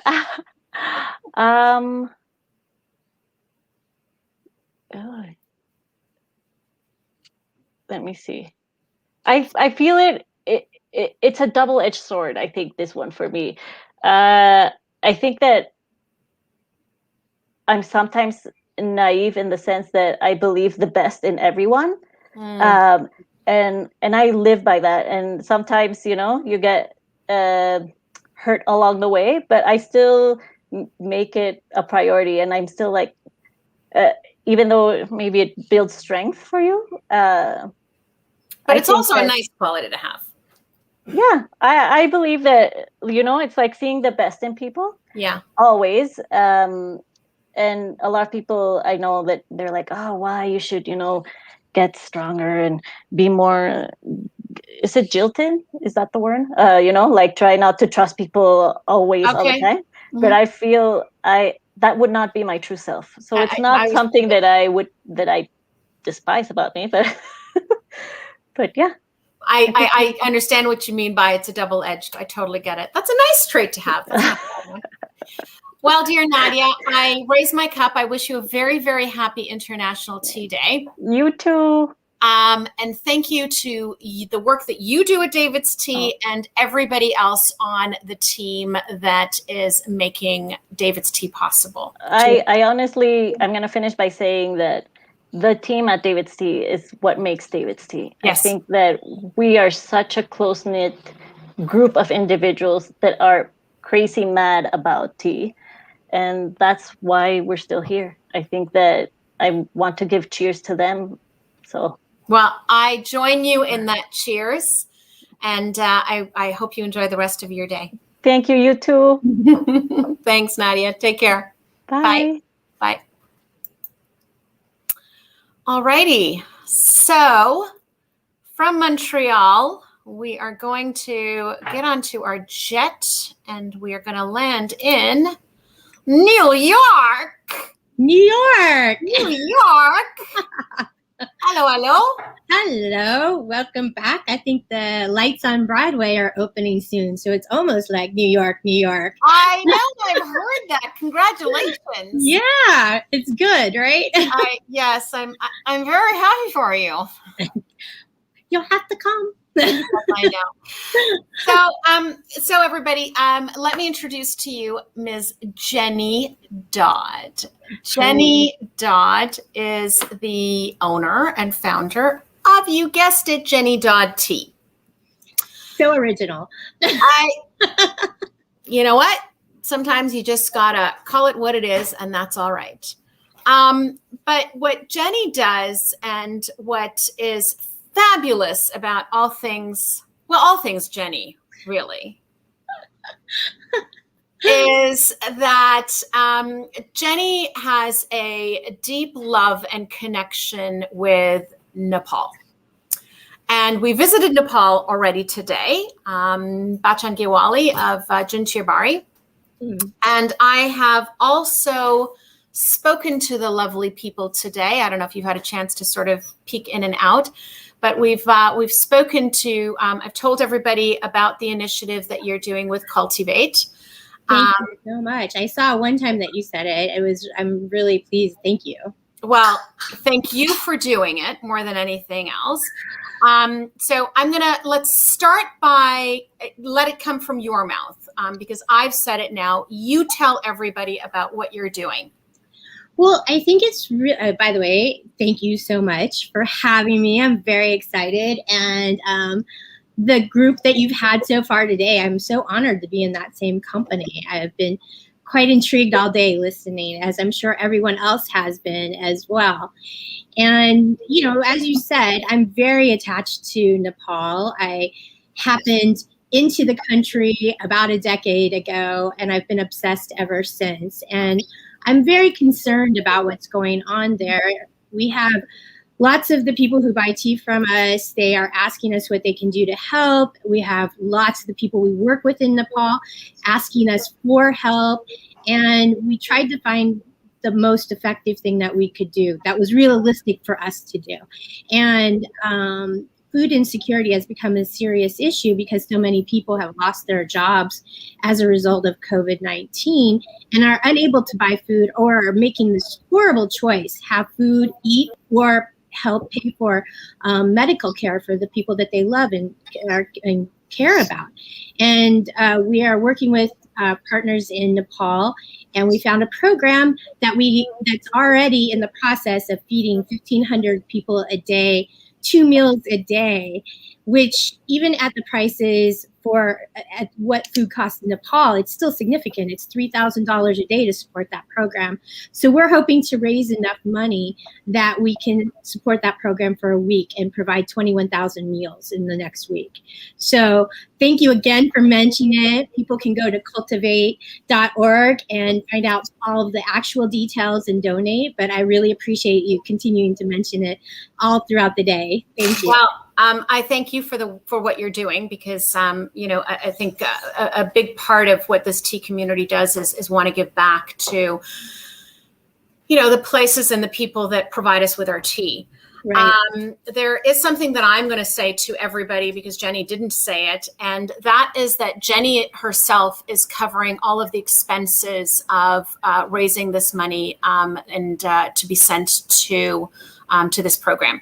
That means that however it is that you pay on her website to donate, Jenny is not deducting any of the credit card fees, all of the transfer fees. 100% of what you donate will go to the program, because Jenny's going to cover the rest.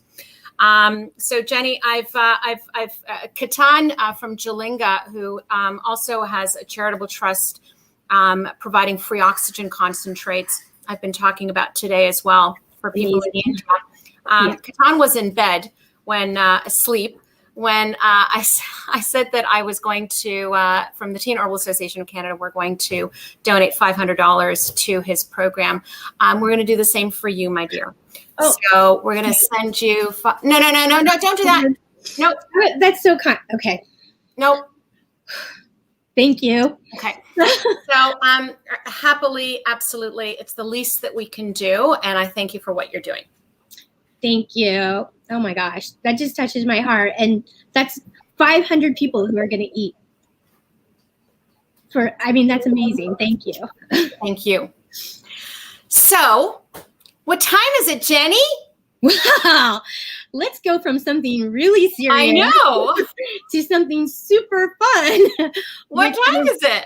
It is cocktail hour, thank God. It is happy hour, Jenny. Ooh, look what I ready to I know, I can't wait. So you tell us what you're making and what you're doing and the beautiful tea that you are making it with that, yeah.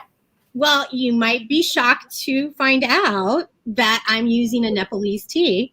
That's just remarkable that I might be using a Nepalese tea. But it's I worked with my friend who was a sommelier at Le Bernardin, which is a 3 Michelin starred restaurant here in New York City.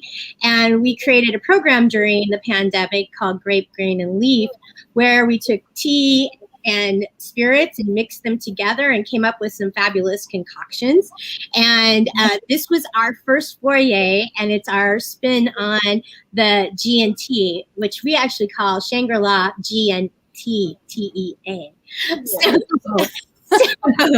I'm going to start making it because I'm making one for you as well. You are. Very simple drink, actually. Okay. So, of course, we have to start with gin, which you would like a London dry style gin. Yep. So we use 2 ounces of the gin,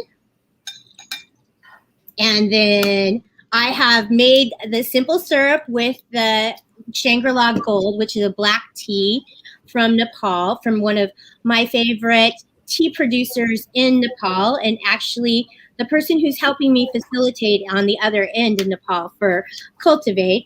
And right. we made the simple syrup, even though usually you think of a simple syrup as being 1-to-1. We kind of wanted it to not be as sweet. We were sensitive to the fact that people don't like drinks quite as sweet. And so we made it with a 1/4 cup of our tea, which we had simmered for 15 minutes, and 3/4 cup of water. And then we're using 3 ounces of that. Okay. And I had them in these cute little bottles I'd already made up. So of course you did. Because you're Jenny. And just because we wanted to give it a little body, we added 3 ounces of just plain sparkling water to it. So it's a really simple drink, and it was built to be made in the glass. Mm-hmm. But I'm making it in a stirring pitcher so that I can make one for you. So I'm making 2 cocktails at the same time. Fabulous. And as you can see, I've got this. And all you do is stir it up. So it's just gin, the simple syrup. Oh, I very nearly forgot a very important component. The twist, but also, and I had already cut it off so that I would do it without being scared. Or cutting my fingers off. Cutting your finger off, yes. Yeah, but we also need the juice from it. So I'm going to juice a lemon. I didn't want to do the juice right before because I was afraid that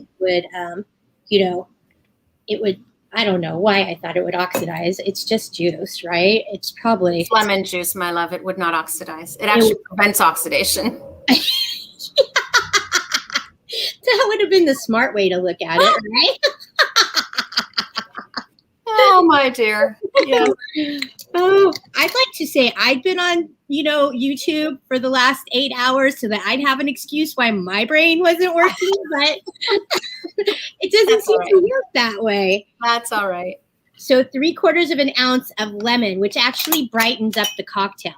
Okay. So that's why we wanted to put the lemon in it. Mm-hmm. And then here we go. Just a little stir there.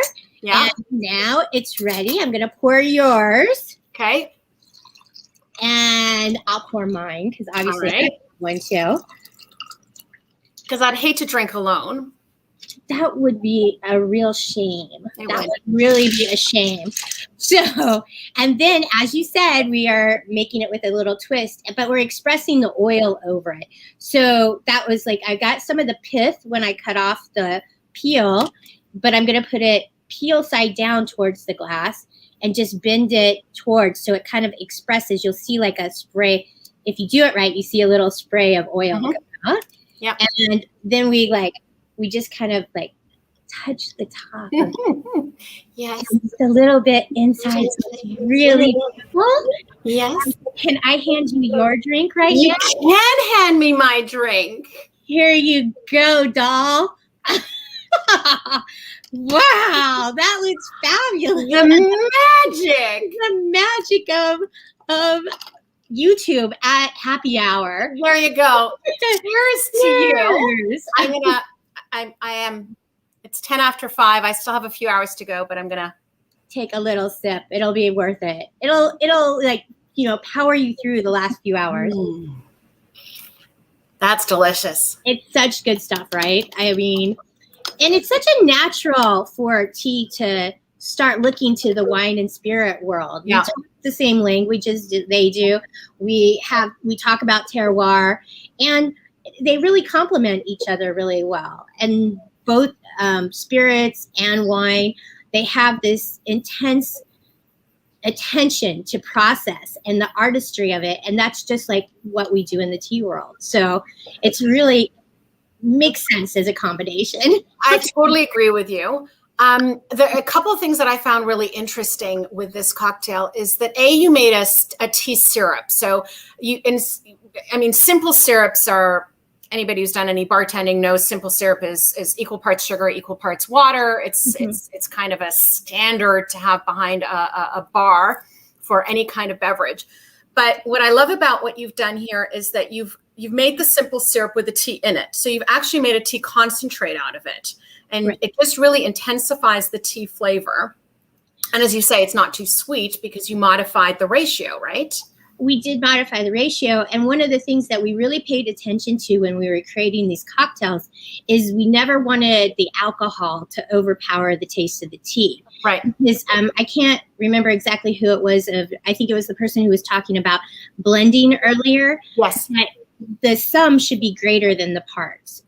They should complement each other. They shouldn't overshadow. You should highlight the notes that are really interesting in each component. Right.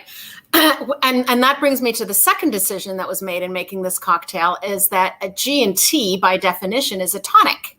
Yes. And instead of tonic, which has a very distinct flavor of its own, you went with sparkling water. Well, we went with sparkling water because the tannins in the tea were going to provide the bitter note that you would normally get from the tonic or the quinine. And so we just needed the sparkling water to give it a little body. But we were already getting that element from the tonic water from the tannins in the tea. It's perfect. It would not be good with the tonic. So it's definitely a good choice. But let's talk about the tea that's in here. Why did you choose this tea? What's so special about this tea? Well, I mean, as we were talking about earlier, I do have an affinity towards Nepal. I've been going there since 2012, and I checked my passport as I almost went 2 weeks ago. And I guess I'm kind of glad that I didn't because I wouldn't be able to get home. But my passport says I've been there 28 times in the last 10 years. So I was going quite frequently. And one of the places that I go when I visit Elam, which is one of the tea growing regions in Nepal, is I stay at a tea estate called Shangri-La. And it is literally Shangri-La because I wake up in the morning, I walk outside onto the patio, and someone brings me tea, and I'm sitting there with all of the roses in front of me immediately, and then the verdant tea gardens. And I know so many people today have talked about how magical and what a special place a tea garden is. And then just beyond that is the snow-capped mountains of the Himalayas. It's truly a Shangri-La, and it's my favorite. It's my tea. Okay, I don't want to say favorite, but it is the tea that favorite. It's my favorite. I drink it every single morning because as soon as I drink it, it transports me directly back to that moment. And that's the majesty of tea. I mean, it connects us. It brings us together. It's like a time traveling machine. We connect through history, and we're immediately transported to that geography with that taste and the smell. And that's why the aroma. It's just like it's so amazing and remarkable. And so when we first started, I said, I want to do something with this tea. Let's figure out what to make with this tea. And the gin, all of those herbal botanicals that you find in gins just really brought out the notes that I really like in this tea, which, I specifically look for any, the particular invoices that have that rose note, and then it's just like it's heightened, and the chocolate and the cherries, and there's no astringency really at all in this tea. It's really smooth, easy to drink, and then you can't even tell there's alcohol in here, right? like no, not at all. It just mixes really well. No, not at all. No, you really can't, and that's what makes a dangerous cocktail. A really fun night for sure, but also a dangerous night when you don't realize how much you're drinking. So what most people probably don't know about you, Jenny, is that you're actually a lawyer. I am a lawyer. You are a lawyer. I'm a lawyer in New York City. And so it's often people can't believe that someone who sounds like they're 12 years old and smiles a lot is a lawyer in New York City. But my friend who just asked me to help her at her law firm, she specifically asked me because she was like, I need someone who's like a hard negotiator. And that's you, Jenny. And like, 'cause nobody ever expects me to be. Oh, you're the wolf in sheep's clothing, are you? Yeah. Yes. So, but the bigger question is, how does a lawyer fall in love with tea from Nepal, and how does that happen? Well, I was practicing corporate litigation, which in New York City you might imagine is a fairly stressful occupation. Mm-hmm. And I was diagnosed with MS, and at the time I didn't want to take the medication because I knew it would be every day. And so I thought, what can I do that reduces stress, which, would help my autoimmune disease, and is something I enjoy. And when I'd finished law school in London, I'd learned about tea. Earl Grey was my gateway tea. And, okay. Yeah. And I thought, well, maybe I'll just keep learning about tea. And then in that process, at one of the World Tea Expos, there was a program on Nepalese tea, which I'd never encountered before. And I just went mad as soon as I tasted it. I was like, I have to have this tea. I was like obsessed. And I kept bugging the guy, send me tea. And then finally I was like, I guess I'm going to have to go to Nepal if I'm going to have this tea. And once I did. As one does. Yeah. And as they say, the rest is history, as I've just like, I can't imagine not being in Nepal. It's been really hard for me during this pandemic to not be there. And it's even harder to see the people I care about suffering. So, but I think that's true of most of the places where you and I like visit in the tea world, is that there's such special places, and the bonds that you create with the people who grow the tea, it's just remarkable. One person once said it's very strange because it is a business, and we can't forget it is a business, and we're trying to help people create a livelihood. Yep.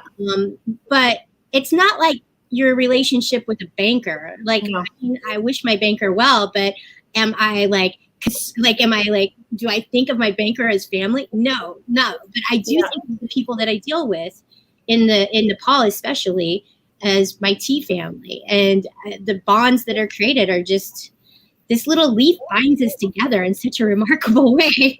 I know, it really is quite extraordinary. And, we try to understand it, but I think sometimes it's just better to let it be. And, it is what it is, and enjoy it as it is. We also expect a lot of this tea, and it gives us so much, it's in the people that are in it. So that's sort of all the beautiful things about this gorgeous tea family that we have out there. Yeah, it's hard. I don't think it ever really lets you down either, does it? I mean, it really does deliver. We expect a lot and we get a lot. Yeah, you know what? You're right. You're right. Even a room temperature cup of tea will serve its purpose for me. Yeah, it's fantastic. I mean, there's not many things in the world that can do that for you. It's true. So you made me this cocktail, but you, during COVID for the past year, as you've mentioned, you did this great thing with the sommelier from Le Bernardin. And you pretty much, did you do it every month or every 6 weeks? How often did you do it? We were doing, I think we started our first one late June, and we stopped doing them like full force, like late February, and we did 6 full cocktails, and we have one in the hopper, but Joe opened a new restaurant, so he's been a little busy. We haven't had a chance to do our next one. So we created 6 different cocktails during that time, and we had enough that we were having to do each one a couple of times. So we kind of were doing them every 3 to 4 weeks there for a while. Yeah.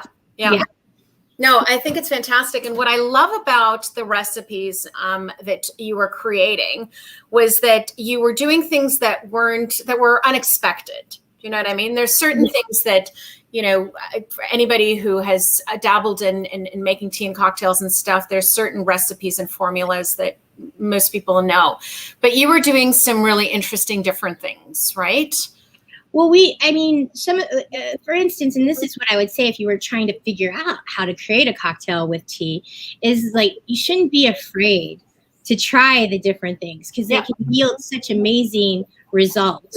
And, at first I have this beautiful gyakura that I get from Japan from a producer that I think is amazing and the story is great and all that. And I really wanted to use this gyakura.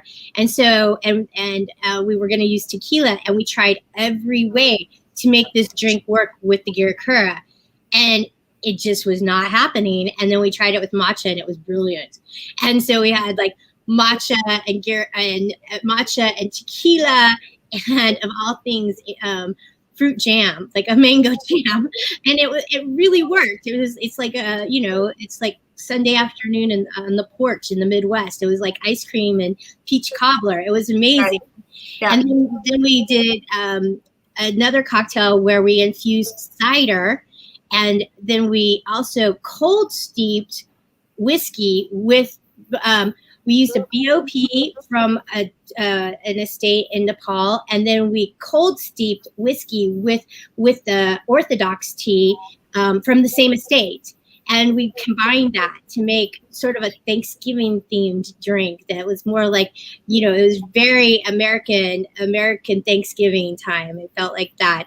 But it was really fascinating because we were doing 2 different things and using tea from the exact same tea estate, but it was like blending it, and we were using the BOP to give it structure, and then we were softening and giving it depth with the Orthodox tea, and it just turned out really fantastic. And one of the other ones we used a lapsang souchong, but in the classic style, not in the smoky style, and which has that lapsang has that really dried Logan fruit note to it, and so we mixed it with lychee, and we did a twist on a Manhattan. It was like you were in the 1950s in New York in a lounge. I mean, it was that was like some of the most fun things was like recreating this like these feelings. The last one we did was a twist on a Negroni, and the minute we locked in, because we would have our research, which was like trying different versions. I'm familiar with the research. Yes, you're familiar with the research, right? And as soon as we locked in this last one, I was like, this is Alice in Wonderland. Like, I feel like we've gone down the rabbit hole. It just tasted like these bright pinks and bright blues, and so we called it Down the Rabbit Hole, but it's a twist on a Negroni, and it was a lot of fun. And so I think that's what's really exciting is the possibilities are just endless. Yeah, they really are. There's, I think that there's honestly, there isn't a tea out there that you can't make a cocktail with. It's not blasphemous. I honestly think that it's one of the great ways to continue to elevate tea. We've been talking about how do we translate all of this in-home tea consumption that we've had? How do we translate that into people carrying those habits out into food service and restaurants? Yeah. And this is how we do it. It's not just about drinking tea like this. This is great. Absolutely. There's something beautiful in this element of it as well. But having people think of tea in a different format, in a way that isn't that traditional way, and start to think of it as an ingredient.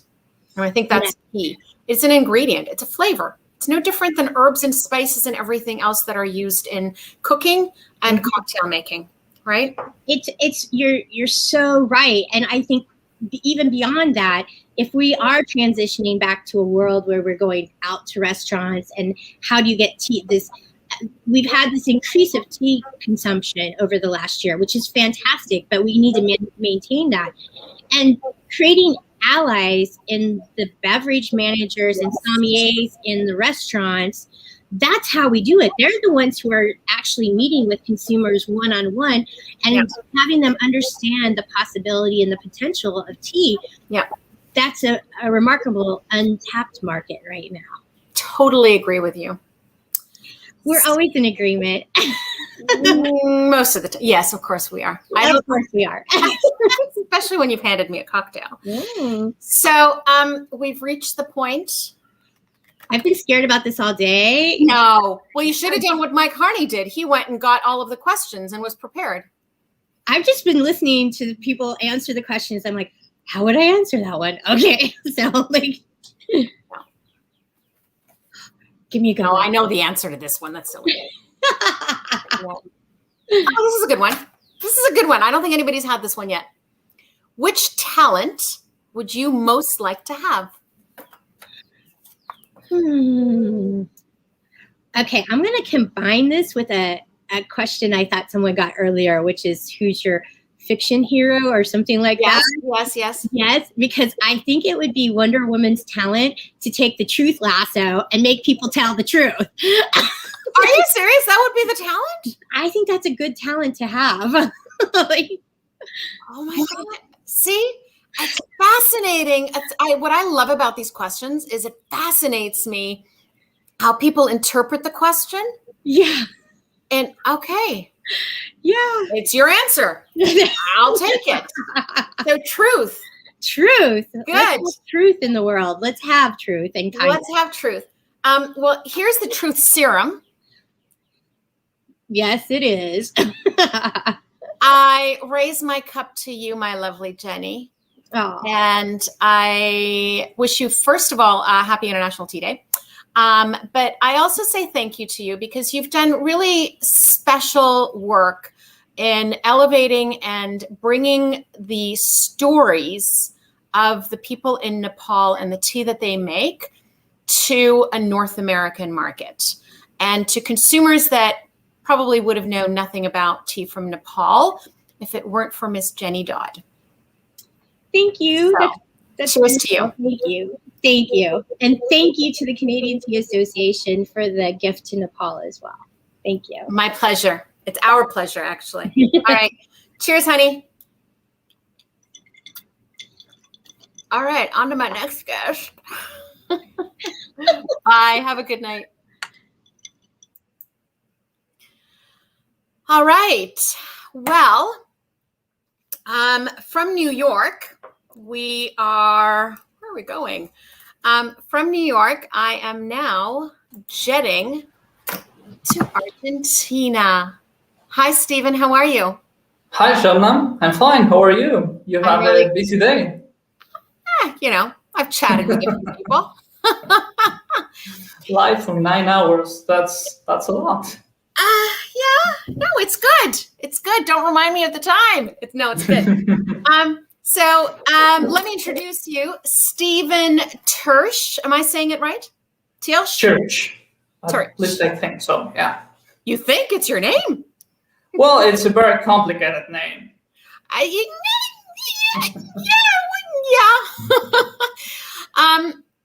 And you are working together in your family business, yes, which is Koch and Tersch. Did I say that right? Yes, that I think you have said it better than me, so congrats. So, first and foremost, I'm going to start by asking you, how is your dad? My dad he's doing well. He's been stable. He's out of danger. He's been evolving. It's a very slow process, but he's been evolving well. So we are. So for those of you that are listening in, Stephen's father is a lovely, both your parents are beautiful human beings, love. And he was unfortunately in an accident, but recovering. And that is the good news. So from all of us in the tea world, we send him much, much, much love and look forward to seeing him. So Stephen, let's start by you telling us about what your company does. Well, our company has farms, factories, and we export tea to, well, all over the world, mainly the US, but all over the world. And we have been doing that since 1954, when my grandfather started the company. So your grandfather started the company, so you are now third generation. Yes, I am. And I'm going to ask you the same question that I've asked every other person so far that is third and fourth generation in their companies. Did you always know you were going to do this? Was like tea for you, that's it, I'm doing it? Or, did you try to become a rock star first and then dad said, no? No, not really. I mean, when I was a kid, I wanted to be a dolphin trainer. But a dolphin trainer, yes. But of course, there are not a lot of dolphins in Misiones, so I ended up going somewhere else. No, I always knew I wanted to be in tea. Yes, of course. I grew up playing between the tea gardens, playing with slingshots with the tea fruits against my neighbors. So yeah, I was born into tea, and I've always loved tea. When it came to the point when I had to decide on a career, the only thing I could really think was, what could I study to really help the company evolve and keep on the work of the family. Your parents must be proud. That's a special thing for you to be infected with the same passion that sort of carried on is really quite lovely. Thanks. So, I've spoken to some, producers in different parts of the world today, and some of them very well known: China, India, Sri Lanka. Others that most consumers know less about. So Malawi and Rwanda would be good examples of that. And I'm going to add Argentina to that list. Because, if you're not in the tea industry, most people would never in a million years put Argentina as on the list of tea producing countries. So can you just tell us a little bit about the history? Can you tell us just a little bit about, how did Argentina get into tea? Again, even South America is not an area that we tend to think of as tea growing. Yeah. Well, Argentina started with tea in 1923, actually. There was I think it was an Ukrainian monk that brought seeds to the province. And a year later, the government started importing seeds from China. Yeah. So they started planting those seeds in 1923, but the tea production didn't start until the 50s. It evolved from that, and it changed a lot over the years. Mm-hmm. I mean, from hand harvested production to machine harvested production, and all the inventions that had to come from it. But what maybe people don't know about Argentina is that it's a very family-driven business. Mm-hmm. And that's from the whole chain, from the farmers, because being a machine harvested production, one family can harvest 20, 30 hectares of tea by their own. So, and even the whole family helps with taking care of the farm. And also the companies. I mean, most of the companies here, we are not the only one that's been running for 3-4 generations. Most of the companies here are family driven. Mm-hmm. And so, yeah, it's a very family business overall. We are, of course, a very relatively young industry in tea, but I think Argentina has shown a lot of invention over the last years, and well, I don't think there's anything Argentina can do in the future for tea. So you're absolutely right. I mean, obviously, 1950s, as you said, it's relative to the tea industry.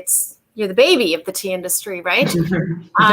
Relatively speaking, I think I'm going to get to even the babier of the babier after you, because I'm going to talk about tea growers in the United States, who's even younger than you.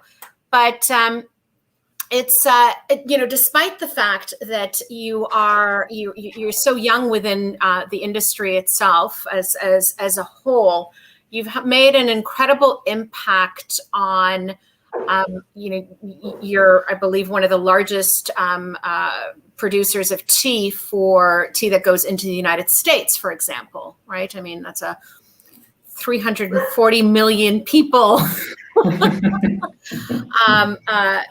consumer base, which is quite extraordinary. So can you tell us a little bit about that, and how has Argentina, how is it so synonymous with the teas why is it so synonymous with the teas that are going into the United States?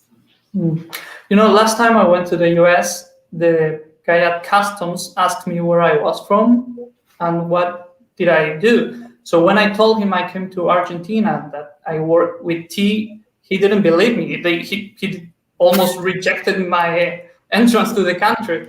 He was very surprised when I explained that Argentina is one of the main.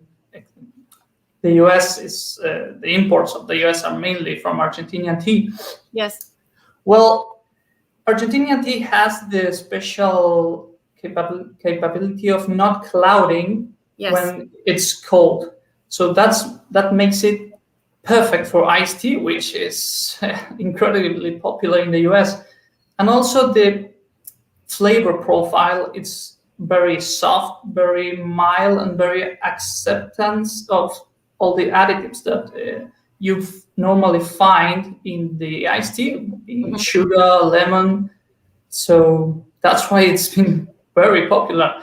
And even if they do not know Argentina has tea, I think most of the people in the US have surely drink Argentinian tea. And you're without knowing. Exactly, absolutely. I think that as you just said, whether you know it or not, if you've had an iced tea, odds are you've had an Argentine tea. It's just the realities of the market. And as I said earlier, 80% of the tea that's consumed in the United States is cold. Now, the Canadian market is very different. We drink our teas hot. Trust me when I tell you it's climate driven. We need hot beverages to keep us going. But this cloudiness, I think it's really important for people to understand, because obviously, I mean, you can ice any tea. There's no question about it. I can make any tea. I can put it on ice. I've done it right here.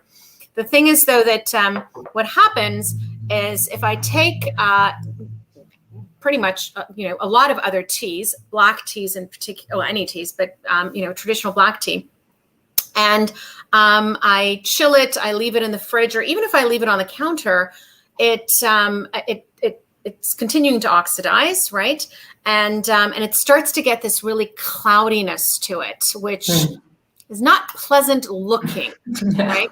It's not what we want our iced teas to look like. And that's what Argentina has that makes it exceptionally good for the iced tea market. Can you tell us why is that Argentine teas don't cloud? I would love to tell you, but honestly, I do not know. Well, you must find out for us next time, Stephen. I will. Now, so besides the iced tea market, I know that Argentina, I mean, you're able to make any kind of tea. The demand and the market that you have, your customer happens to be an iced tea market. But you mentioned earlier that, you believe that, Argentina can make anything and any type of tea. What are some of the ones that you've seen in Argentina and that you've seen produced, perhaps that you produce yourself, that you wish people would know more about? You know, I tried making hand tea myself for a while. You did? Yes, I did. The thing is that after a whole afternoon picking the leaves myself and handcrafting, I ended up with 13 grams of tea. So that was quite discouraging. But your end result was 13 grams? 13 grams of tea. Yeah. So that was not a viable business model. It's definitely not a business model. Yeah.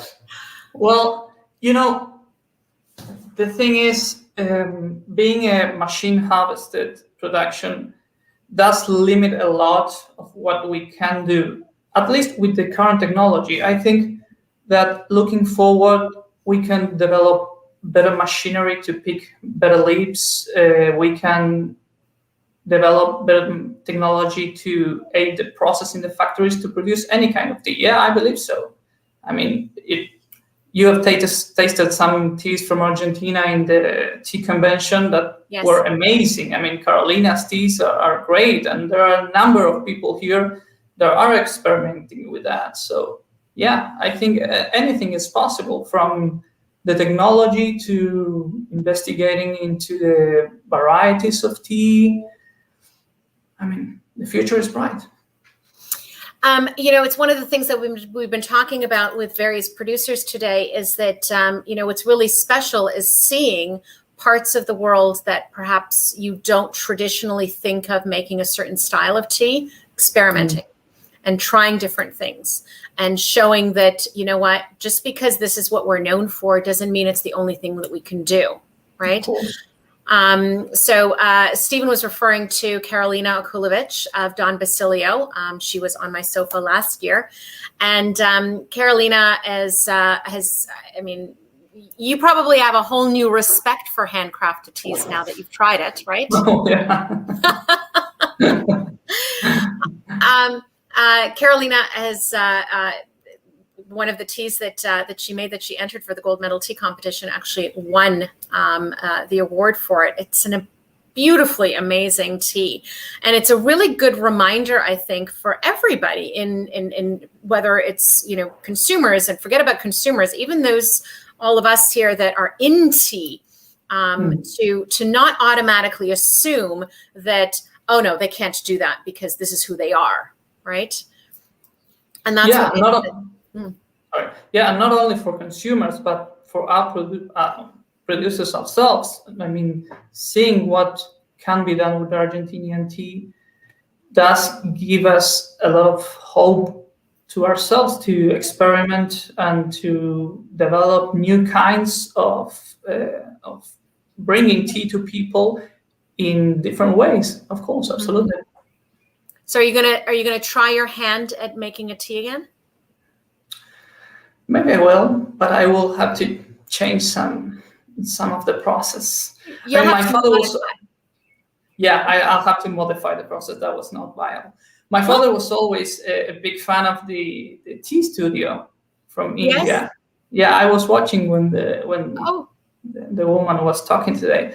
Yes. He has always been a big fan of the tea studio and has always had the dream of making something similar here in Argentina.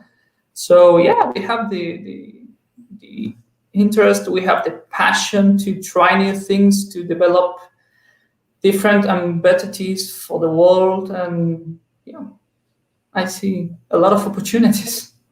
I think that would be really exciting. Tell your dad I think he should do it. I will.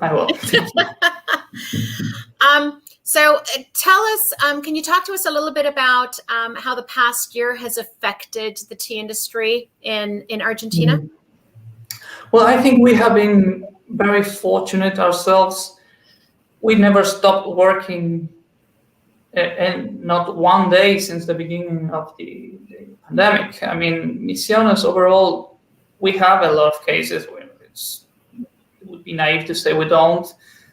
But overall, I mean, the thing is that as we have machine harvested in the plantations, that's not really a hotspot for us, because one guy harvests 20, 30 hectares. The only point in the process where we could really have a problem is in the factory. So developing protocols to reduce the risk of contagious in the factory. Developing bubbles and controls have helped a lot, and we haven't had major issues in that regard, thankfully.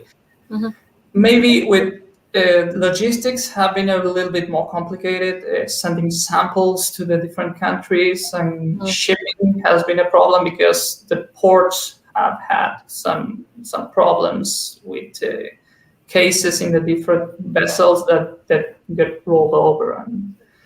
But overall, we cannot complain. It's seeing how difficult it has been for a lot of people. We have been very blessed. I mean, you can, at any point, you would go to the middle of the farms and you wouldn't even know there is a pandemic going on. People are like living their normal lives. Yeah.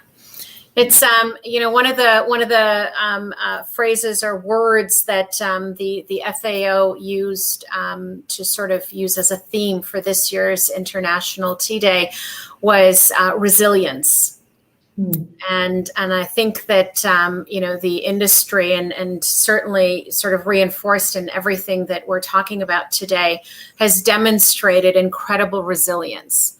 In every country, we're a food product, so we were counted as essential service.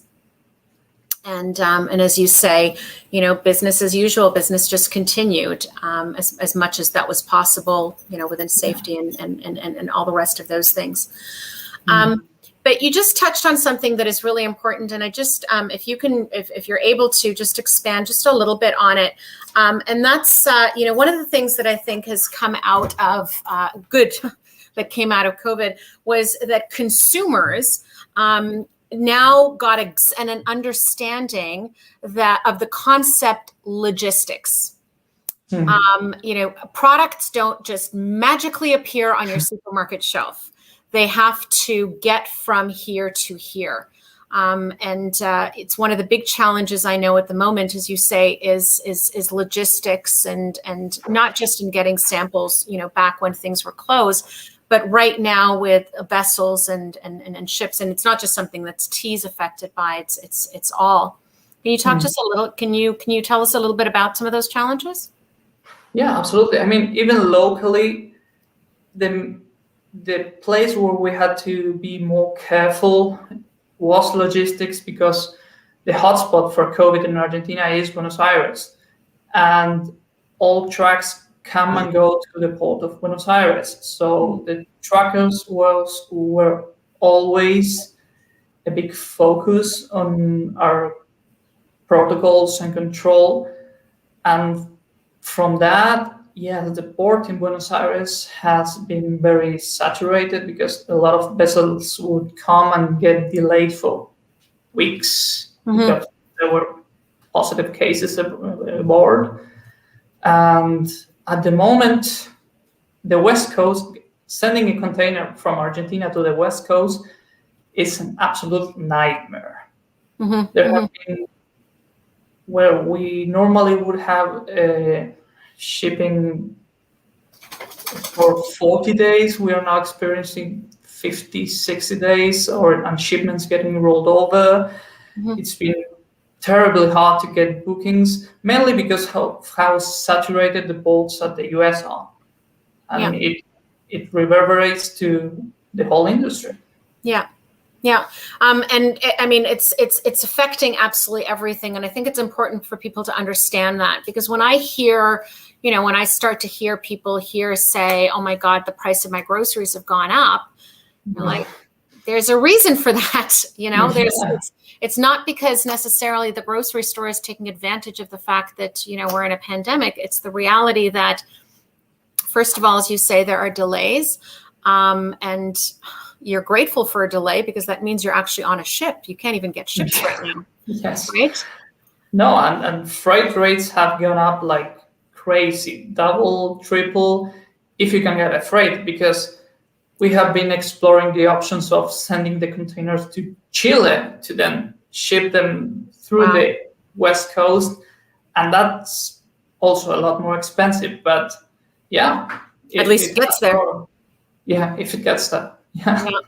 It's and it's a big challenge for tea because as a product, it's not an expensive product. So when you suddenly double and triple freight rates, you are exponentially increasing the cost of a product, which is felt throughout the supply chain. So it's difficult times, and I think that people need to be really careful when we talk about, COVID as if it's something of the past. The effects of COVID are still going on, and people are absolutely still struggling with it. There are parts of the world that are opening up, and that's great. Truly it is. But the struggles of a pandemic are still very, very much present with us right now, and will continue to be for some time. Yeah. So, Stephen, guess what time we've reached? Oh my. Oh my. Oh my, oh my, oh my. Okay. Let's see. It hasn't worked for anybody else, so all right, here you go. Nobody's had this one yet. What quality do you most like in other people? Quality. I guess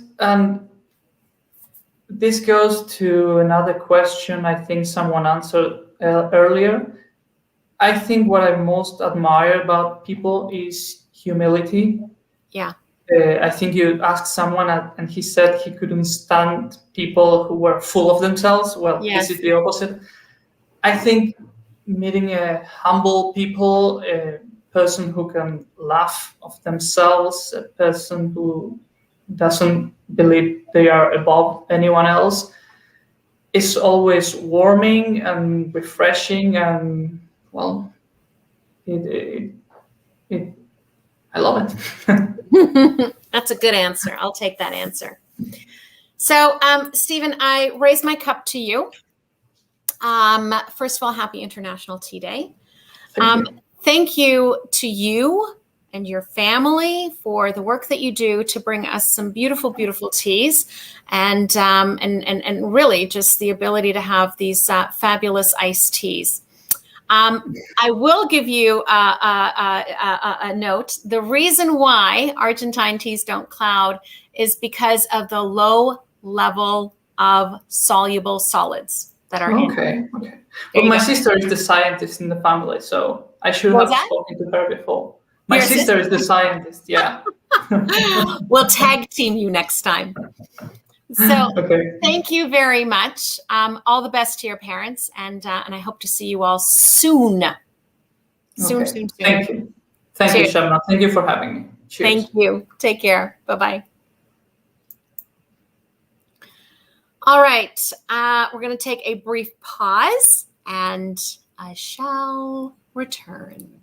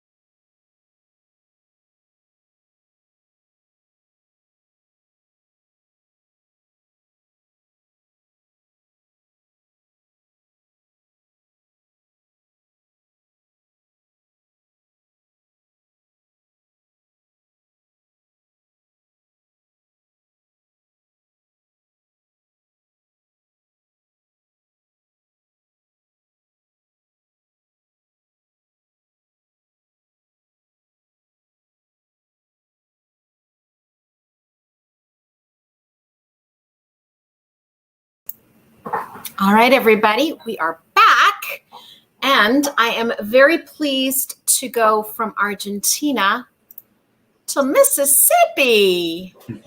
Hi, Jason. Hi, Timmy. How are you? Oh, fantastic. How are you? Extraordinary. Well, great. Well, happy International Tea Day to you. Happy International Tea Day to you both. What have you been doing today? We've been making tea, and this is our iced tea cups. Sure.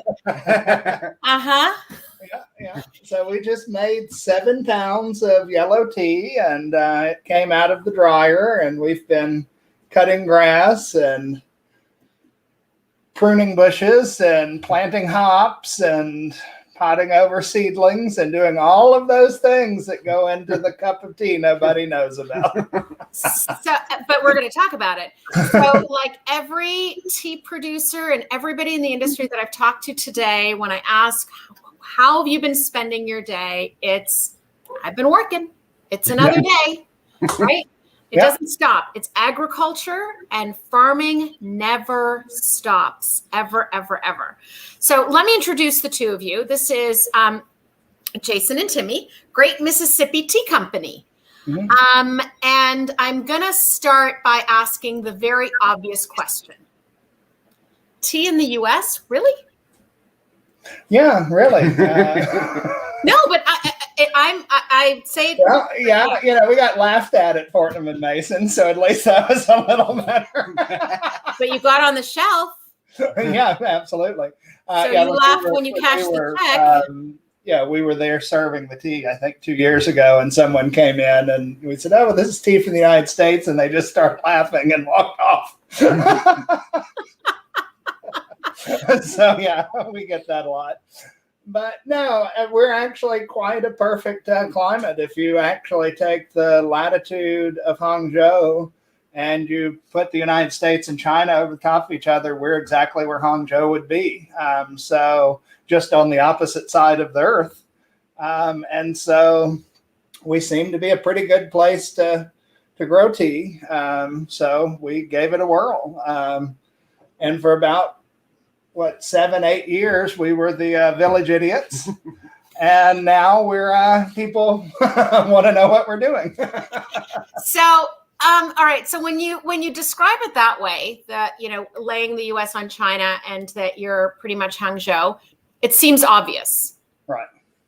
But it begs the question: why hasn't anybody done it before, right? It may seem very obvious when you talk about it that way, but to go from the place of, well, this makes logical sense, to let's start growing tea. I mean, there's a journey in between there. So tell us about that journey. Yeah. Well, one of the reasons it hasn't really been done in the United States is the sheer labor cost. Yeah. And what you could get for commodity tea versus specialty tea. So that's the key point. But no, I mean, our journey into tea, we have a timber farm near here, thousands of acres of timber. And when Hurricane Katrina came through, it destroyed 75% of it. And so we were about to inherit this farm, and we were looking for something that what we thought would be the same amount of time growing as we did timber, because of course, if you visit a plantation, it looks like, stuff just happens. We had no clue. We thought we were going to be windshield farmers, which is where I drive up and I look through the windshield and things, and it gets done. I love that, windshield farmers. Okay. So we bought 3 or 6 plants from.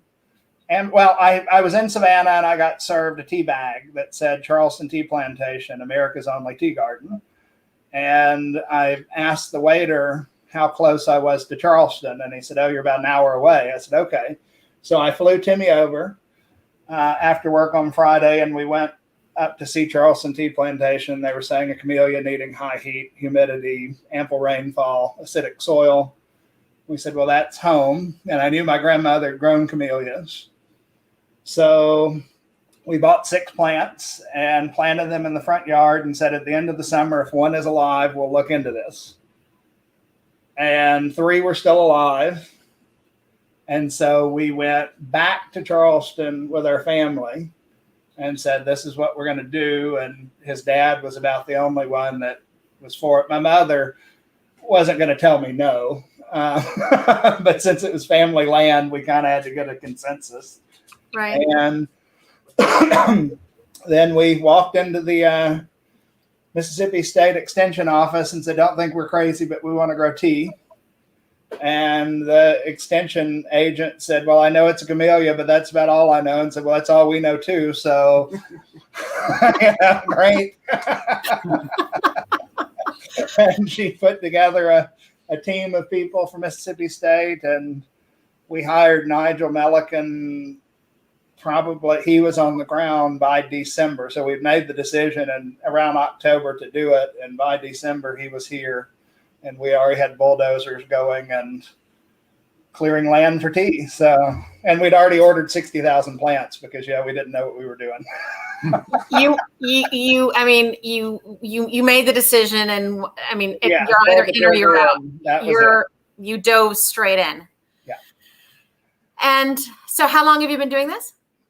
This year will be 9 years. Well, it's already been 9 years, so we're working on our So yeah, so I've been sober for 8 years, and so I always say that this is really my last bad drunk decision that I had to. Which poor Timmy has had to live with as well. So, and by the time I sobered up, I was in too deep. I kind of had to keep going. you had 60,000 plants is what you had. So, so how much tea do you produce now? This year we should produce between 2,000 and 3,000 pounds. So, you know, I think that's 2 tons, 3 tons. So if our machinery keeps working, because that's part of it. You know, we have a worker that comes occasionally. Her name is Tara, and she tears everything up. And this week she's been here at work. And everything we've touched, our machinery is all broken. And so we're waiting on parts from Australia and China and everything coming in. So if all of our machinery is working, because you know, you hear about 2,000 and 3,000 pounds from other countries, and that doesn't sound like a whole lot of tea. But when you realize you're looking at the labor force of the entire farm, yeah, you know, two people, 3 people producing 3,000 pounds of tea is a lot of work. Well, I don't know if you just heard Stephen Tershon earlier. So his family has large production facility in Argentina. They've had it. This is 3rd generation. And he said that he tried his hand at handmade tea and produced 13 grams. Yeah. So yeah, it's a lot of work, and people underestimate how much goes into it. So, all right. So you made the decision. This is it. I'm going to grow tea because, you know, why not? And you ordered 60,000 plants, and you hire Nigel, and the plants go into the ground. And how do you learn how to make tea? Well, yeah. So you got the point of where we killed all of those original plants, and you killed all 60,000. Yeah. Just well, about. 30. Yeah, pretty much. Yeah. There was a learning curve. An expensive one. Yes. Well, we actually only went ended up up with 30,000. Yeah. Even of the original 60 because the nursery they weren't able to do it. So last year marked the moment that we actually, after 8 years, have had more plants living than we've killed. So that's but we've killed a bunch. So that's cheers to that. But you know, how do we learn how to make tea? Well, you know, I went to World Tea Expo and I took the class on how to make tea, and then we brought Beverly Wainwright over for a month, and we did some test batches of tea, and then we were partners with somebody at the time that was going to handle all the processing, because originally we were just getting in to grow. We weren't getting in to process. And when that business relationship fell apart, it was sink or swim. So we just got over there and gave it the old college try, and we knew what to adjust and what not to adjust, and have worked our way through it. And then we met up with Dr. Virginia Lovelace 3 years ago. And we've started working out the science behind the art. So manipulating the teas. So we're producing a high elevation flavored oolong at 400 feet, and came up with a yellow tea and quite a few things. So it was just pretty much get in there, read as much as you can, and not be afraid to fail. And it took us 60 or 70 tries to get black tea all year to make one tea. Well, we worked for the first year. We worked on green and black tea. Yeah, right. And it took us all year to come up with our a recipe for our green and our black. After that, we were adding teas. We tried to add at least one tea every year, and then our next one, of course, was oolong, and it took us probably about 6 months to figure that one out. Yellow tea actually was pretty quick. Because we just had to figure out the fermentation. We just had to figure out how to do the fermentation and make it easier. Anyway, Right. So that one probably only took us to finally get what we wanted maybe 2 months. And then after that, what we added were the flavors and everything that we do. And eventually we're doing shapes this year. Doing shapes and stuff this year. Interesting shapes. Fancy. So your steepest learning curve, Timmy, was the black and green, right? Yes. So that was your steepest, and then it was just sort of, right. I mean, it still took some time. One of the hardest things to figure out in a new place of origin is when to pluck and how do you wither, and how long do you wither, because that's going to affect the flavor.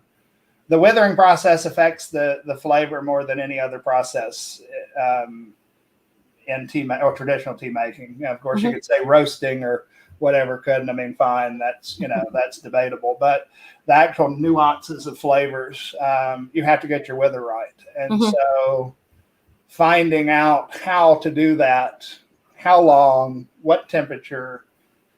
It takes a while. So once we did that for the first year, then you can apply that to any tea that you're making. Right. You already have that part done, and then it becomes nuance of making. Now, okay, so there's the element in the learning of making the tea, and really great respect to you in doing that part, because I know you dove in and you figured it out and all the rest of that, but you said something earlier, which I think is really important, and that's not to be afraid of failing.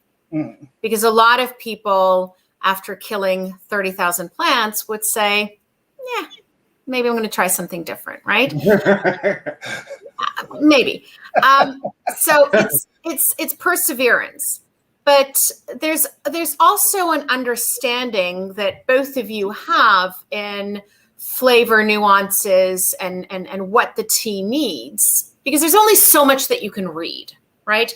I was talking earlier with Gurmeet Singh, the tea scientist, right? I mean, he came to tea from a scientific standpoint. My question to him was, once you learn tea, once you really understand tea, you understand that, yes, there's a science element, and that I can read about in a book, but there's an art element to it as well. And beautiful tea making is when those two worlds and that's why we've been working with Virginia, because she does pretty much the same thing with flavors and aromas. And so she wrote her book, and then that looks like a delivery. She wrote her book, and then now that we're working together, the book had to be revised, because she's like, okay, well, this isn't exactly what the book should say, or that's not exactly how this goes. And that's part of, we've been doing these classes, the UST experience, and they've been through, like this year, we've done black so far. We have green coming up starting, I think, like June 9th, but they're on Saturday mornings, and we do 1 hour for each step of the tea. So there's one on plucking for black tea and one on withering for black tea. But she gives all of the science, what's going on with the chemistry, how this affects it, and then we give the, okay, how do you practically do that? Right. You and know, that's the art portion. yeah, that it gives both sides of the coin. Yeah. So, and we've been doing that for tea growers here. You had about 28 people in the class. And then, you know, and then we, it's there. So it's probably the most in-depth look that we've ever seen for tea, at least in English, I'll say that.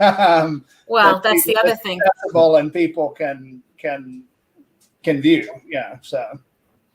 So do you see tea growing in the United States expanding? Well, it is expanding.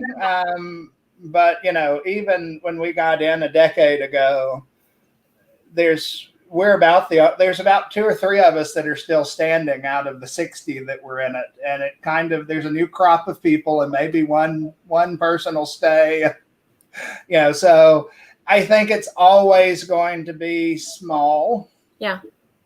And the quicker that people can embrace the specialty tea market, the better, because there's still people that are trying to push for commodity tea and tea bag teas.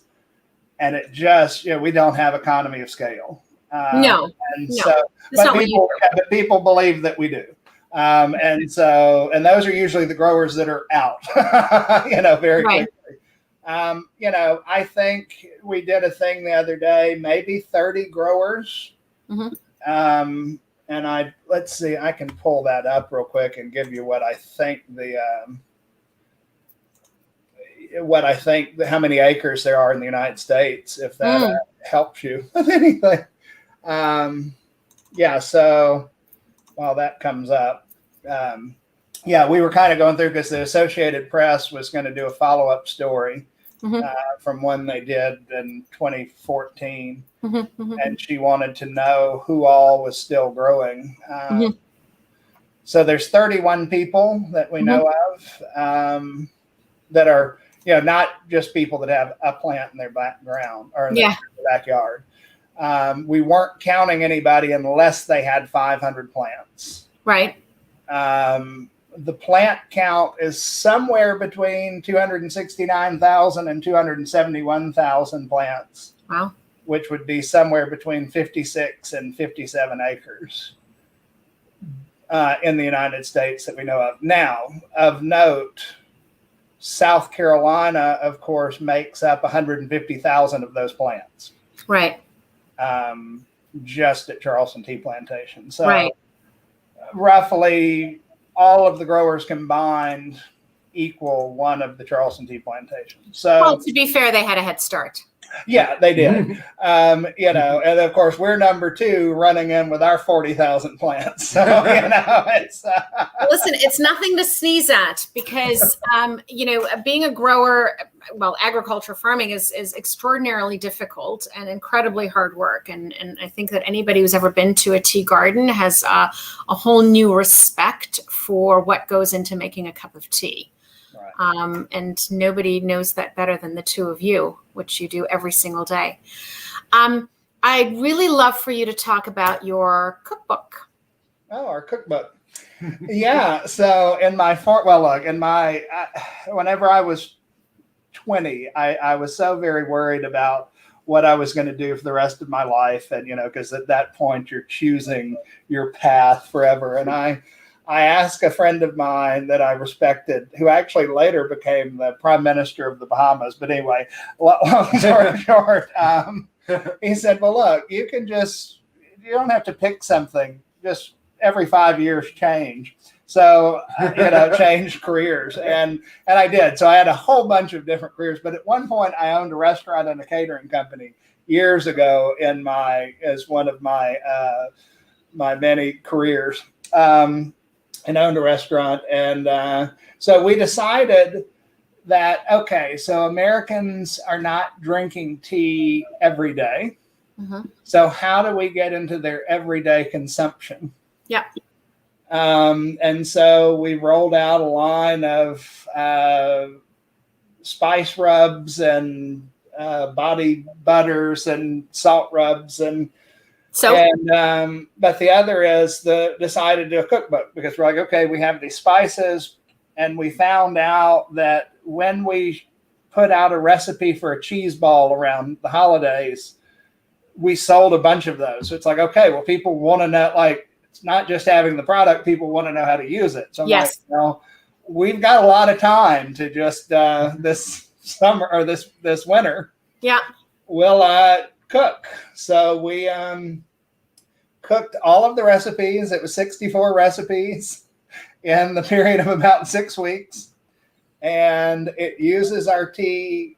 Every single one of the recipes use our teas. And it's everything from Instapot to sous vide to desserts and breakfasts. And the cookbook is actually going to be coming out where we're using this 3-week break between our classes to get it together. So it'll probably be in about the next week or two. It'll be ready to go. But it's pretty much Southern cooking was the theme.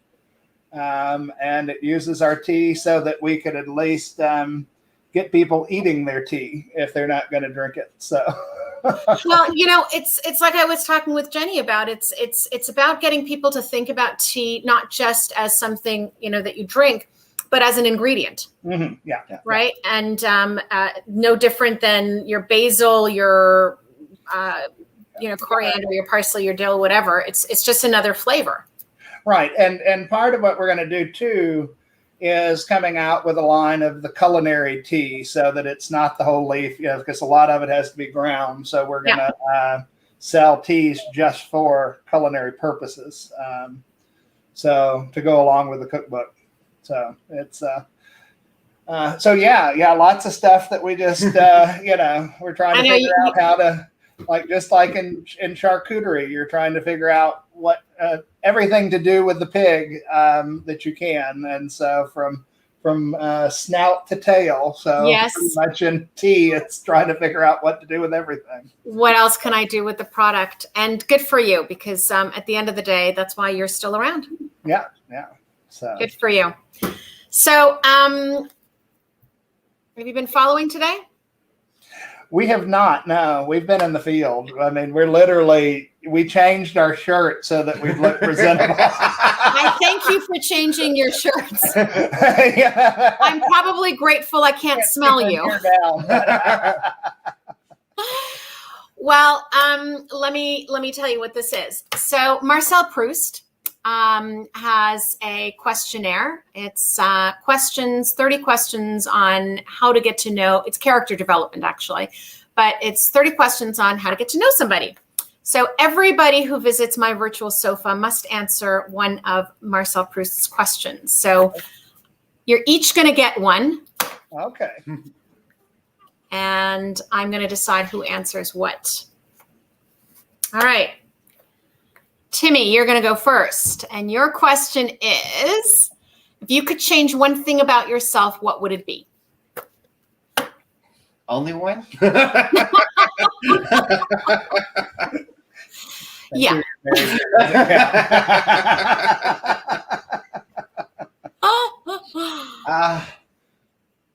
Let's see. One thing I would change about myself. I have a really hard habit to break of not asking for help. I tend to want to do things my way, and so then I want to do it by myself so that I don't have to ask anybody else to do it the way I want them to do it. So I usually I do a lot of things by myself, and even if it's something that's extremely hard and normal people would go, "Oh, I need help with this," and go get some. No, not me. I will do it, and Jason tells me all the time. He's like, "I'm just going to hang a sign around your neck and tell you to have a question." Have the thing on there that says, "Remind me to ask for help," because I am really bad about it. I don't like to ask for help. The sign should read, please ask me if I need help. Yeah. I mean, I prefer to try to do things. I don't know if it's growing up. There were, I had two other brothers, and my dad always taught us to be self-sufficient. And, I don't know if it kind of stems from that, even though both my brothers know how to ask for help when they need it. I don't. I just, usually it's, Timmy, do you need help with that? As you're drowning. Oh, but as you're drowning. Yeah. So I guess that's probably one of the best things that I should change. That's a biggie. That's a really biggie. It's also a really tough one. Yes. I get it. Your mind knows that you should, but it's really hard to bring yourself. So I get it. All right, Jason. Well, wait, you've got to give Clary her question. Oh, look at you. So you have how many dogs? 3? 4. 4. 4 dogs, 1 cat. She's adorable. We have 1 deaf dog and 3 that don't listen. Well, they rule the house. How old is she? Oh, she's 11. 11, yeah. She's 11. She only has 1 tooth, so she kind of has the Elvis look. If you look at her lip real close, she's like, oh my God, that's brilliant. It's 1 tooth. Now that's Jason trying to avoid and evade my question.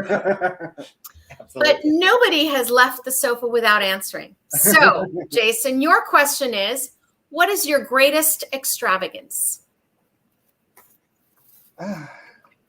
Food. We probably spend the most money on food, and that's one of the things I think when we go to Vegas with World Tea Expo, which we're not doing this year, but we always run over to the SLS to Meat Bazaar and drop about $1,000 on a meal for the 2 of us. You deserve it. You deserve it. Do I? You deserve it.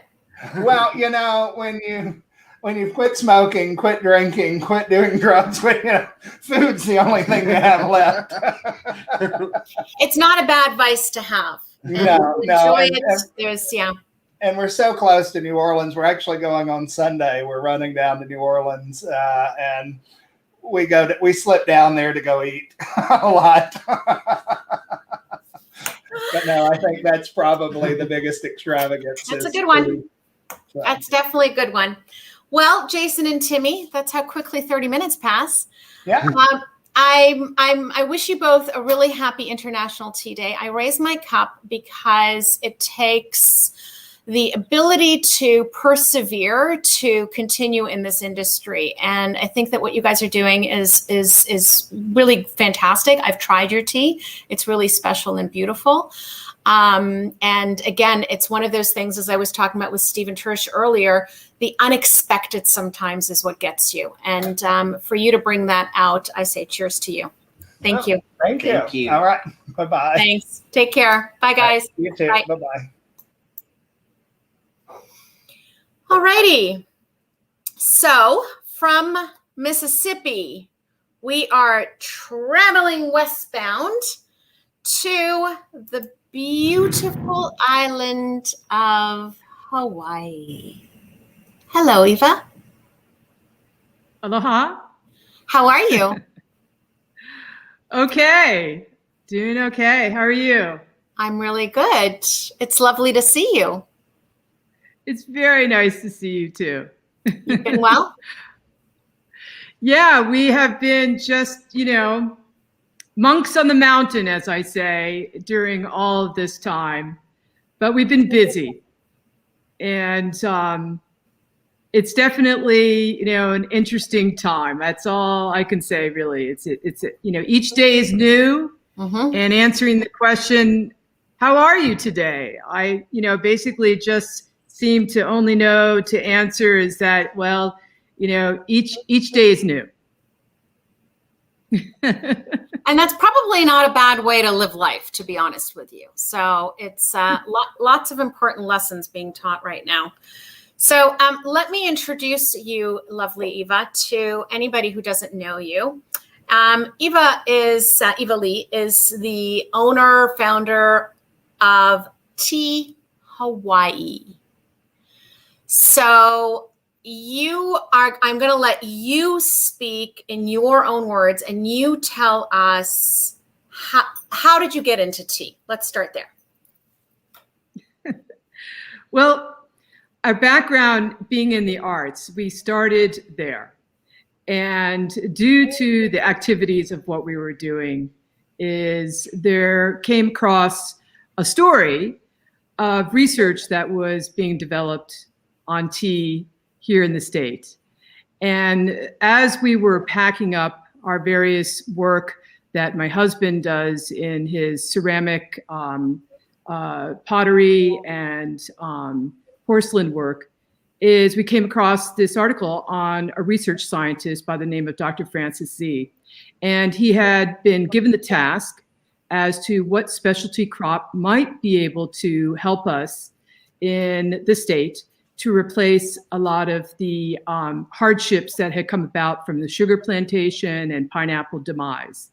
And he found that tea was an excellent crop, plant, art, cultural development for our state.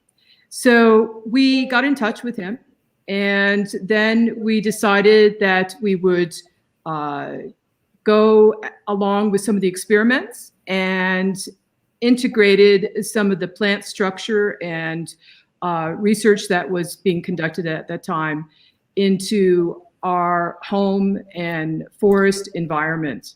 So we live up in Volcano Village, which is 4,000 foot elevation. We live on the summit of Kilauea volcano. And we live in an area which is primarily native forests, and knew that we wanted to get back into the forest that surrounds our home, our studio, and now production facility. And so we then just from there just kept on experimenting with particular cultivars that the state and federal had been researching, and found which cultivars work best for our environment. And so when we got involved, though, in tea, we got involved with also an extended community of growers. And so it was a very exciting time. People were, stepping forward and wanting to see how this might fit into their lifestyle, whether it be small family farms or whether it just be as individual households. So that was the beginning. And ever since, we incorporated it into where we live, and then found over the years of crafting what we could in producing what the tea was expressing in our environment, we just continued and continued and continued, and still are continuing to experiment and to produce tea, crafted teas that can be for, yes, very premium specialty markets, but also accessible for the general public. Right. And that is something that, we really wanted to also be sure to make front and center. So that's how our beginning, that was around the year 2000. And so for basically the past 20 years, we're kind of taking it easy. As farming is, it's just, a part-time job. Well, kind of. It's primarily full-time with us these days, and so as we continue doing what we do in the arts, but also more and more of the tea world, entered into our home. And so we, grow tea, we manage a few other gardens, we process tea for a few other folks here on the summit of Kilauea. We, package our teas, we market our teas, we, give workshops on various different activities in tea education. So it is full time, and but we wouldn't have it any other way. Yeah. So one of the things that I found so beautiful when I met you and you told us about, well, you showed us pictures actually of your tea plants, and I suspect this has, not I suspect, I know this has to do with who you are and, you know, the arts and your connection and wanting to integrate into the surroundings that you are in. Because you showed us pictures of tea plants that you grow in the forest. Correct. Right? Yes.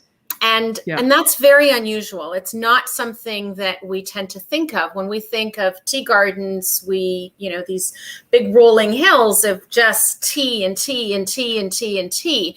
And yet you took the environment that you were in, and rather than get rid of that environment to put tea into it, you adapted tea into that environment. So talk to us about that. Yeah, that was key. That was key importance for us, is that during that time, we had in our forest a lot of invasive plant species that almost wouldn't allow us to be able to enjoy our forest. So we decided when tea stepped into our lives is that we didn't want to do any clear cutting. The native trees and the forest that we do have is about 100 years old.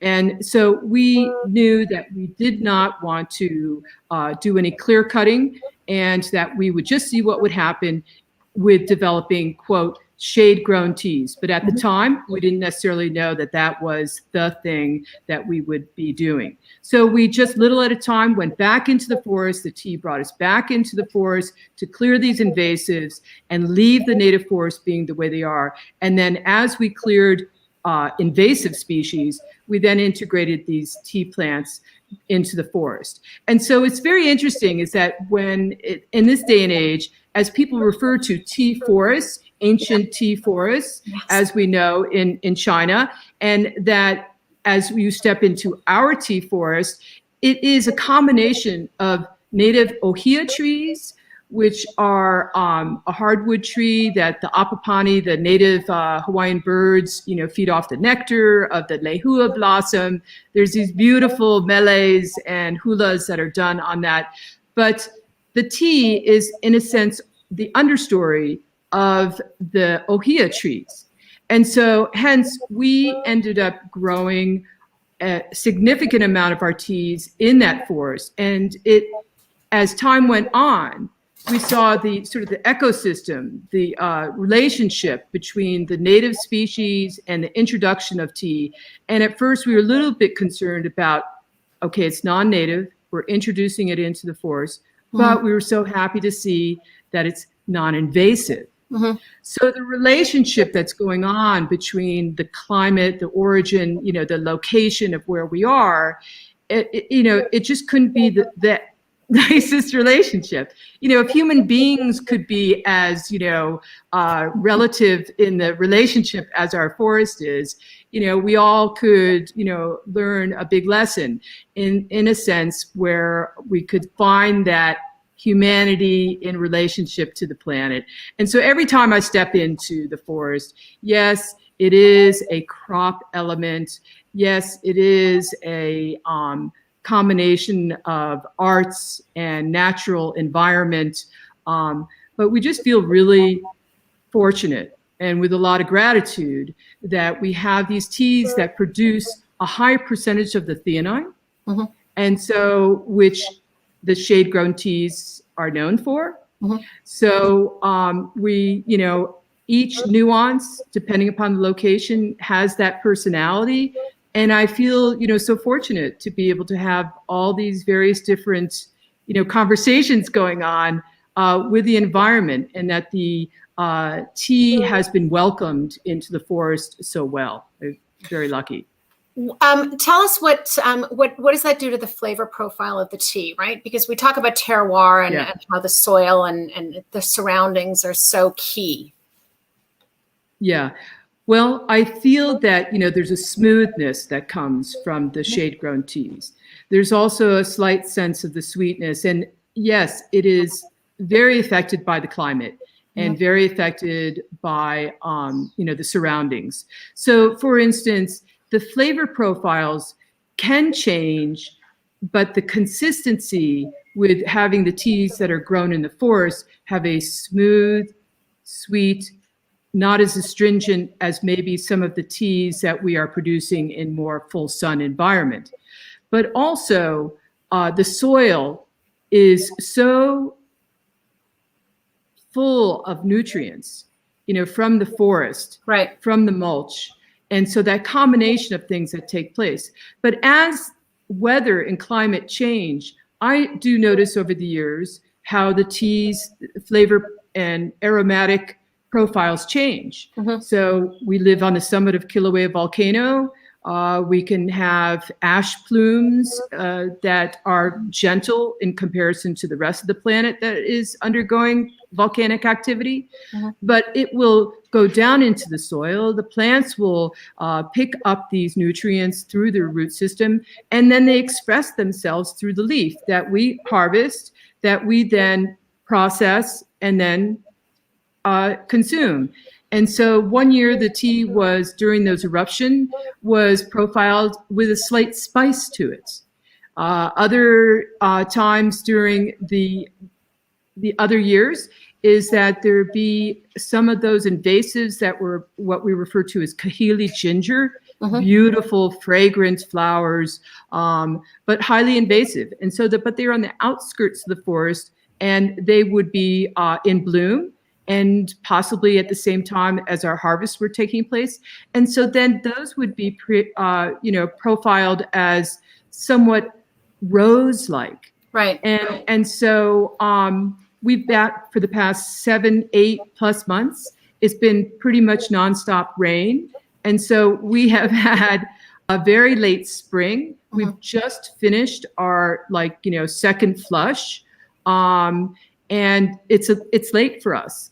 But we're very excited about some of the profiles that are coming out, because the plants have been exposed to so much rain, and that the forest soil has such a great composition to it that it's coming through with some other descriptive notes that I haven't been familiar with. So we're very excited. It's always a surprise. That's Mother Nature, right? Yeah. Yes. Totally. So you make black tea. What other types of teas do you produce at Tea Hawaii? Oh, yes. And so we're doing all of the teas. We will do maybe a white tea that is very early on, and then we will do a green tea.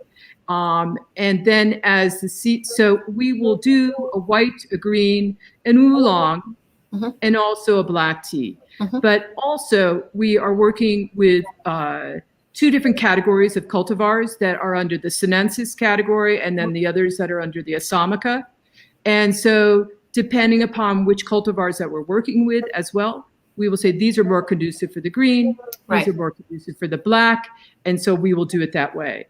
But it's an interesting time because, these past few months, as you know, have been incredibly challenging in one way or another in some relationship within the tea world of, whether it's production or distribution, and the consumers at retail, is that the teas, are being requested in ways that we haven't necessarily experienced before. And so during this time, a lot of startup businesses started. And so we were getting a lot of requests for people wanting to feature Hawaii grown teas, and then learning themselves as to volume, what they can distribute. And then here we are on that end of things, and then sharing the information as we can as to what we can and cannot provide to folks. So it's been an interesting time as to people who are interested in finding teas that maybe can help more with their well-being. And yet, whether they're an individual that wants to just have it themselves at home, by the way, cheers. Cheers. Yeah. And, or to have it, for their businesses. And so, we're kind of at that mark where as a whole, as a community, the state of Hawaii is having to make some very deep decisions as to whether they're going to step forward and increase, more participants in the tea growing world here in the state or not. So tell me we just have such a great state to be able to provide tea production. Tell me, and again, it's, it's still the United States, and it's still not, what one instinctively thinks of as a tea producing country, even though it's clearly expanding. Tell me, in Hawaii, how many tea growers are there? It's obviously still very niche, so I'm not talking about, millions of tonnages, but no, is that, well, what's happening presently? So if you asked me this question, a year ago or 2 years ago, is a significant difference in numbers. And the reason being is many of the growers that got involved during this last reintroduction of tea 20 years ago are now retiring. Okay. And so it's the same old story in agriculture and farming is that the average age, whatnot. So you have retirements going on, you have family members that are not taking up the farms or the gardens. And then you had our most recent episodic, health challenge that our planet is going through. So, some of the families that got started in tea had some very hard times. And so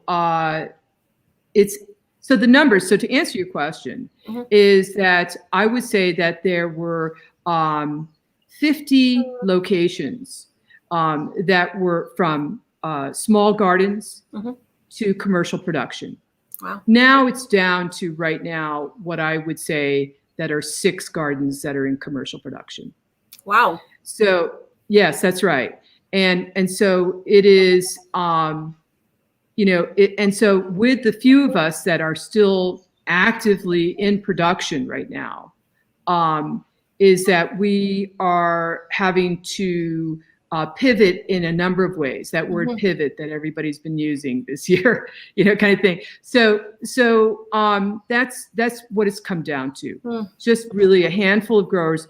That is not to say is that there are others that are kind of up and coming, right? But whether they will reach commercial production is still, the jury's out on that.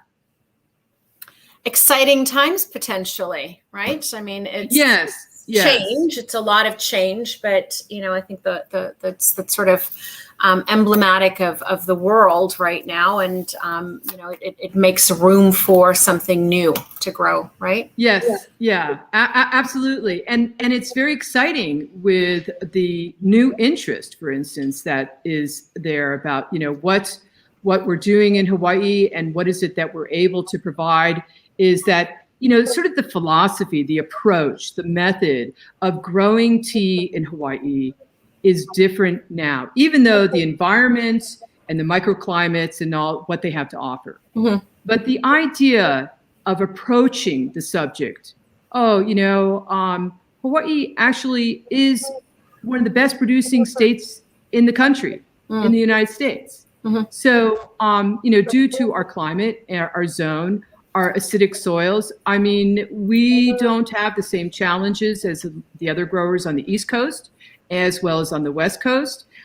We don't have some of the same pests and management that we have to go through. We don't have to, as they do in China and Japan and India, elsewhere. So we're in a very, very fortunate place. And so it's just a time now, and I think to reassure people that are possibly interested in getting involved in growing tea in Hawaii is that it is either the individual, right, or it is people in tea business.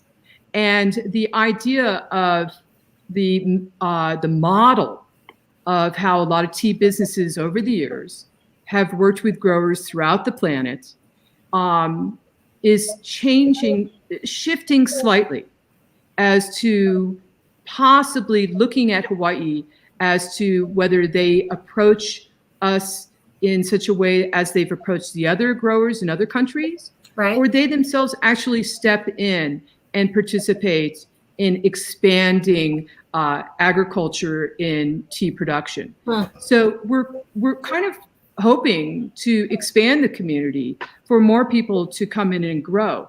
The experiments that you maybe have heard about, in the recent years past, it's a fine line between those coming and planting tea and not quite having all of the things lined up that are necessary to do in planting tea.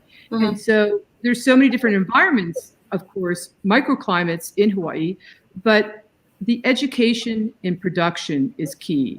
And oftentimes it takes, I think, time and that management to really relate to those of us who have been doing it here in the state, as it would be so different in relating to those in the other states and to what their challenges be. But we have such a strong history of agriculture. Agriculture in the state of Hawaii is basically it's the third largest industry in our state. Right. And there is so much agricultural lands that could be put to use for tea. And I think it's just the confidence that people need to have to step into it, to discuss it, and to see what could come about for them personally and for the state's recognition as a whole. Yeah, it's a hurdle, right? It's difficult for people to grasp something that is unknown, and also, as I said, yes, your land is fertile for tea. You've got a history of agriculture, but tea is not the natural, I think, connection that people make when they think, okay, I'm going to do something agricultural in Hawaii, right? It's not, it takes some time to get to that place. But I think that, yes, that's right. Yeah. I think that the opportunities are really big, and I think that these are the times when you get innovation and you get interesting ideas and interesting ways of doing things, and sometimes they don't work out the first time around. As you said, you planted teas in the middle of the forest, hoped they would still be there, and here you are, and it's those types of things that result in beautiful end products.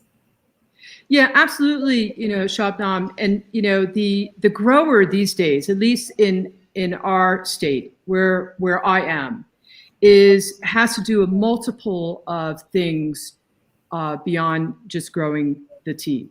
And that can be, I would say that's one of the biggest challenges. And so is in recognizing the potential that is here, and the constant advocacy or educating, as are from federal to state to county, and even the individual consumer that doesn't know, there is tea either being grown here, or they aren't necessarily tea consumers, but they know, what do they know Hawaii as? Coffee. Right. So Kona coffee. And so it's the constant message that, having to have our public officials, that when they're talking with other agencies and private sector, is don't forget the tea. We do have tea happening in Hawaii, and it would be one of the most incredible investments that one could even consider. Yeah. And I suppose, though, with all of this, we love doing what we're doing.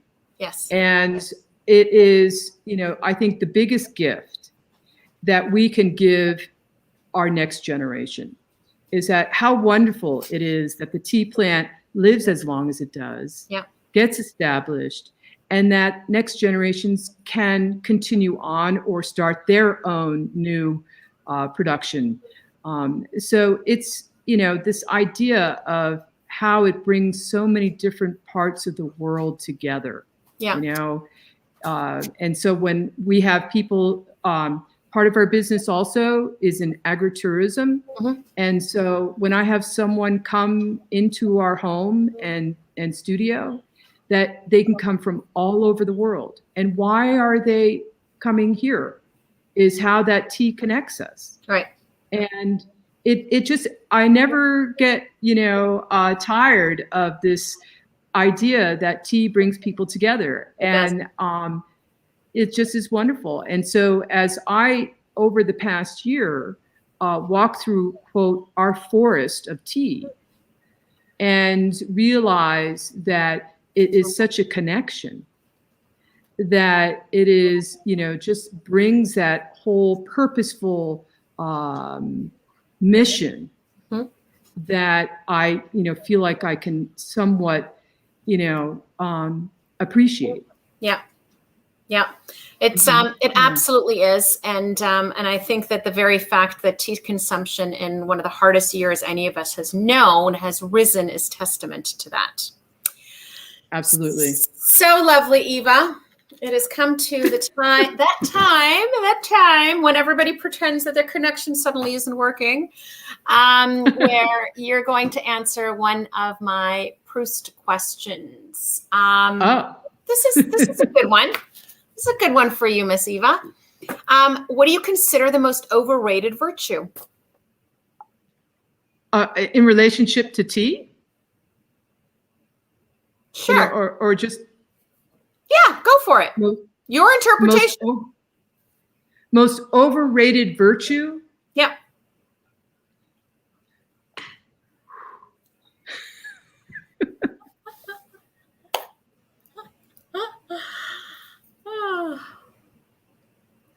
That's a tough one.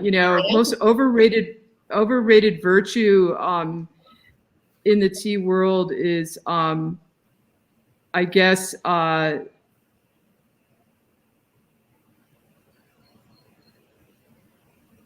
communities that, are in production, that have that sense of support, that are met with the challenge of not the support. How's that? Understood. Okay. I gotcha. All right, lovely Eva. I'm going to raise my cup to you. I'm going to wish you a beautiful, happy International Tea Day. You, to me, are really the epitome of this balance of the science of tea and the art of tea. And you've managed to sort of create this ethereal loveliness around it. And I look forward to the day when I can visit you in your little piece of heaven. Cheers. Cheers. Beautiful Shabnam. Till next time. Till next time. Bye. Bye, Eva. All right. So for, my legs. For those of you that are still with me, and you are, I love you people. There's still 46 of you in here.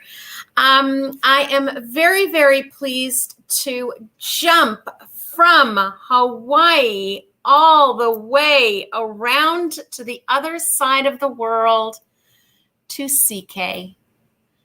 Hello, CK. Hi, Shannon. It's good to see you again.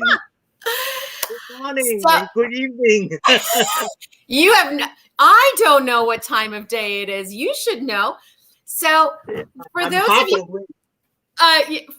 of you paying attention, it is now Saturday. 7 o'clock in Malaysia. I'm getting to the time. So it is now Saturday. It is May 22nd. For you, International Tea Day is done. You're thinking, lady, catch up. We're finished. Move on. And we have fully circumnavigated the globe in this entire day.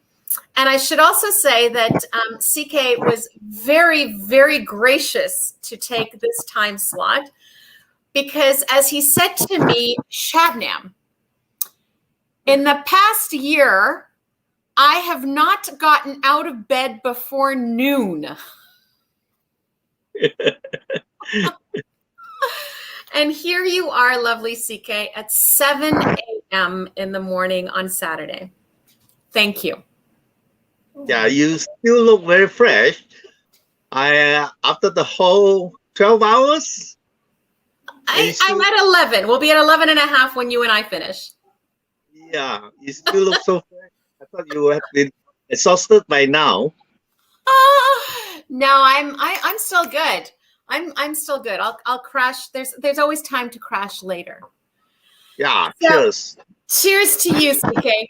So, let me introduce you to everybody. CK Liu is well, you run, you operate, you are the chief Kumba at KWFT. Now, the history of your company is really interesting. And I'm not going to try to say it. I'm going to let you say and tell everybody about the history of your company. Yes. Okay. How I get into tea? Yes. I was actually trained as a civil engineer in the United Kingdom and has returned to Malaysia to work as a consultant engineer until during the late 1980s, when the economy was not very good in Malaysia. There were layoffs, pay cuts, and working less number of days in a week. So all my three brothers migrated overseas. Okay. And my father was getting old. So I make the decision to join the family business established by my great-grandfather in 1928. But in fact, when I was born, our family home has got a metal wok of about 2 meters wide, roasting tea. Our family manufactures green tea. So tea was actually in my vein, in my blood, that like you say, the godfather, there's something always to pull you back. Every time I try to get out. So you thought you were going to be an engineer, not realizing that tea was already in your blood. Yes, I was an engineer, but it pulled me back to the family business. So tea is definitely my cup of tea. So your family business started in 1928. Yes, that is actually when my great-grandfather actually had a shop, rented a shop. But before that, he was on his foot. Then when he made some money, he bought a bicycle. So he actually started well before 1928. Oh, wow. Okay, but the business itself though wasn't always in tea, right? I mean, it started. Am I right in that? Yes, my good grandfather actually sold tea, some medication, and vegetable seed, because during those times when the Chinese immigrant migrated to Malaysia, a lot of them are started with planting vegetables. So he was selling vegetable seed as well. And tell me, how has the company evolved? How has it changed over time? Then it was later on passed over to my father. So when I took over my father's place, I expanded it, because before me, they were all concentrating on the Chinese tea, which is a smaller market, because in Malaysia, only the Chinese drink the Chinese tea, whereas everybody else drink the black tea with milk and sugar. Okay. So the Indian, the Malay, and all others drink our what we call teh tarik here, which is fruit tea. It's just black tea with milk and sugar. So that is a bigger market. So I expanded it. Right now, we are importing from about more than a dozen tea producing countries for this black tea. So tell everybody, if you can describe, because it's difficult to describe, what is Teh Tarik? Because Ian Gibbs talked about it earlier as well. Oh, Teh Tarik is actually milk, black tea with milk and sugar. Yes. And after making it, they pour it between 2 mugs, about 1 meter apart, to make the tea and the milk to mix thoroughly, and also to cool the tea actually. And it is served with about half an inch of froth, like beer, you know. So the aroma, when you drink the broth, you can really taste the aroma. So it's a unique, authentic Malaysian culture now that everybody is interested in Teh Tarik. Well, it's a beautiful thing to watch because it's, I mean, if you see somebody really skilled doing it, they're pouring from, we're not talking about pouring like this, right? Yeah. We're talking about huge distances between one and the other. And there's an extraordinary skill because as you watch it flow down and turn, it's so fluid that it almost looks like it's constantly floating in air.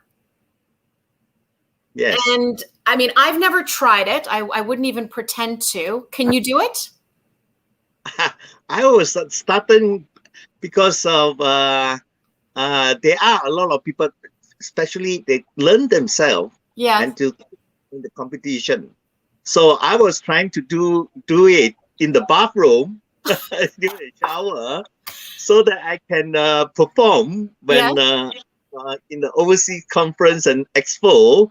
But I couldn't do it. You couldn't do it? I couldn't do it well. It takes a lot of practices. Yeah. It's an amazing skill, and like all fantastic, you know, people that do things extraordinarily well, they make it look so easy. Yeah. And if you try, it's certainly not. It reminds me a little bit of Moroccan tea, the way that it's poured from a great height.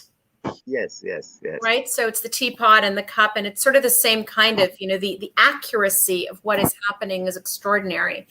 But it's interesting, actually, now that I say it, because part of what you're doing with the Teh Tarik, as you said, is that mixing of the tea with the milk, right? Yes. And really getting that it melded together. But it's also incorporating air, which is what the Moroccan tea is doing. It's about incorporating air. And that changes the flavors of what you end up with, right? Yes. So it's quite interesting to promote this unique tea drinking culture. Our association, the Malaysia Tea Association, organized various Teh Tarik competition. We call it the Malaysia Tea Association Cup, Battle of Teh Tarik. 2014. That's amazing. Yes. Wow. And is this an annual competition that you hold? It's not an annual, but we always hold it in conjunction with our tea expo, Malaysia International Tea and Coffee Expo. Wow. So tell me, I think a lot of people would be actually surprised when you say that Malaysian people prefer black tea with milk and sugar. And yes, there's the Teh Tarik, obviously, but just in general, you drink it with milk and sugar because we tend to traditionally think of the Far East as being green tea drinkers. How has that happened? Why did that happen for Malaysia that you ended up being black tea drinkers instead of green tea drinkers? Well, Malaysia's tea drinking culture was were influenced by many factors. we drink Chinese tea as well. So a bit of a history. Malaysia was colonized by the Portuguese in the early 16th century, followed by the Dutch, then the British, then the Japanese occupation, and then there was a massive migration of Chinese and Indian workers during the early 19th century to Malaysia to meet the needs of the economy. So all this influence created a tremendous kaleidoscope of tea drinking culture. I think the black tea is mostly consumed in the teh tarik form, but we do drink the various types of Chinese tea. But the black tea consumption constitute about more than 80% of the total consumption. So the previous Chinese tea was also influenced by the Chinese immigrants and also the Emirate Cheng Ho, who sailed in the 15th century to the world. And out of his 7 voyages, he stopped by in Malacca, the then Malaya Peninsula, 5 times. And he already brought tea to Malaysia. So the tea drinking culture is very wide. Yeah. And the Chinese tea, we drink Liu Po tea, green tea, jasmine tea, oolong tea, and pu'er tea. So yeah. So really sort of a mix of the influences, as you say, throughout the years has resulted in it. So as a company that's been around since 1928, importing tea and dealing with tea, you obviously have not been around since 1928. Tell me, but you've been in the industry for a while. Tell me, how have you seen the industry change?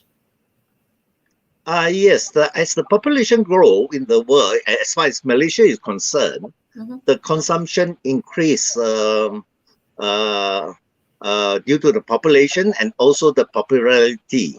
In Malaysia, the consumption has increased quite a lot. In 2019, the consumption was 31.8 million kg. Wow. Compared with in 2009, it's only 19.4. So there's a 64% increase in consumption over a 10-year period. And per capita consumption is almost at 1 kg per capita. So, and also in the not only the popularity of the teh tarik, the Chinese tea has also grown a lot. Initially with the introduction of the pu'er tea, right? And now the Liu Po tea has become very popular. That's an extraordinary jump in 10 years.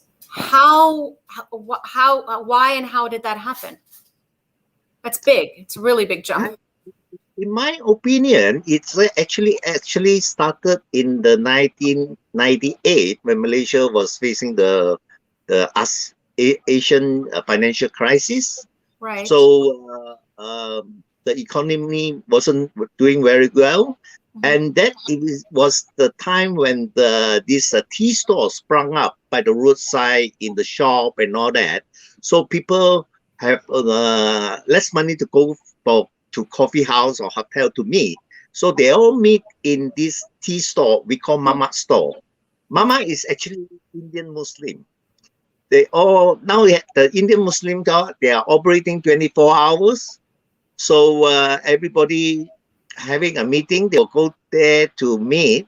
Now even the students, at midnight, they go for a cup of tea to meet. That's amazing. So are you seeing a shift again also with a younger generation? Are you seeing more tea drinking for a younger generation? Yes, there are more tea drinking. The the younger generation, especially the students. You're into tea. And what kinds of teas are they doing? Like, is it, I was talking earlier about how bubble tea is seeing a second wave here. I mean, we saw bubble tea hit here, I would say about 20 years ago. And then it was sort of steady and always here. And in the past 5 years, again, suddenly we've seen a huge spike of bubble tea shops popping up everywhere. Same over here. There's always long queue at the bubble tea shop until the pandemic hit. There was this area, the whole street was all bubble tea shop. Right. Long queue. Young people, the younger generation, the same over here. Yeah, just drinking bubble tea. Now, have you had bubble tea? No, I don't like bubble tea because it's sweet. It hardly has any tea. You can have it without sugar. You can get unsweetened bubble tea. But I feel that bubble tea has more of a flavor and sugar and not very. The tea content is very little. It's true, and so I don't drink bubble tea. I've had it a couple of times, and you can get unsweetened bubble tea, so it doesn't have to be sweet. But it's as I was saying earlier to somebody else, I'm always encouraged when I see these things, and the reason I do is not necessarily because I'm their customer. I'm already a tea drinker. You don't have to convert me. I'm already a tea drinker. But if we're trying to get new people in, this is the way that you do it. You introduce them to, especially the younger generation, you introduce them through things like bubble tea, because that's what's going to appeal to them. If that'll make them, grab something that's even called tea instead of whatever soda, we're not going to name any brands, then I say that's a win for the tea industry. Get them converted. Yeah, I agree with you that you actually have to educate. Yes. There's still a lot of people, even though tea is the second most consumed beverage in the world, other than water, but there's still a lot of people do not know about tea. Yes. So great potential to grow on the consumption. Huge. I give you an example that prior to 2017, the green tea break, the tea break. Yeah. From Hubei province in China was unheard of in Malaysia. Nobody knows about this kind of tea. Yeah. But the mayor of Xianing in Hubei provinces led a delegation to Malaysia, launched this type of tea and introduced to the market, and we promoted it for them.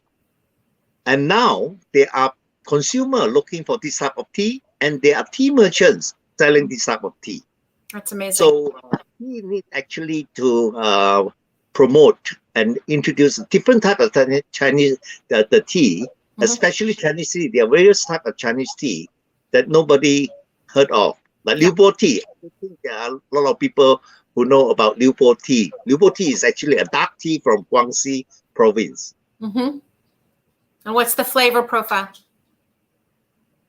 Well, it's dark tea flavor. It's a fully fermented dark tea. Okay. That's the. It's the beauty of the tea world, isn't it? There's always something new to discover because there are so many teas that so many people have never heard of, never seen, never been exposed to. And yet, it opens up a whole other world that we didn't know actually existed. It's the beauty of the world of tea. Yeah. So, my dear CK, what was that? Sorry, no, it's okay. No, go ahead. Oh, no, I say even the Japanese tea, I didn't know. There are so many types of Japanese tea. I thought it's only matcha. You thought there are all different types of Japanese tea that we do not, a lot of people are not aware of. I find it fascinating sometimes in the tea industry, and it's totally normal, right? Is that different, so many people work in the areas that they know. And even within the tea industry, there's always discovery. And to think of how much work and education, as you say, that's required, not just within, we're constantly learning, but to now, teach other people about it. It's a daunting task sometimes. Yeah. But a good challenge. Yeah. Well, lovely CK, you've been incredibly good about getting up early for me. I so appreciate it. How's Vivian? Yeah, she's fine. She's sleeping? Yes, she stayed up. Actually, she didn't really sleep. She was afraid that I couldn't get up, so she actually kept herself awake. Oh no, I feel dreadful now. Well, give her a big hug and tell her thank you. And your question, my dear CK, from my Proust questionnaire, because you've been following, you know that this is coming, is yes. What do you value most in your friends? Friendship? What does friendship mean to you? Friends you can depend on, there's a Chinese saying goes, if at home, you depends on your family members. But when you're out, you depends on your friends. So friends forever. And if any help outside is true friends. That's a lovely, lovely, lovely phrase or saying in Chinese. And I think that's a really beautiful way to end our International Tea Day. So CK, I'm going to say to you, happy International, carried over for you, Tea Day. Thank you for having me. Happy International Tea Day. Thank you to you. Thank you, CK, for all that you do for the industry, because your company is one thing, but you are also the head of the Malay Tea Association. And it's a lot of work that you do, not only for your own company, but also giving back to the tea community. So to that, I raise my cup and I say thank you. And please go back to bed. And give Vivian a big hug from me. All right? Thank you. Hope we'll see other in person very soon. I hope so too. I hope so as well. All right. Cheers. Yes. Bye-bye. Yes. Bye, CK. All right, you beautiful, lovely people. Here we are. Okay. My glass is being passed to me. Cheers. I'm going to end today first by playing for you, because I think it's a really nice way to end what we have done today. And I say we because I've had 26, I've lost count, 26, 27 people that have given so generously of their time to me today. I say we because of all of you beautiful people that have been here with me on, off, throughout, whatever you've done. I'm so grateful for it. But I think that there is a dominant message through all of this, regardless of where we've been, and that's this love of tea. And that's why, before I say officially goodbye to you, I'm going to play for you our love story to tea.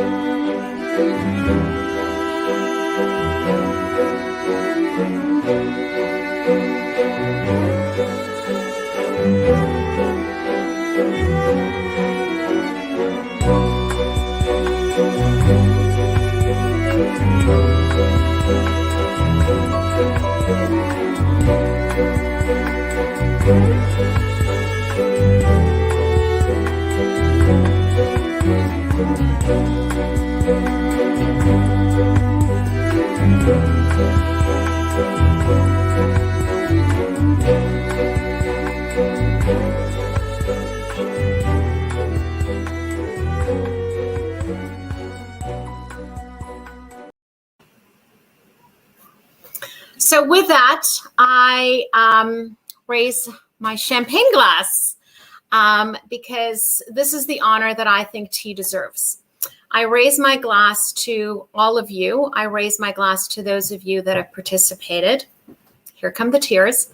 I raise my glass to every single person that is part of this industry. I raise my glass to all of the people that are responsible and make the tea that you and I and all of us around the world enjoy every single day. It is hard work, hard work. And you will never, ever, ever appreciate a cup of tea more than when you have the honor to actually step foot in a tea garden and meet the people that are responsible, the hands that actually touch the tea that you and I drink. So I raise my glass and I leave you with not my words, but the beautiful words of Thich Nhat Hanh, who says, "Drink your tea slowly and reverently, as if it is the axis on which the world, earth, revolves. Slowly, evenly, without rushing toward the future." Cheers to all of you. I wish you a beautiful rest of the day if you still have a day left. I wish you a beautiful weekend, and I hope to be able to just hug you all and see you all in person soon. Cheers, and thank you for staying with me. Happy International Tea Day.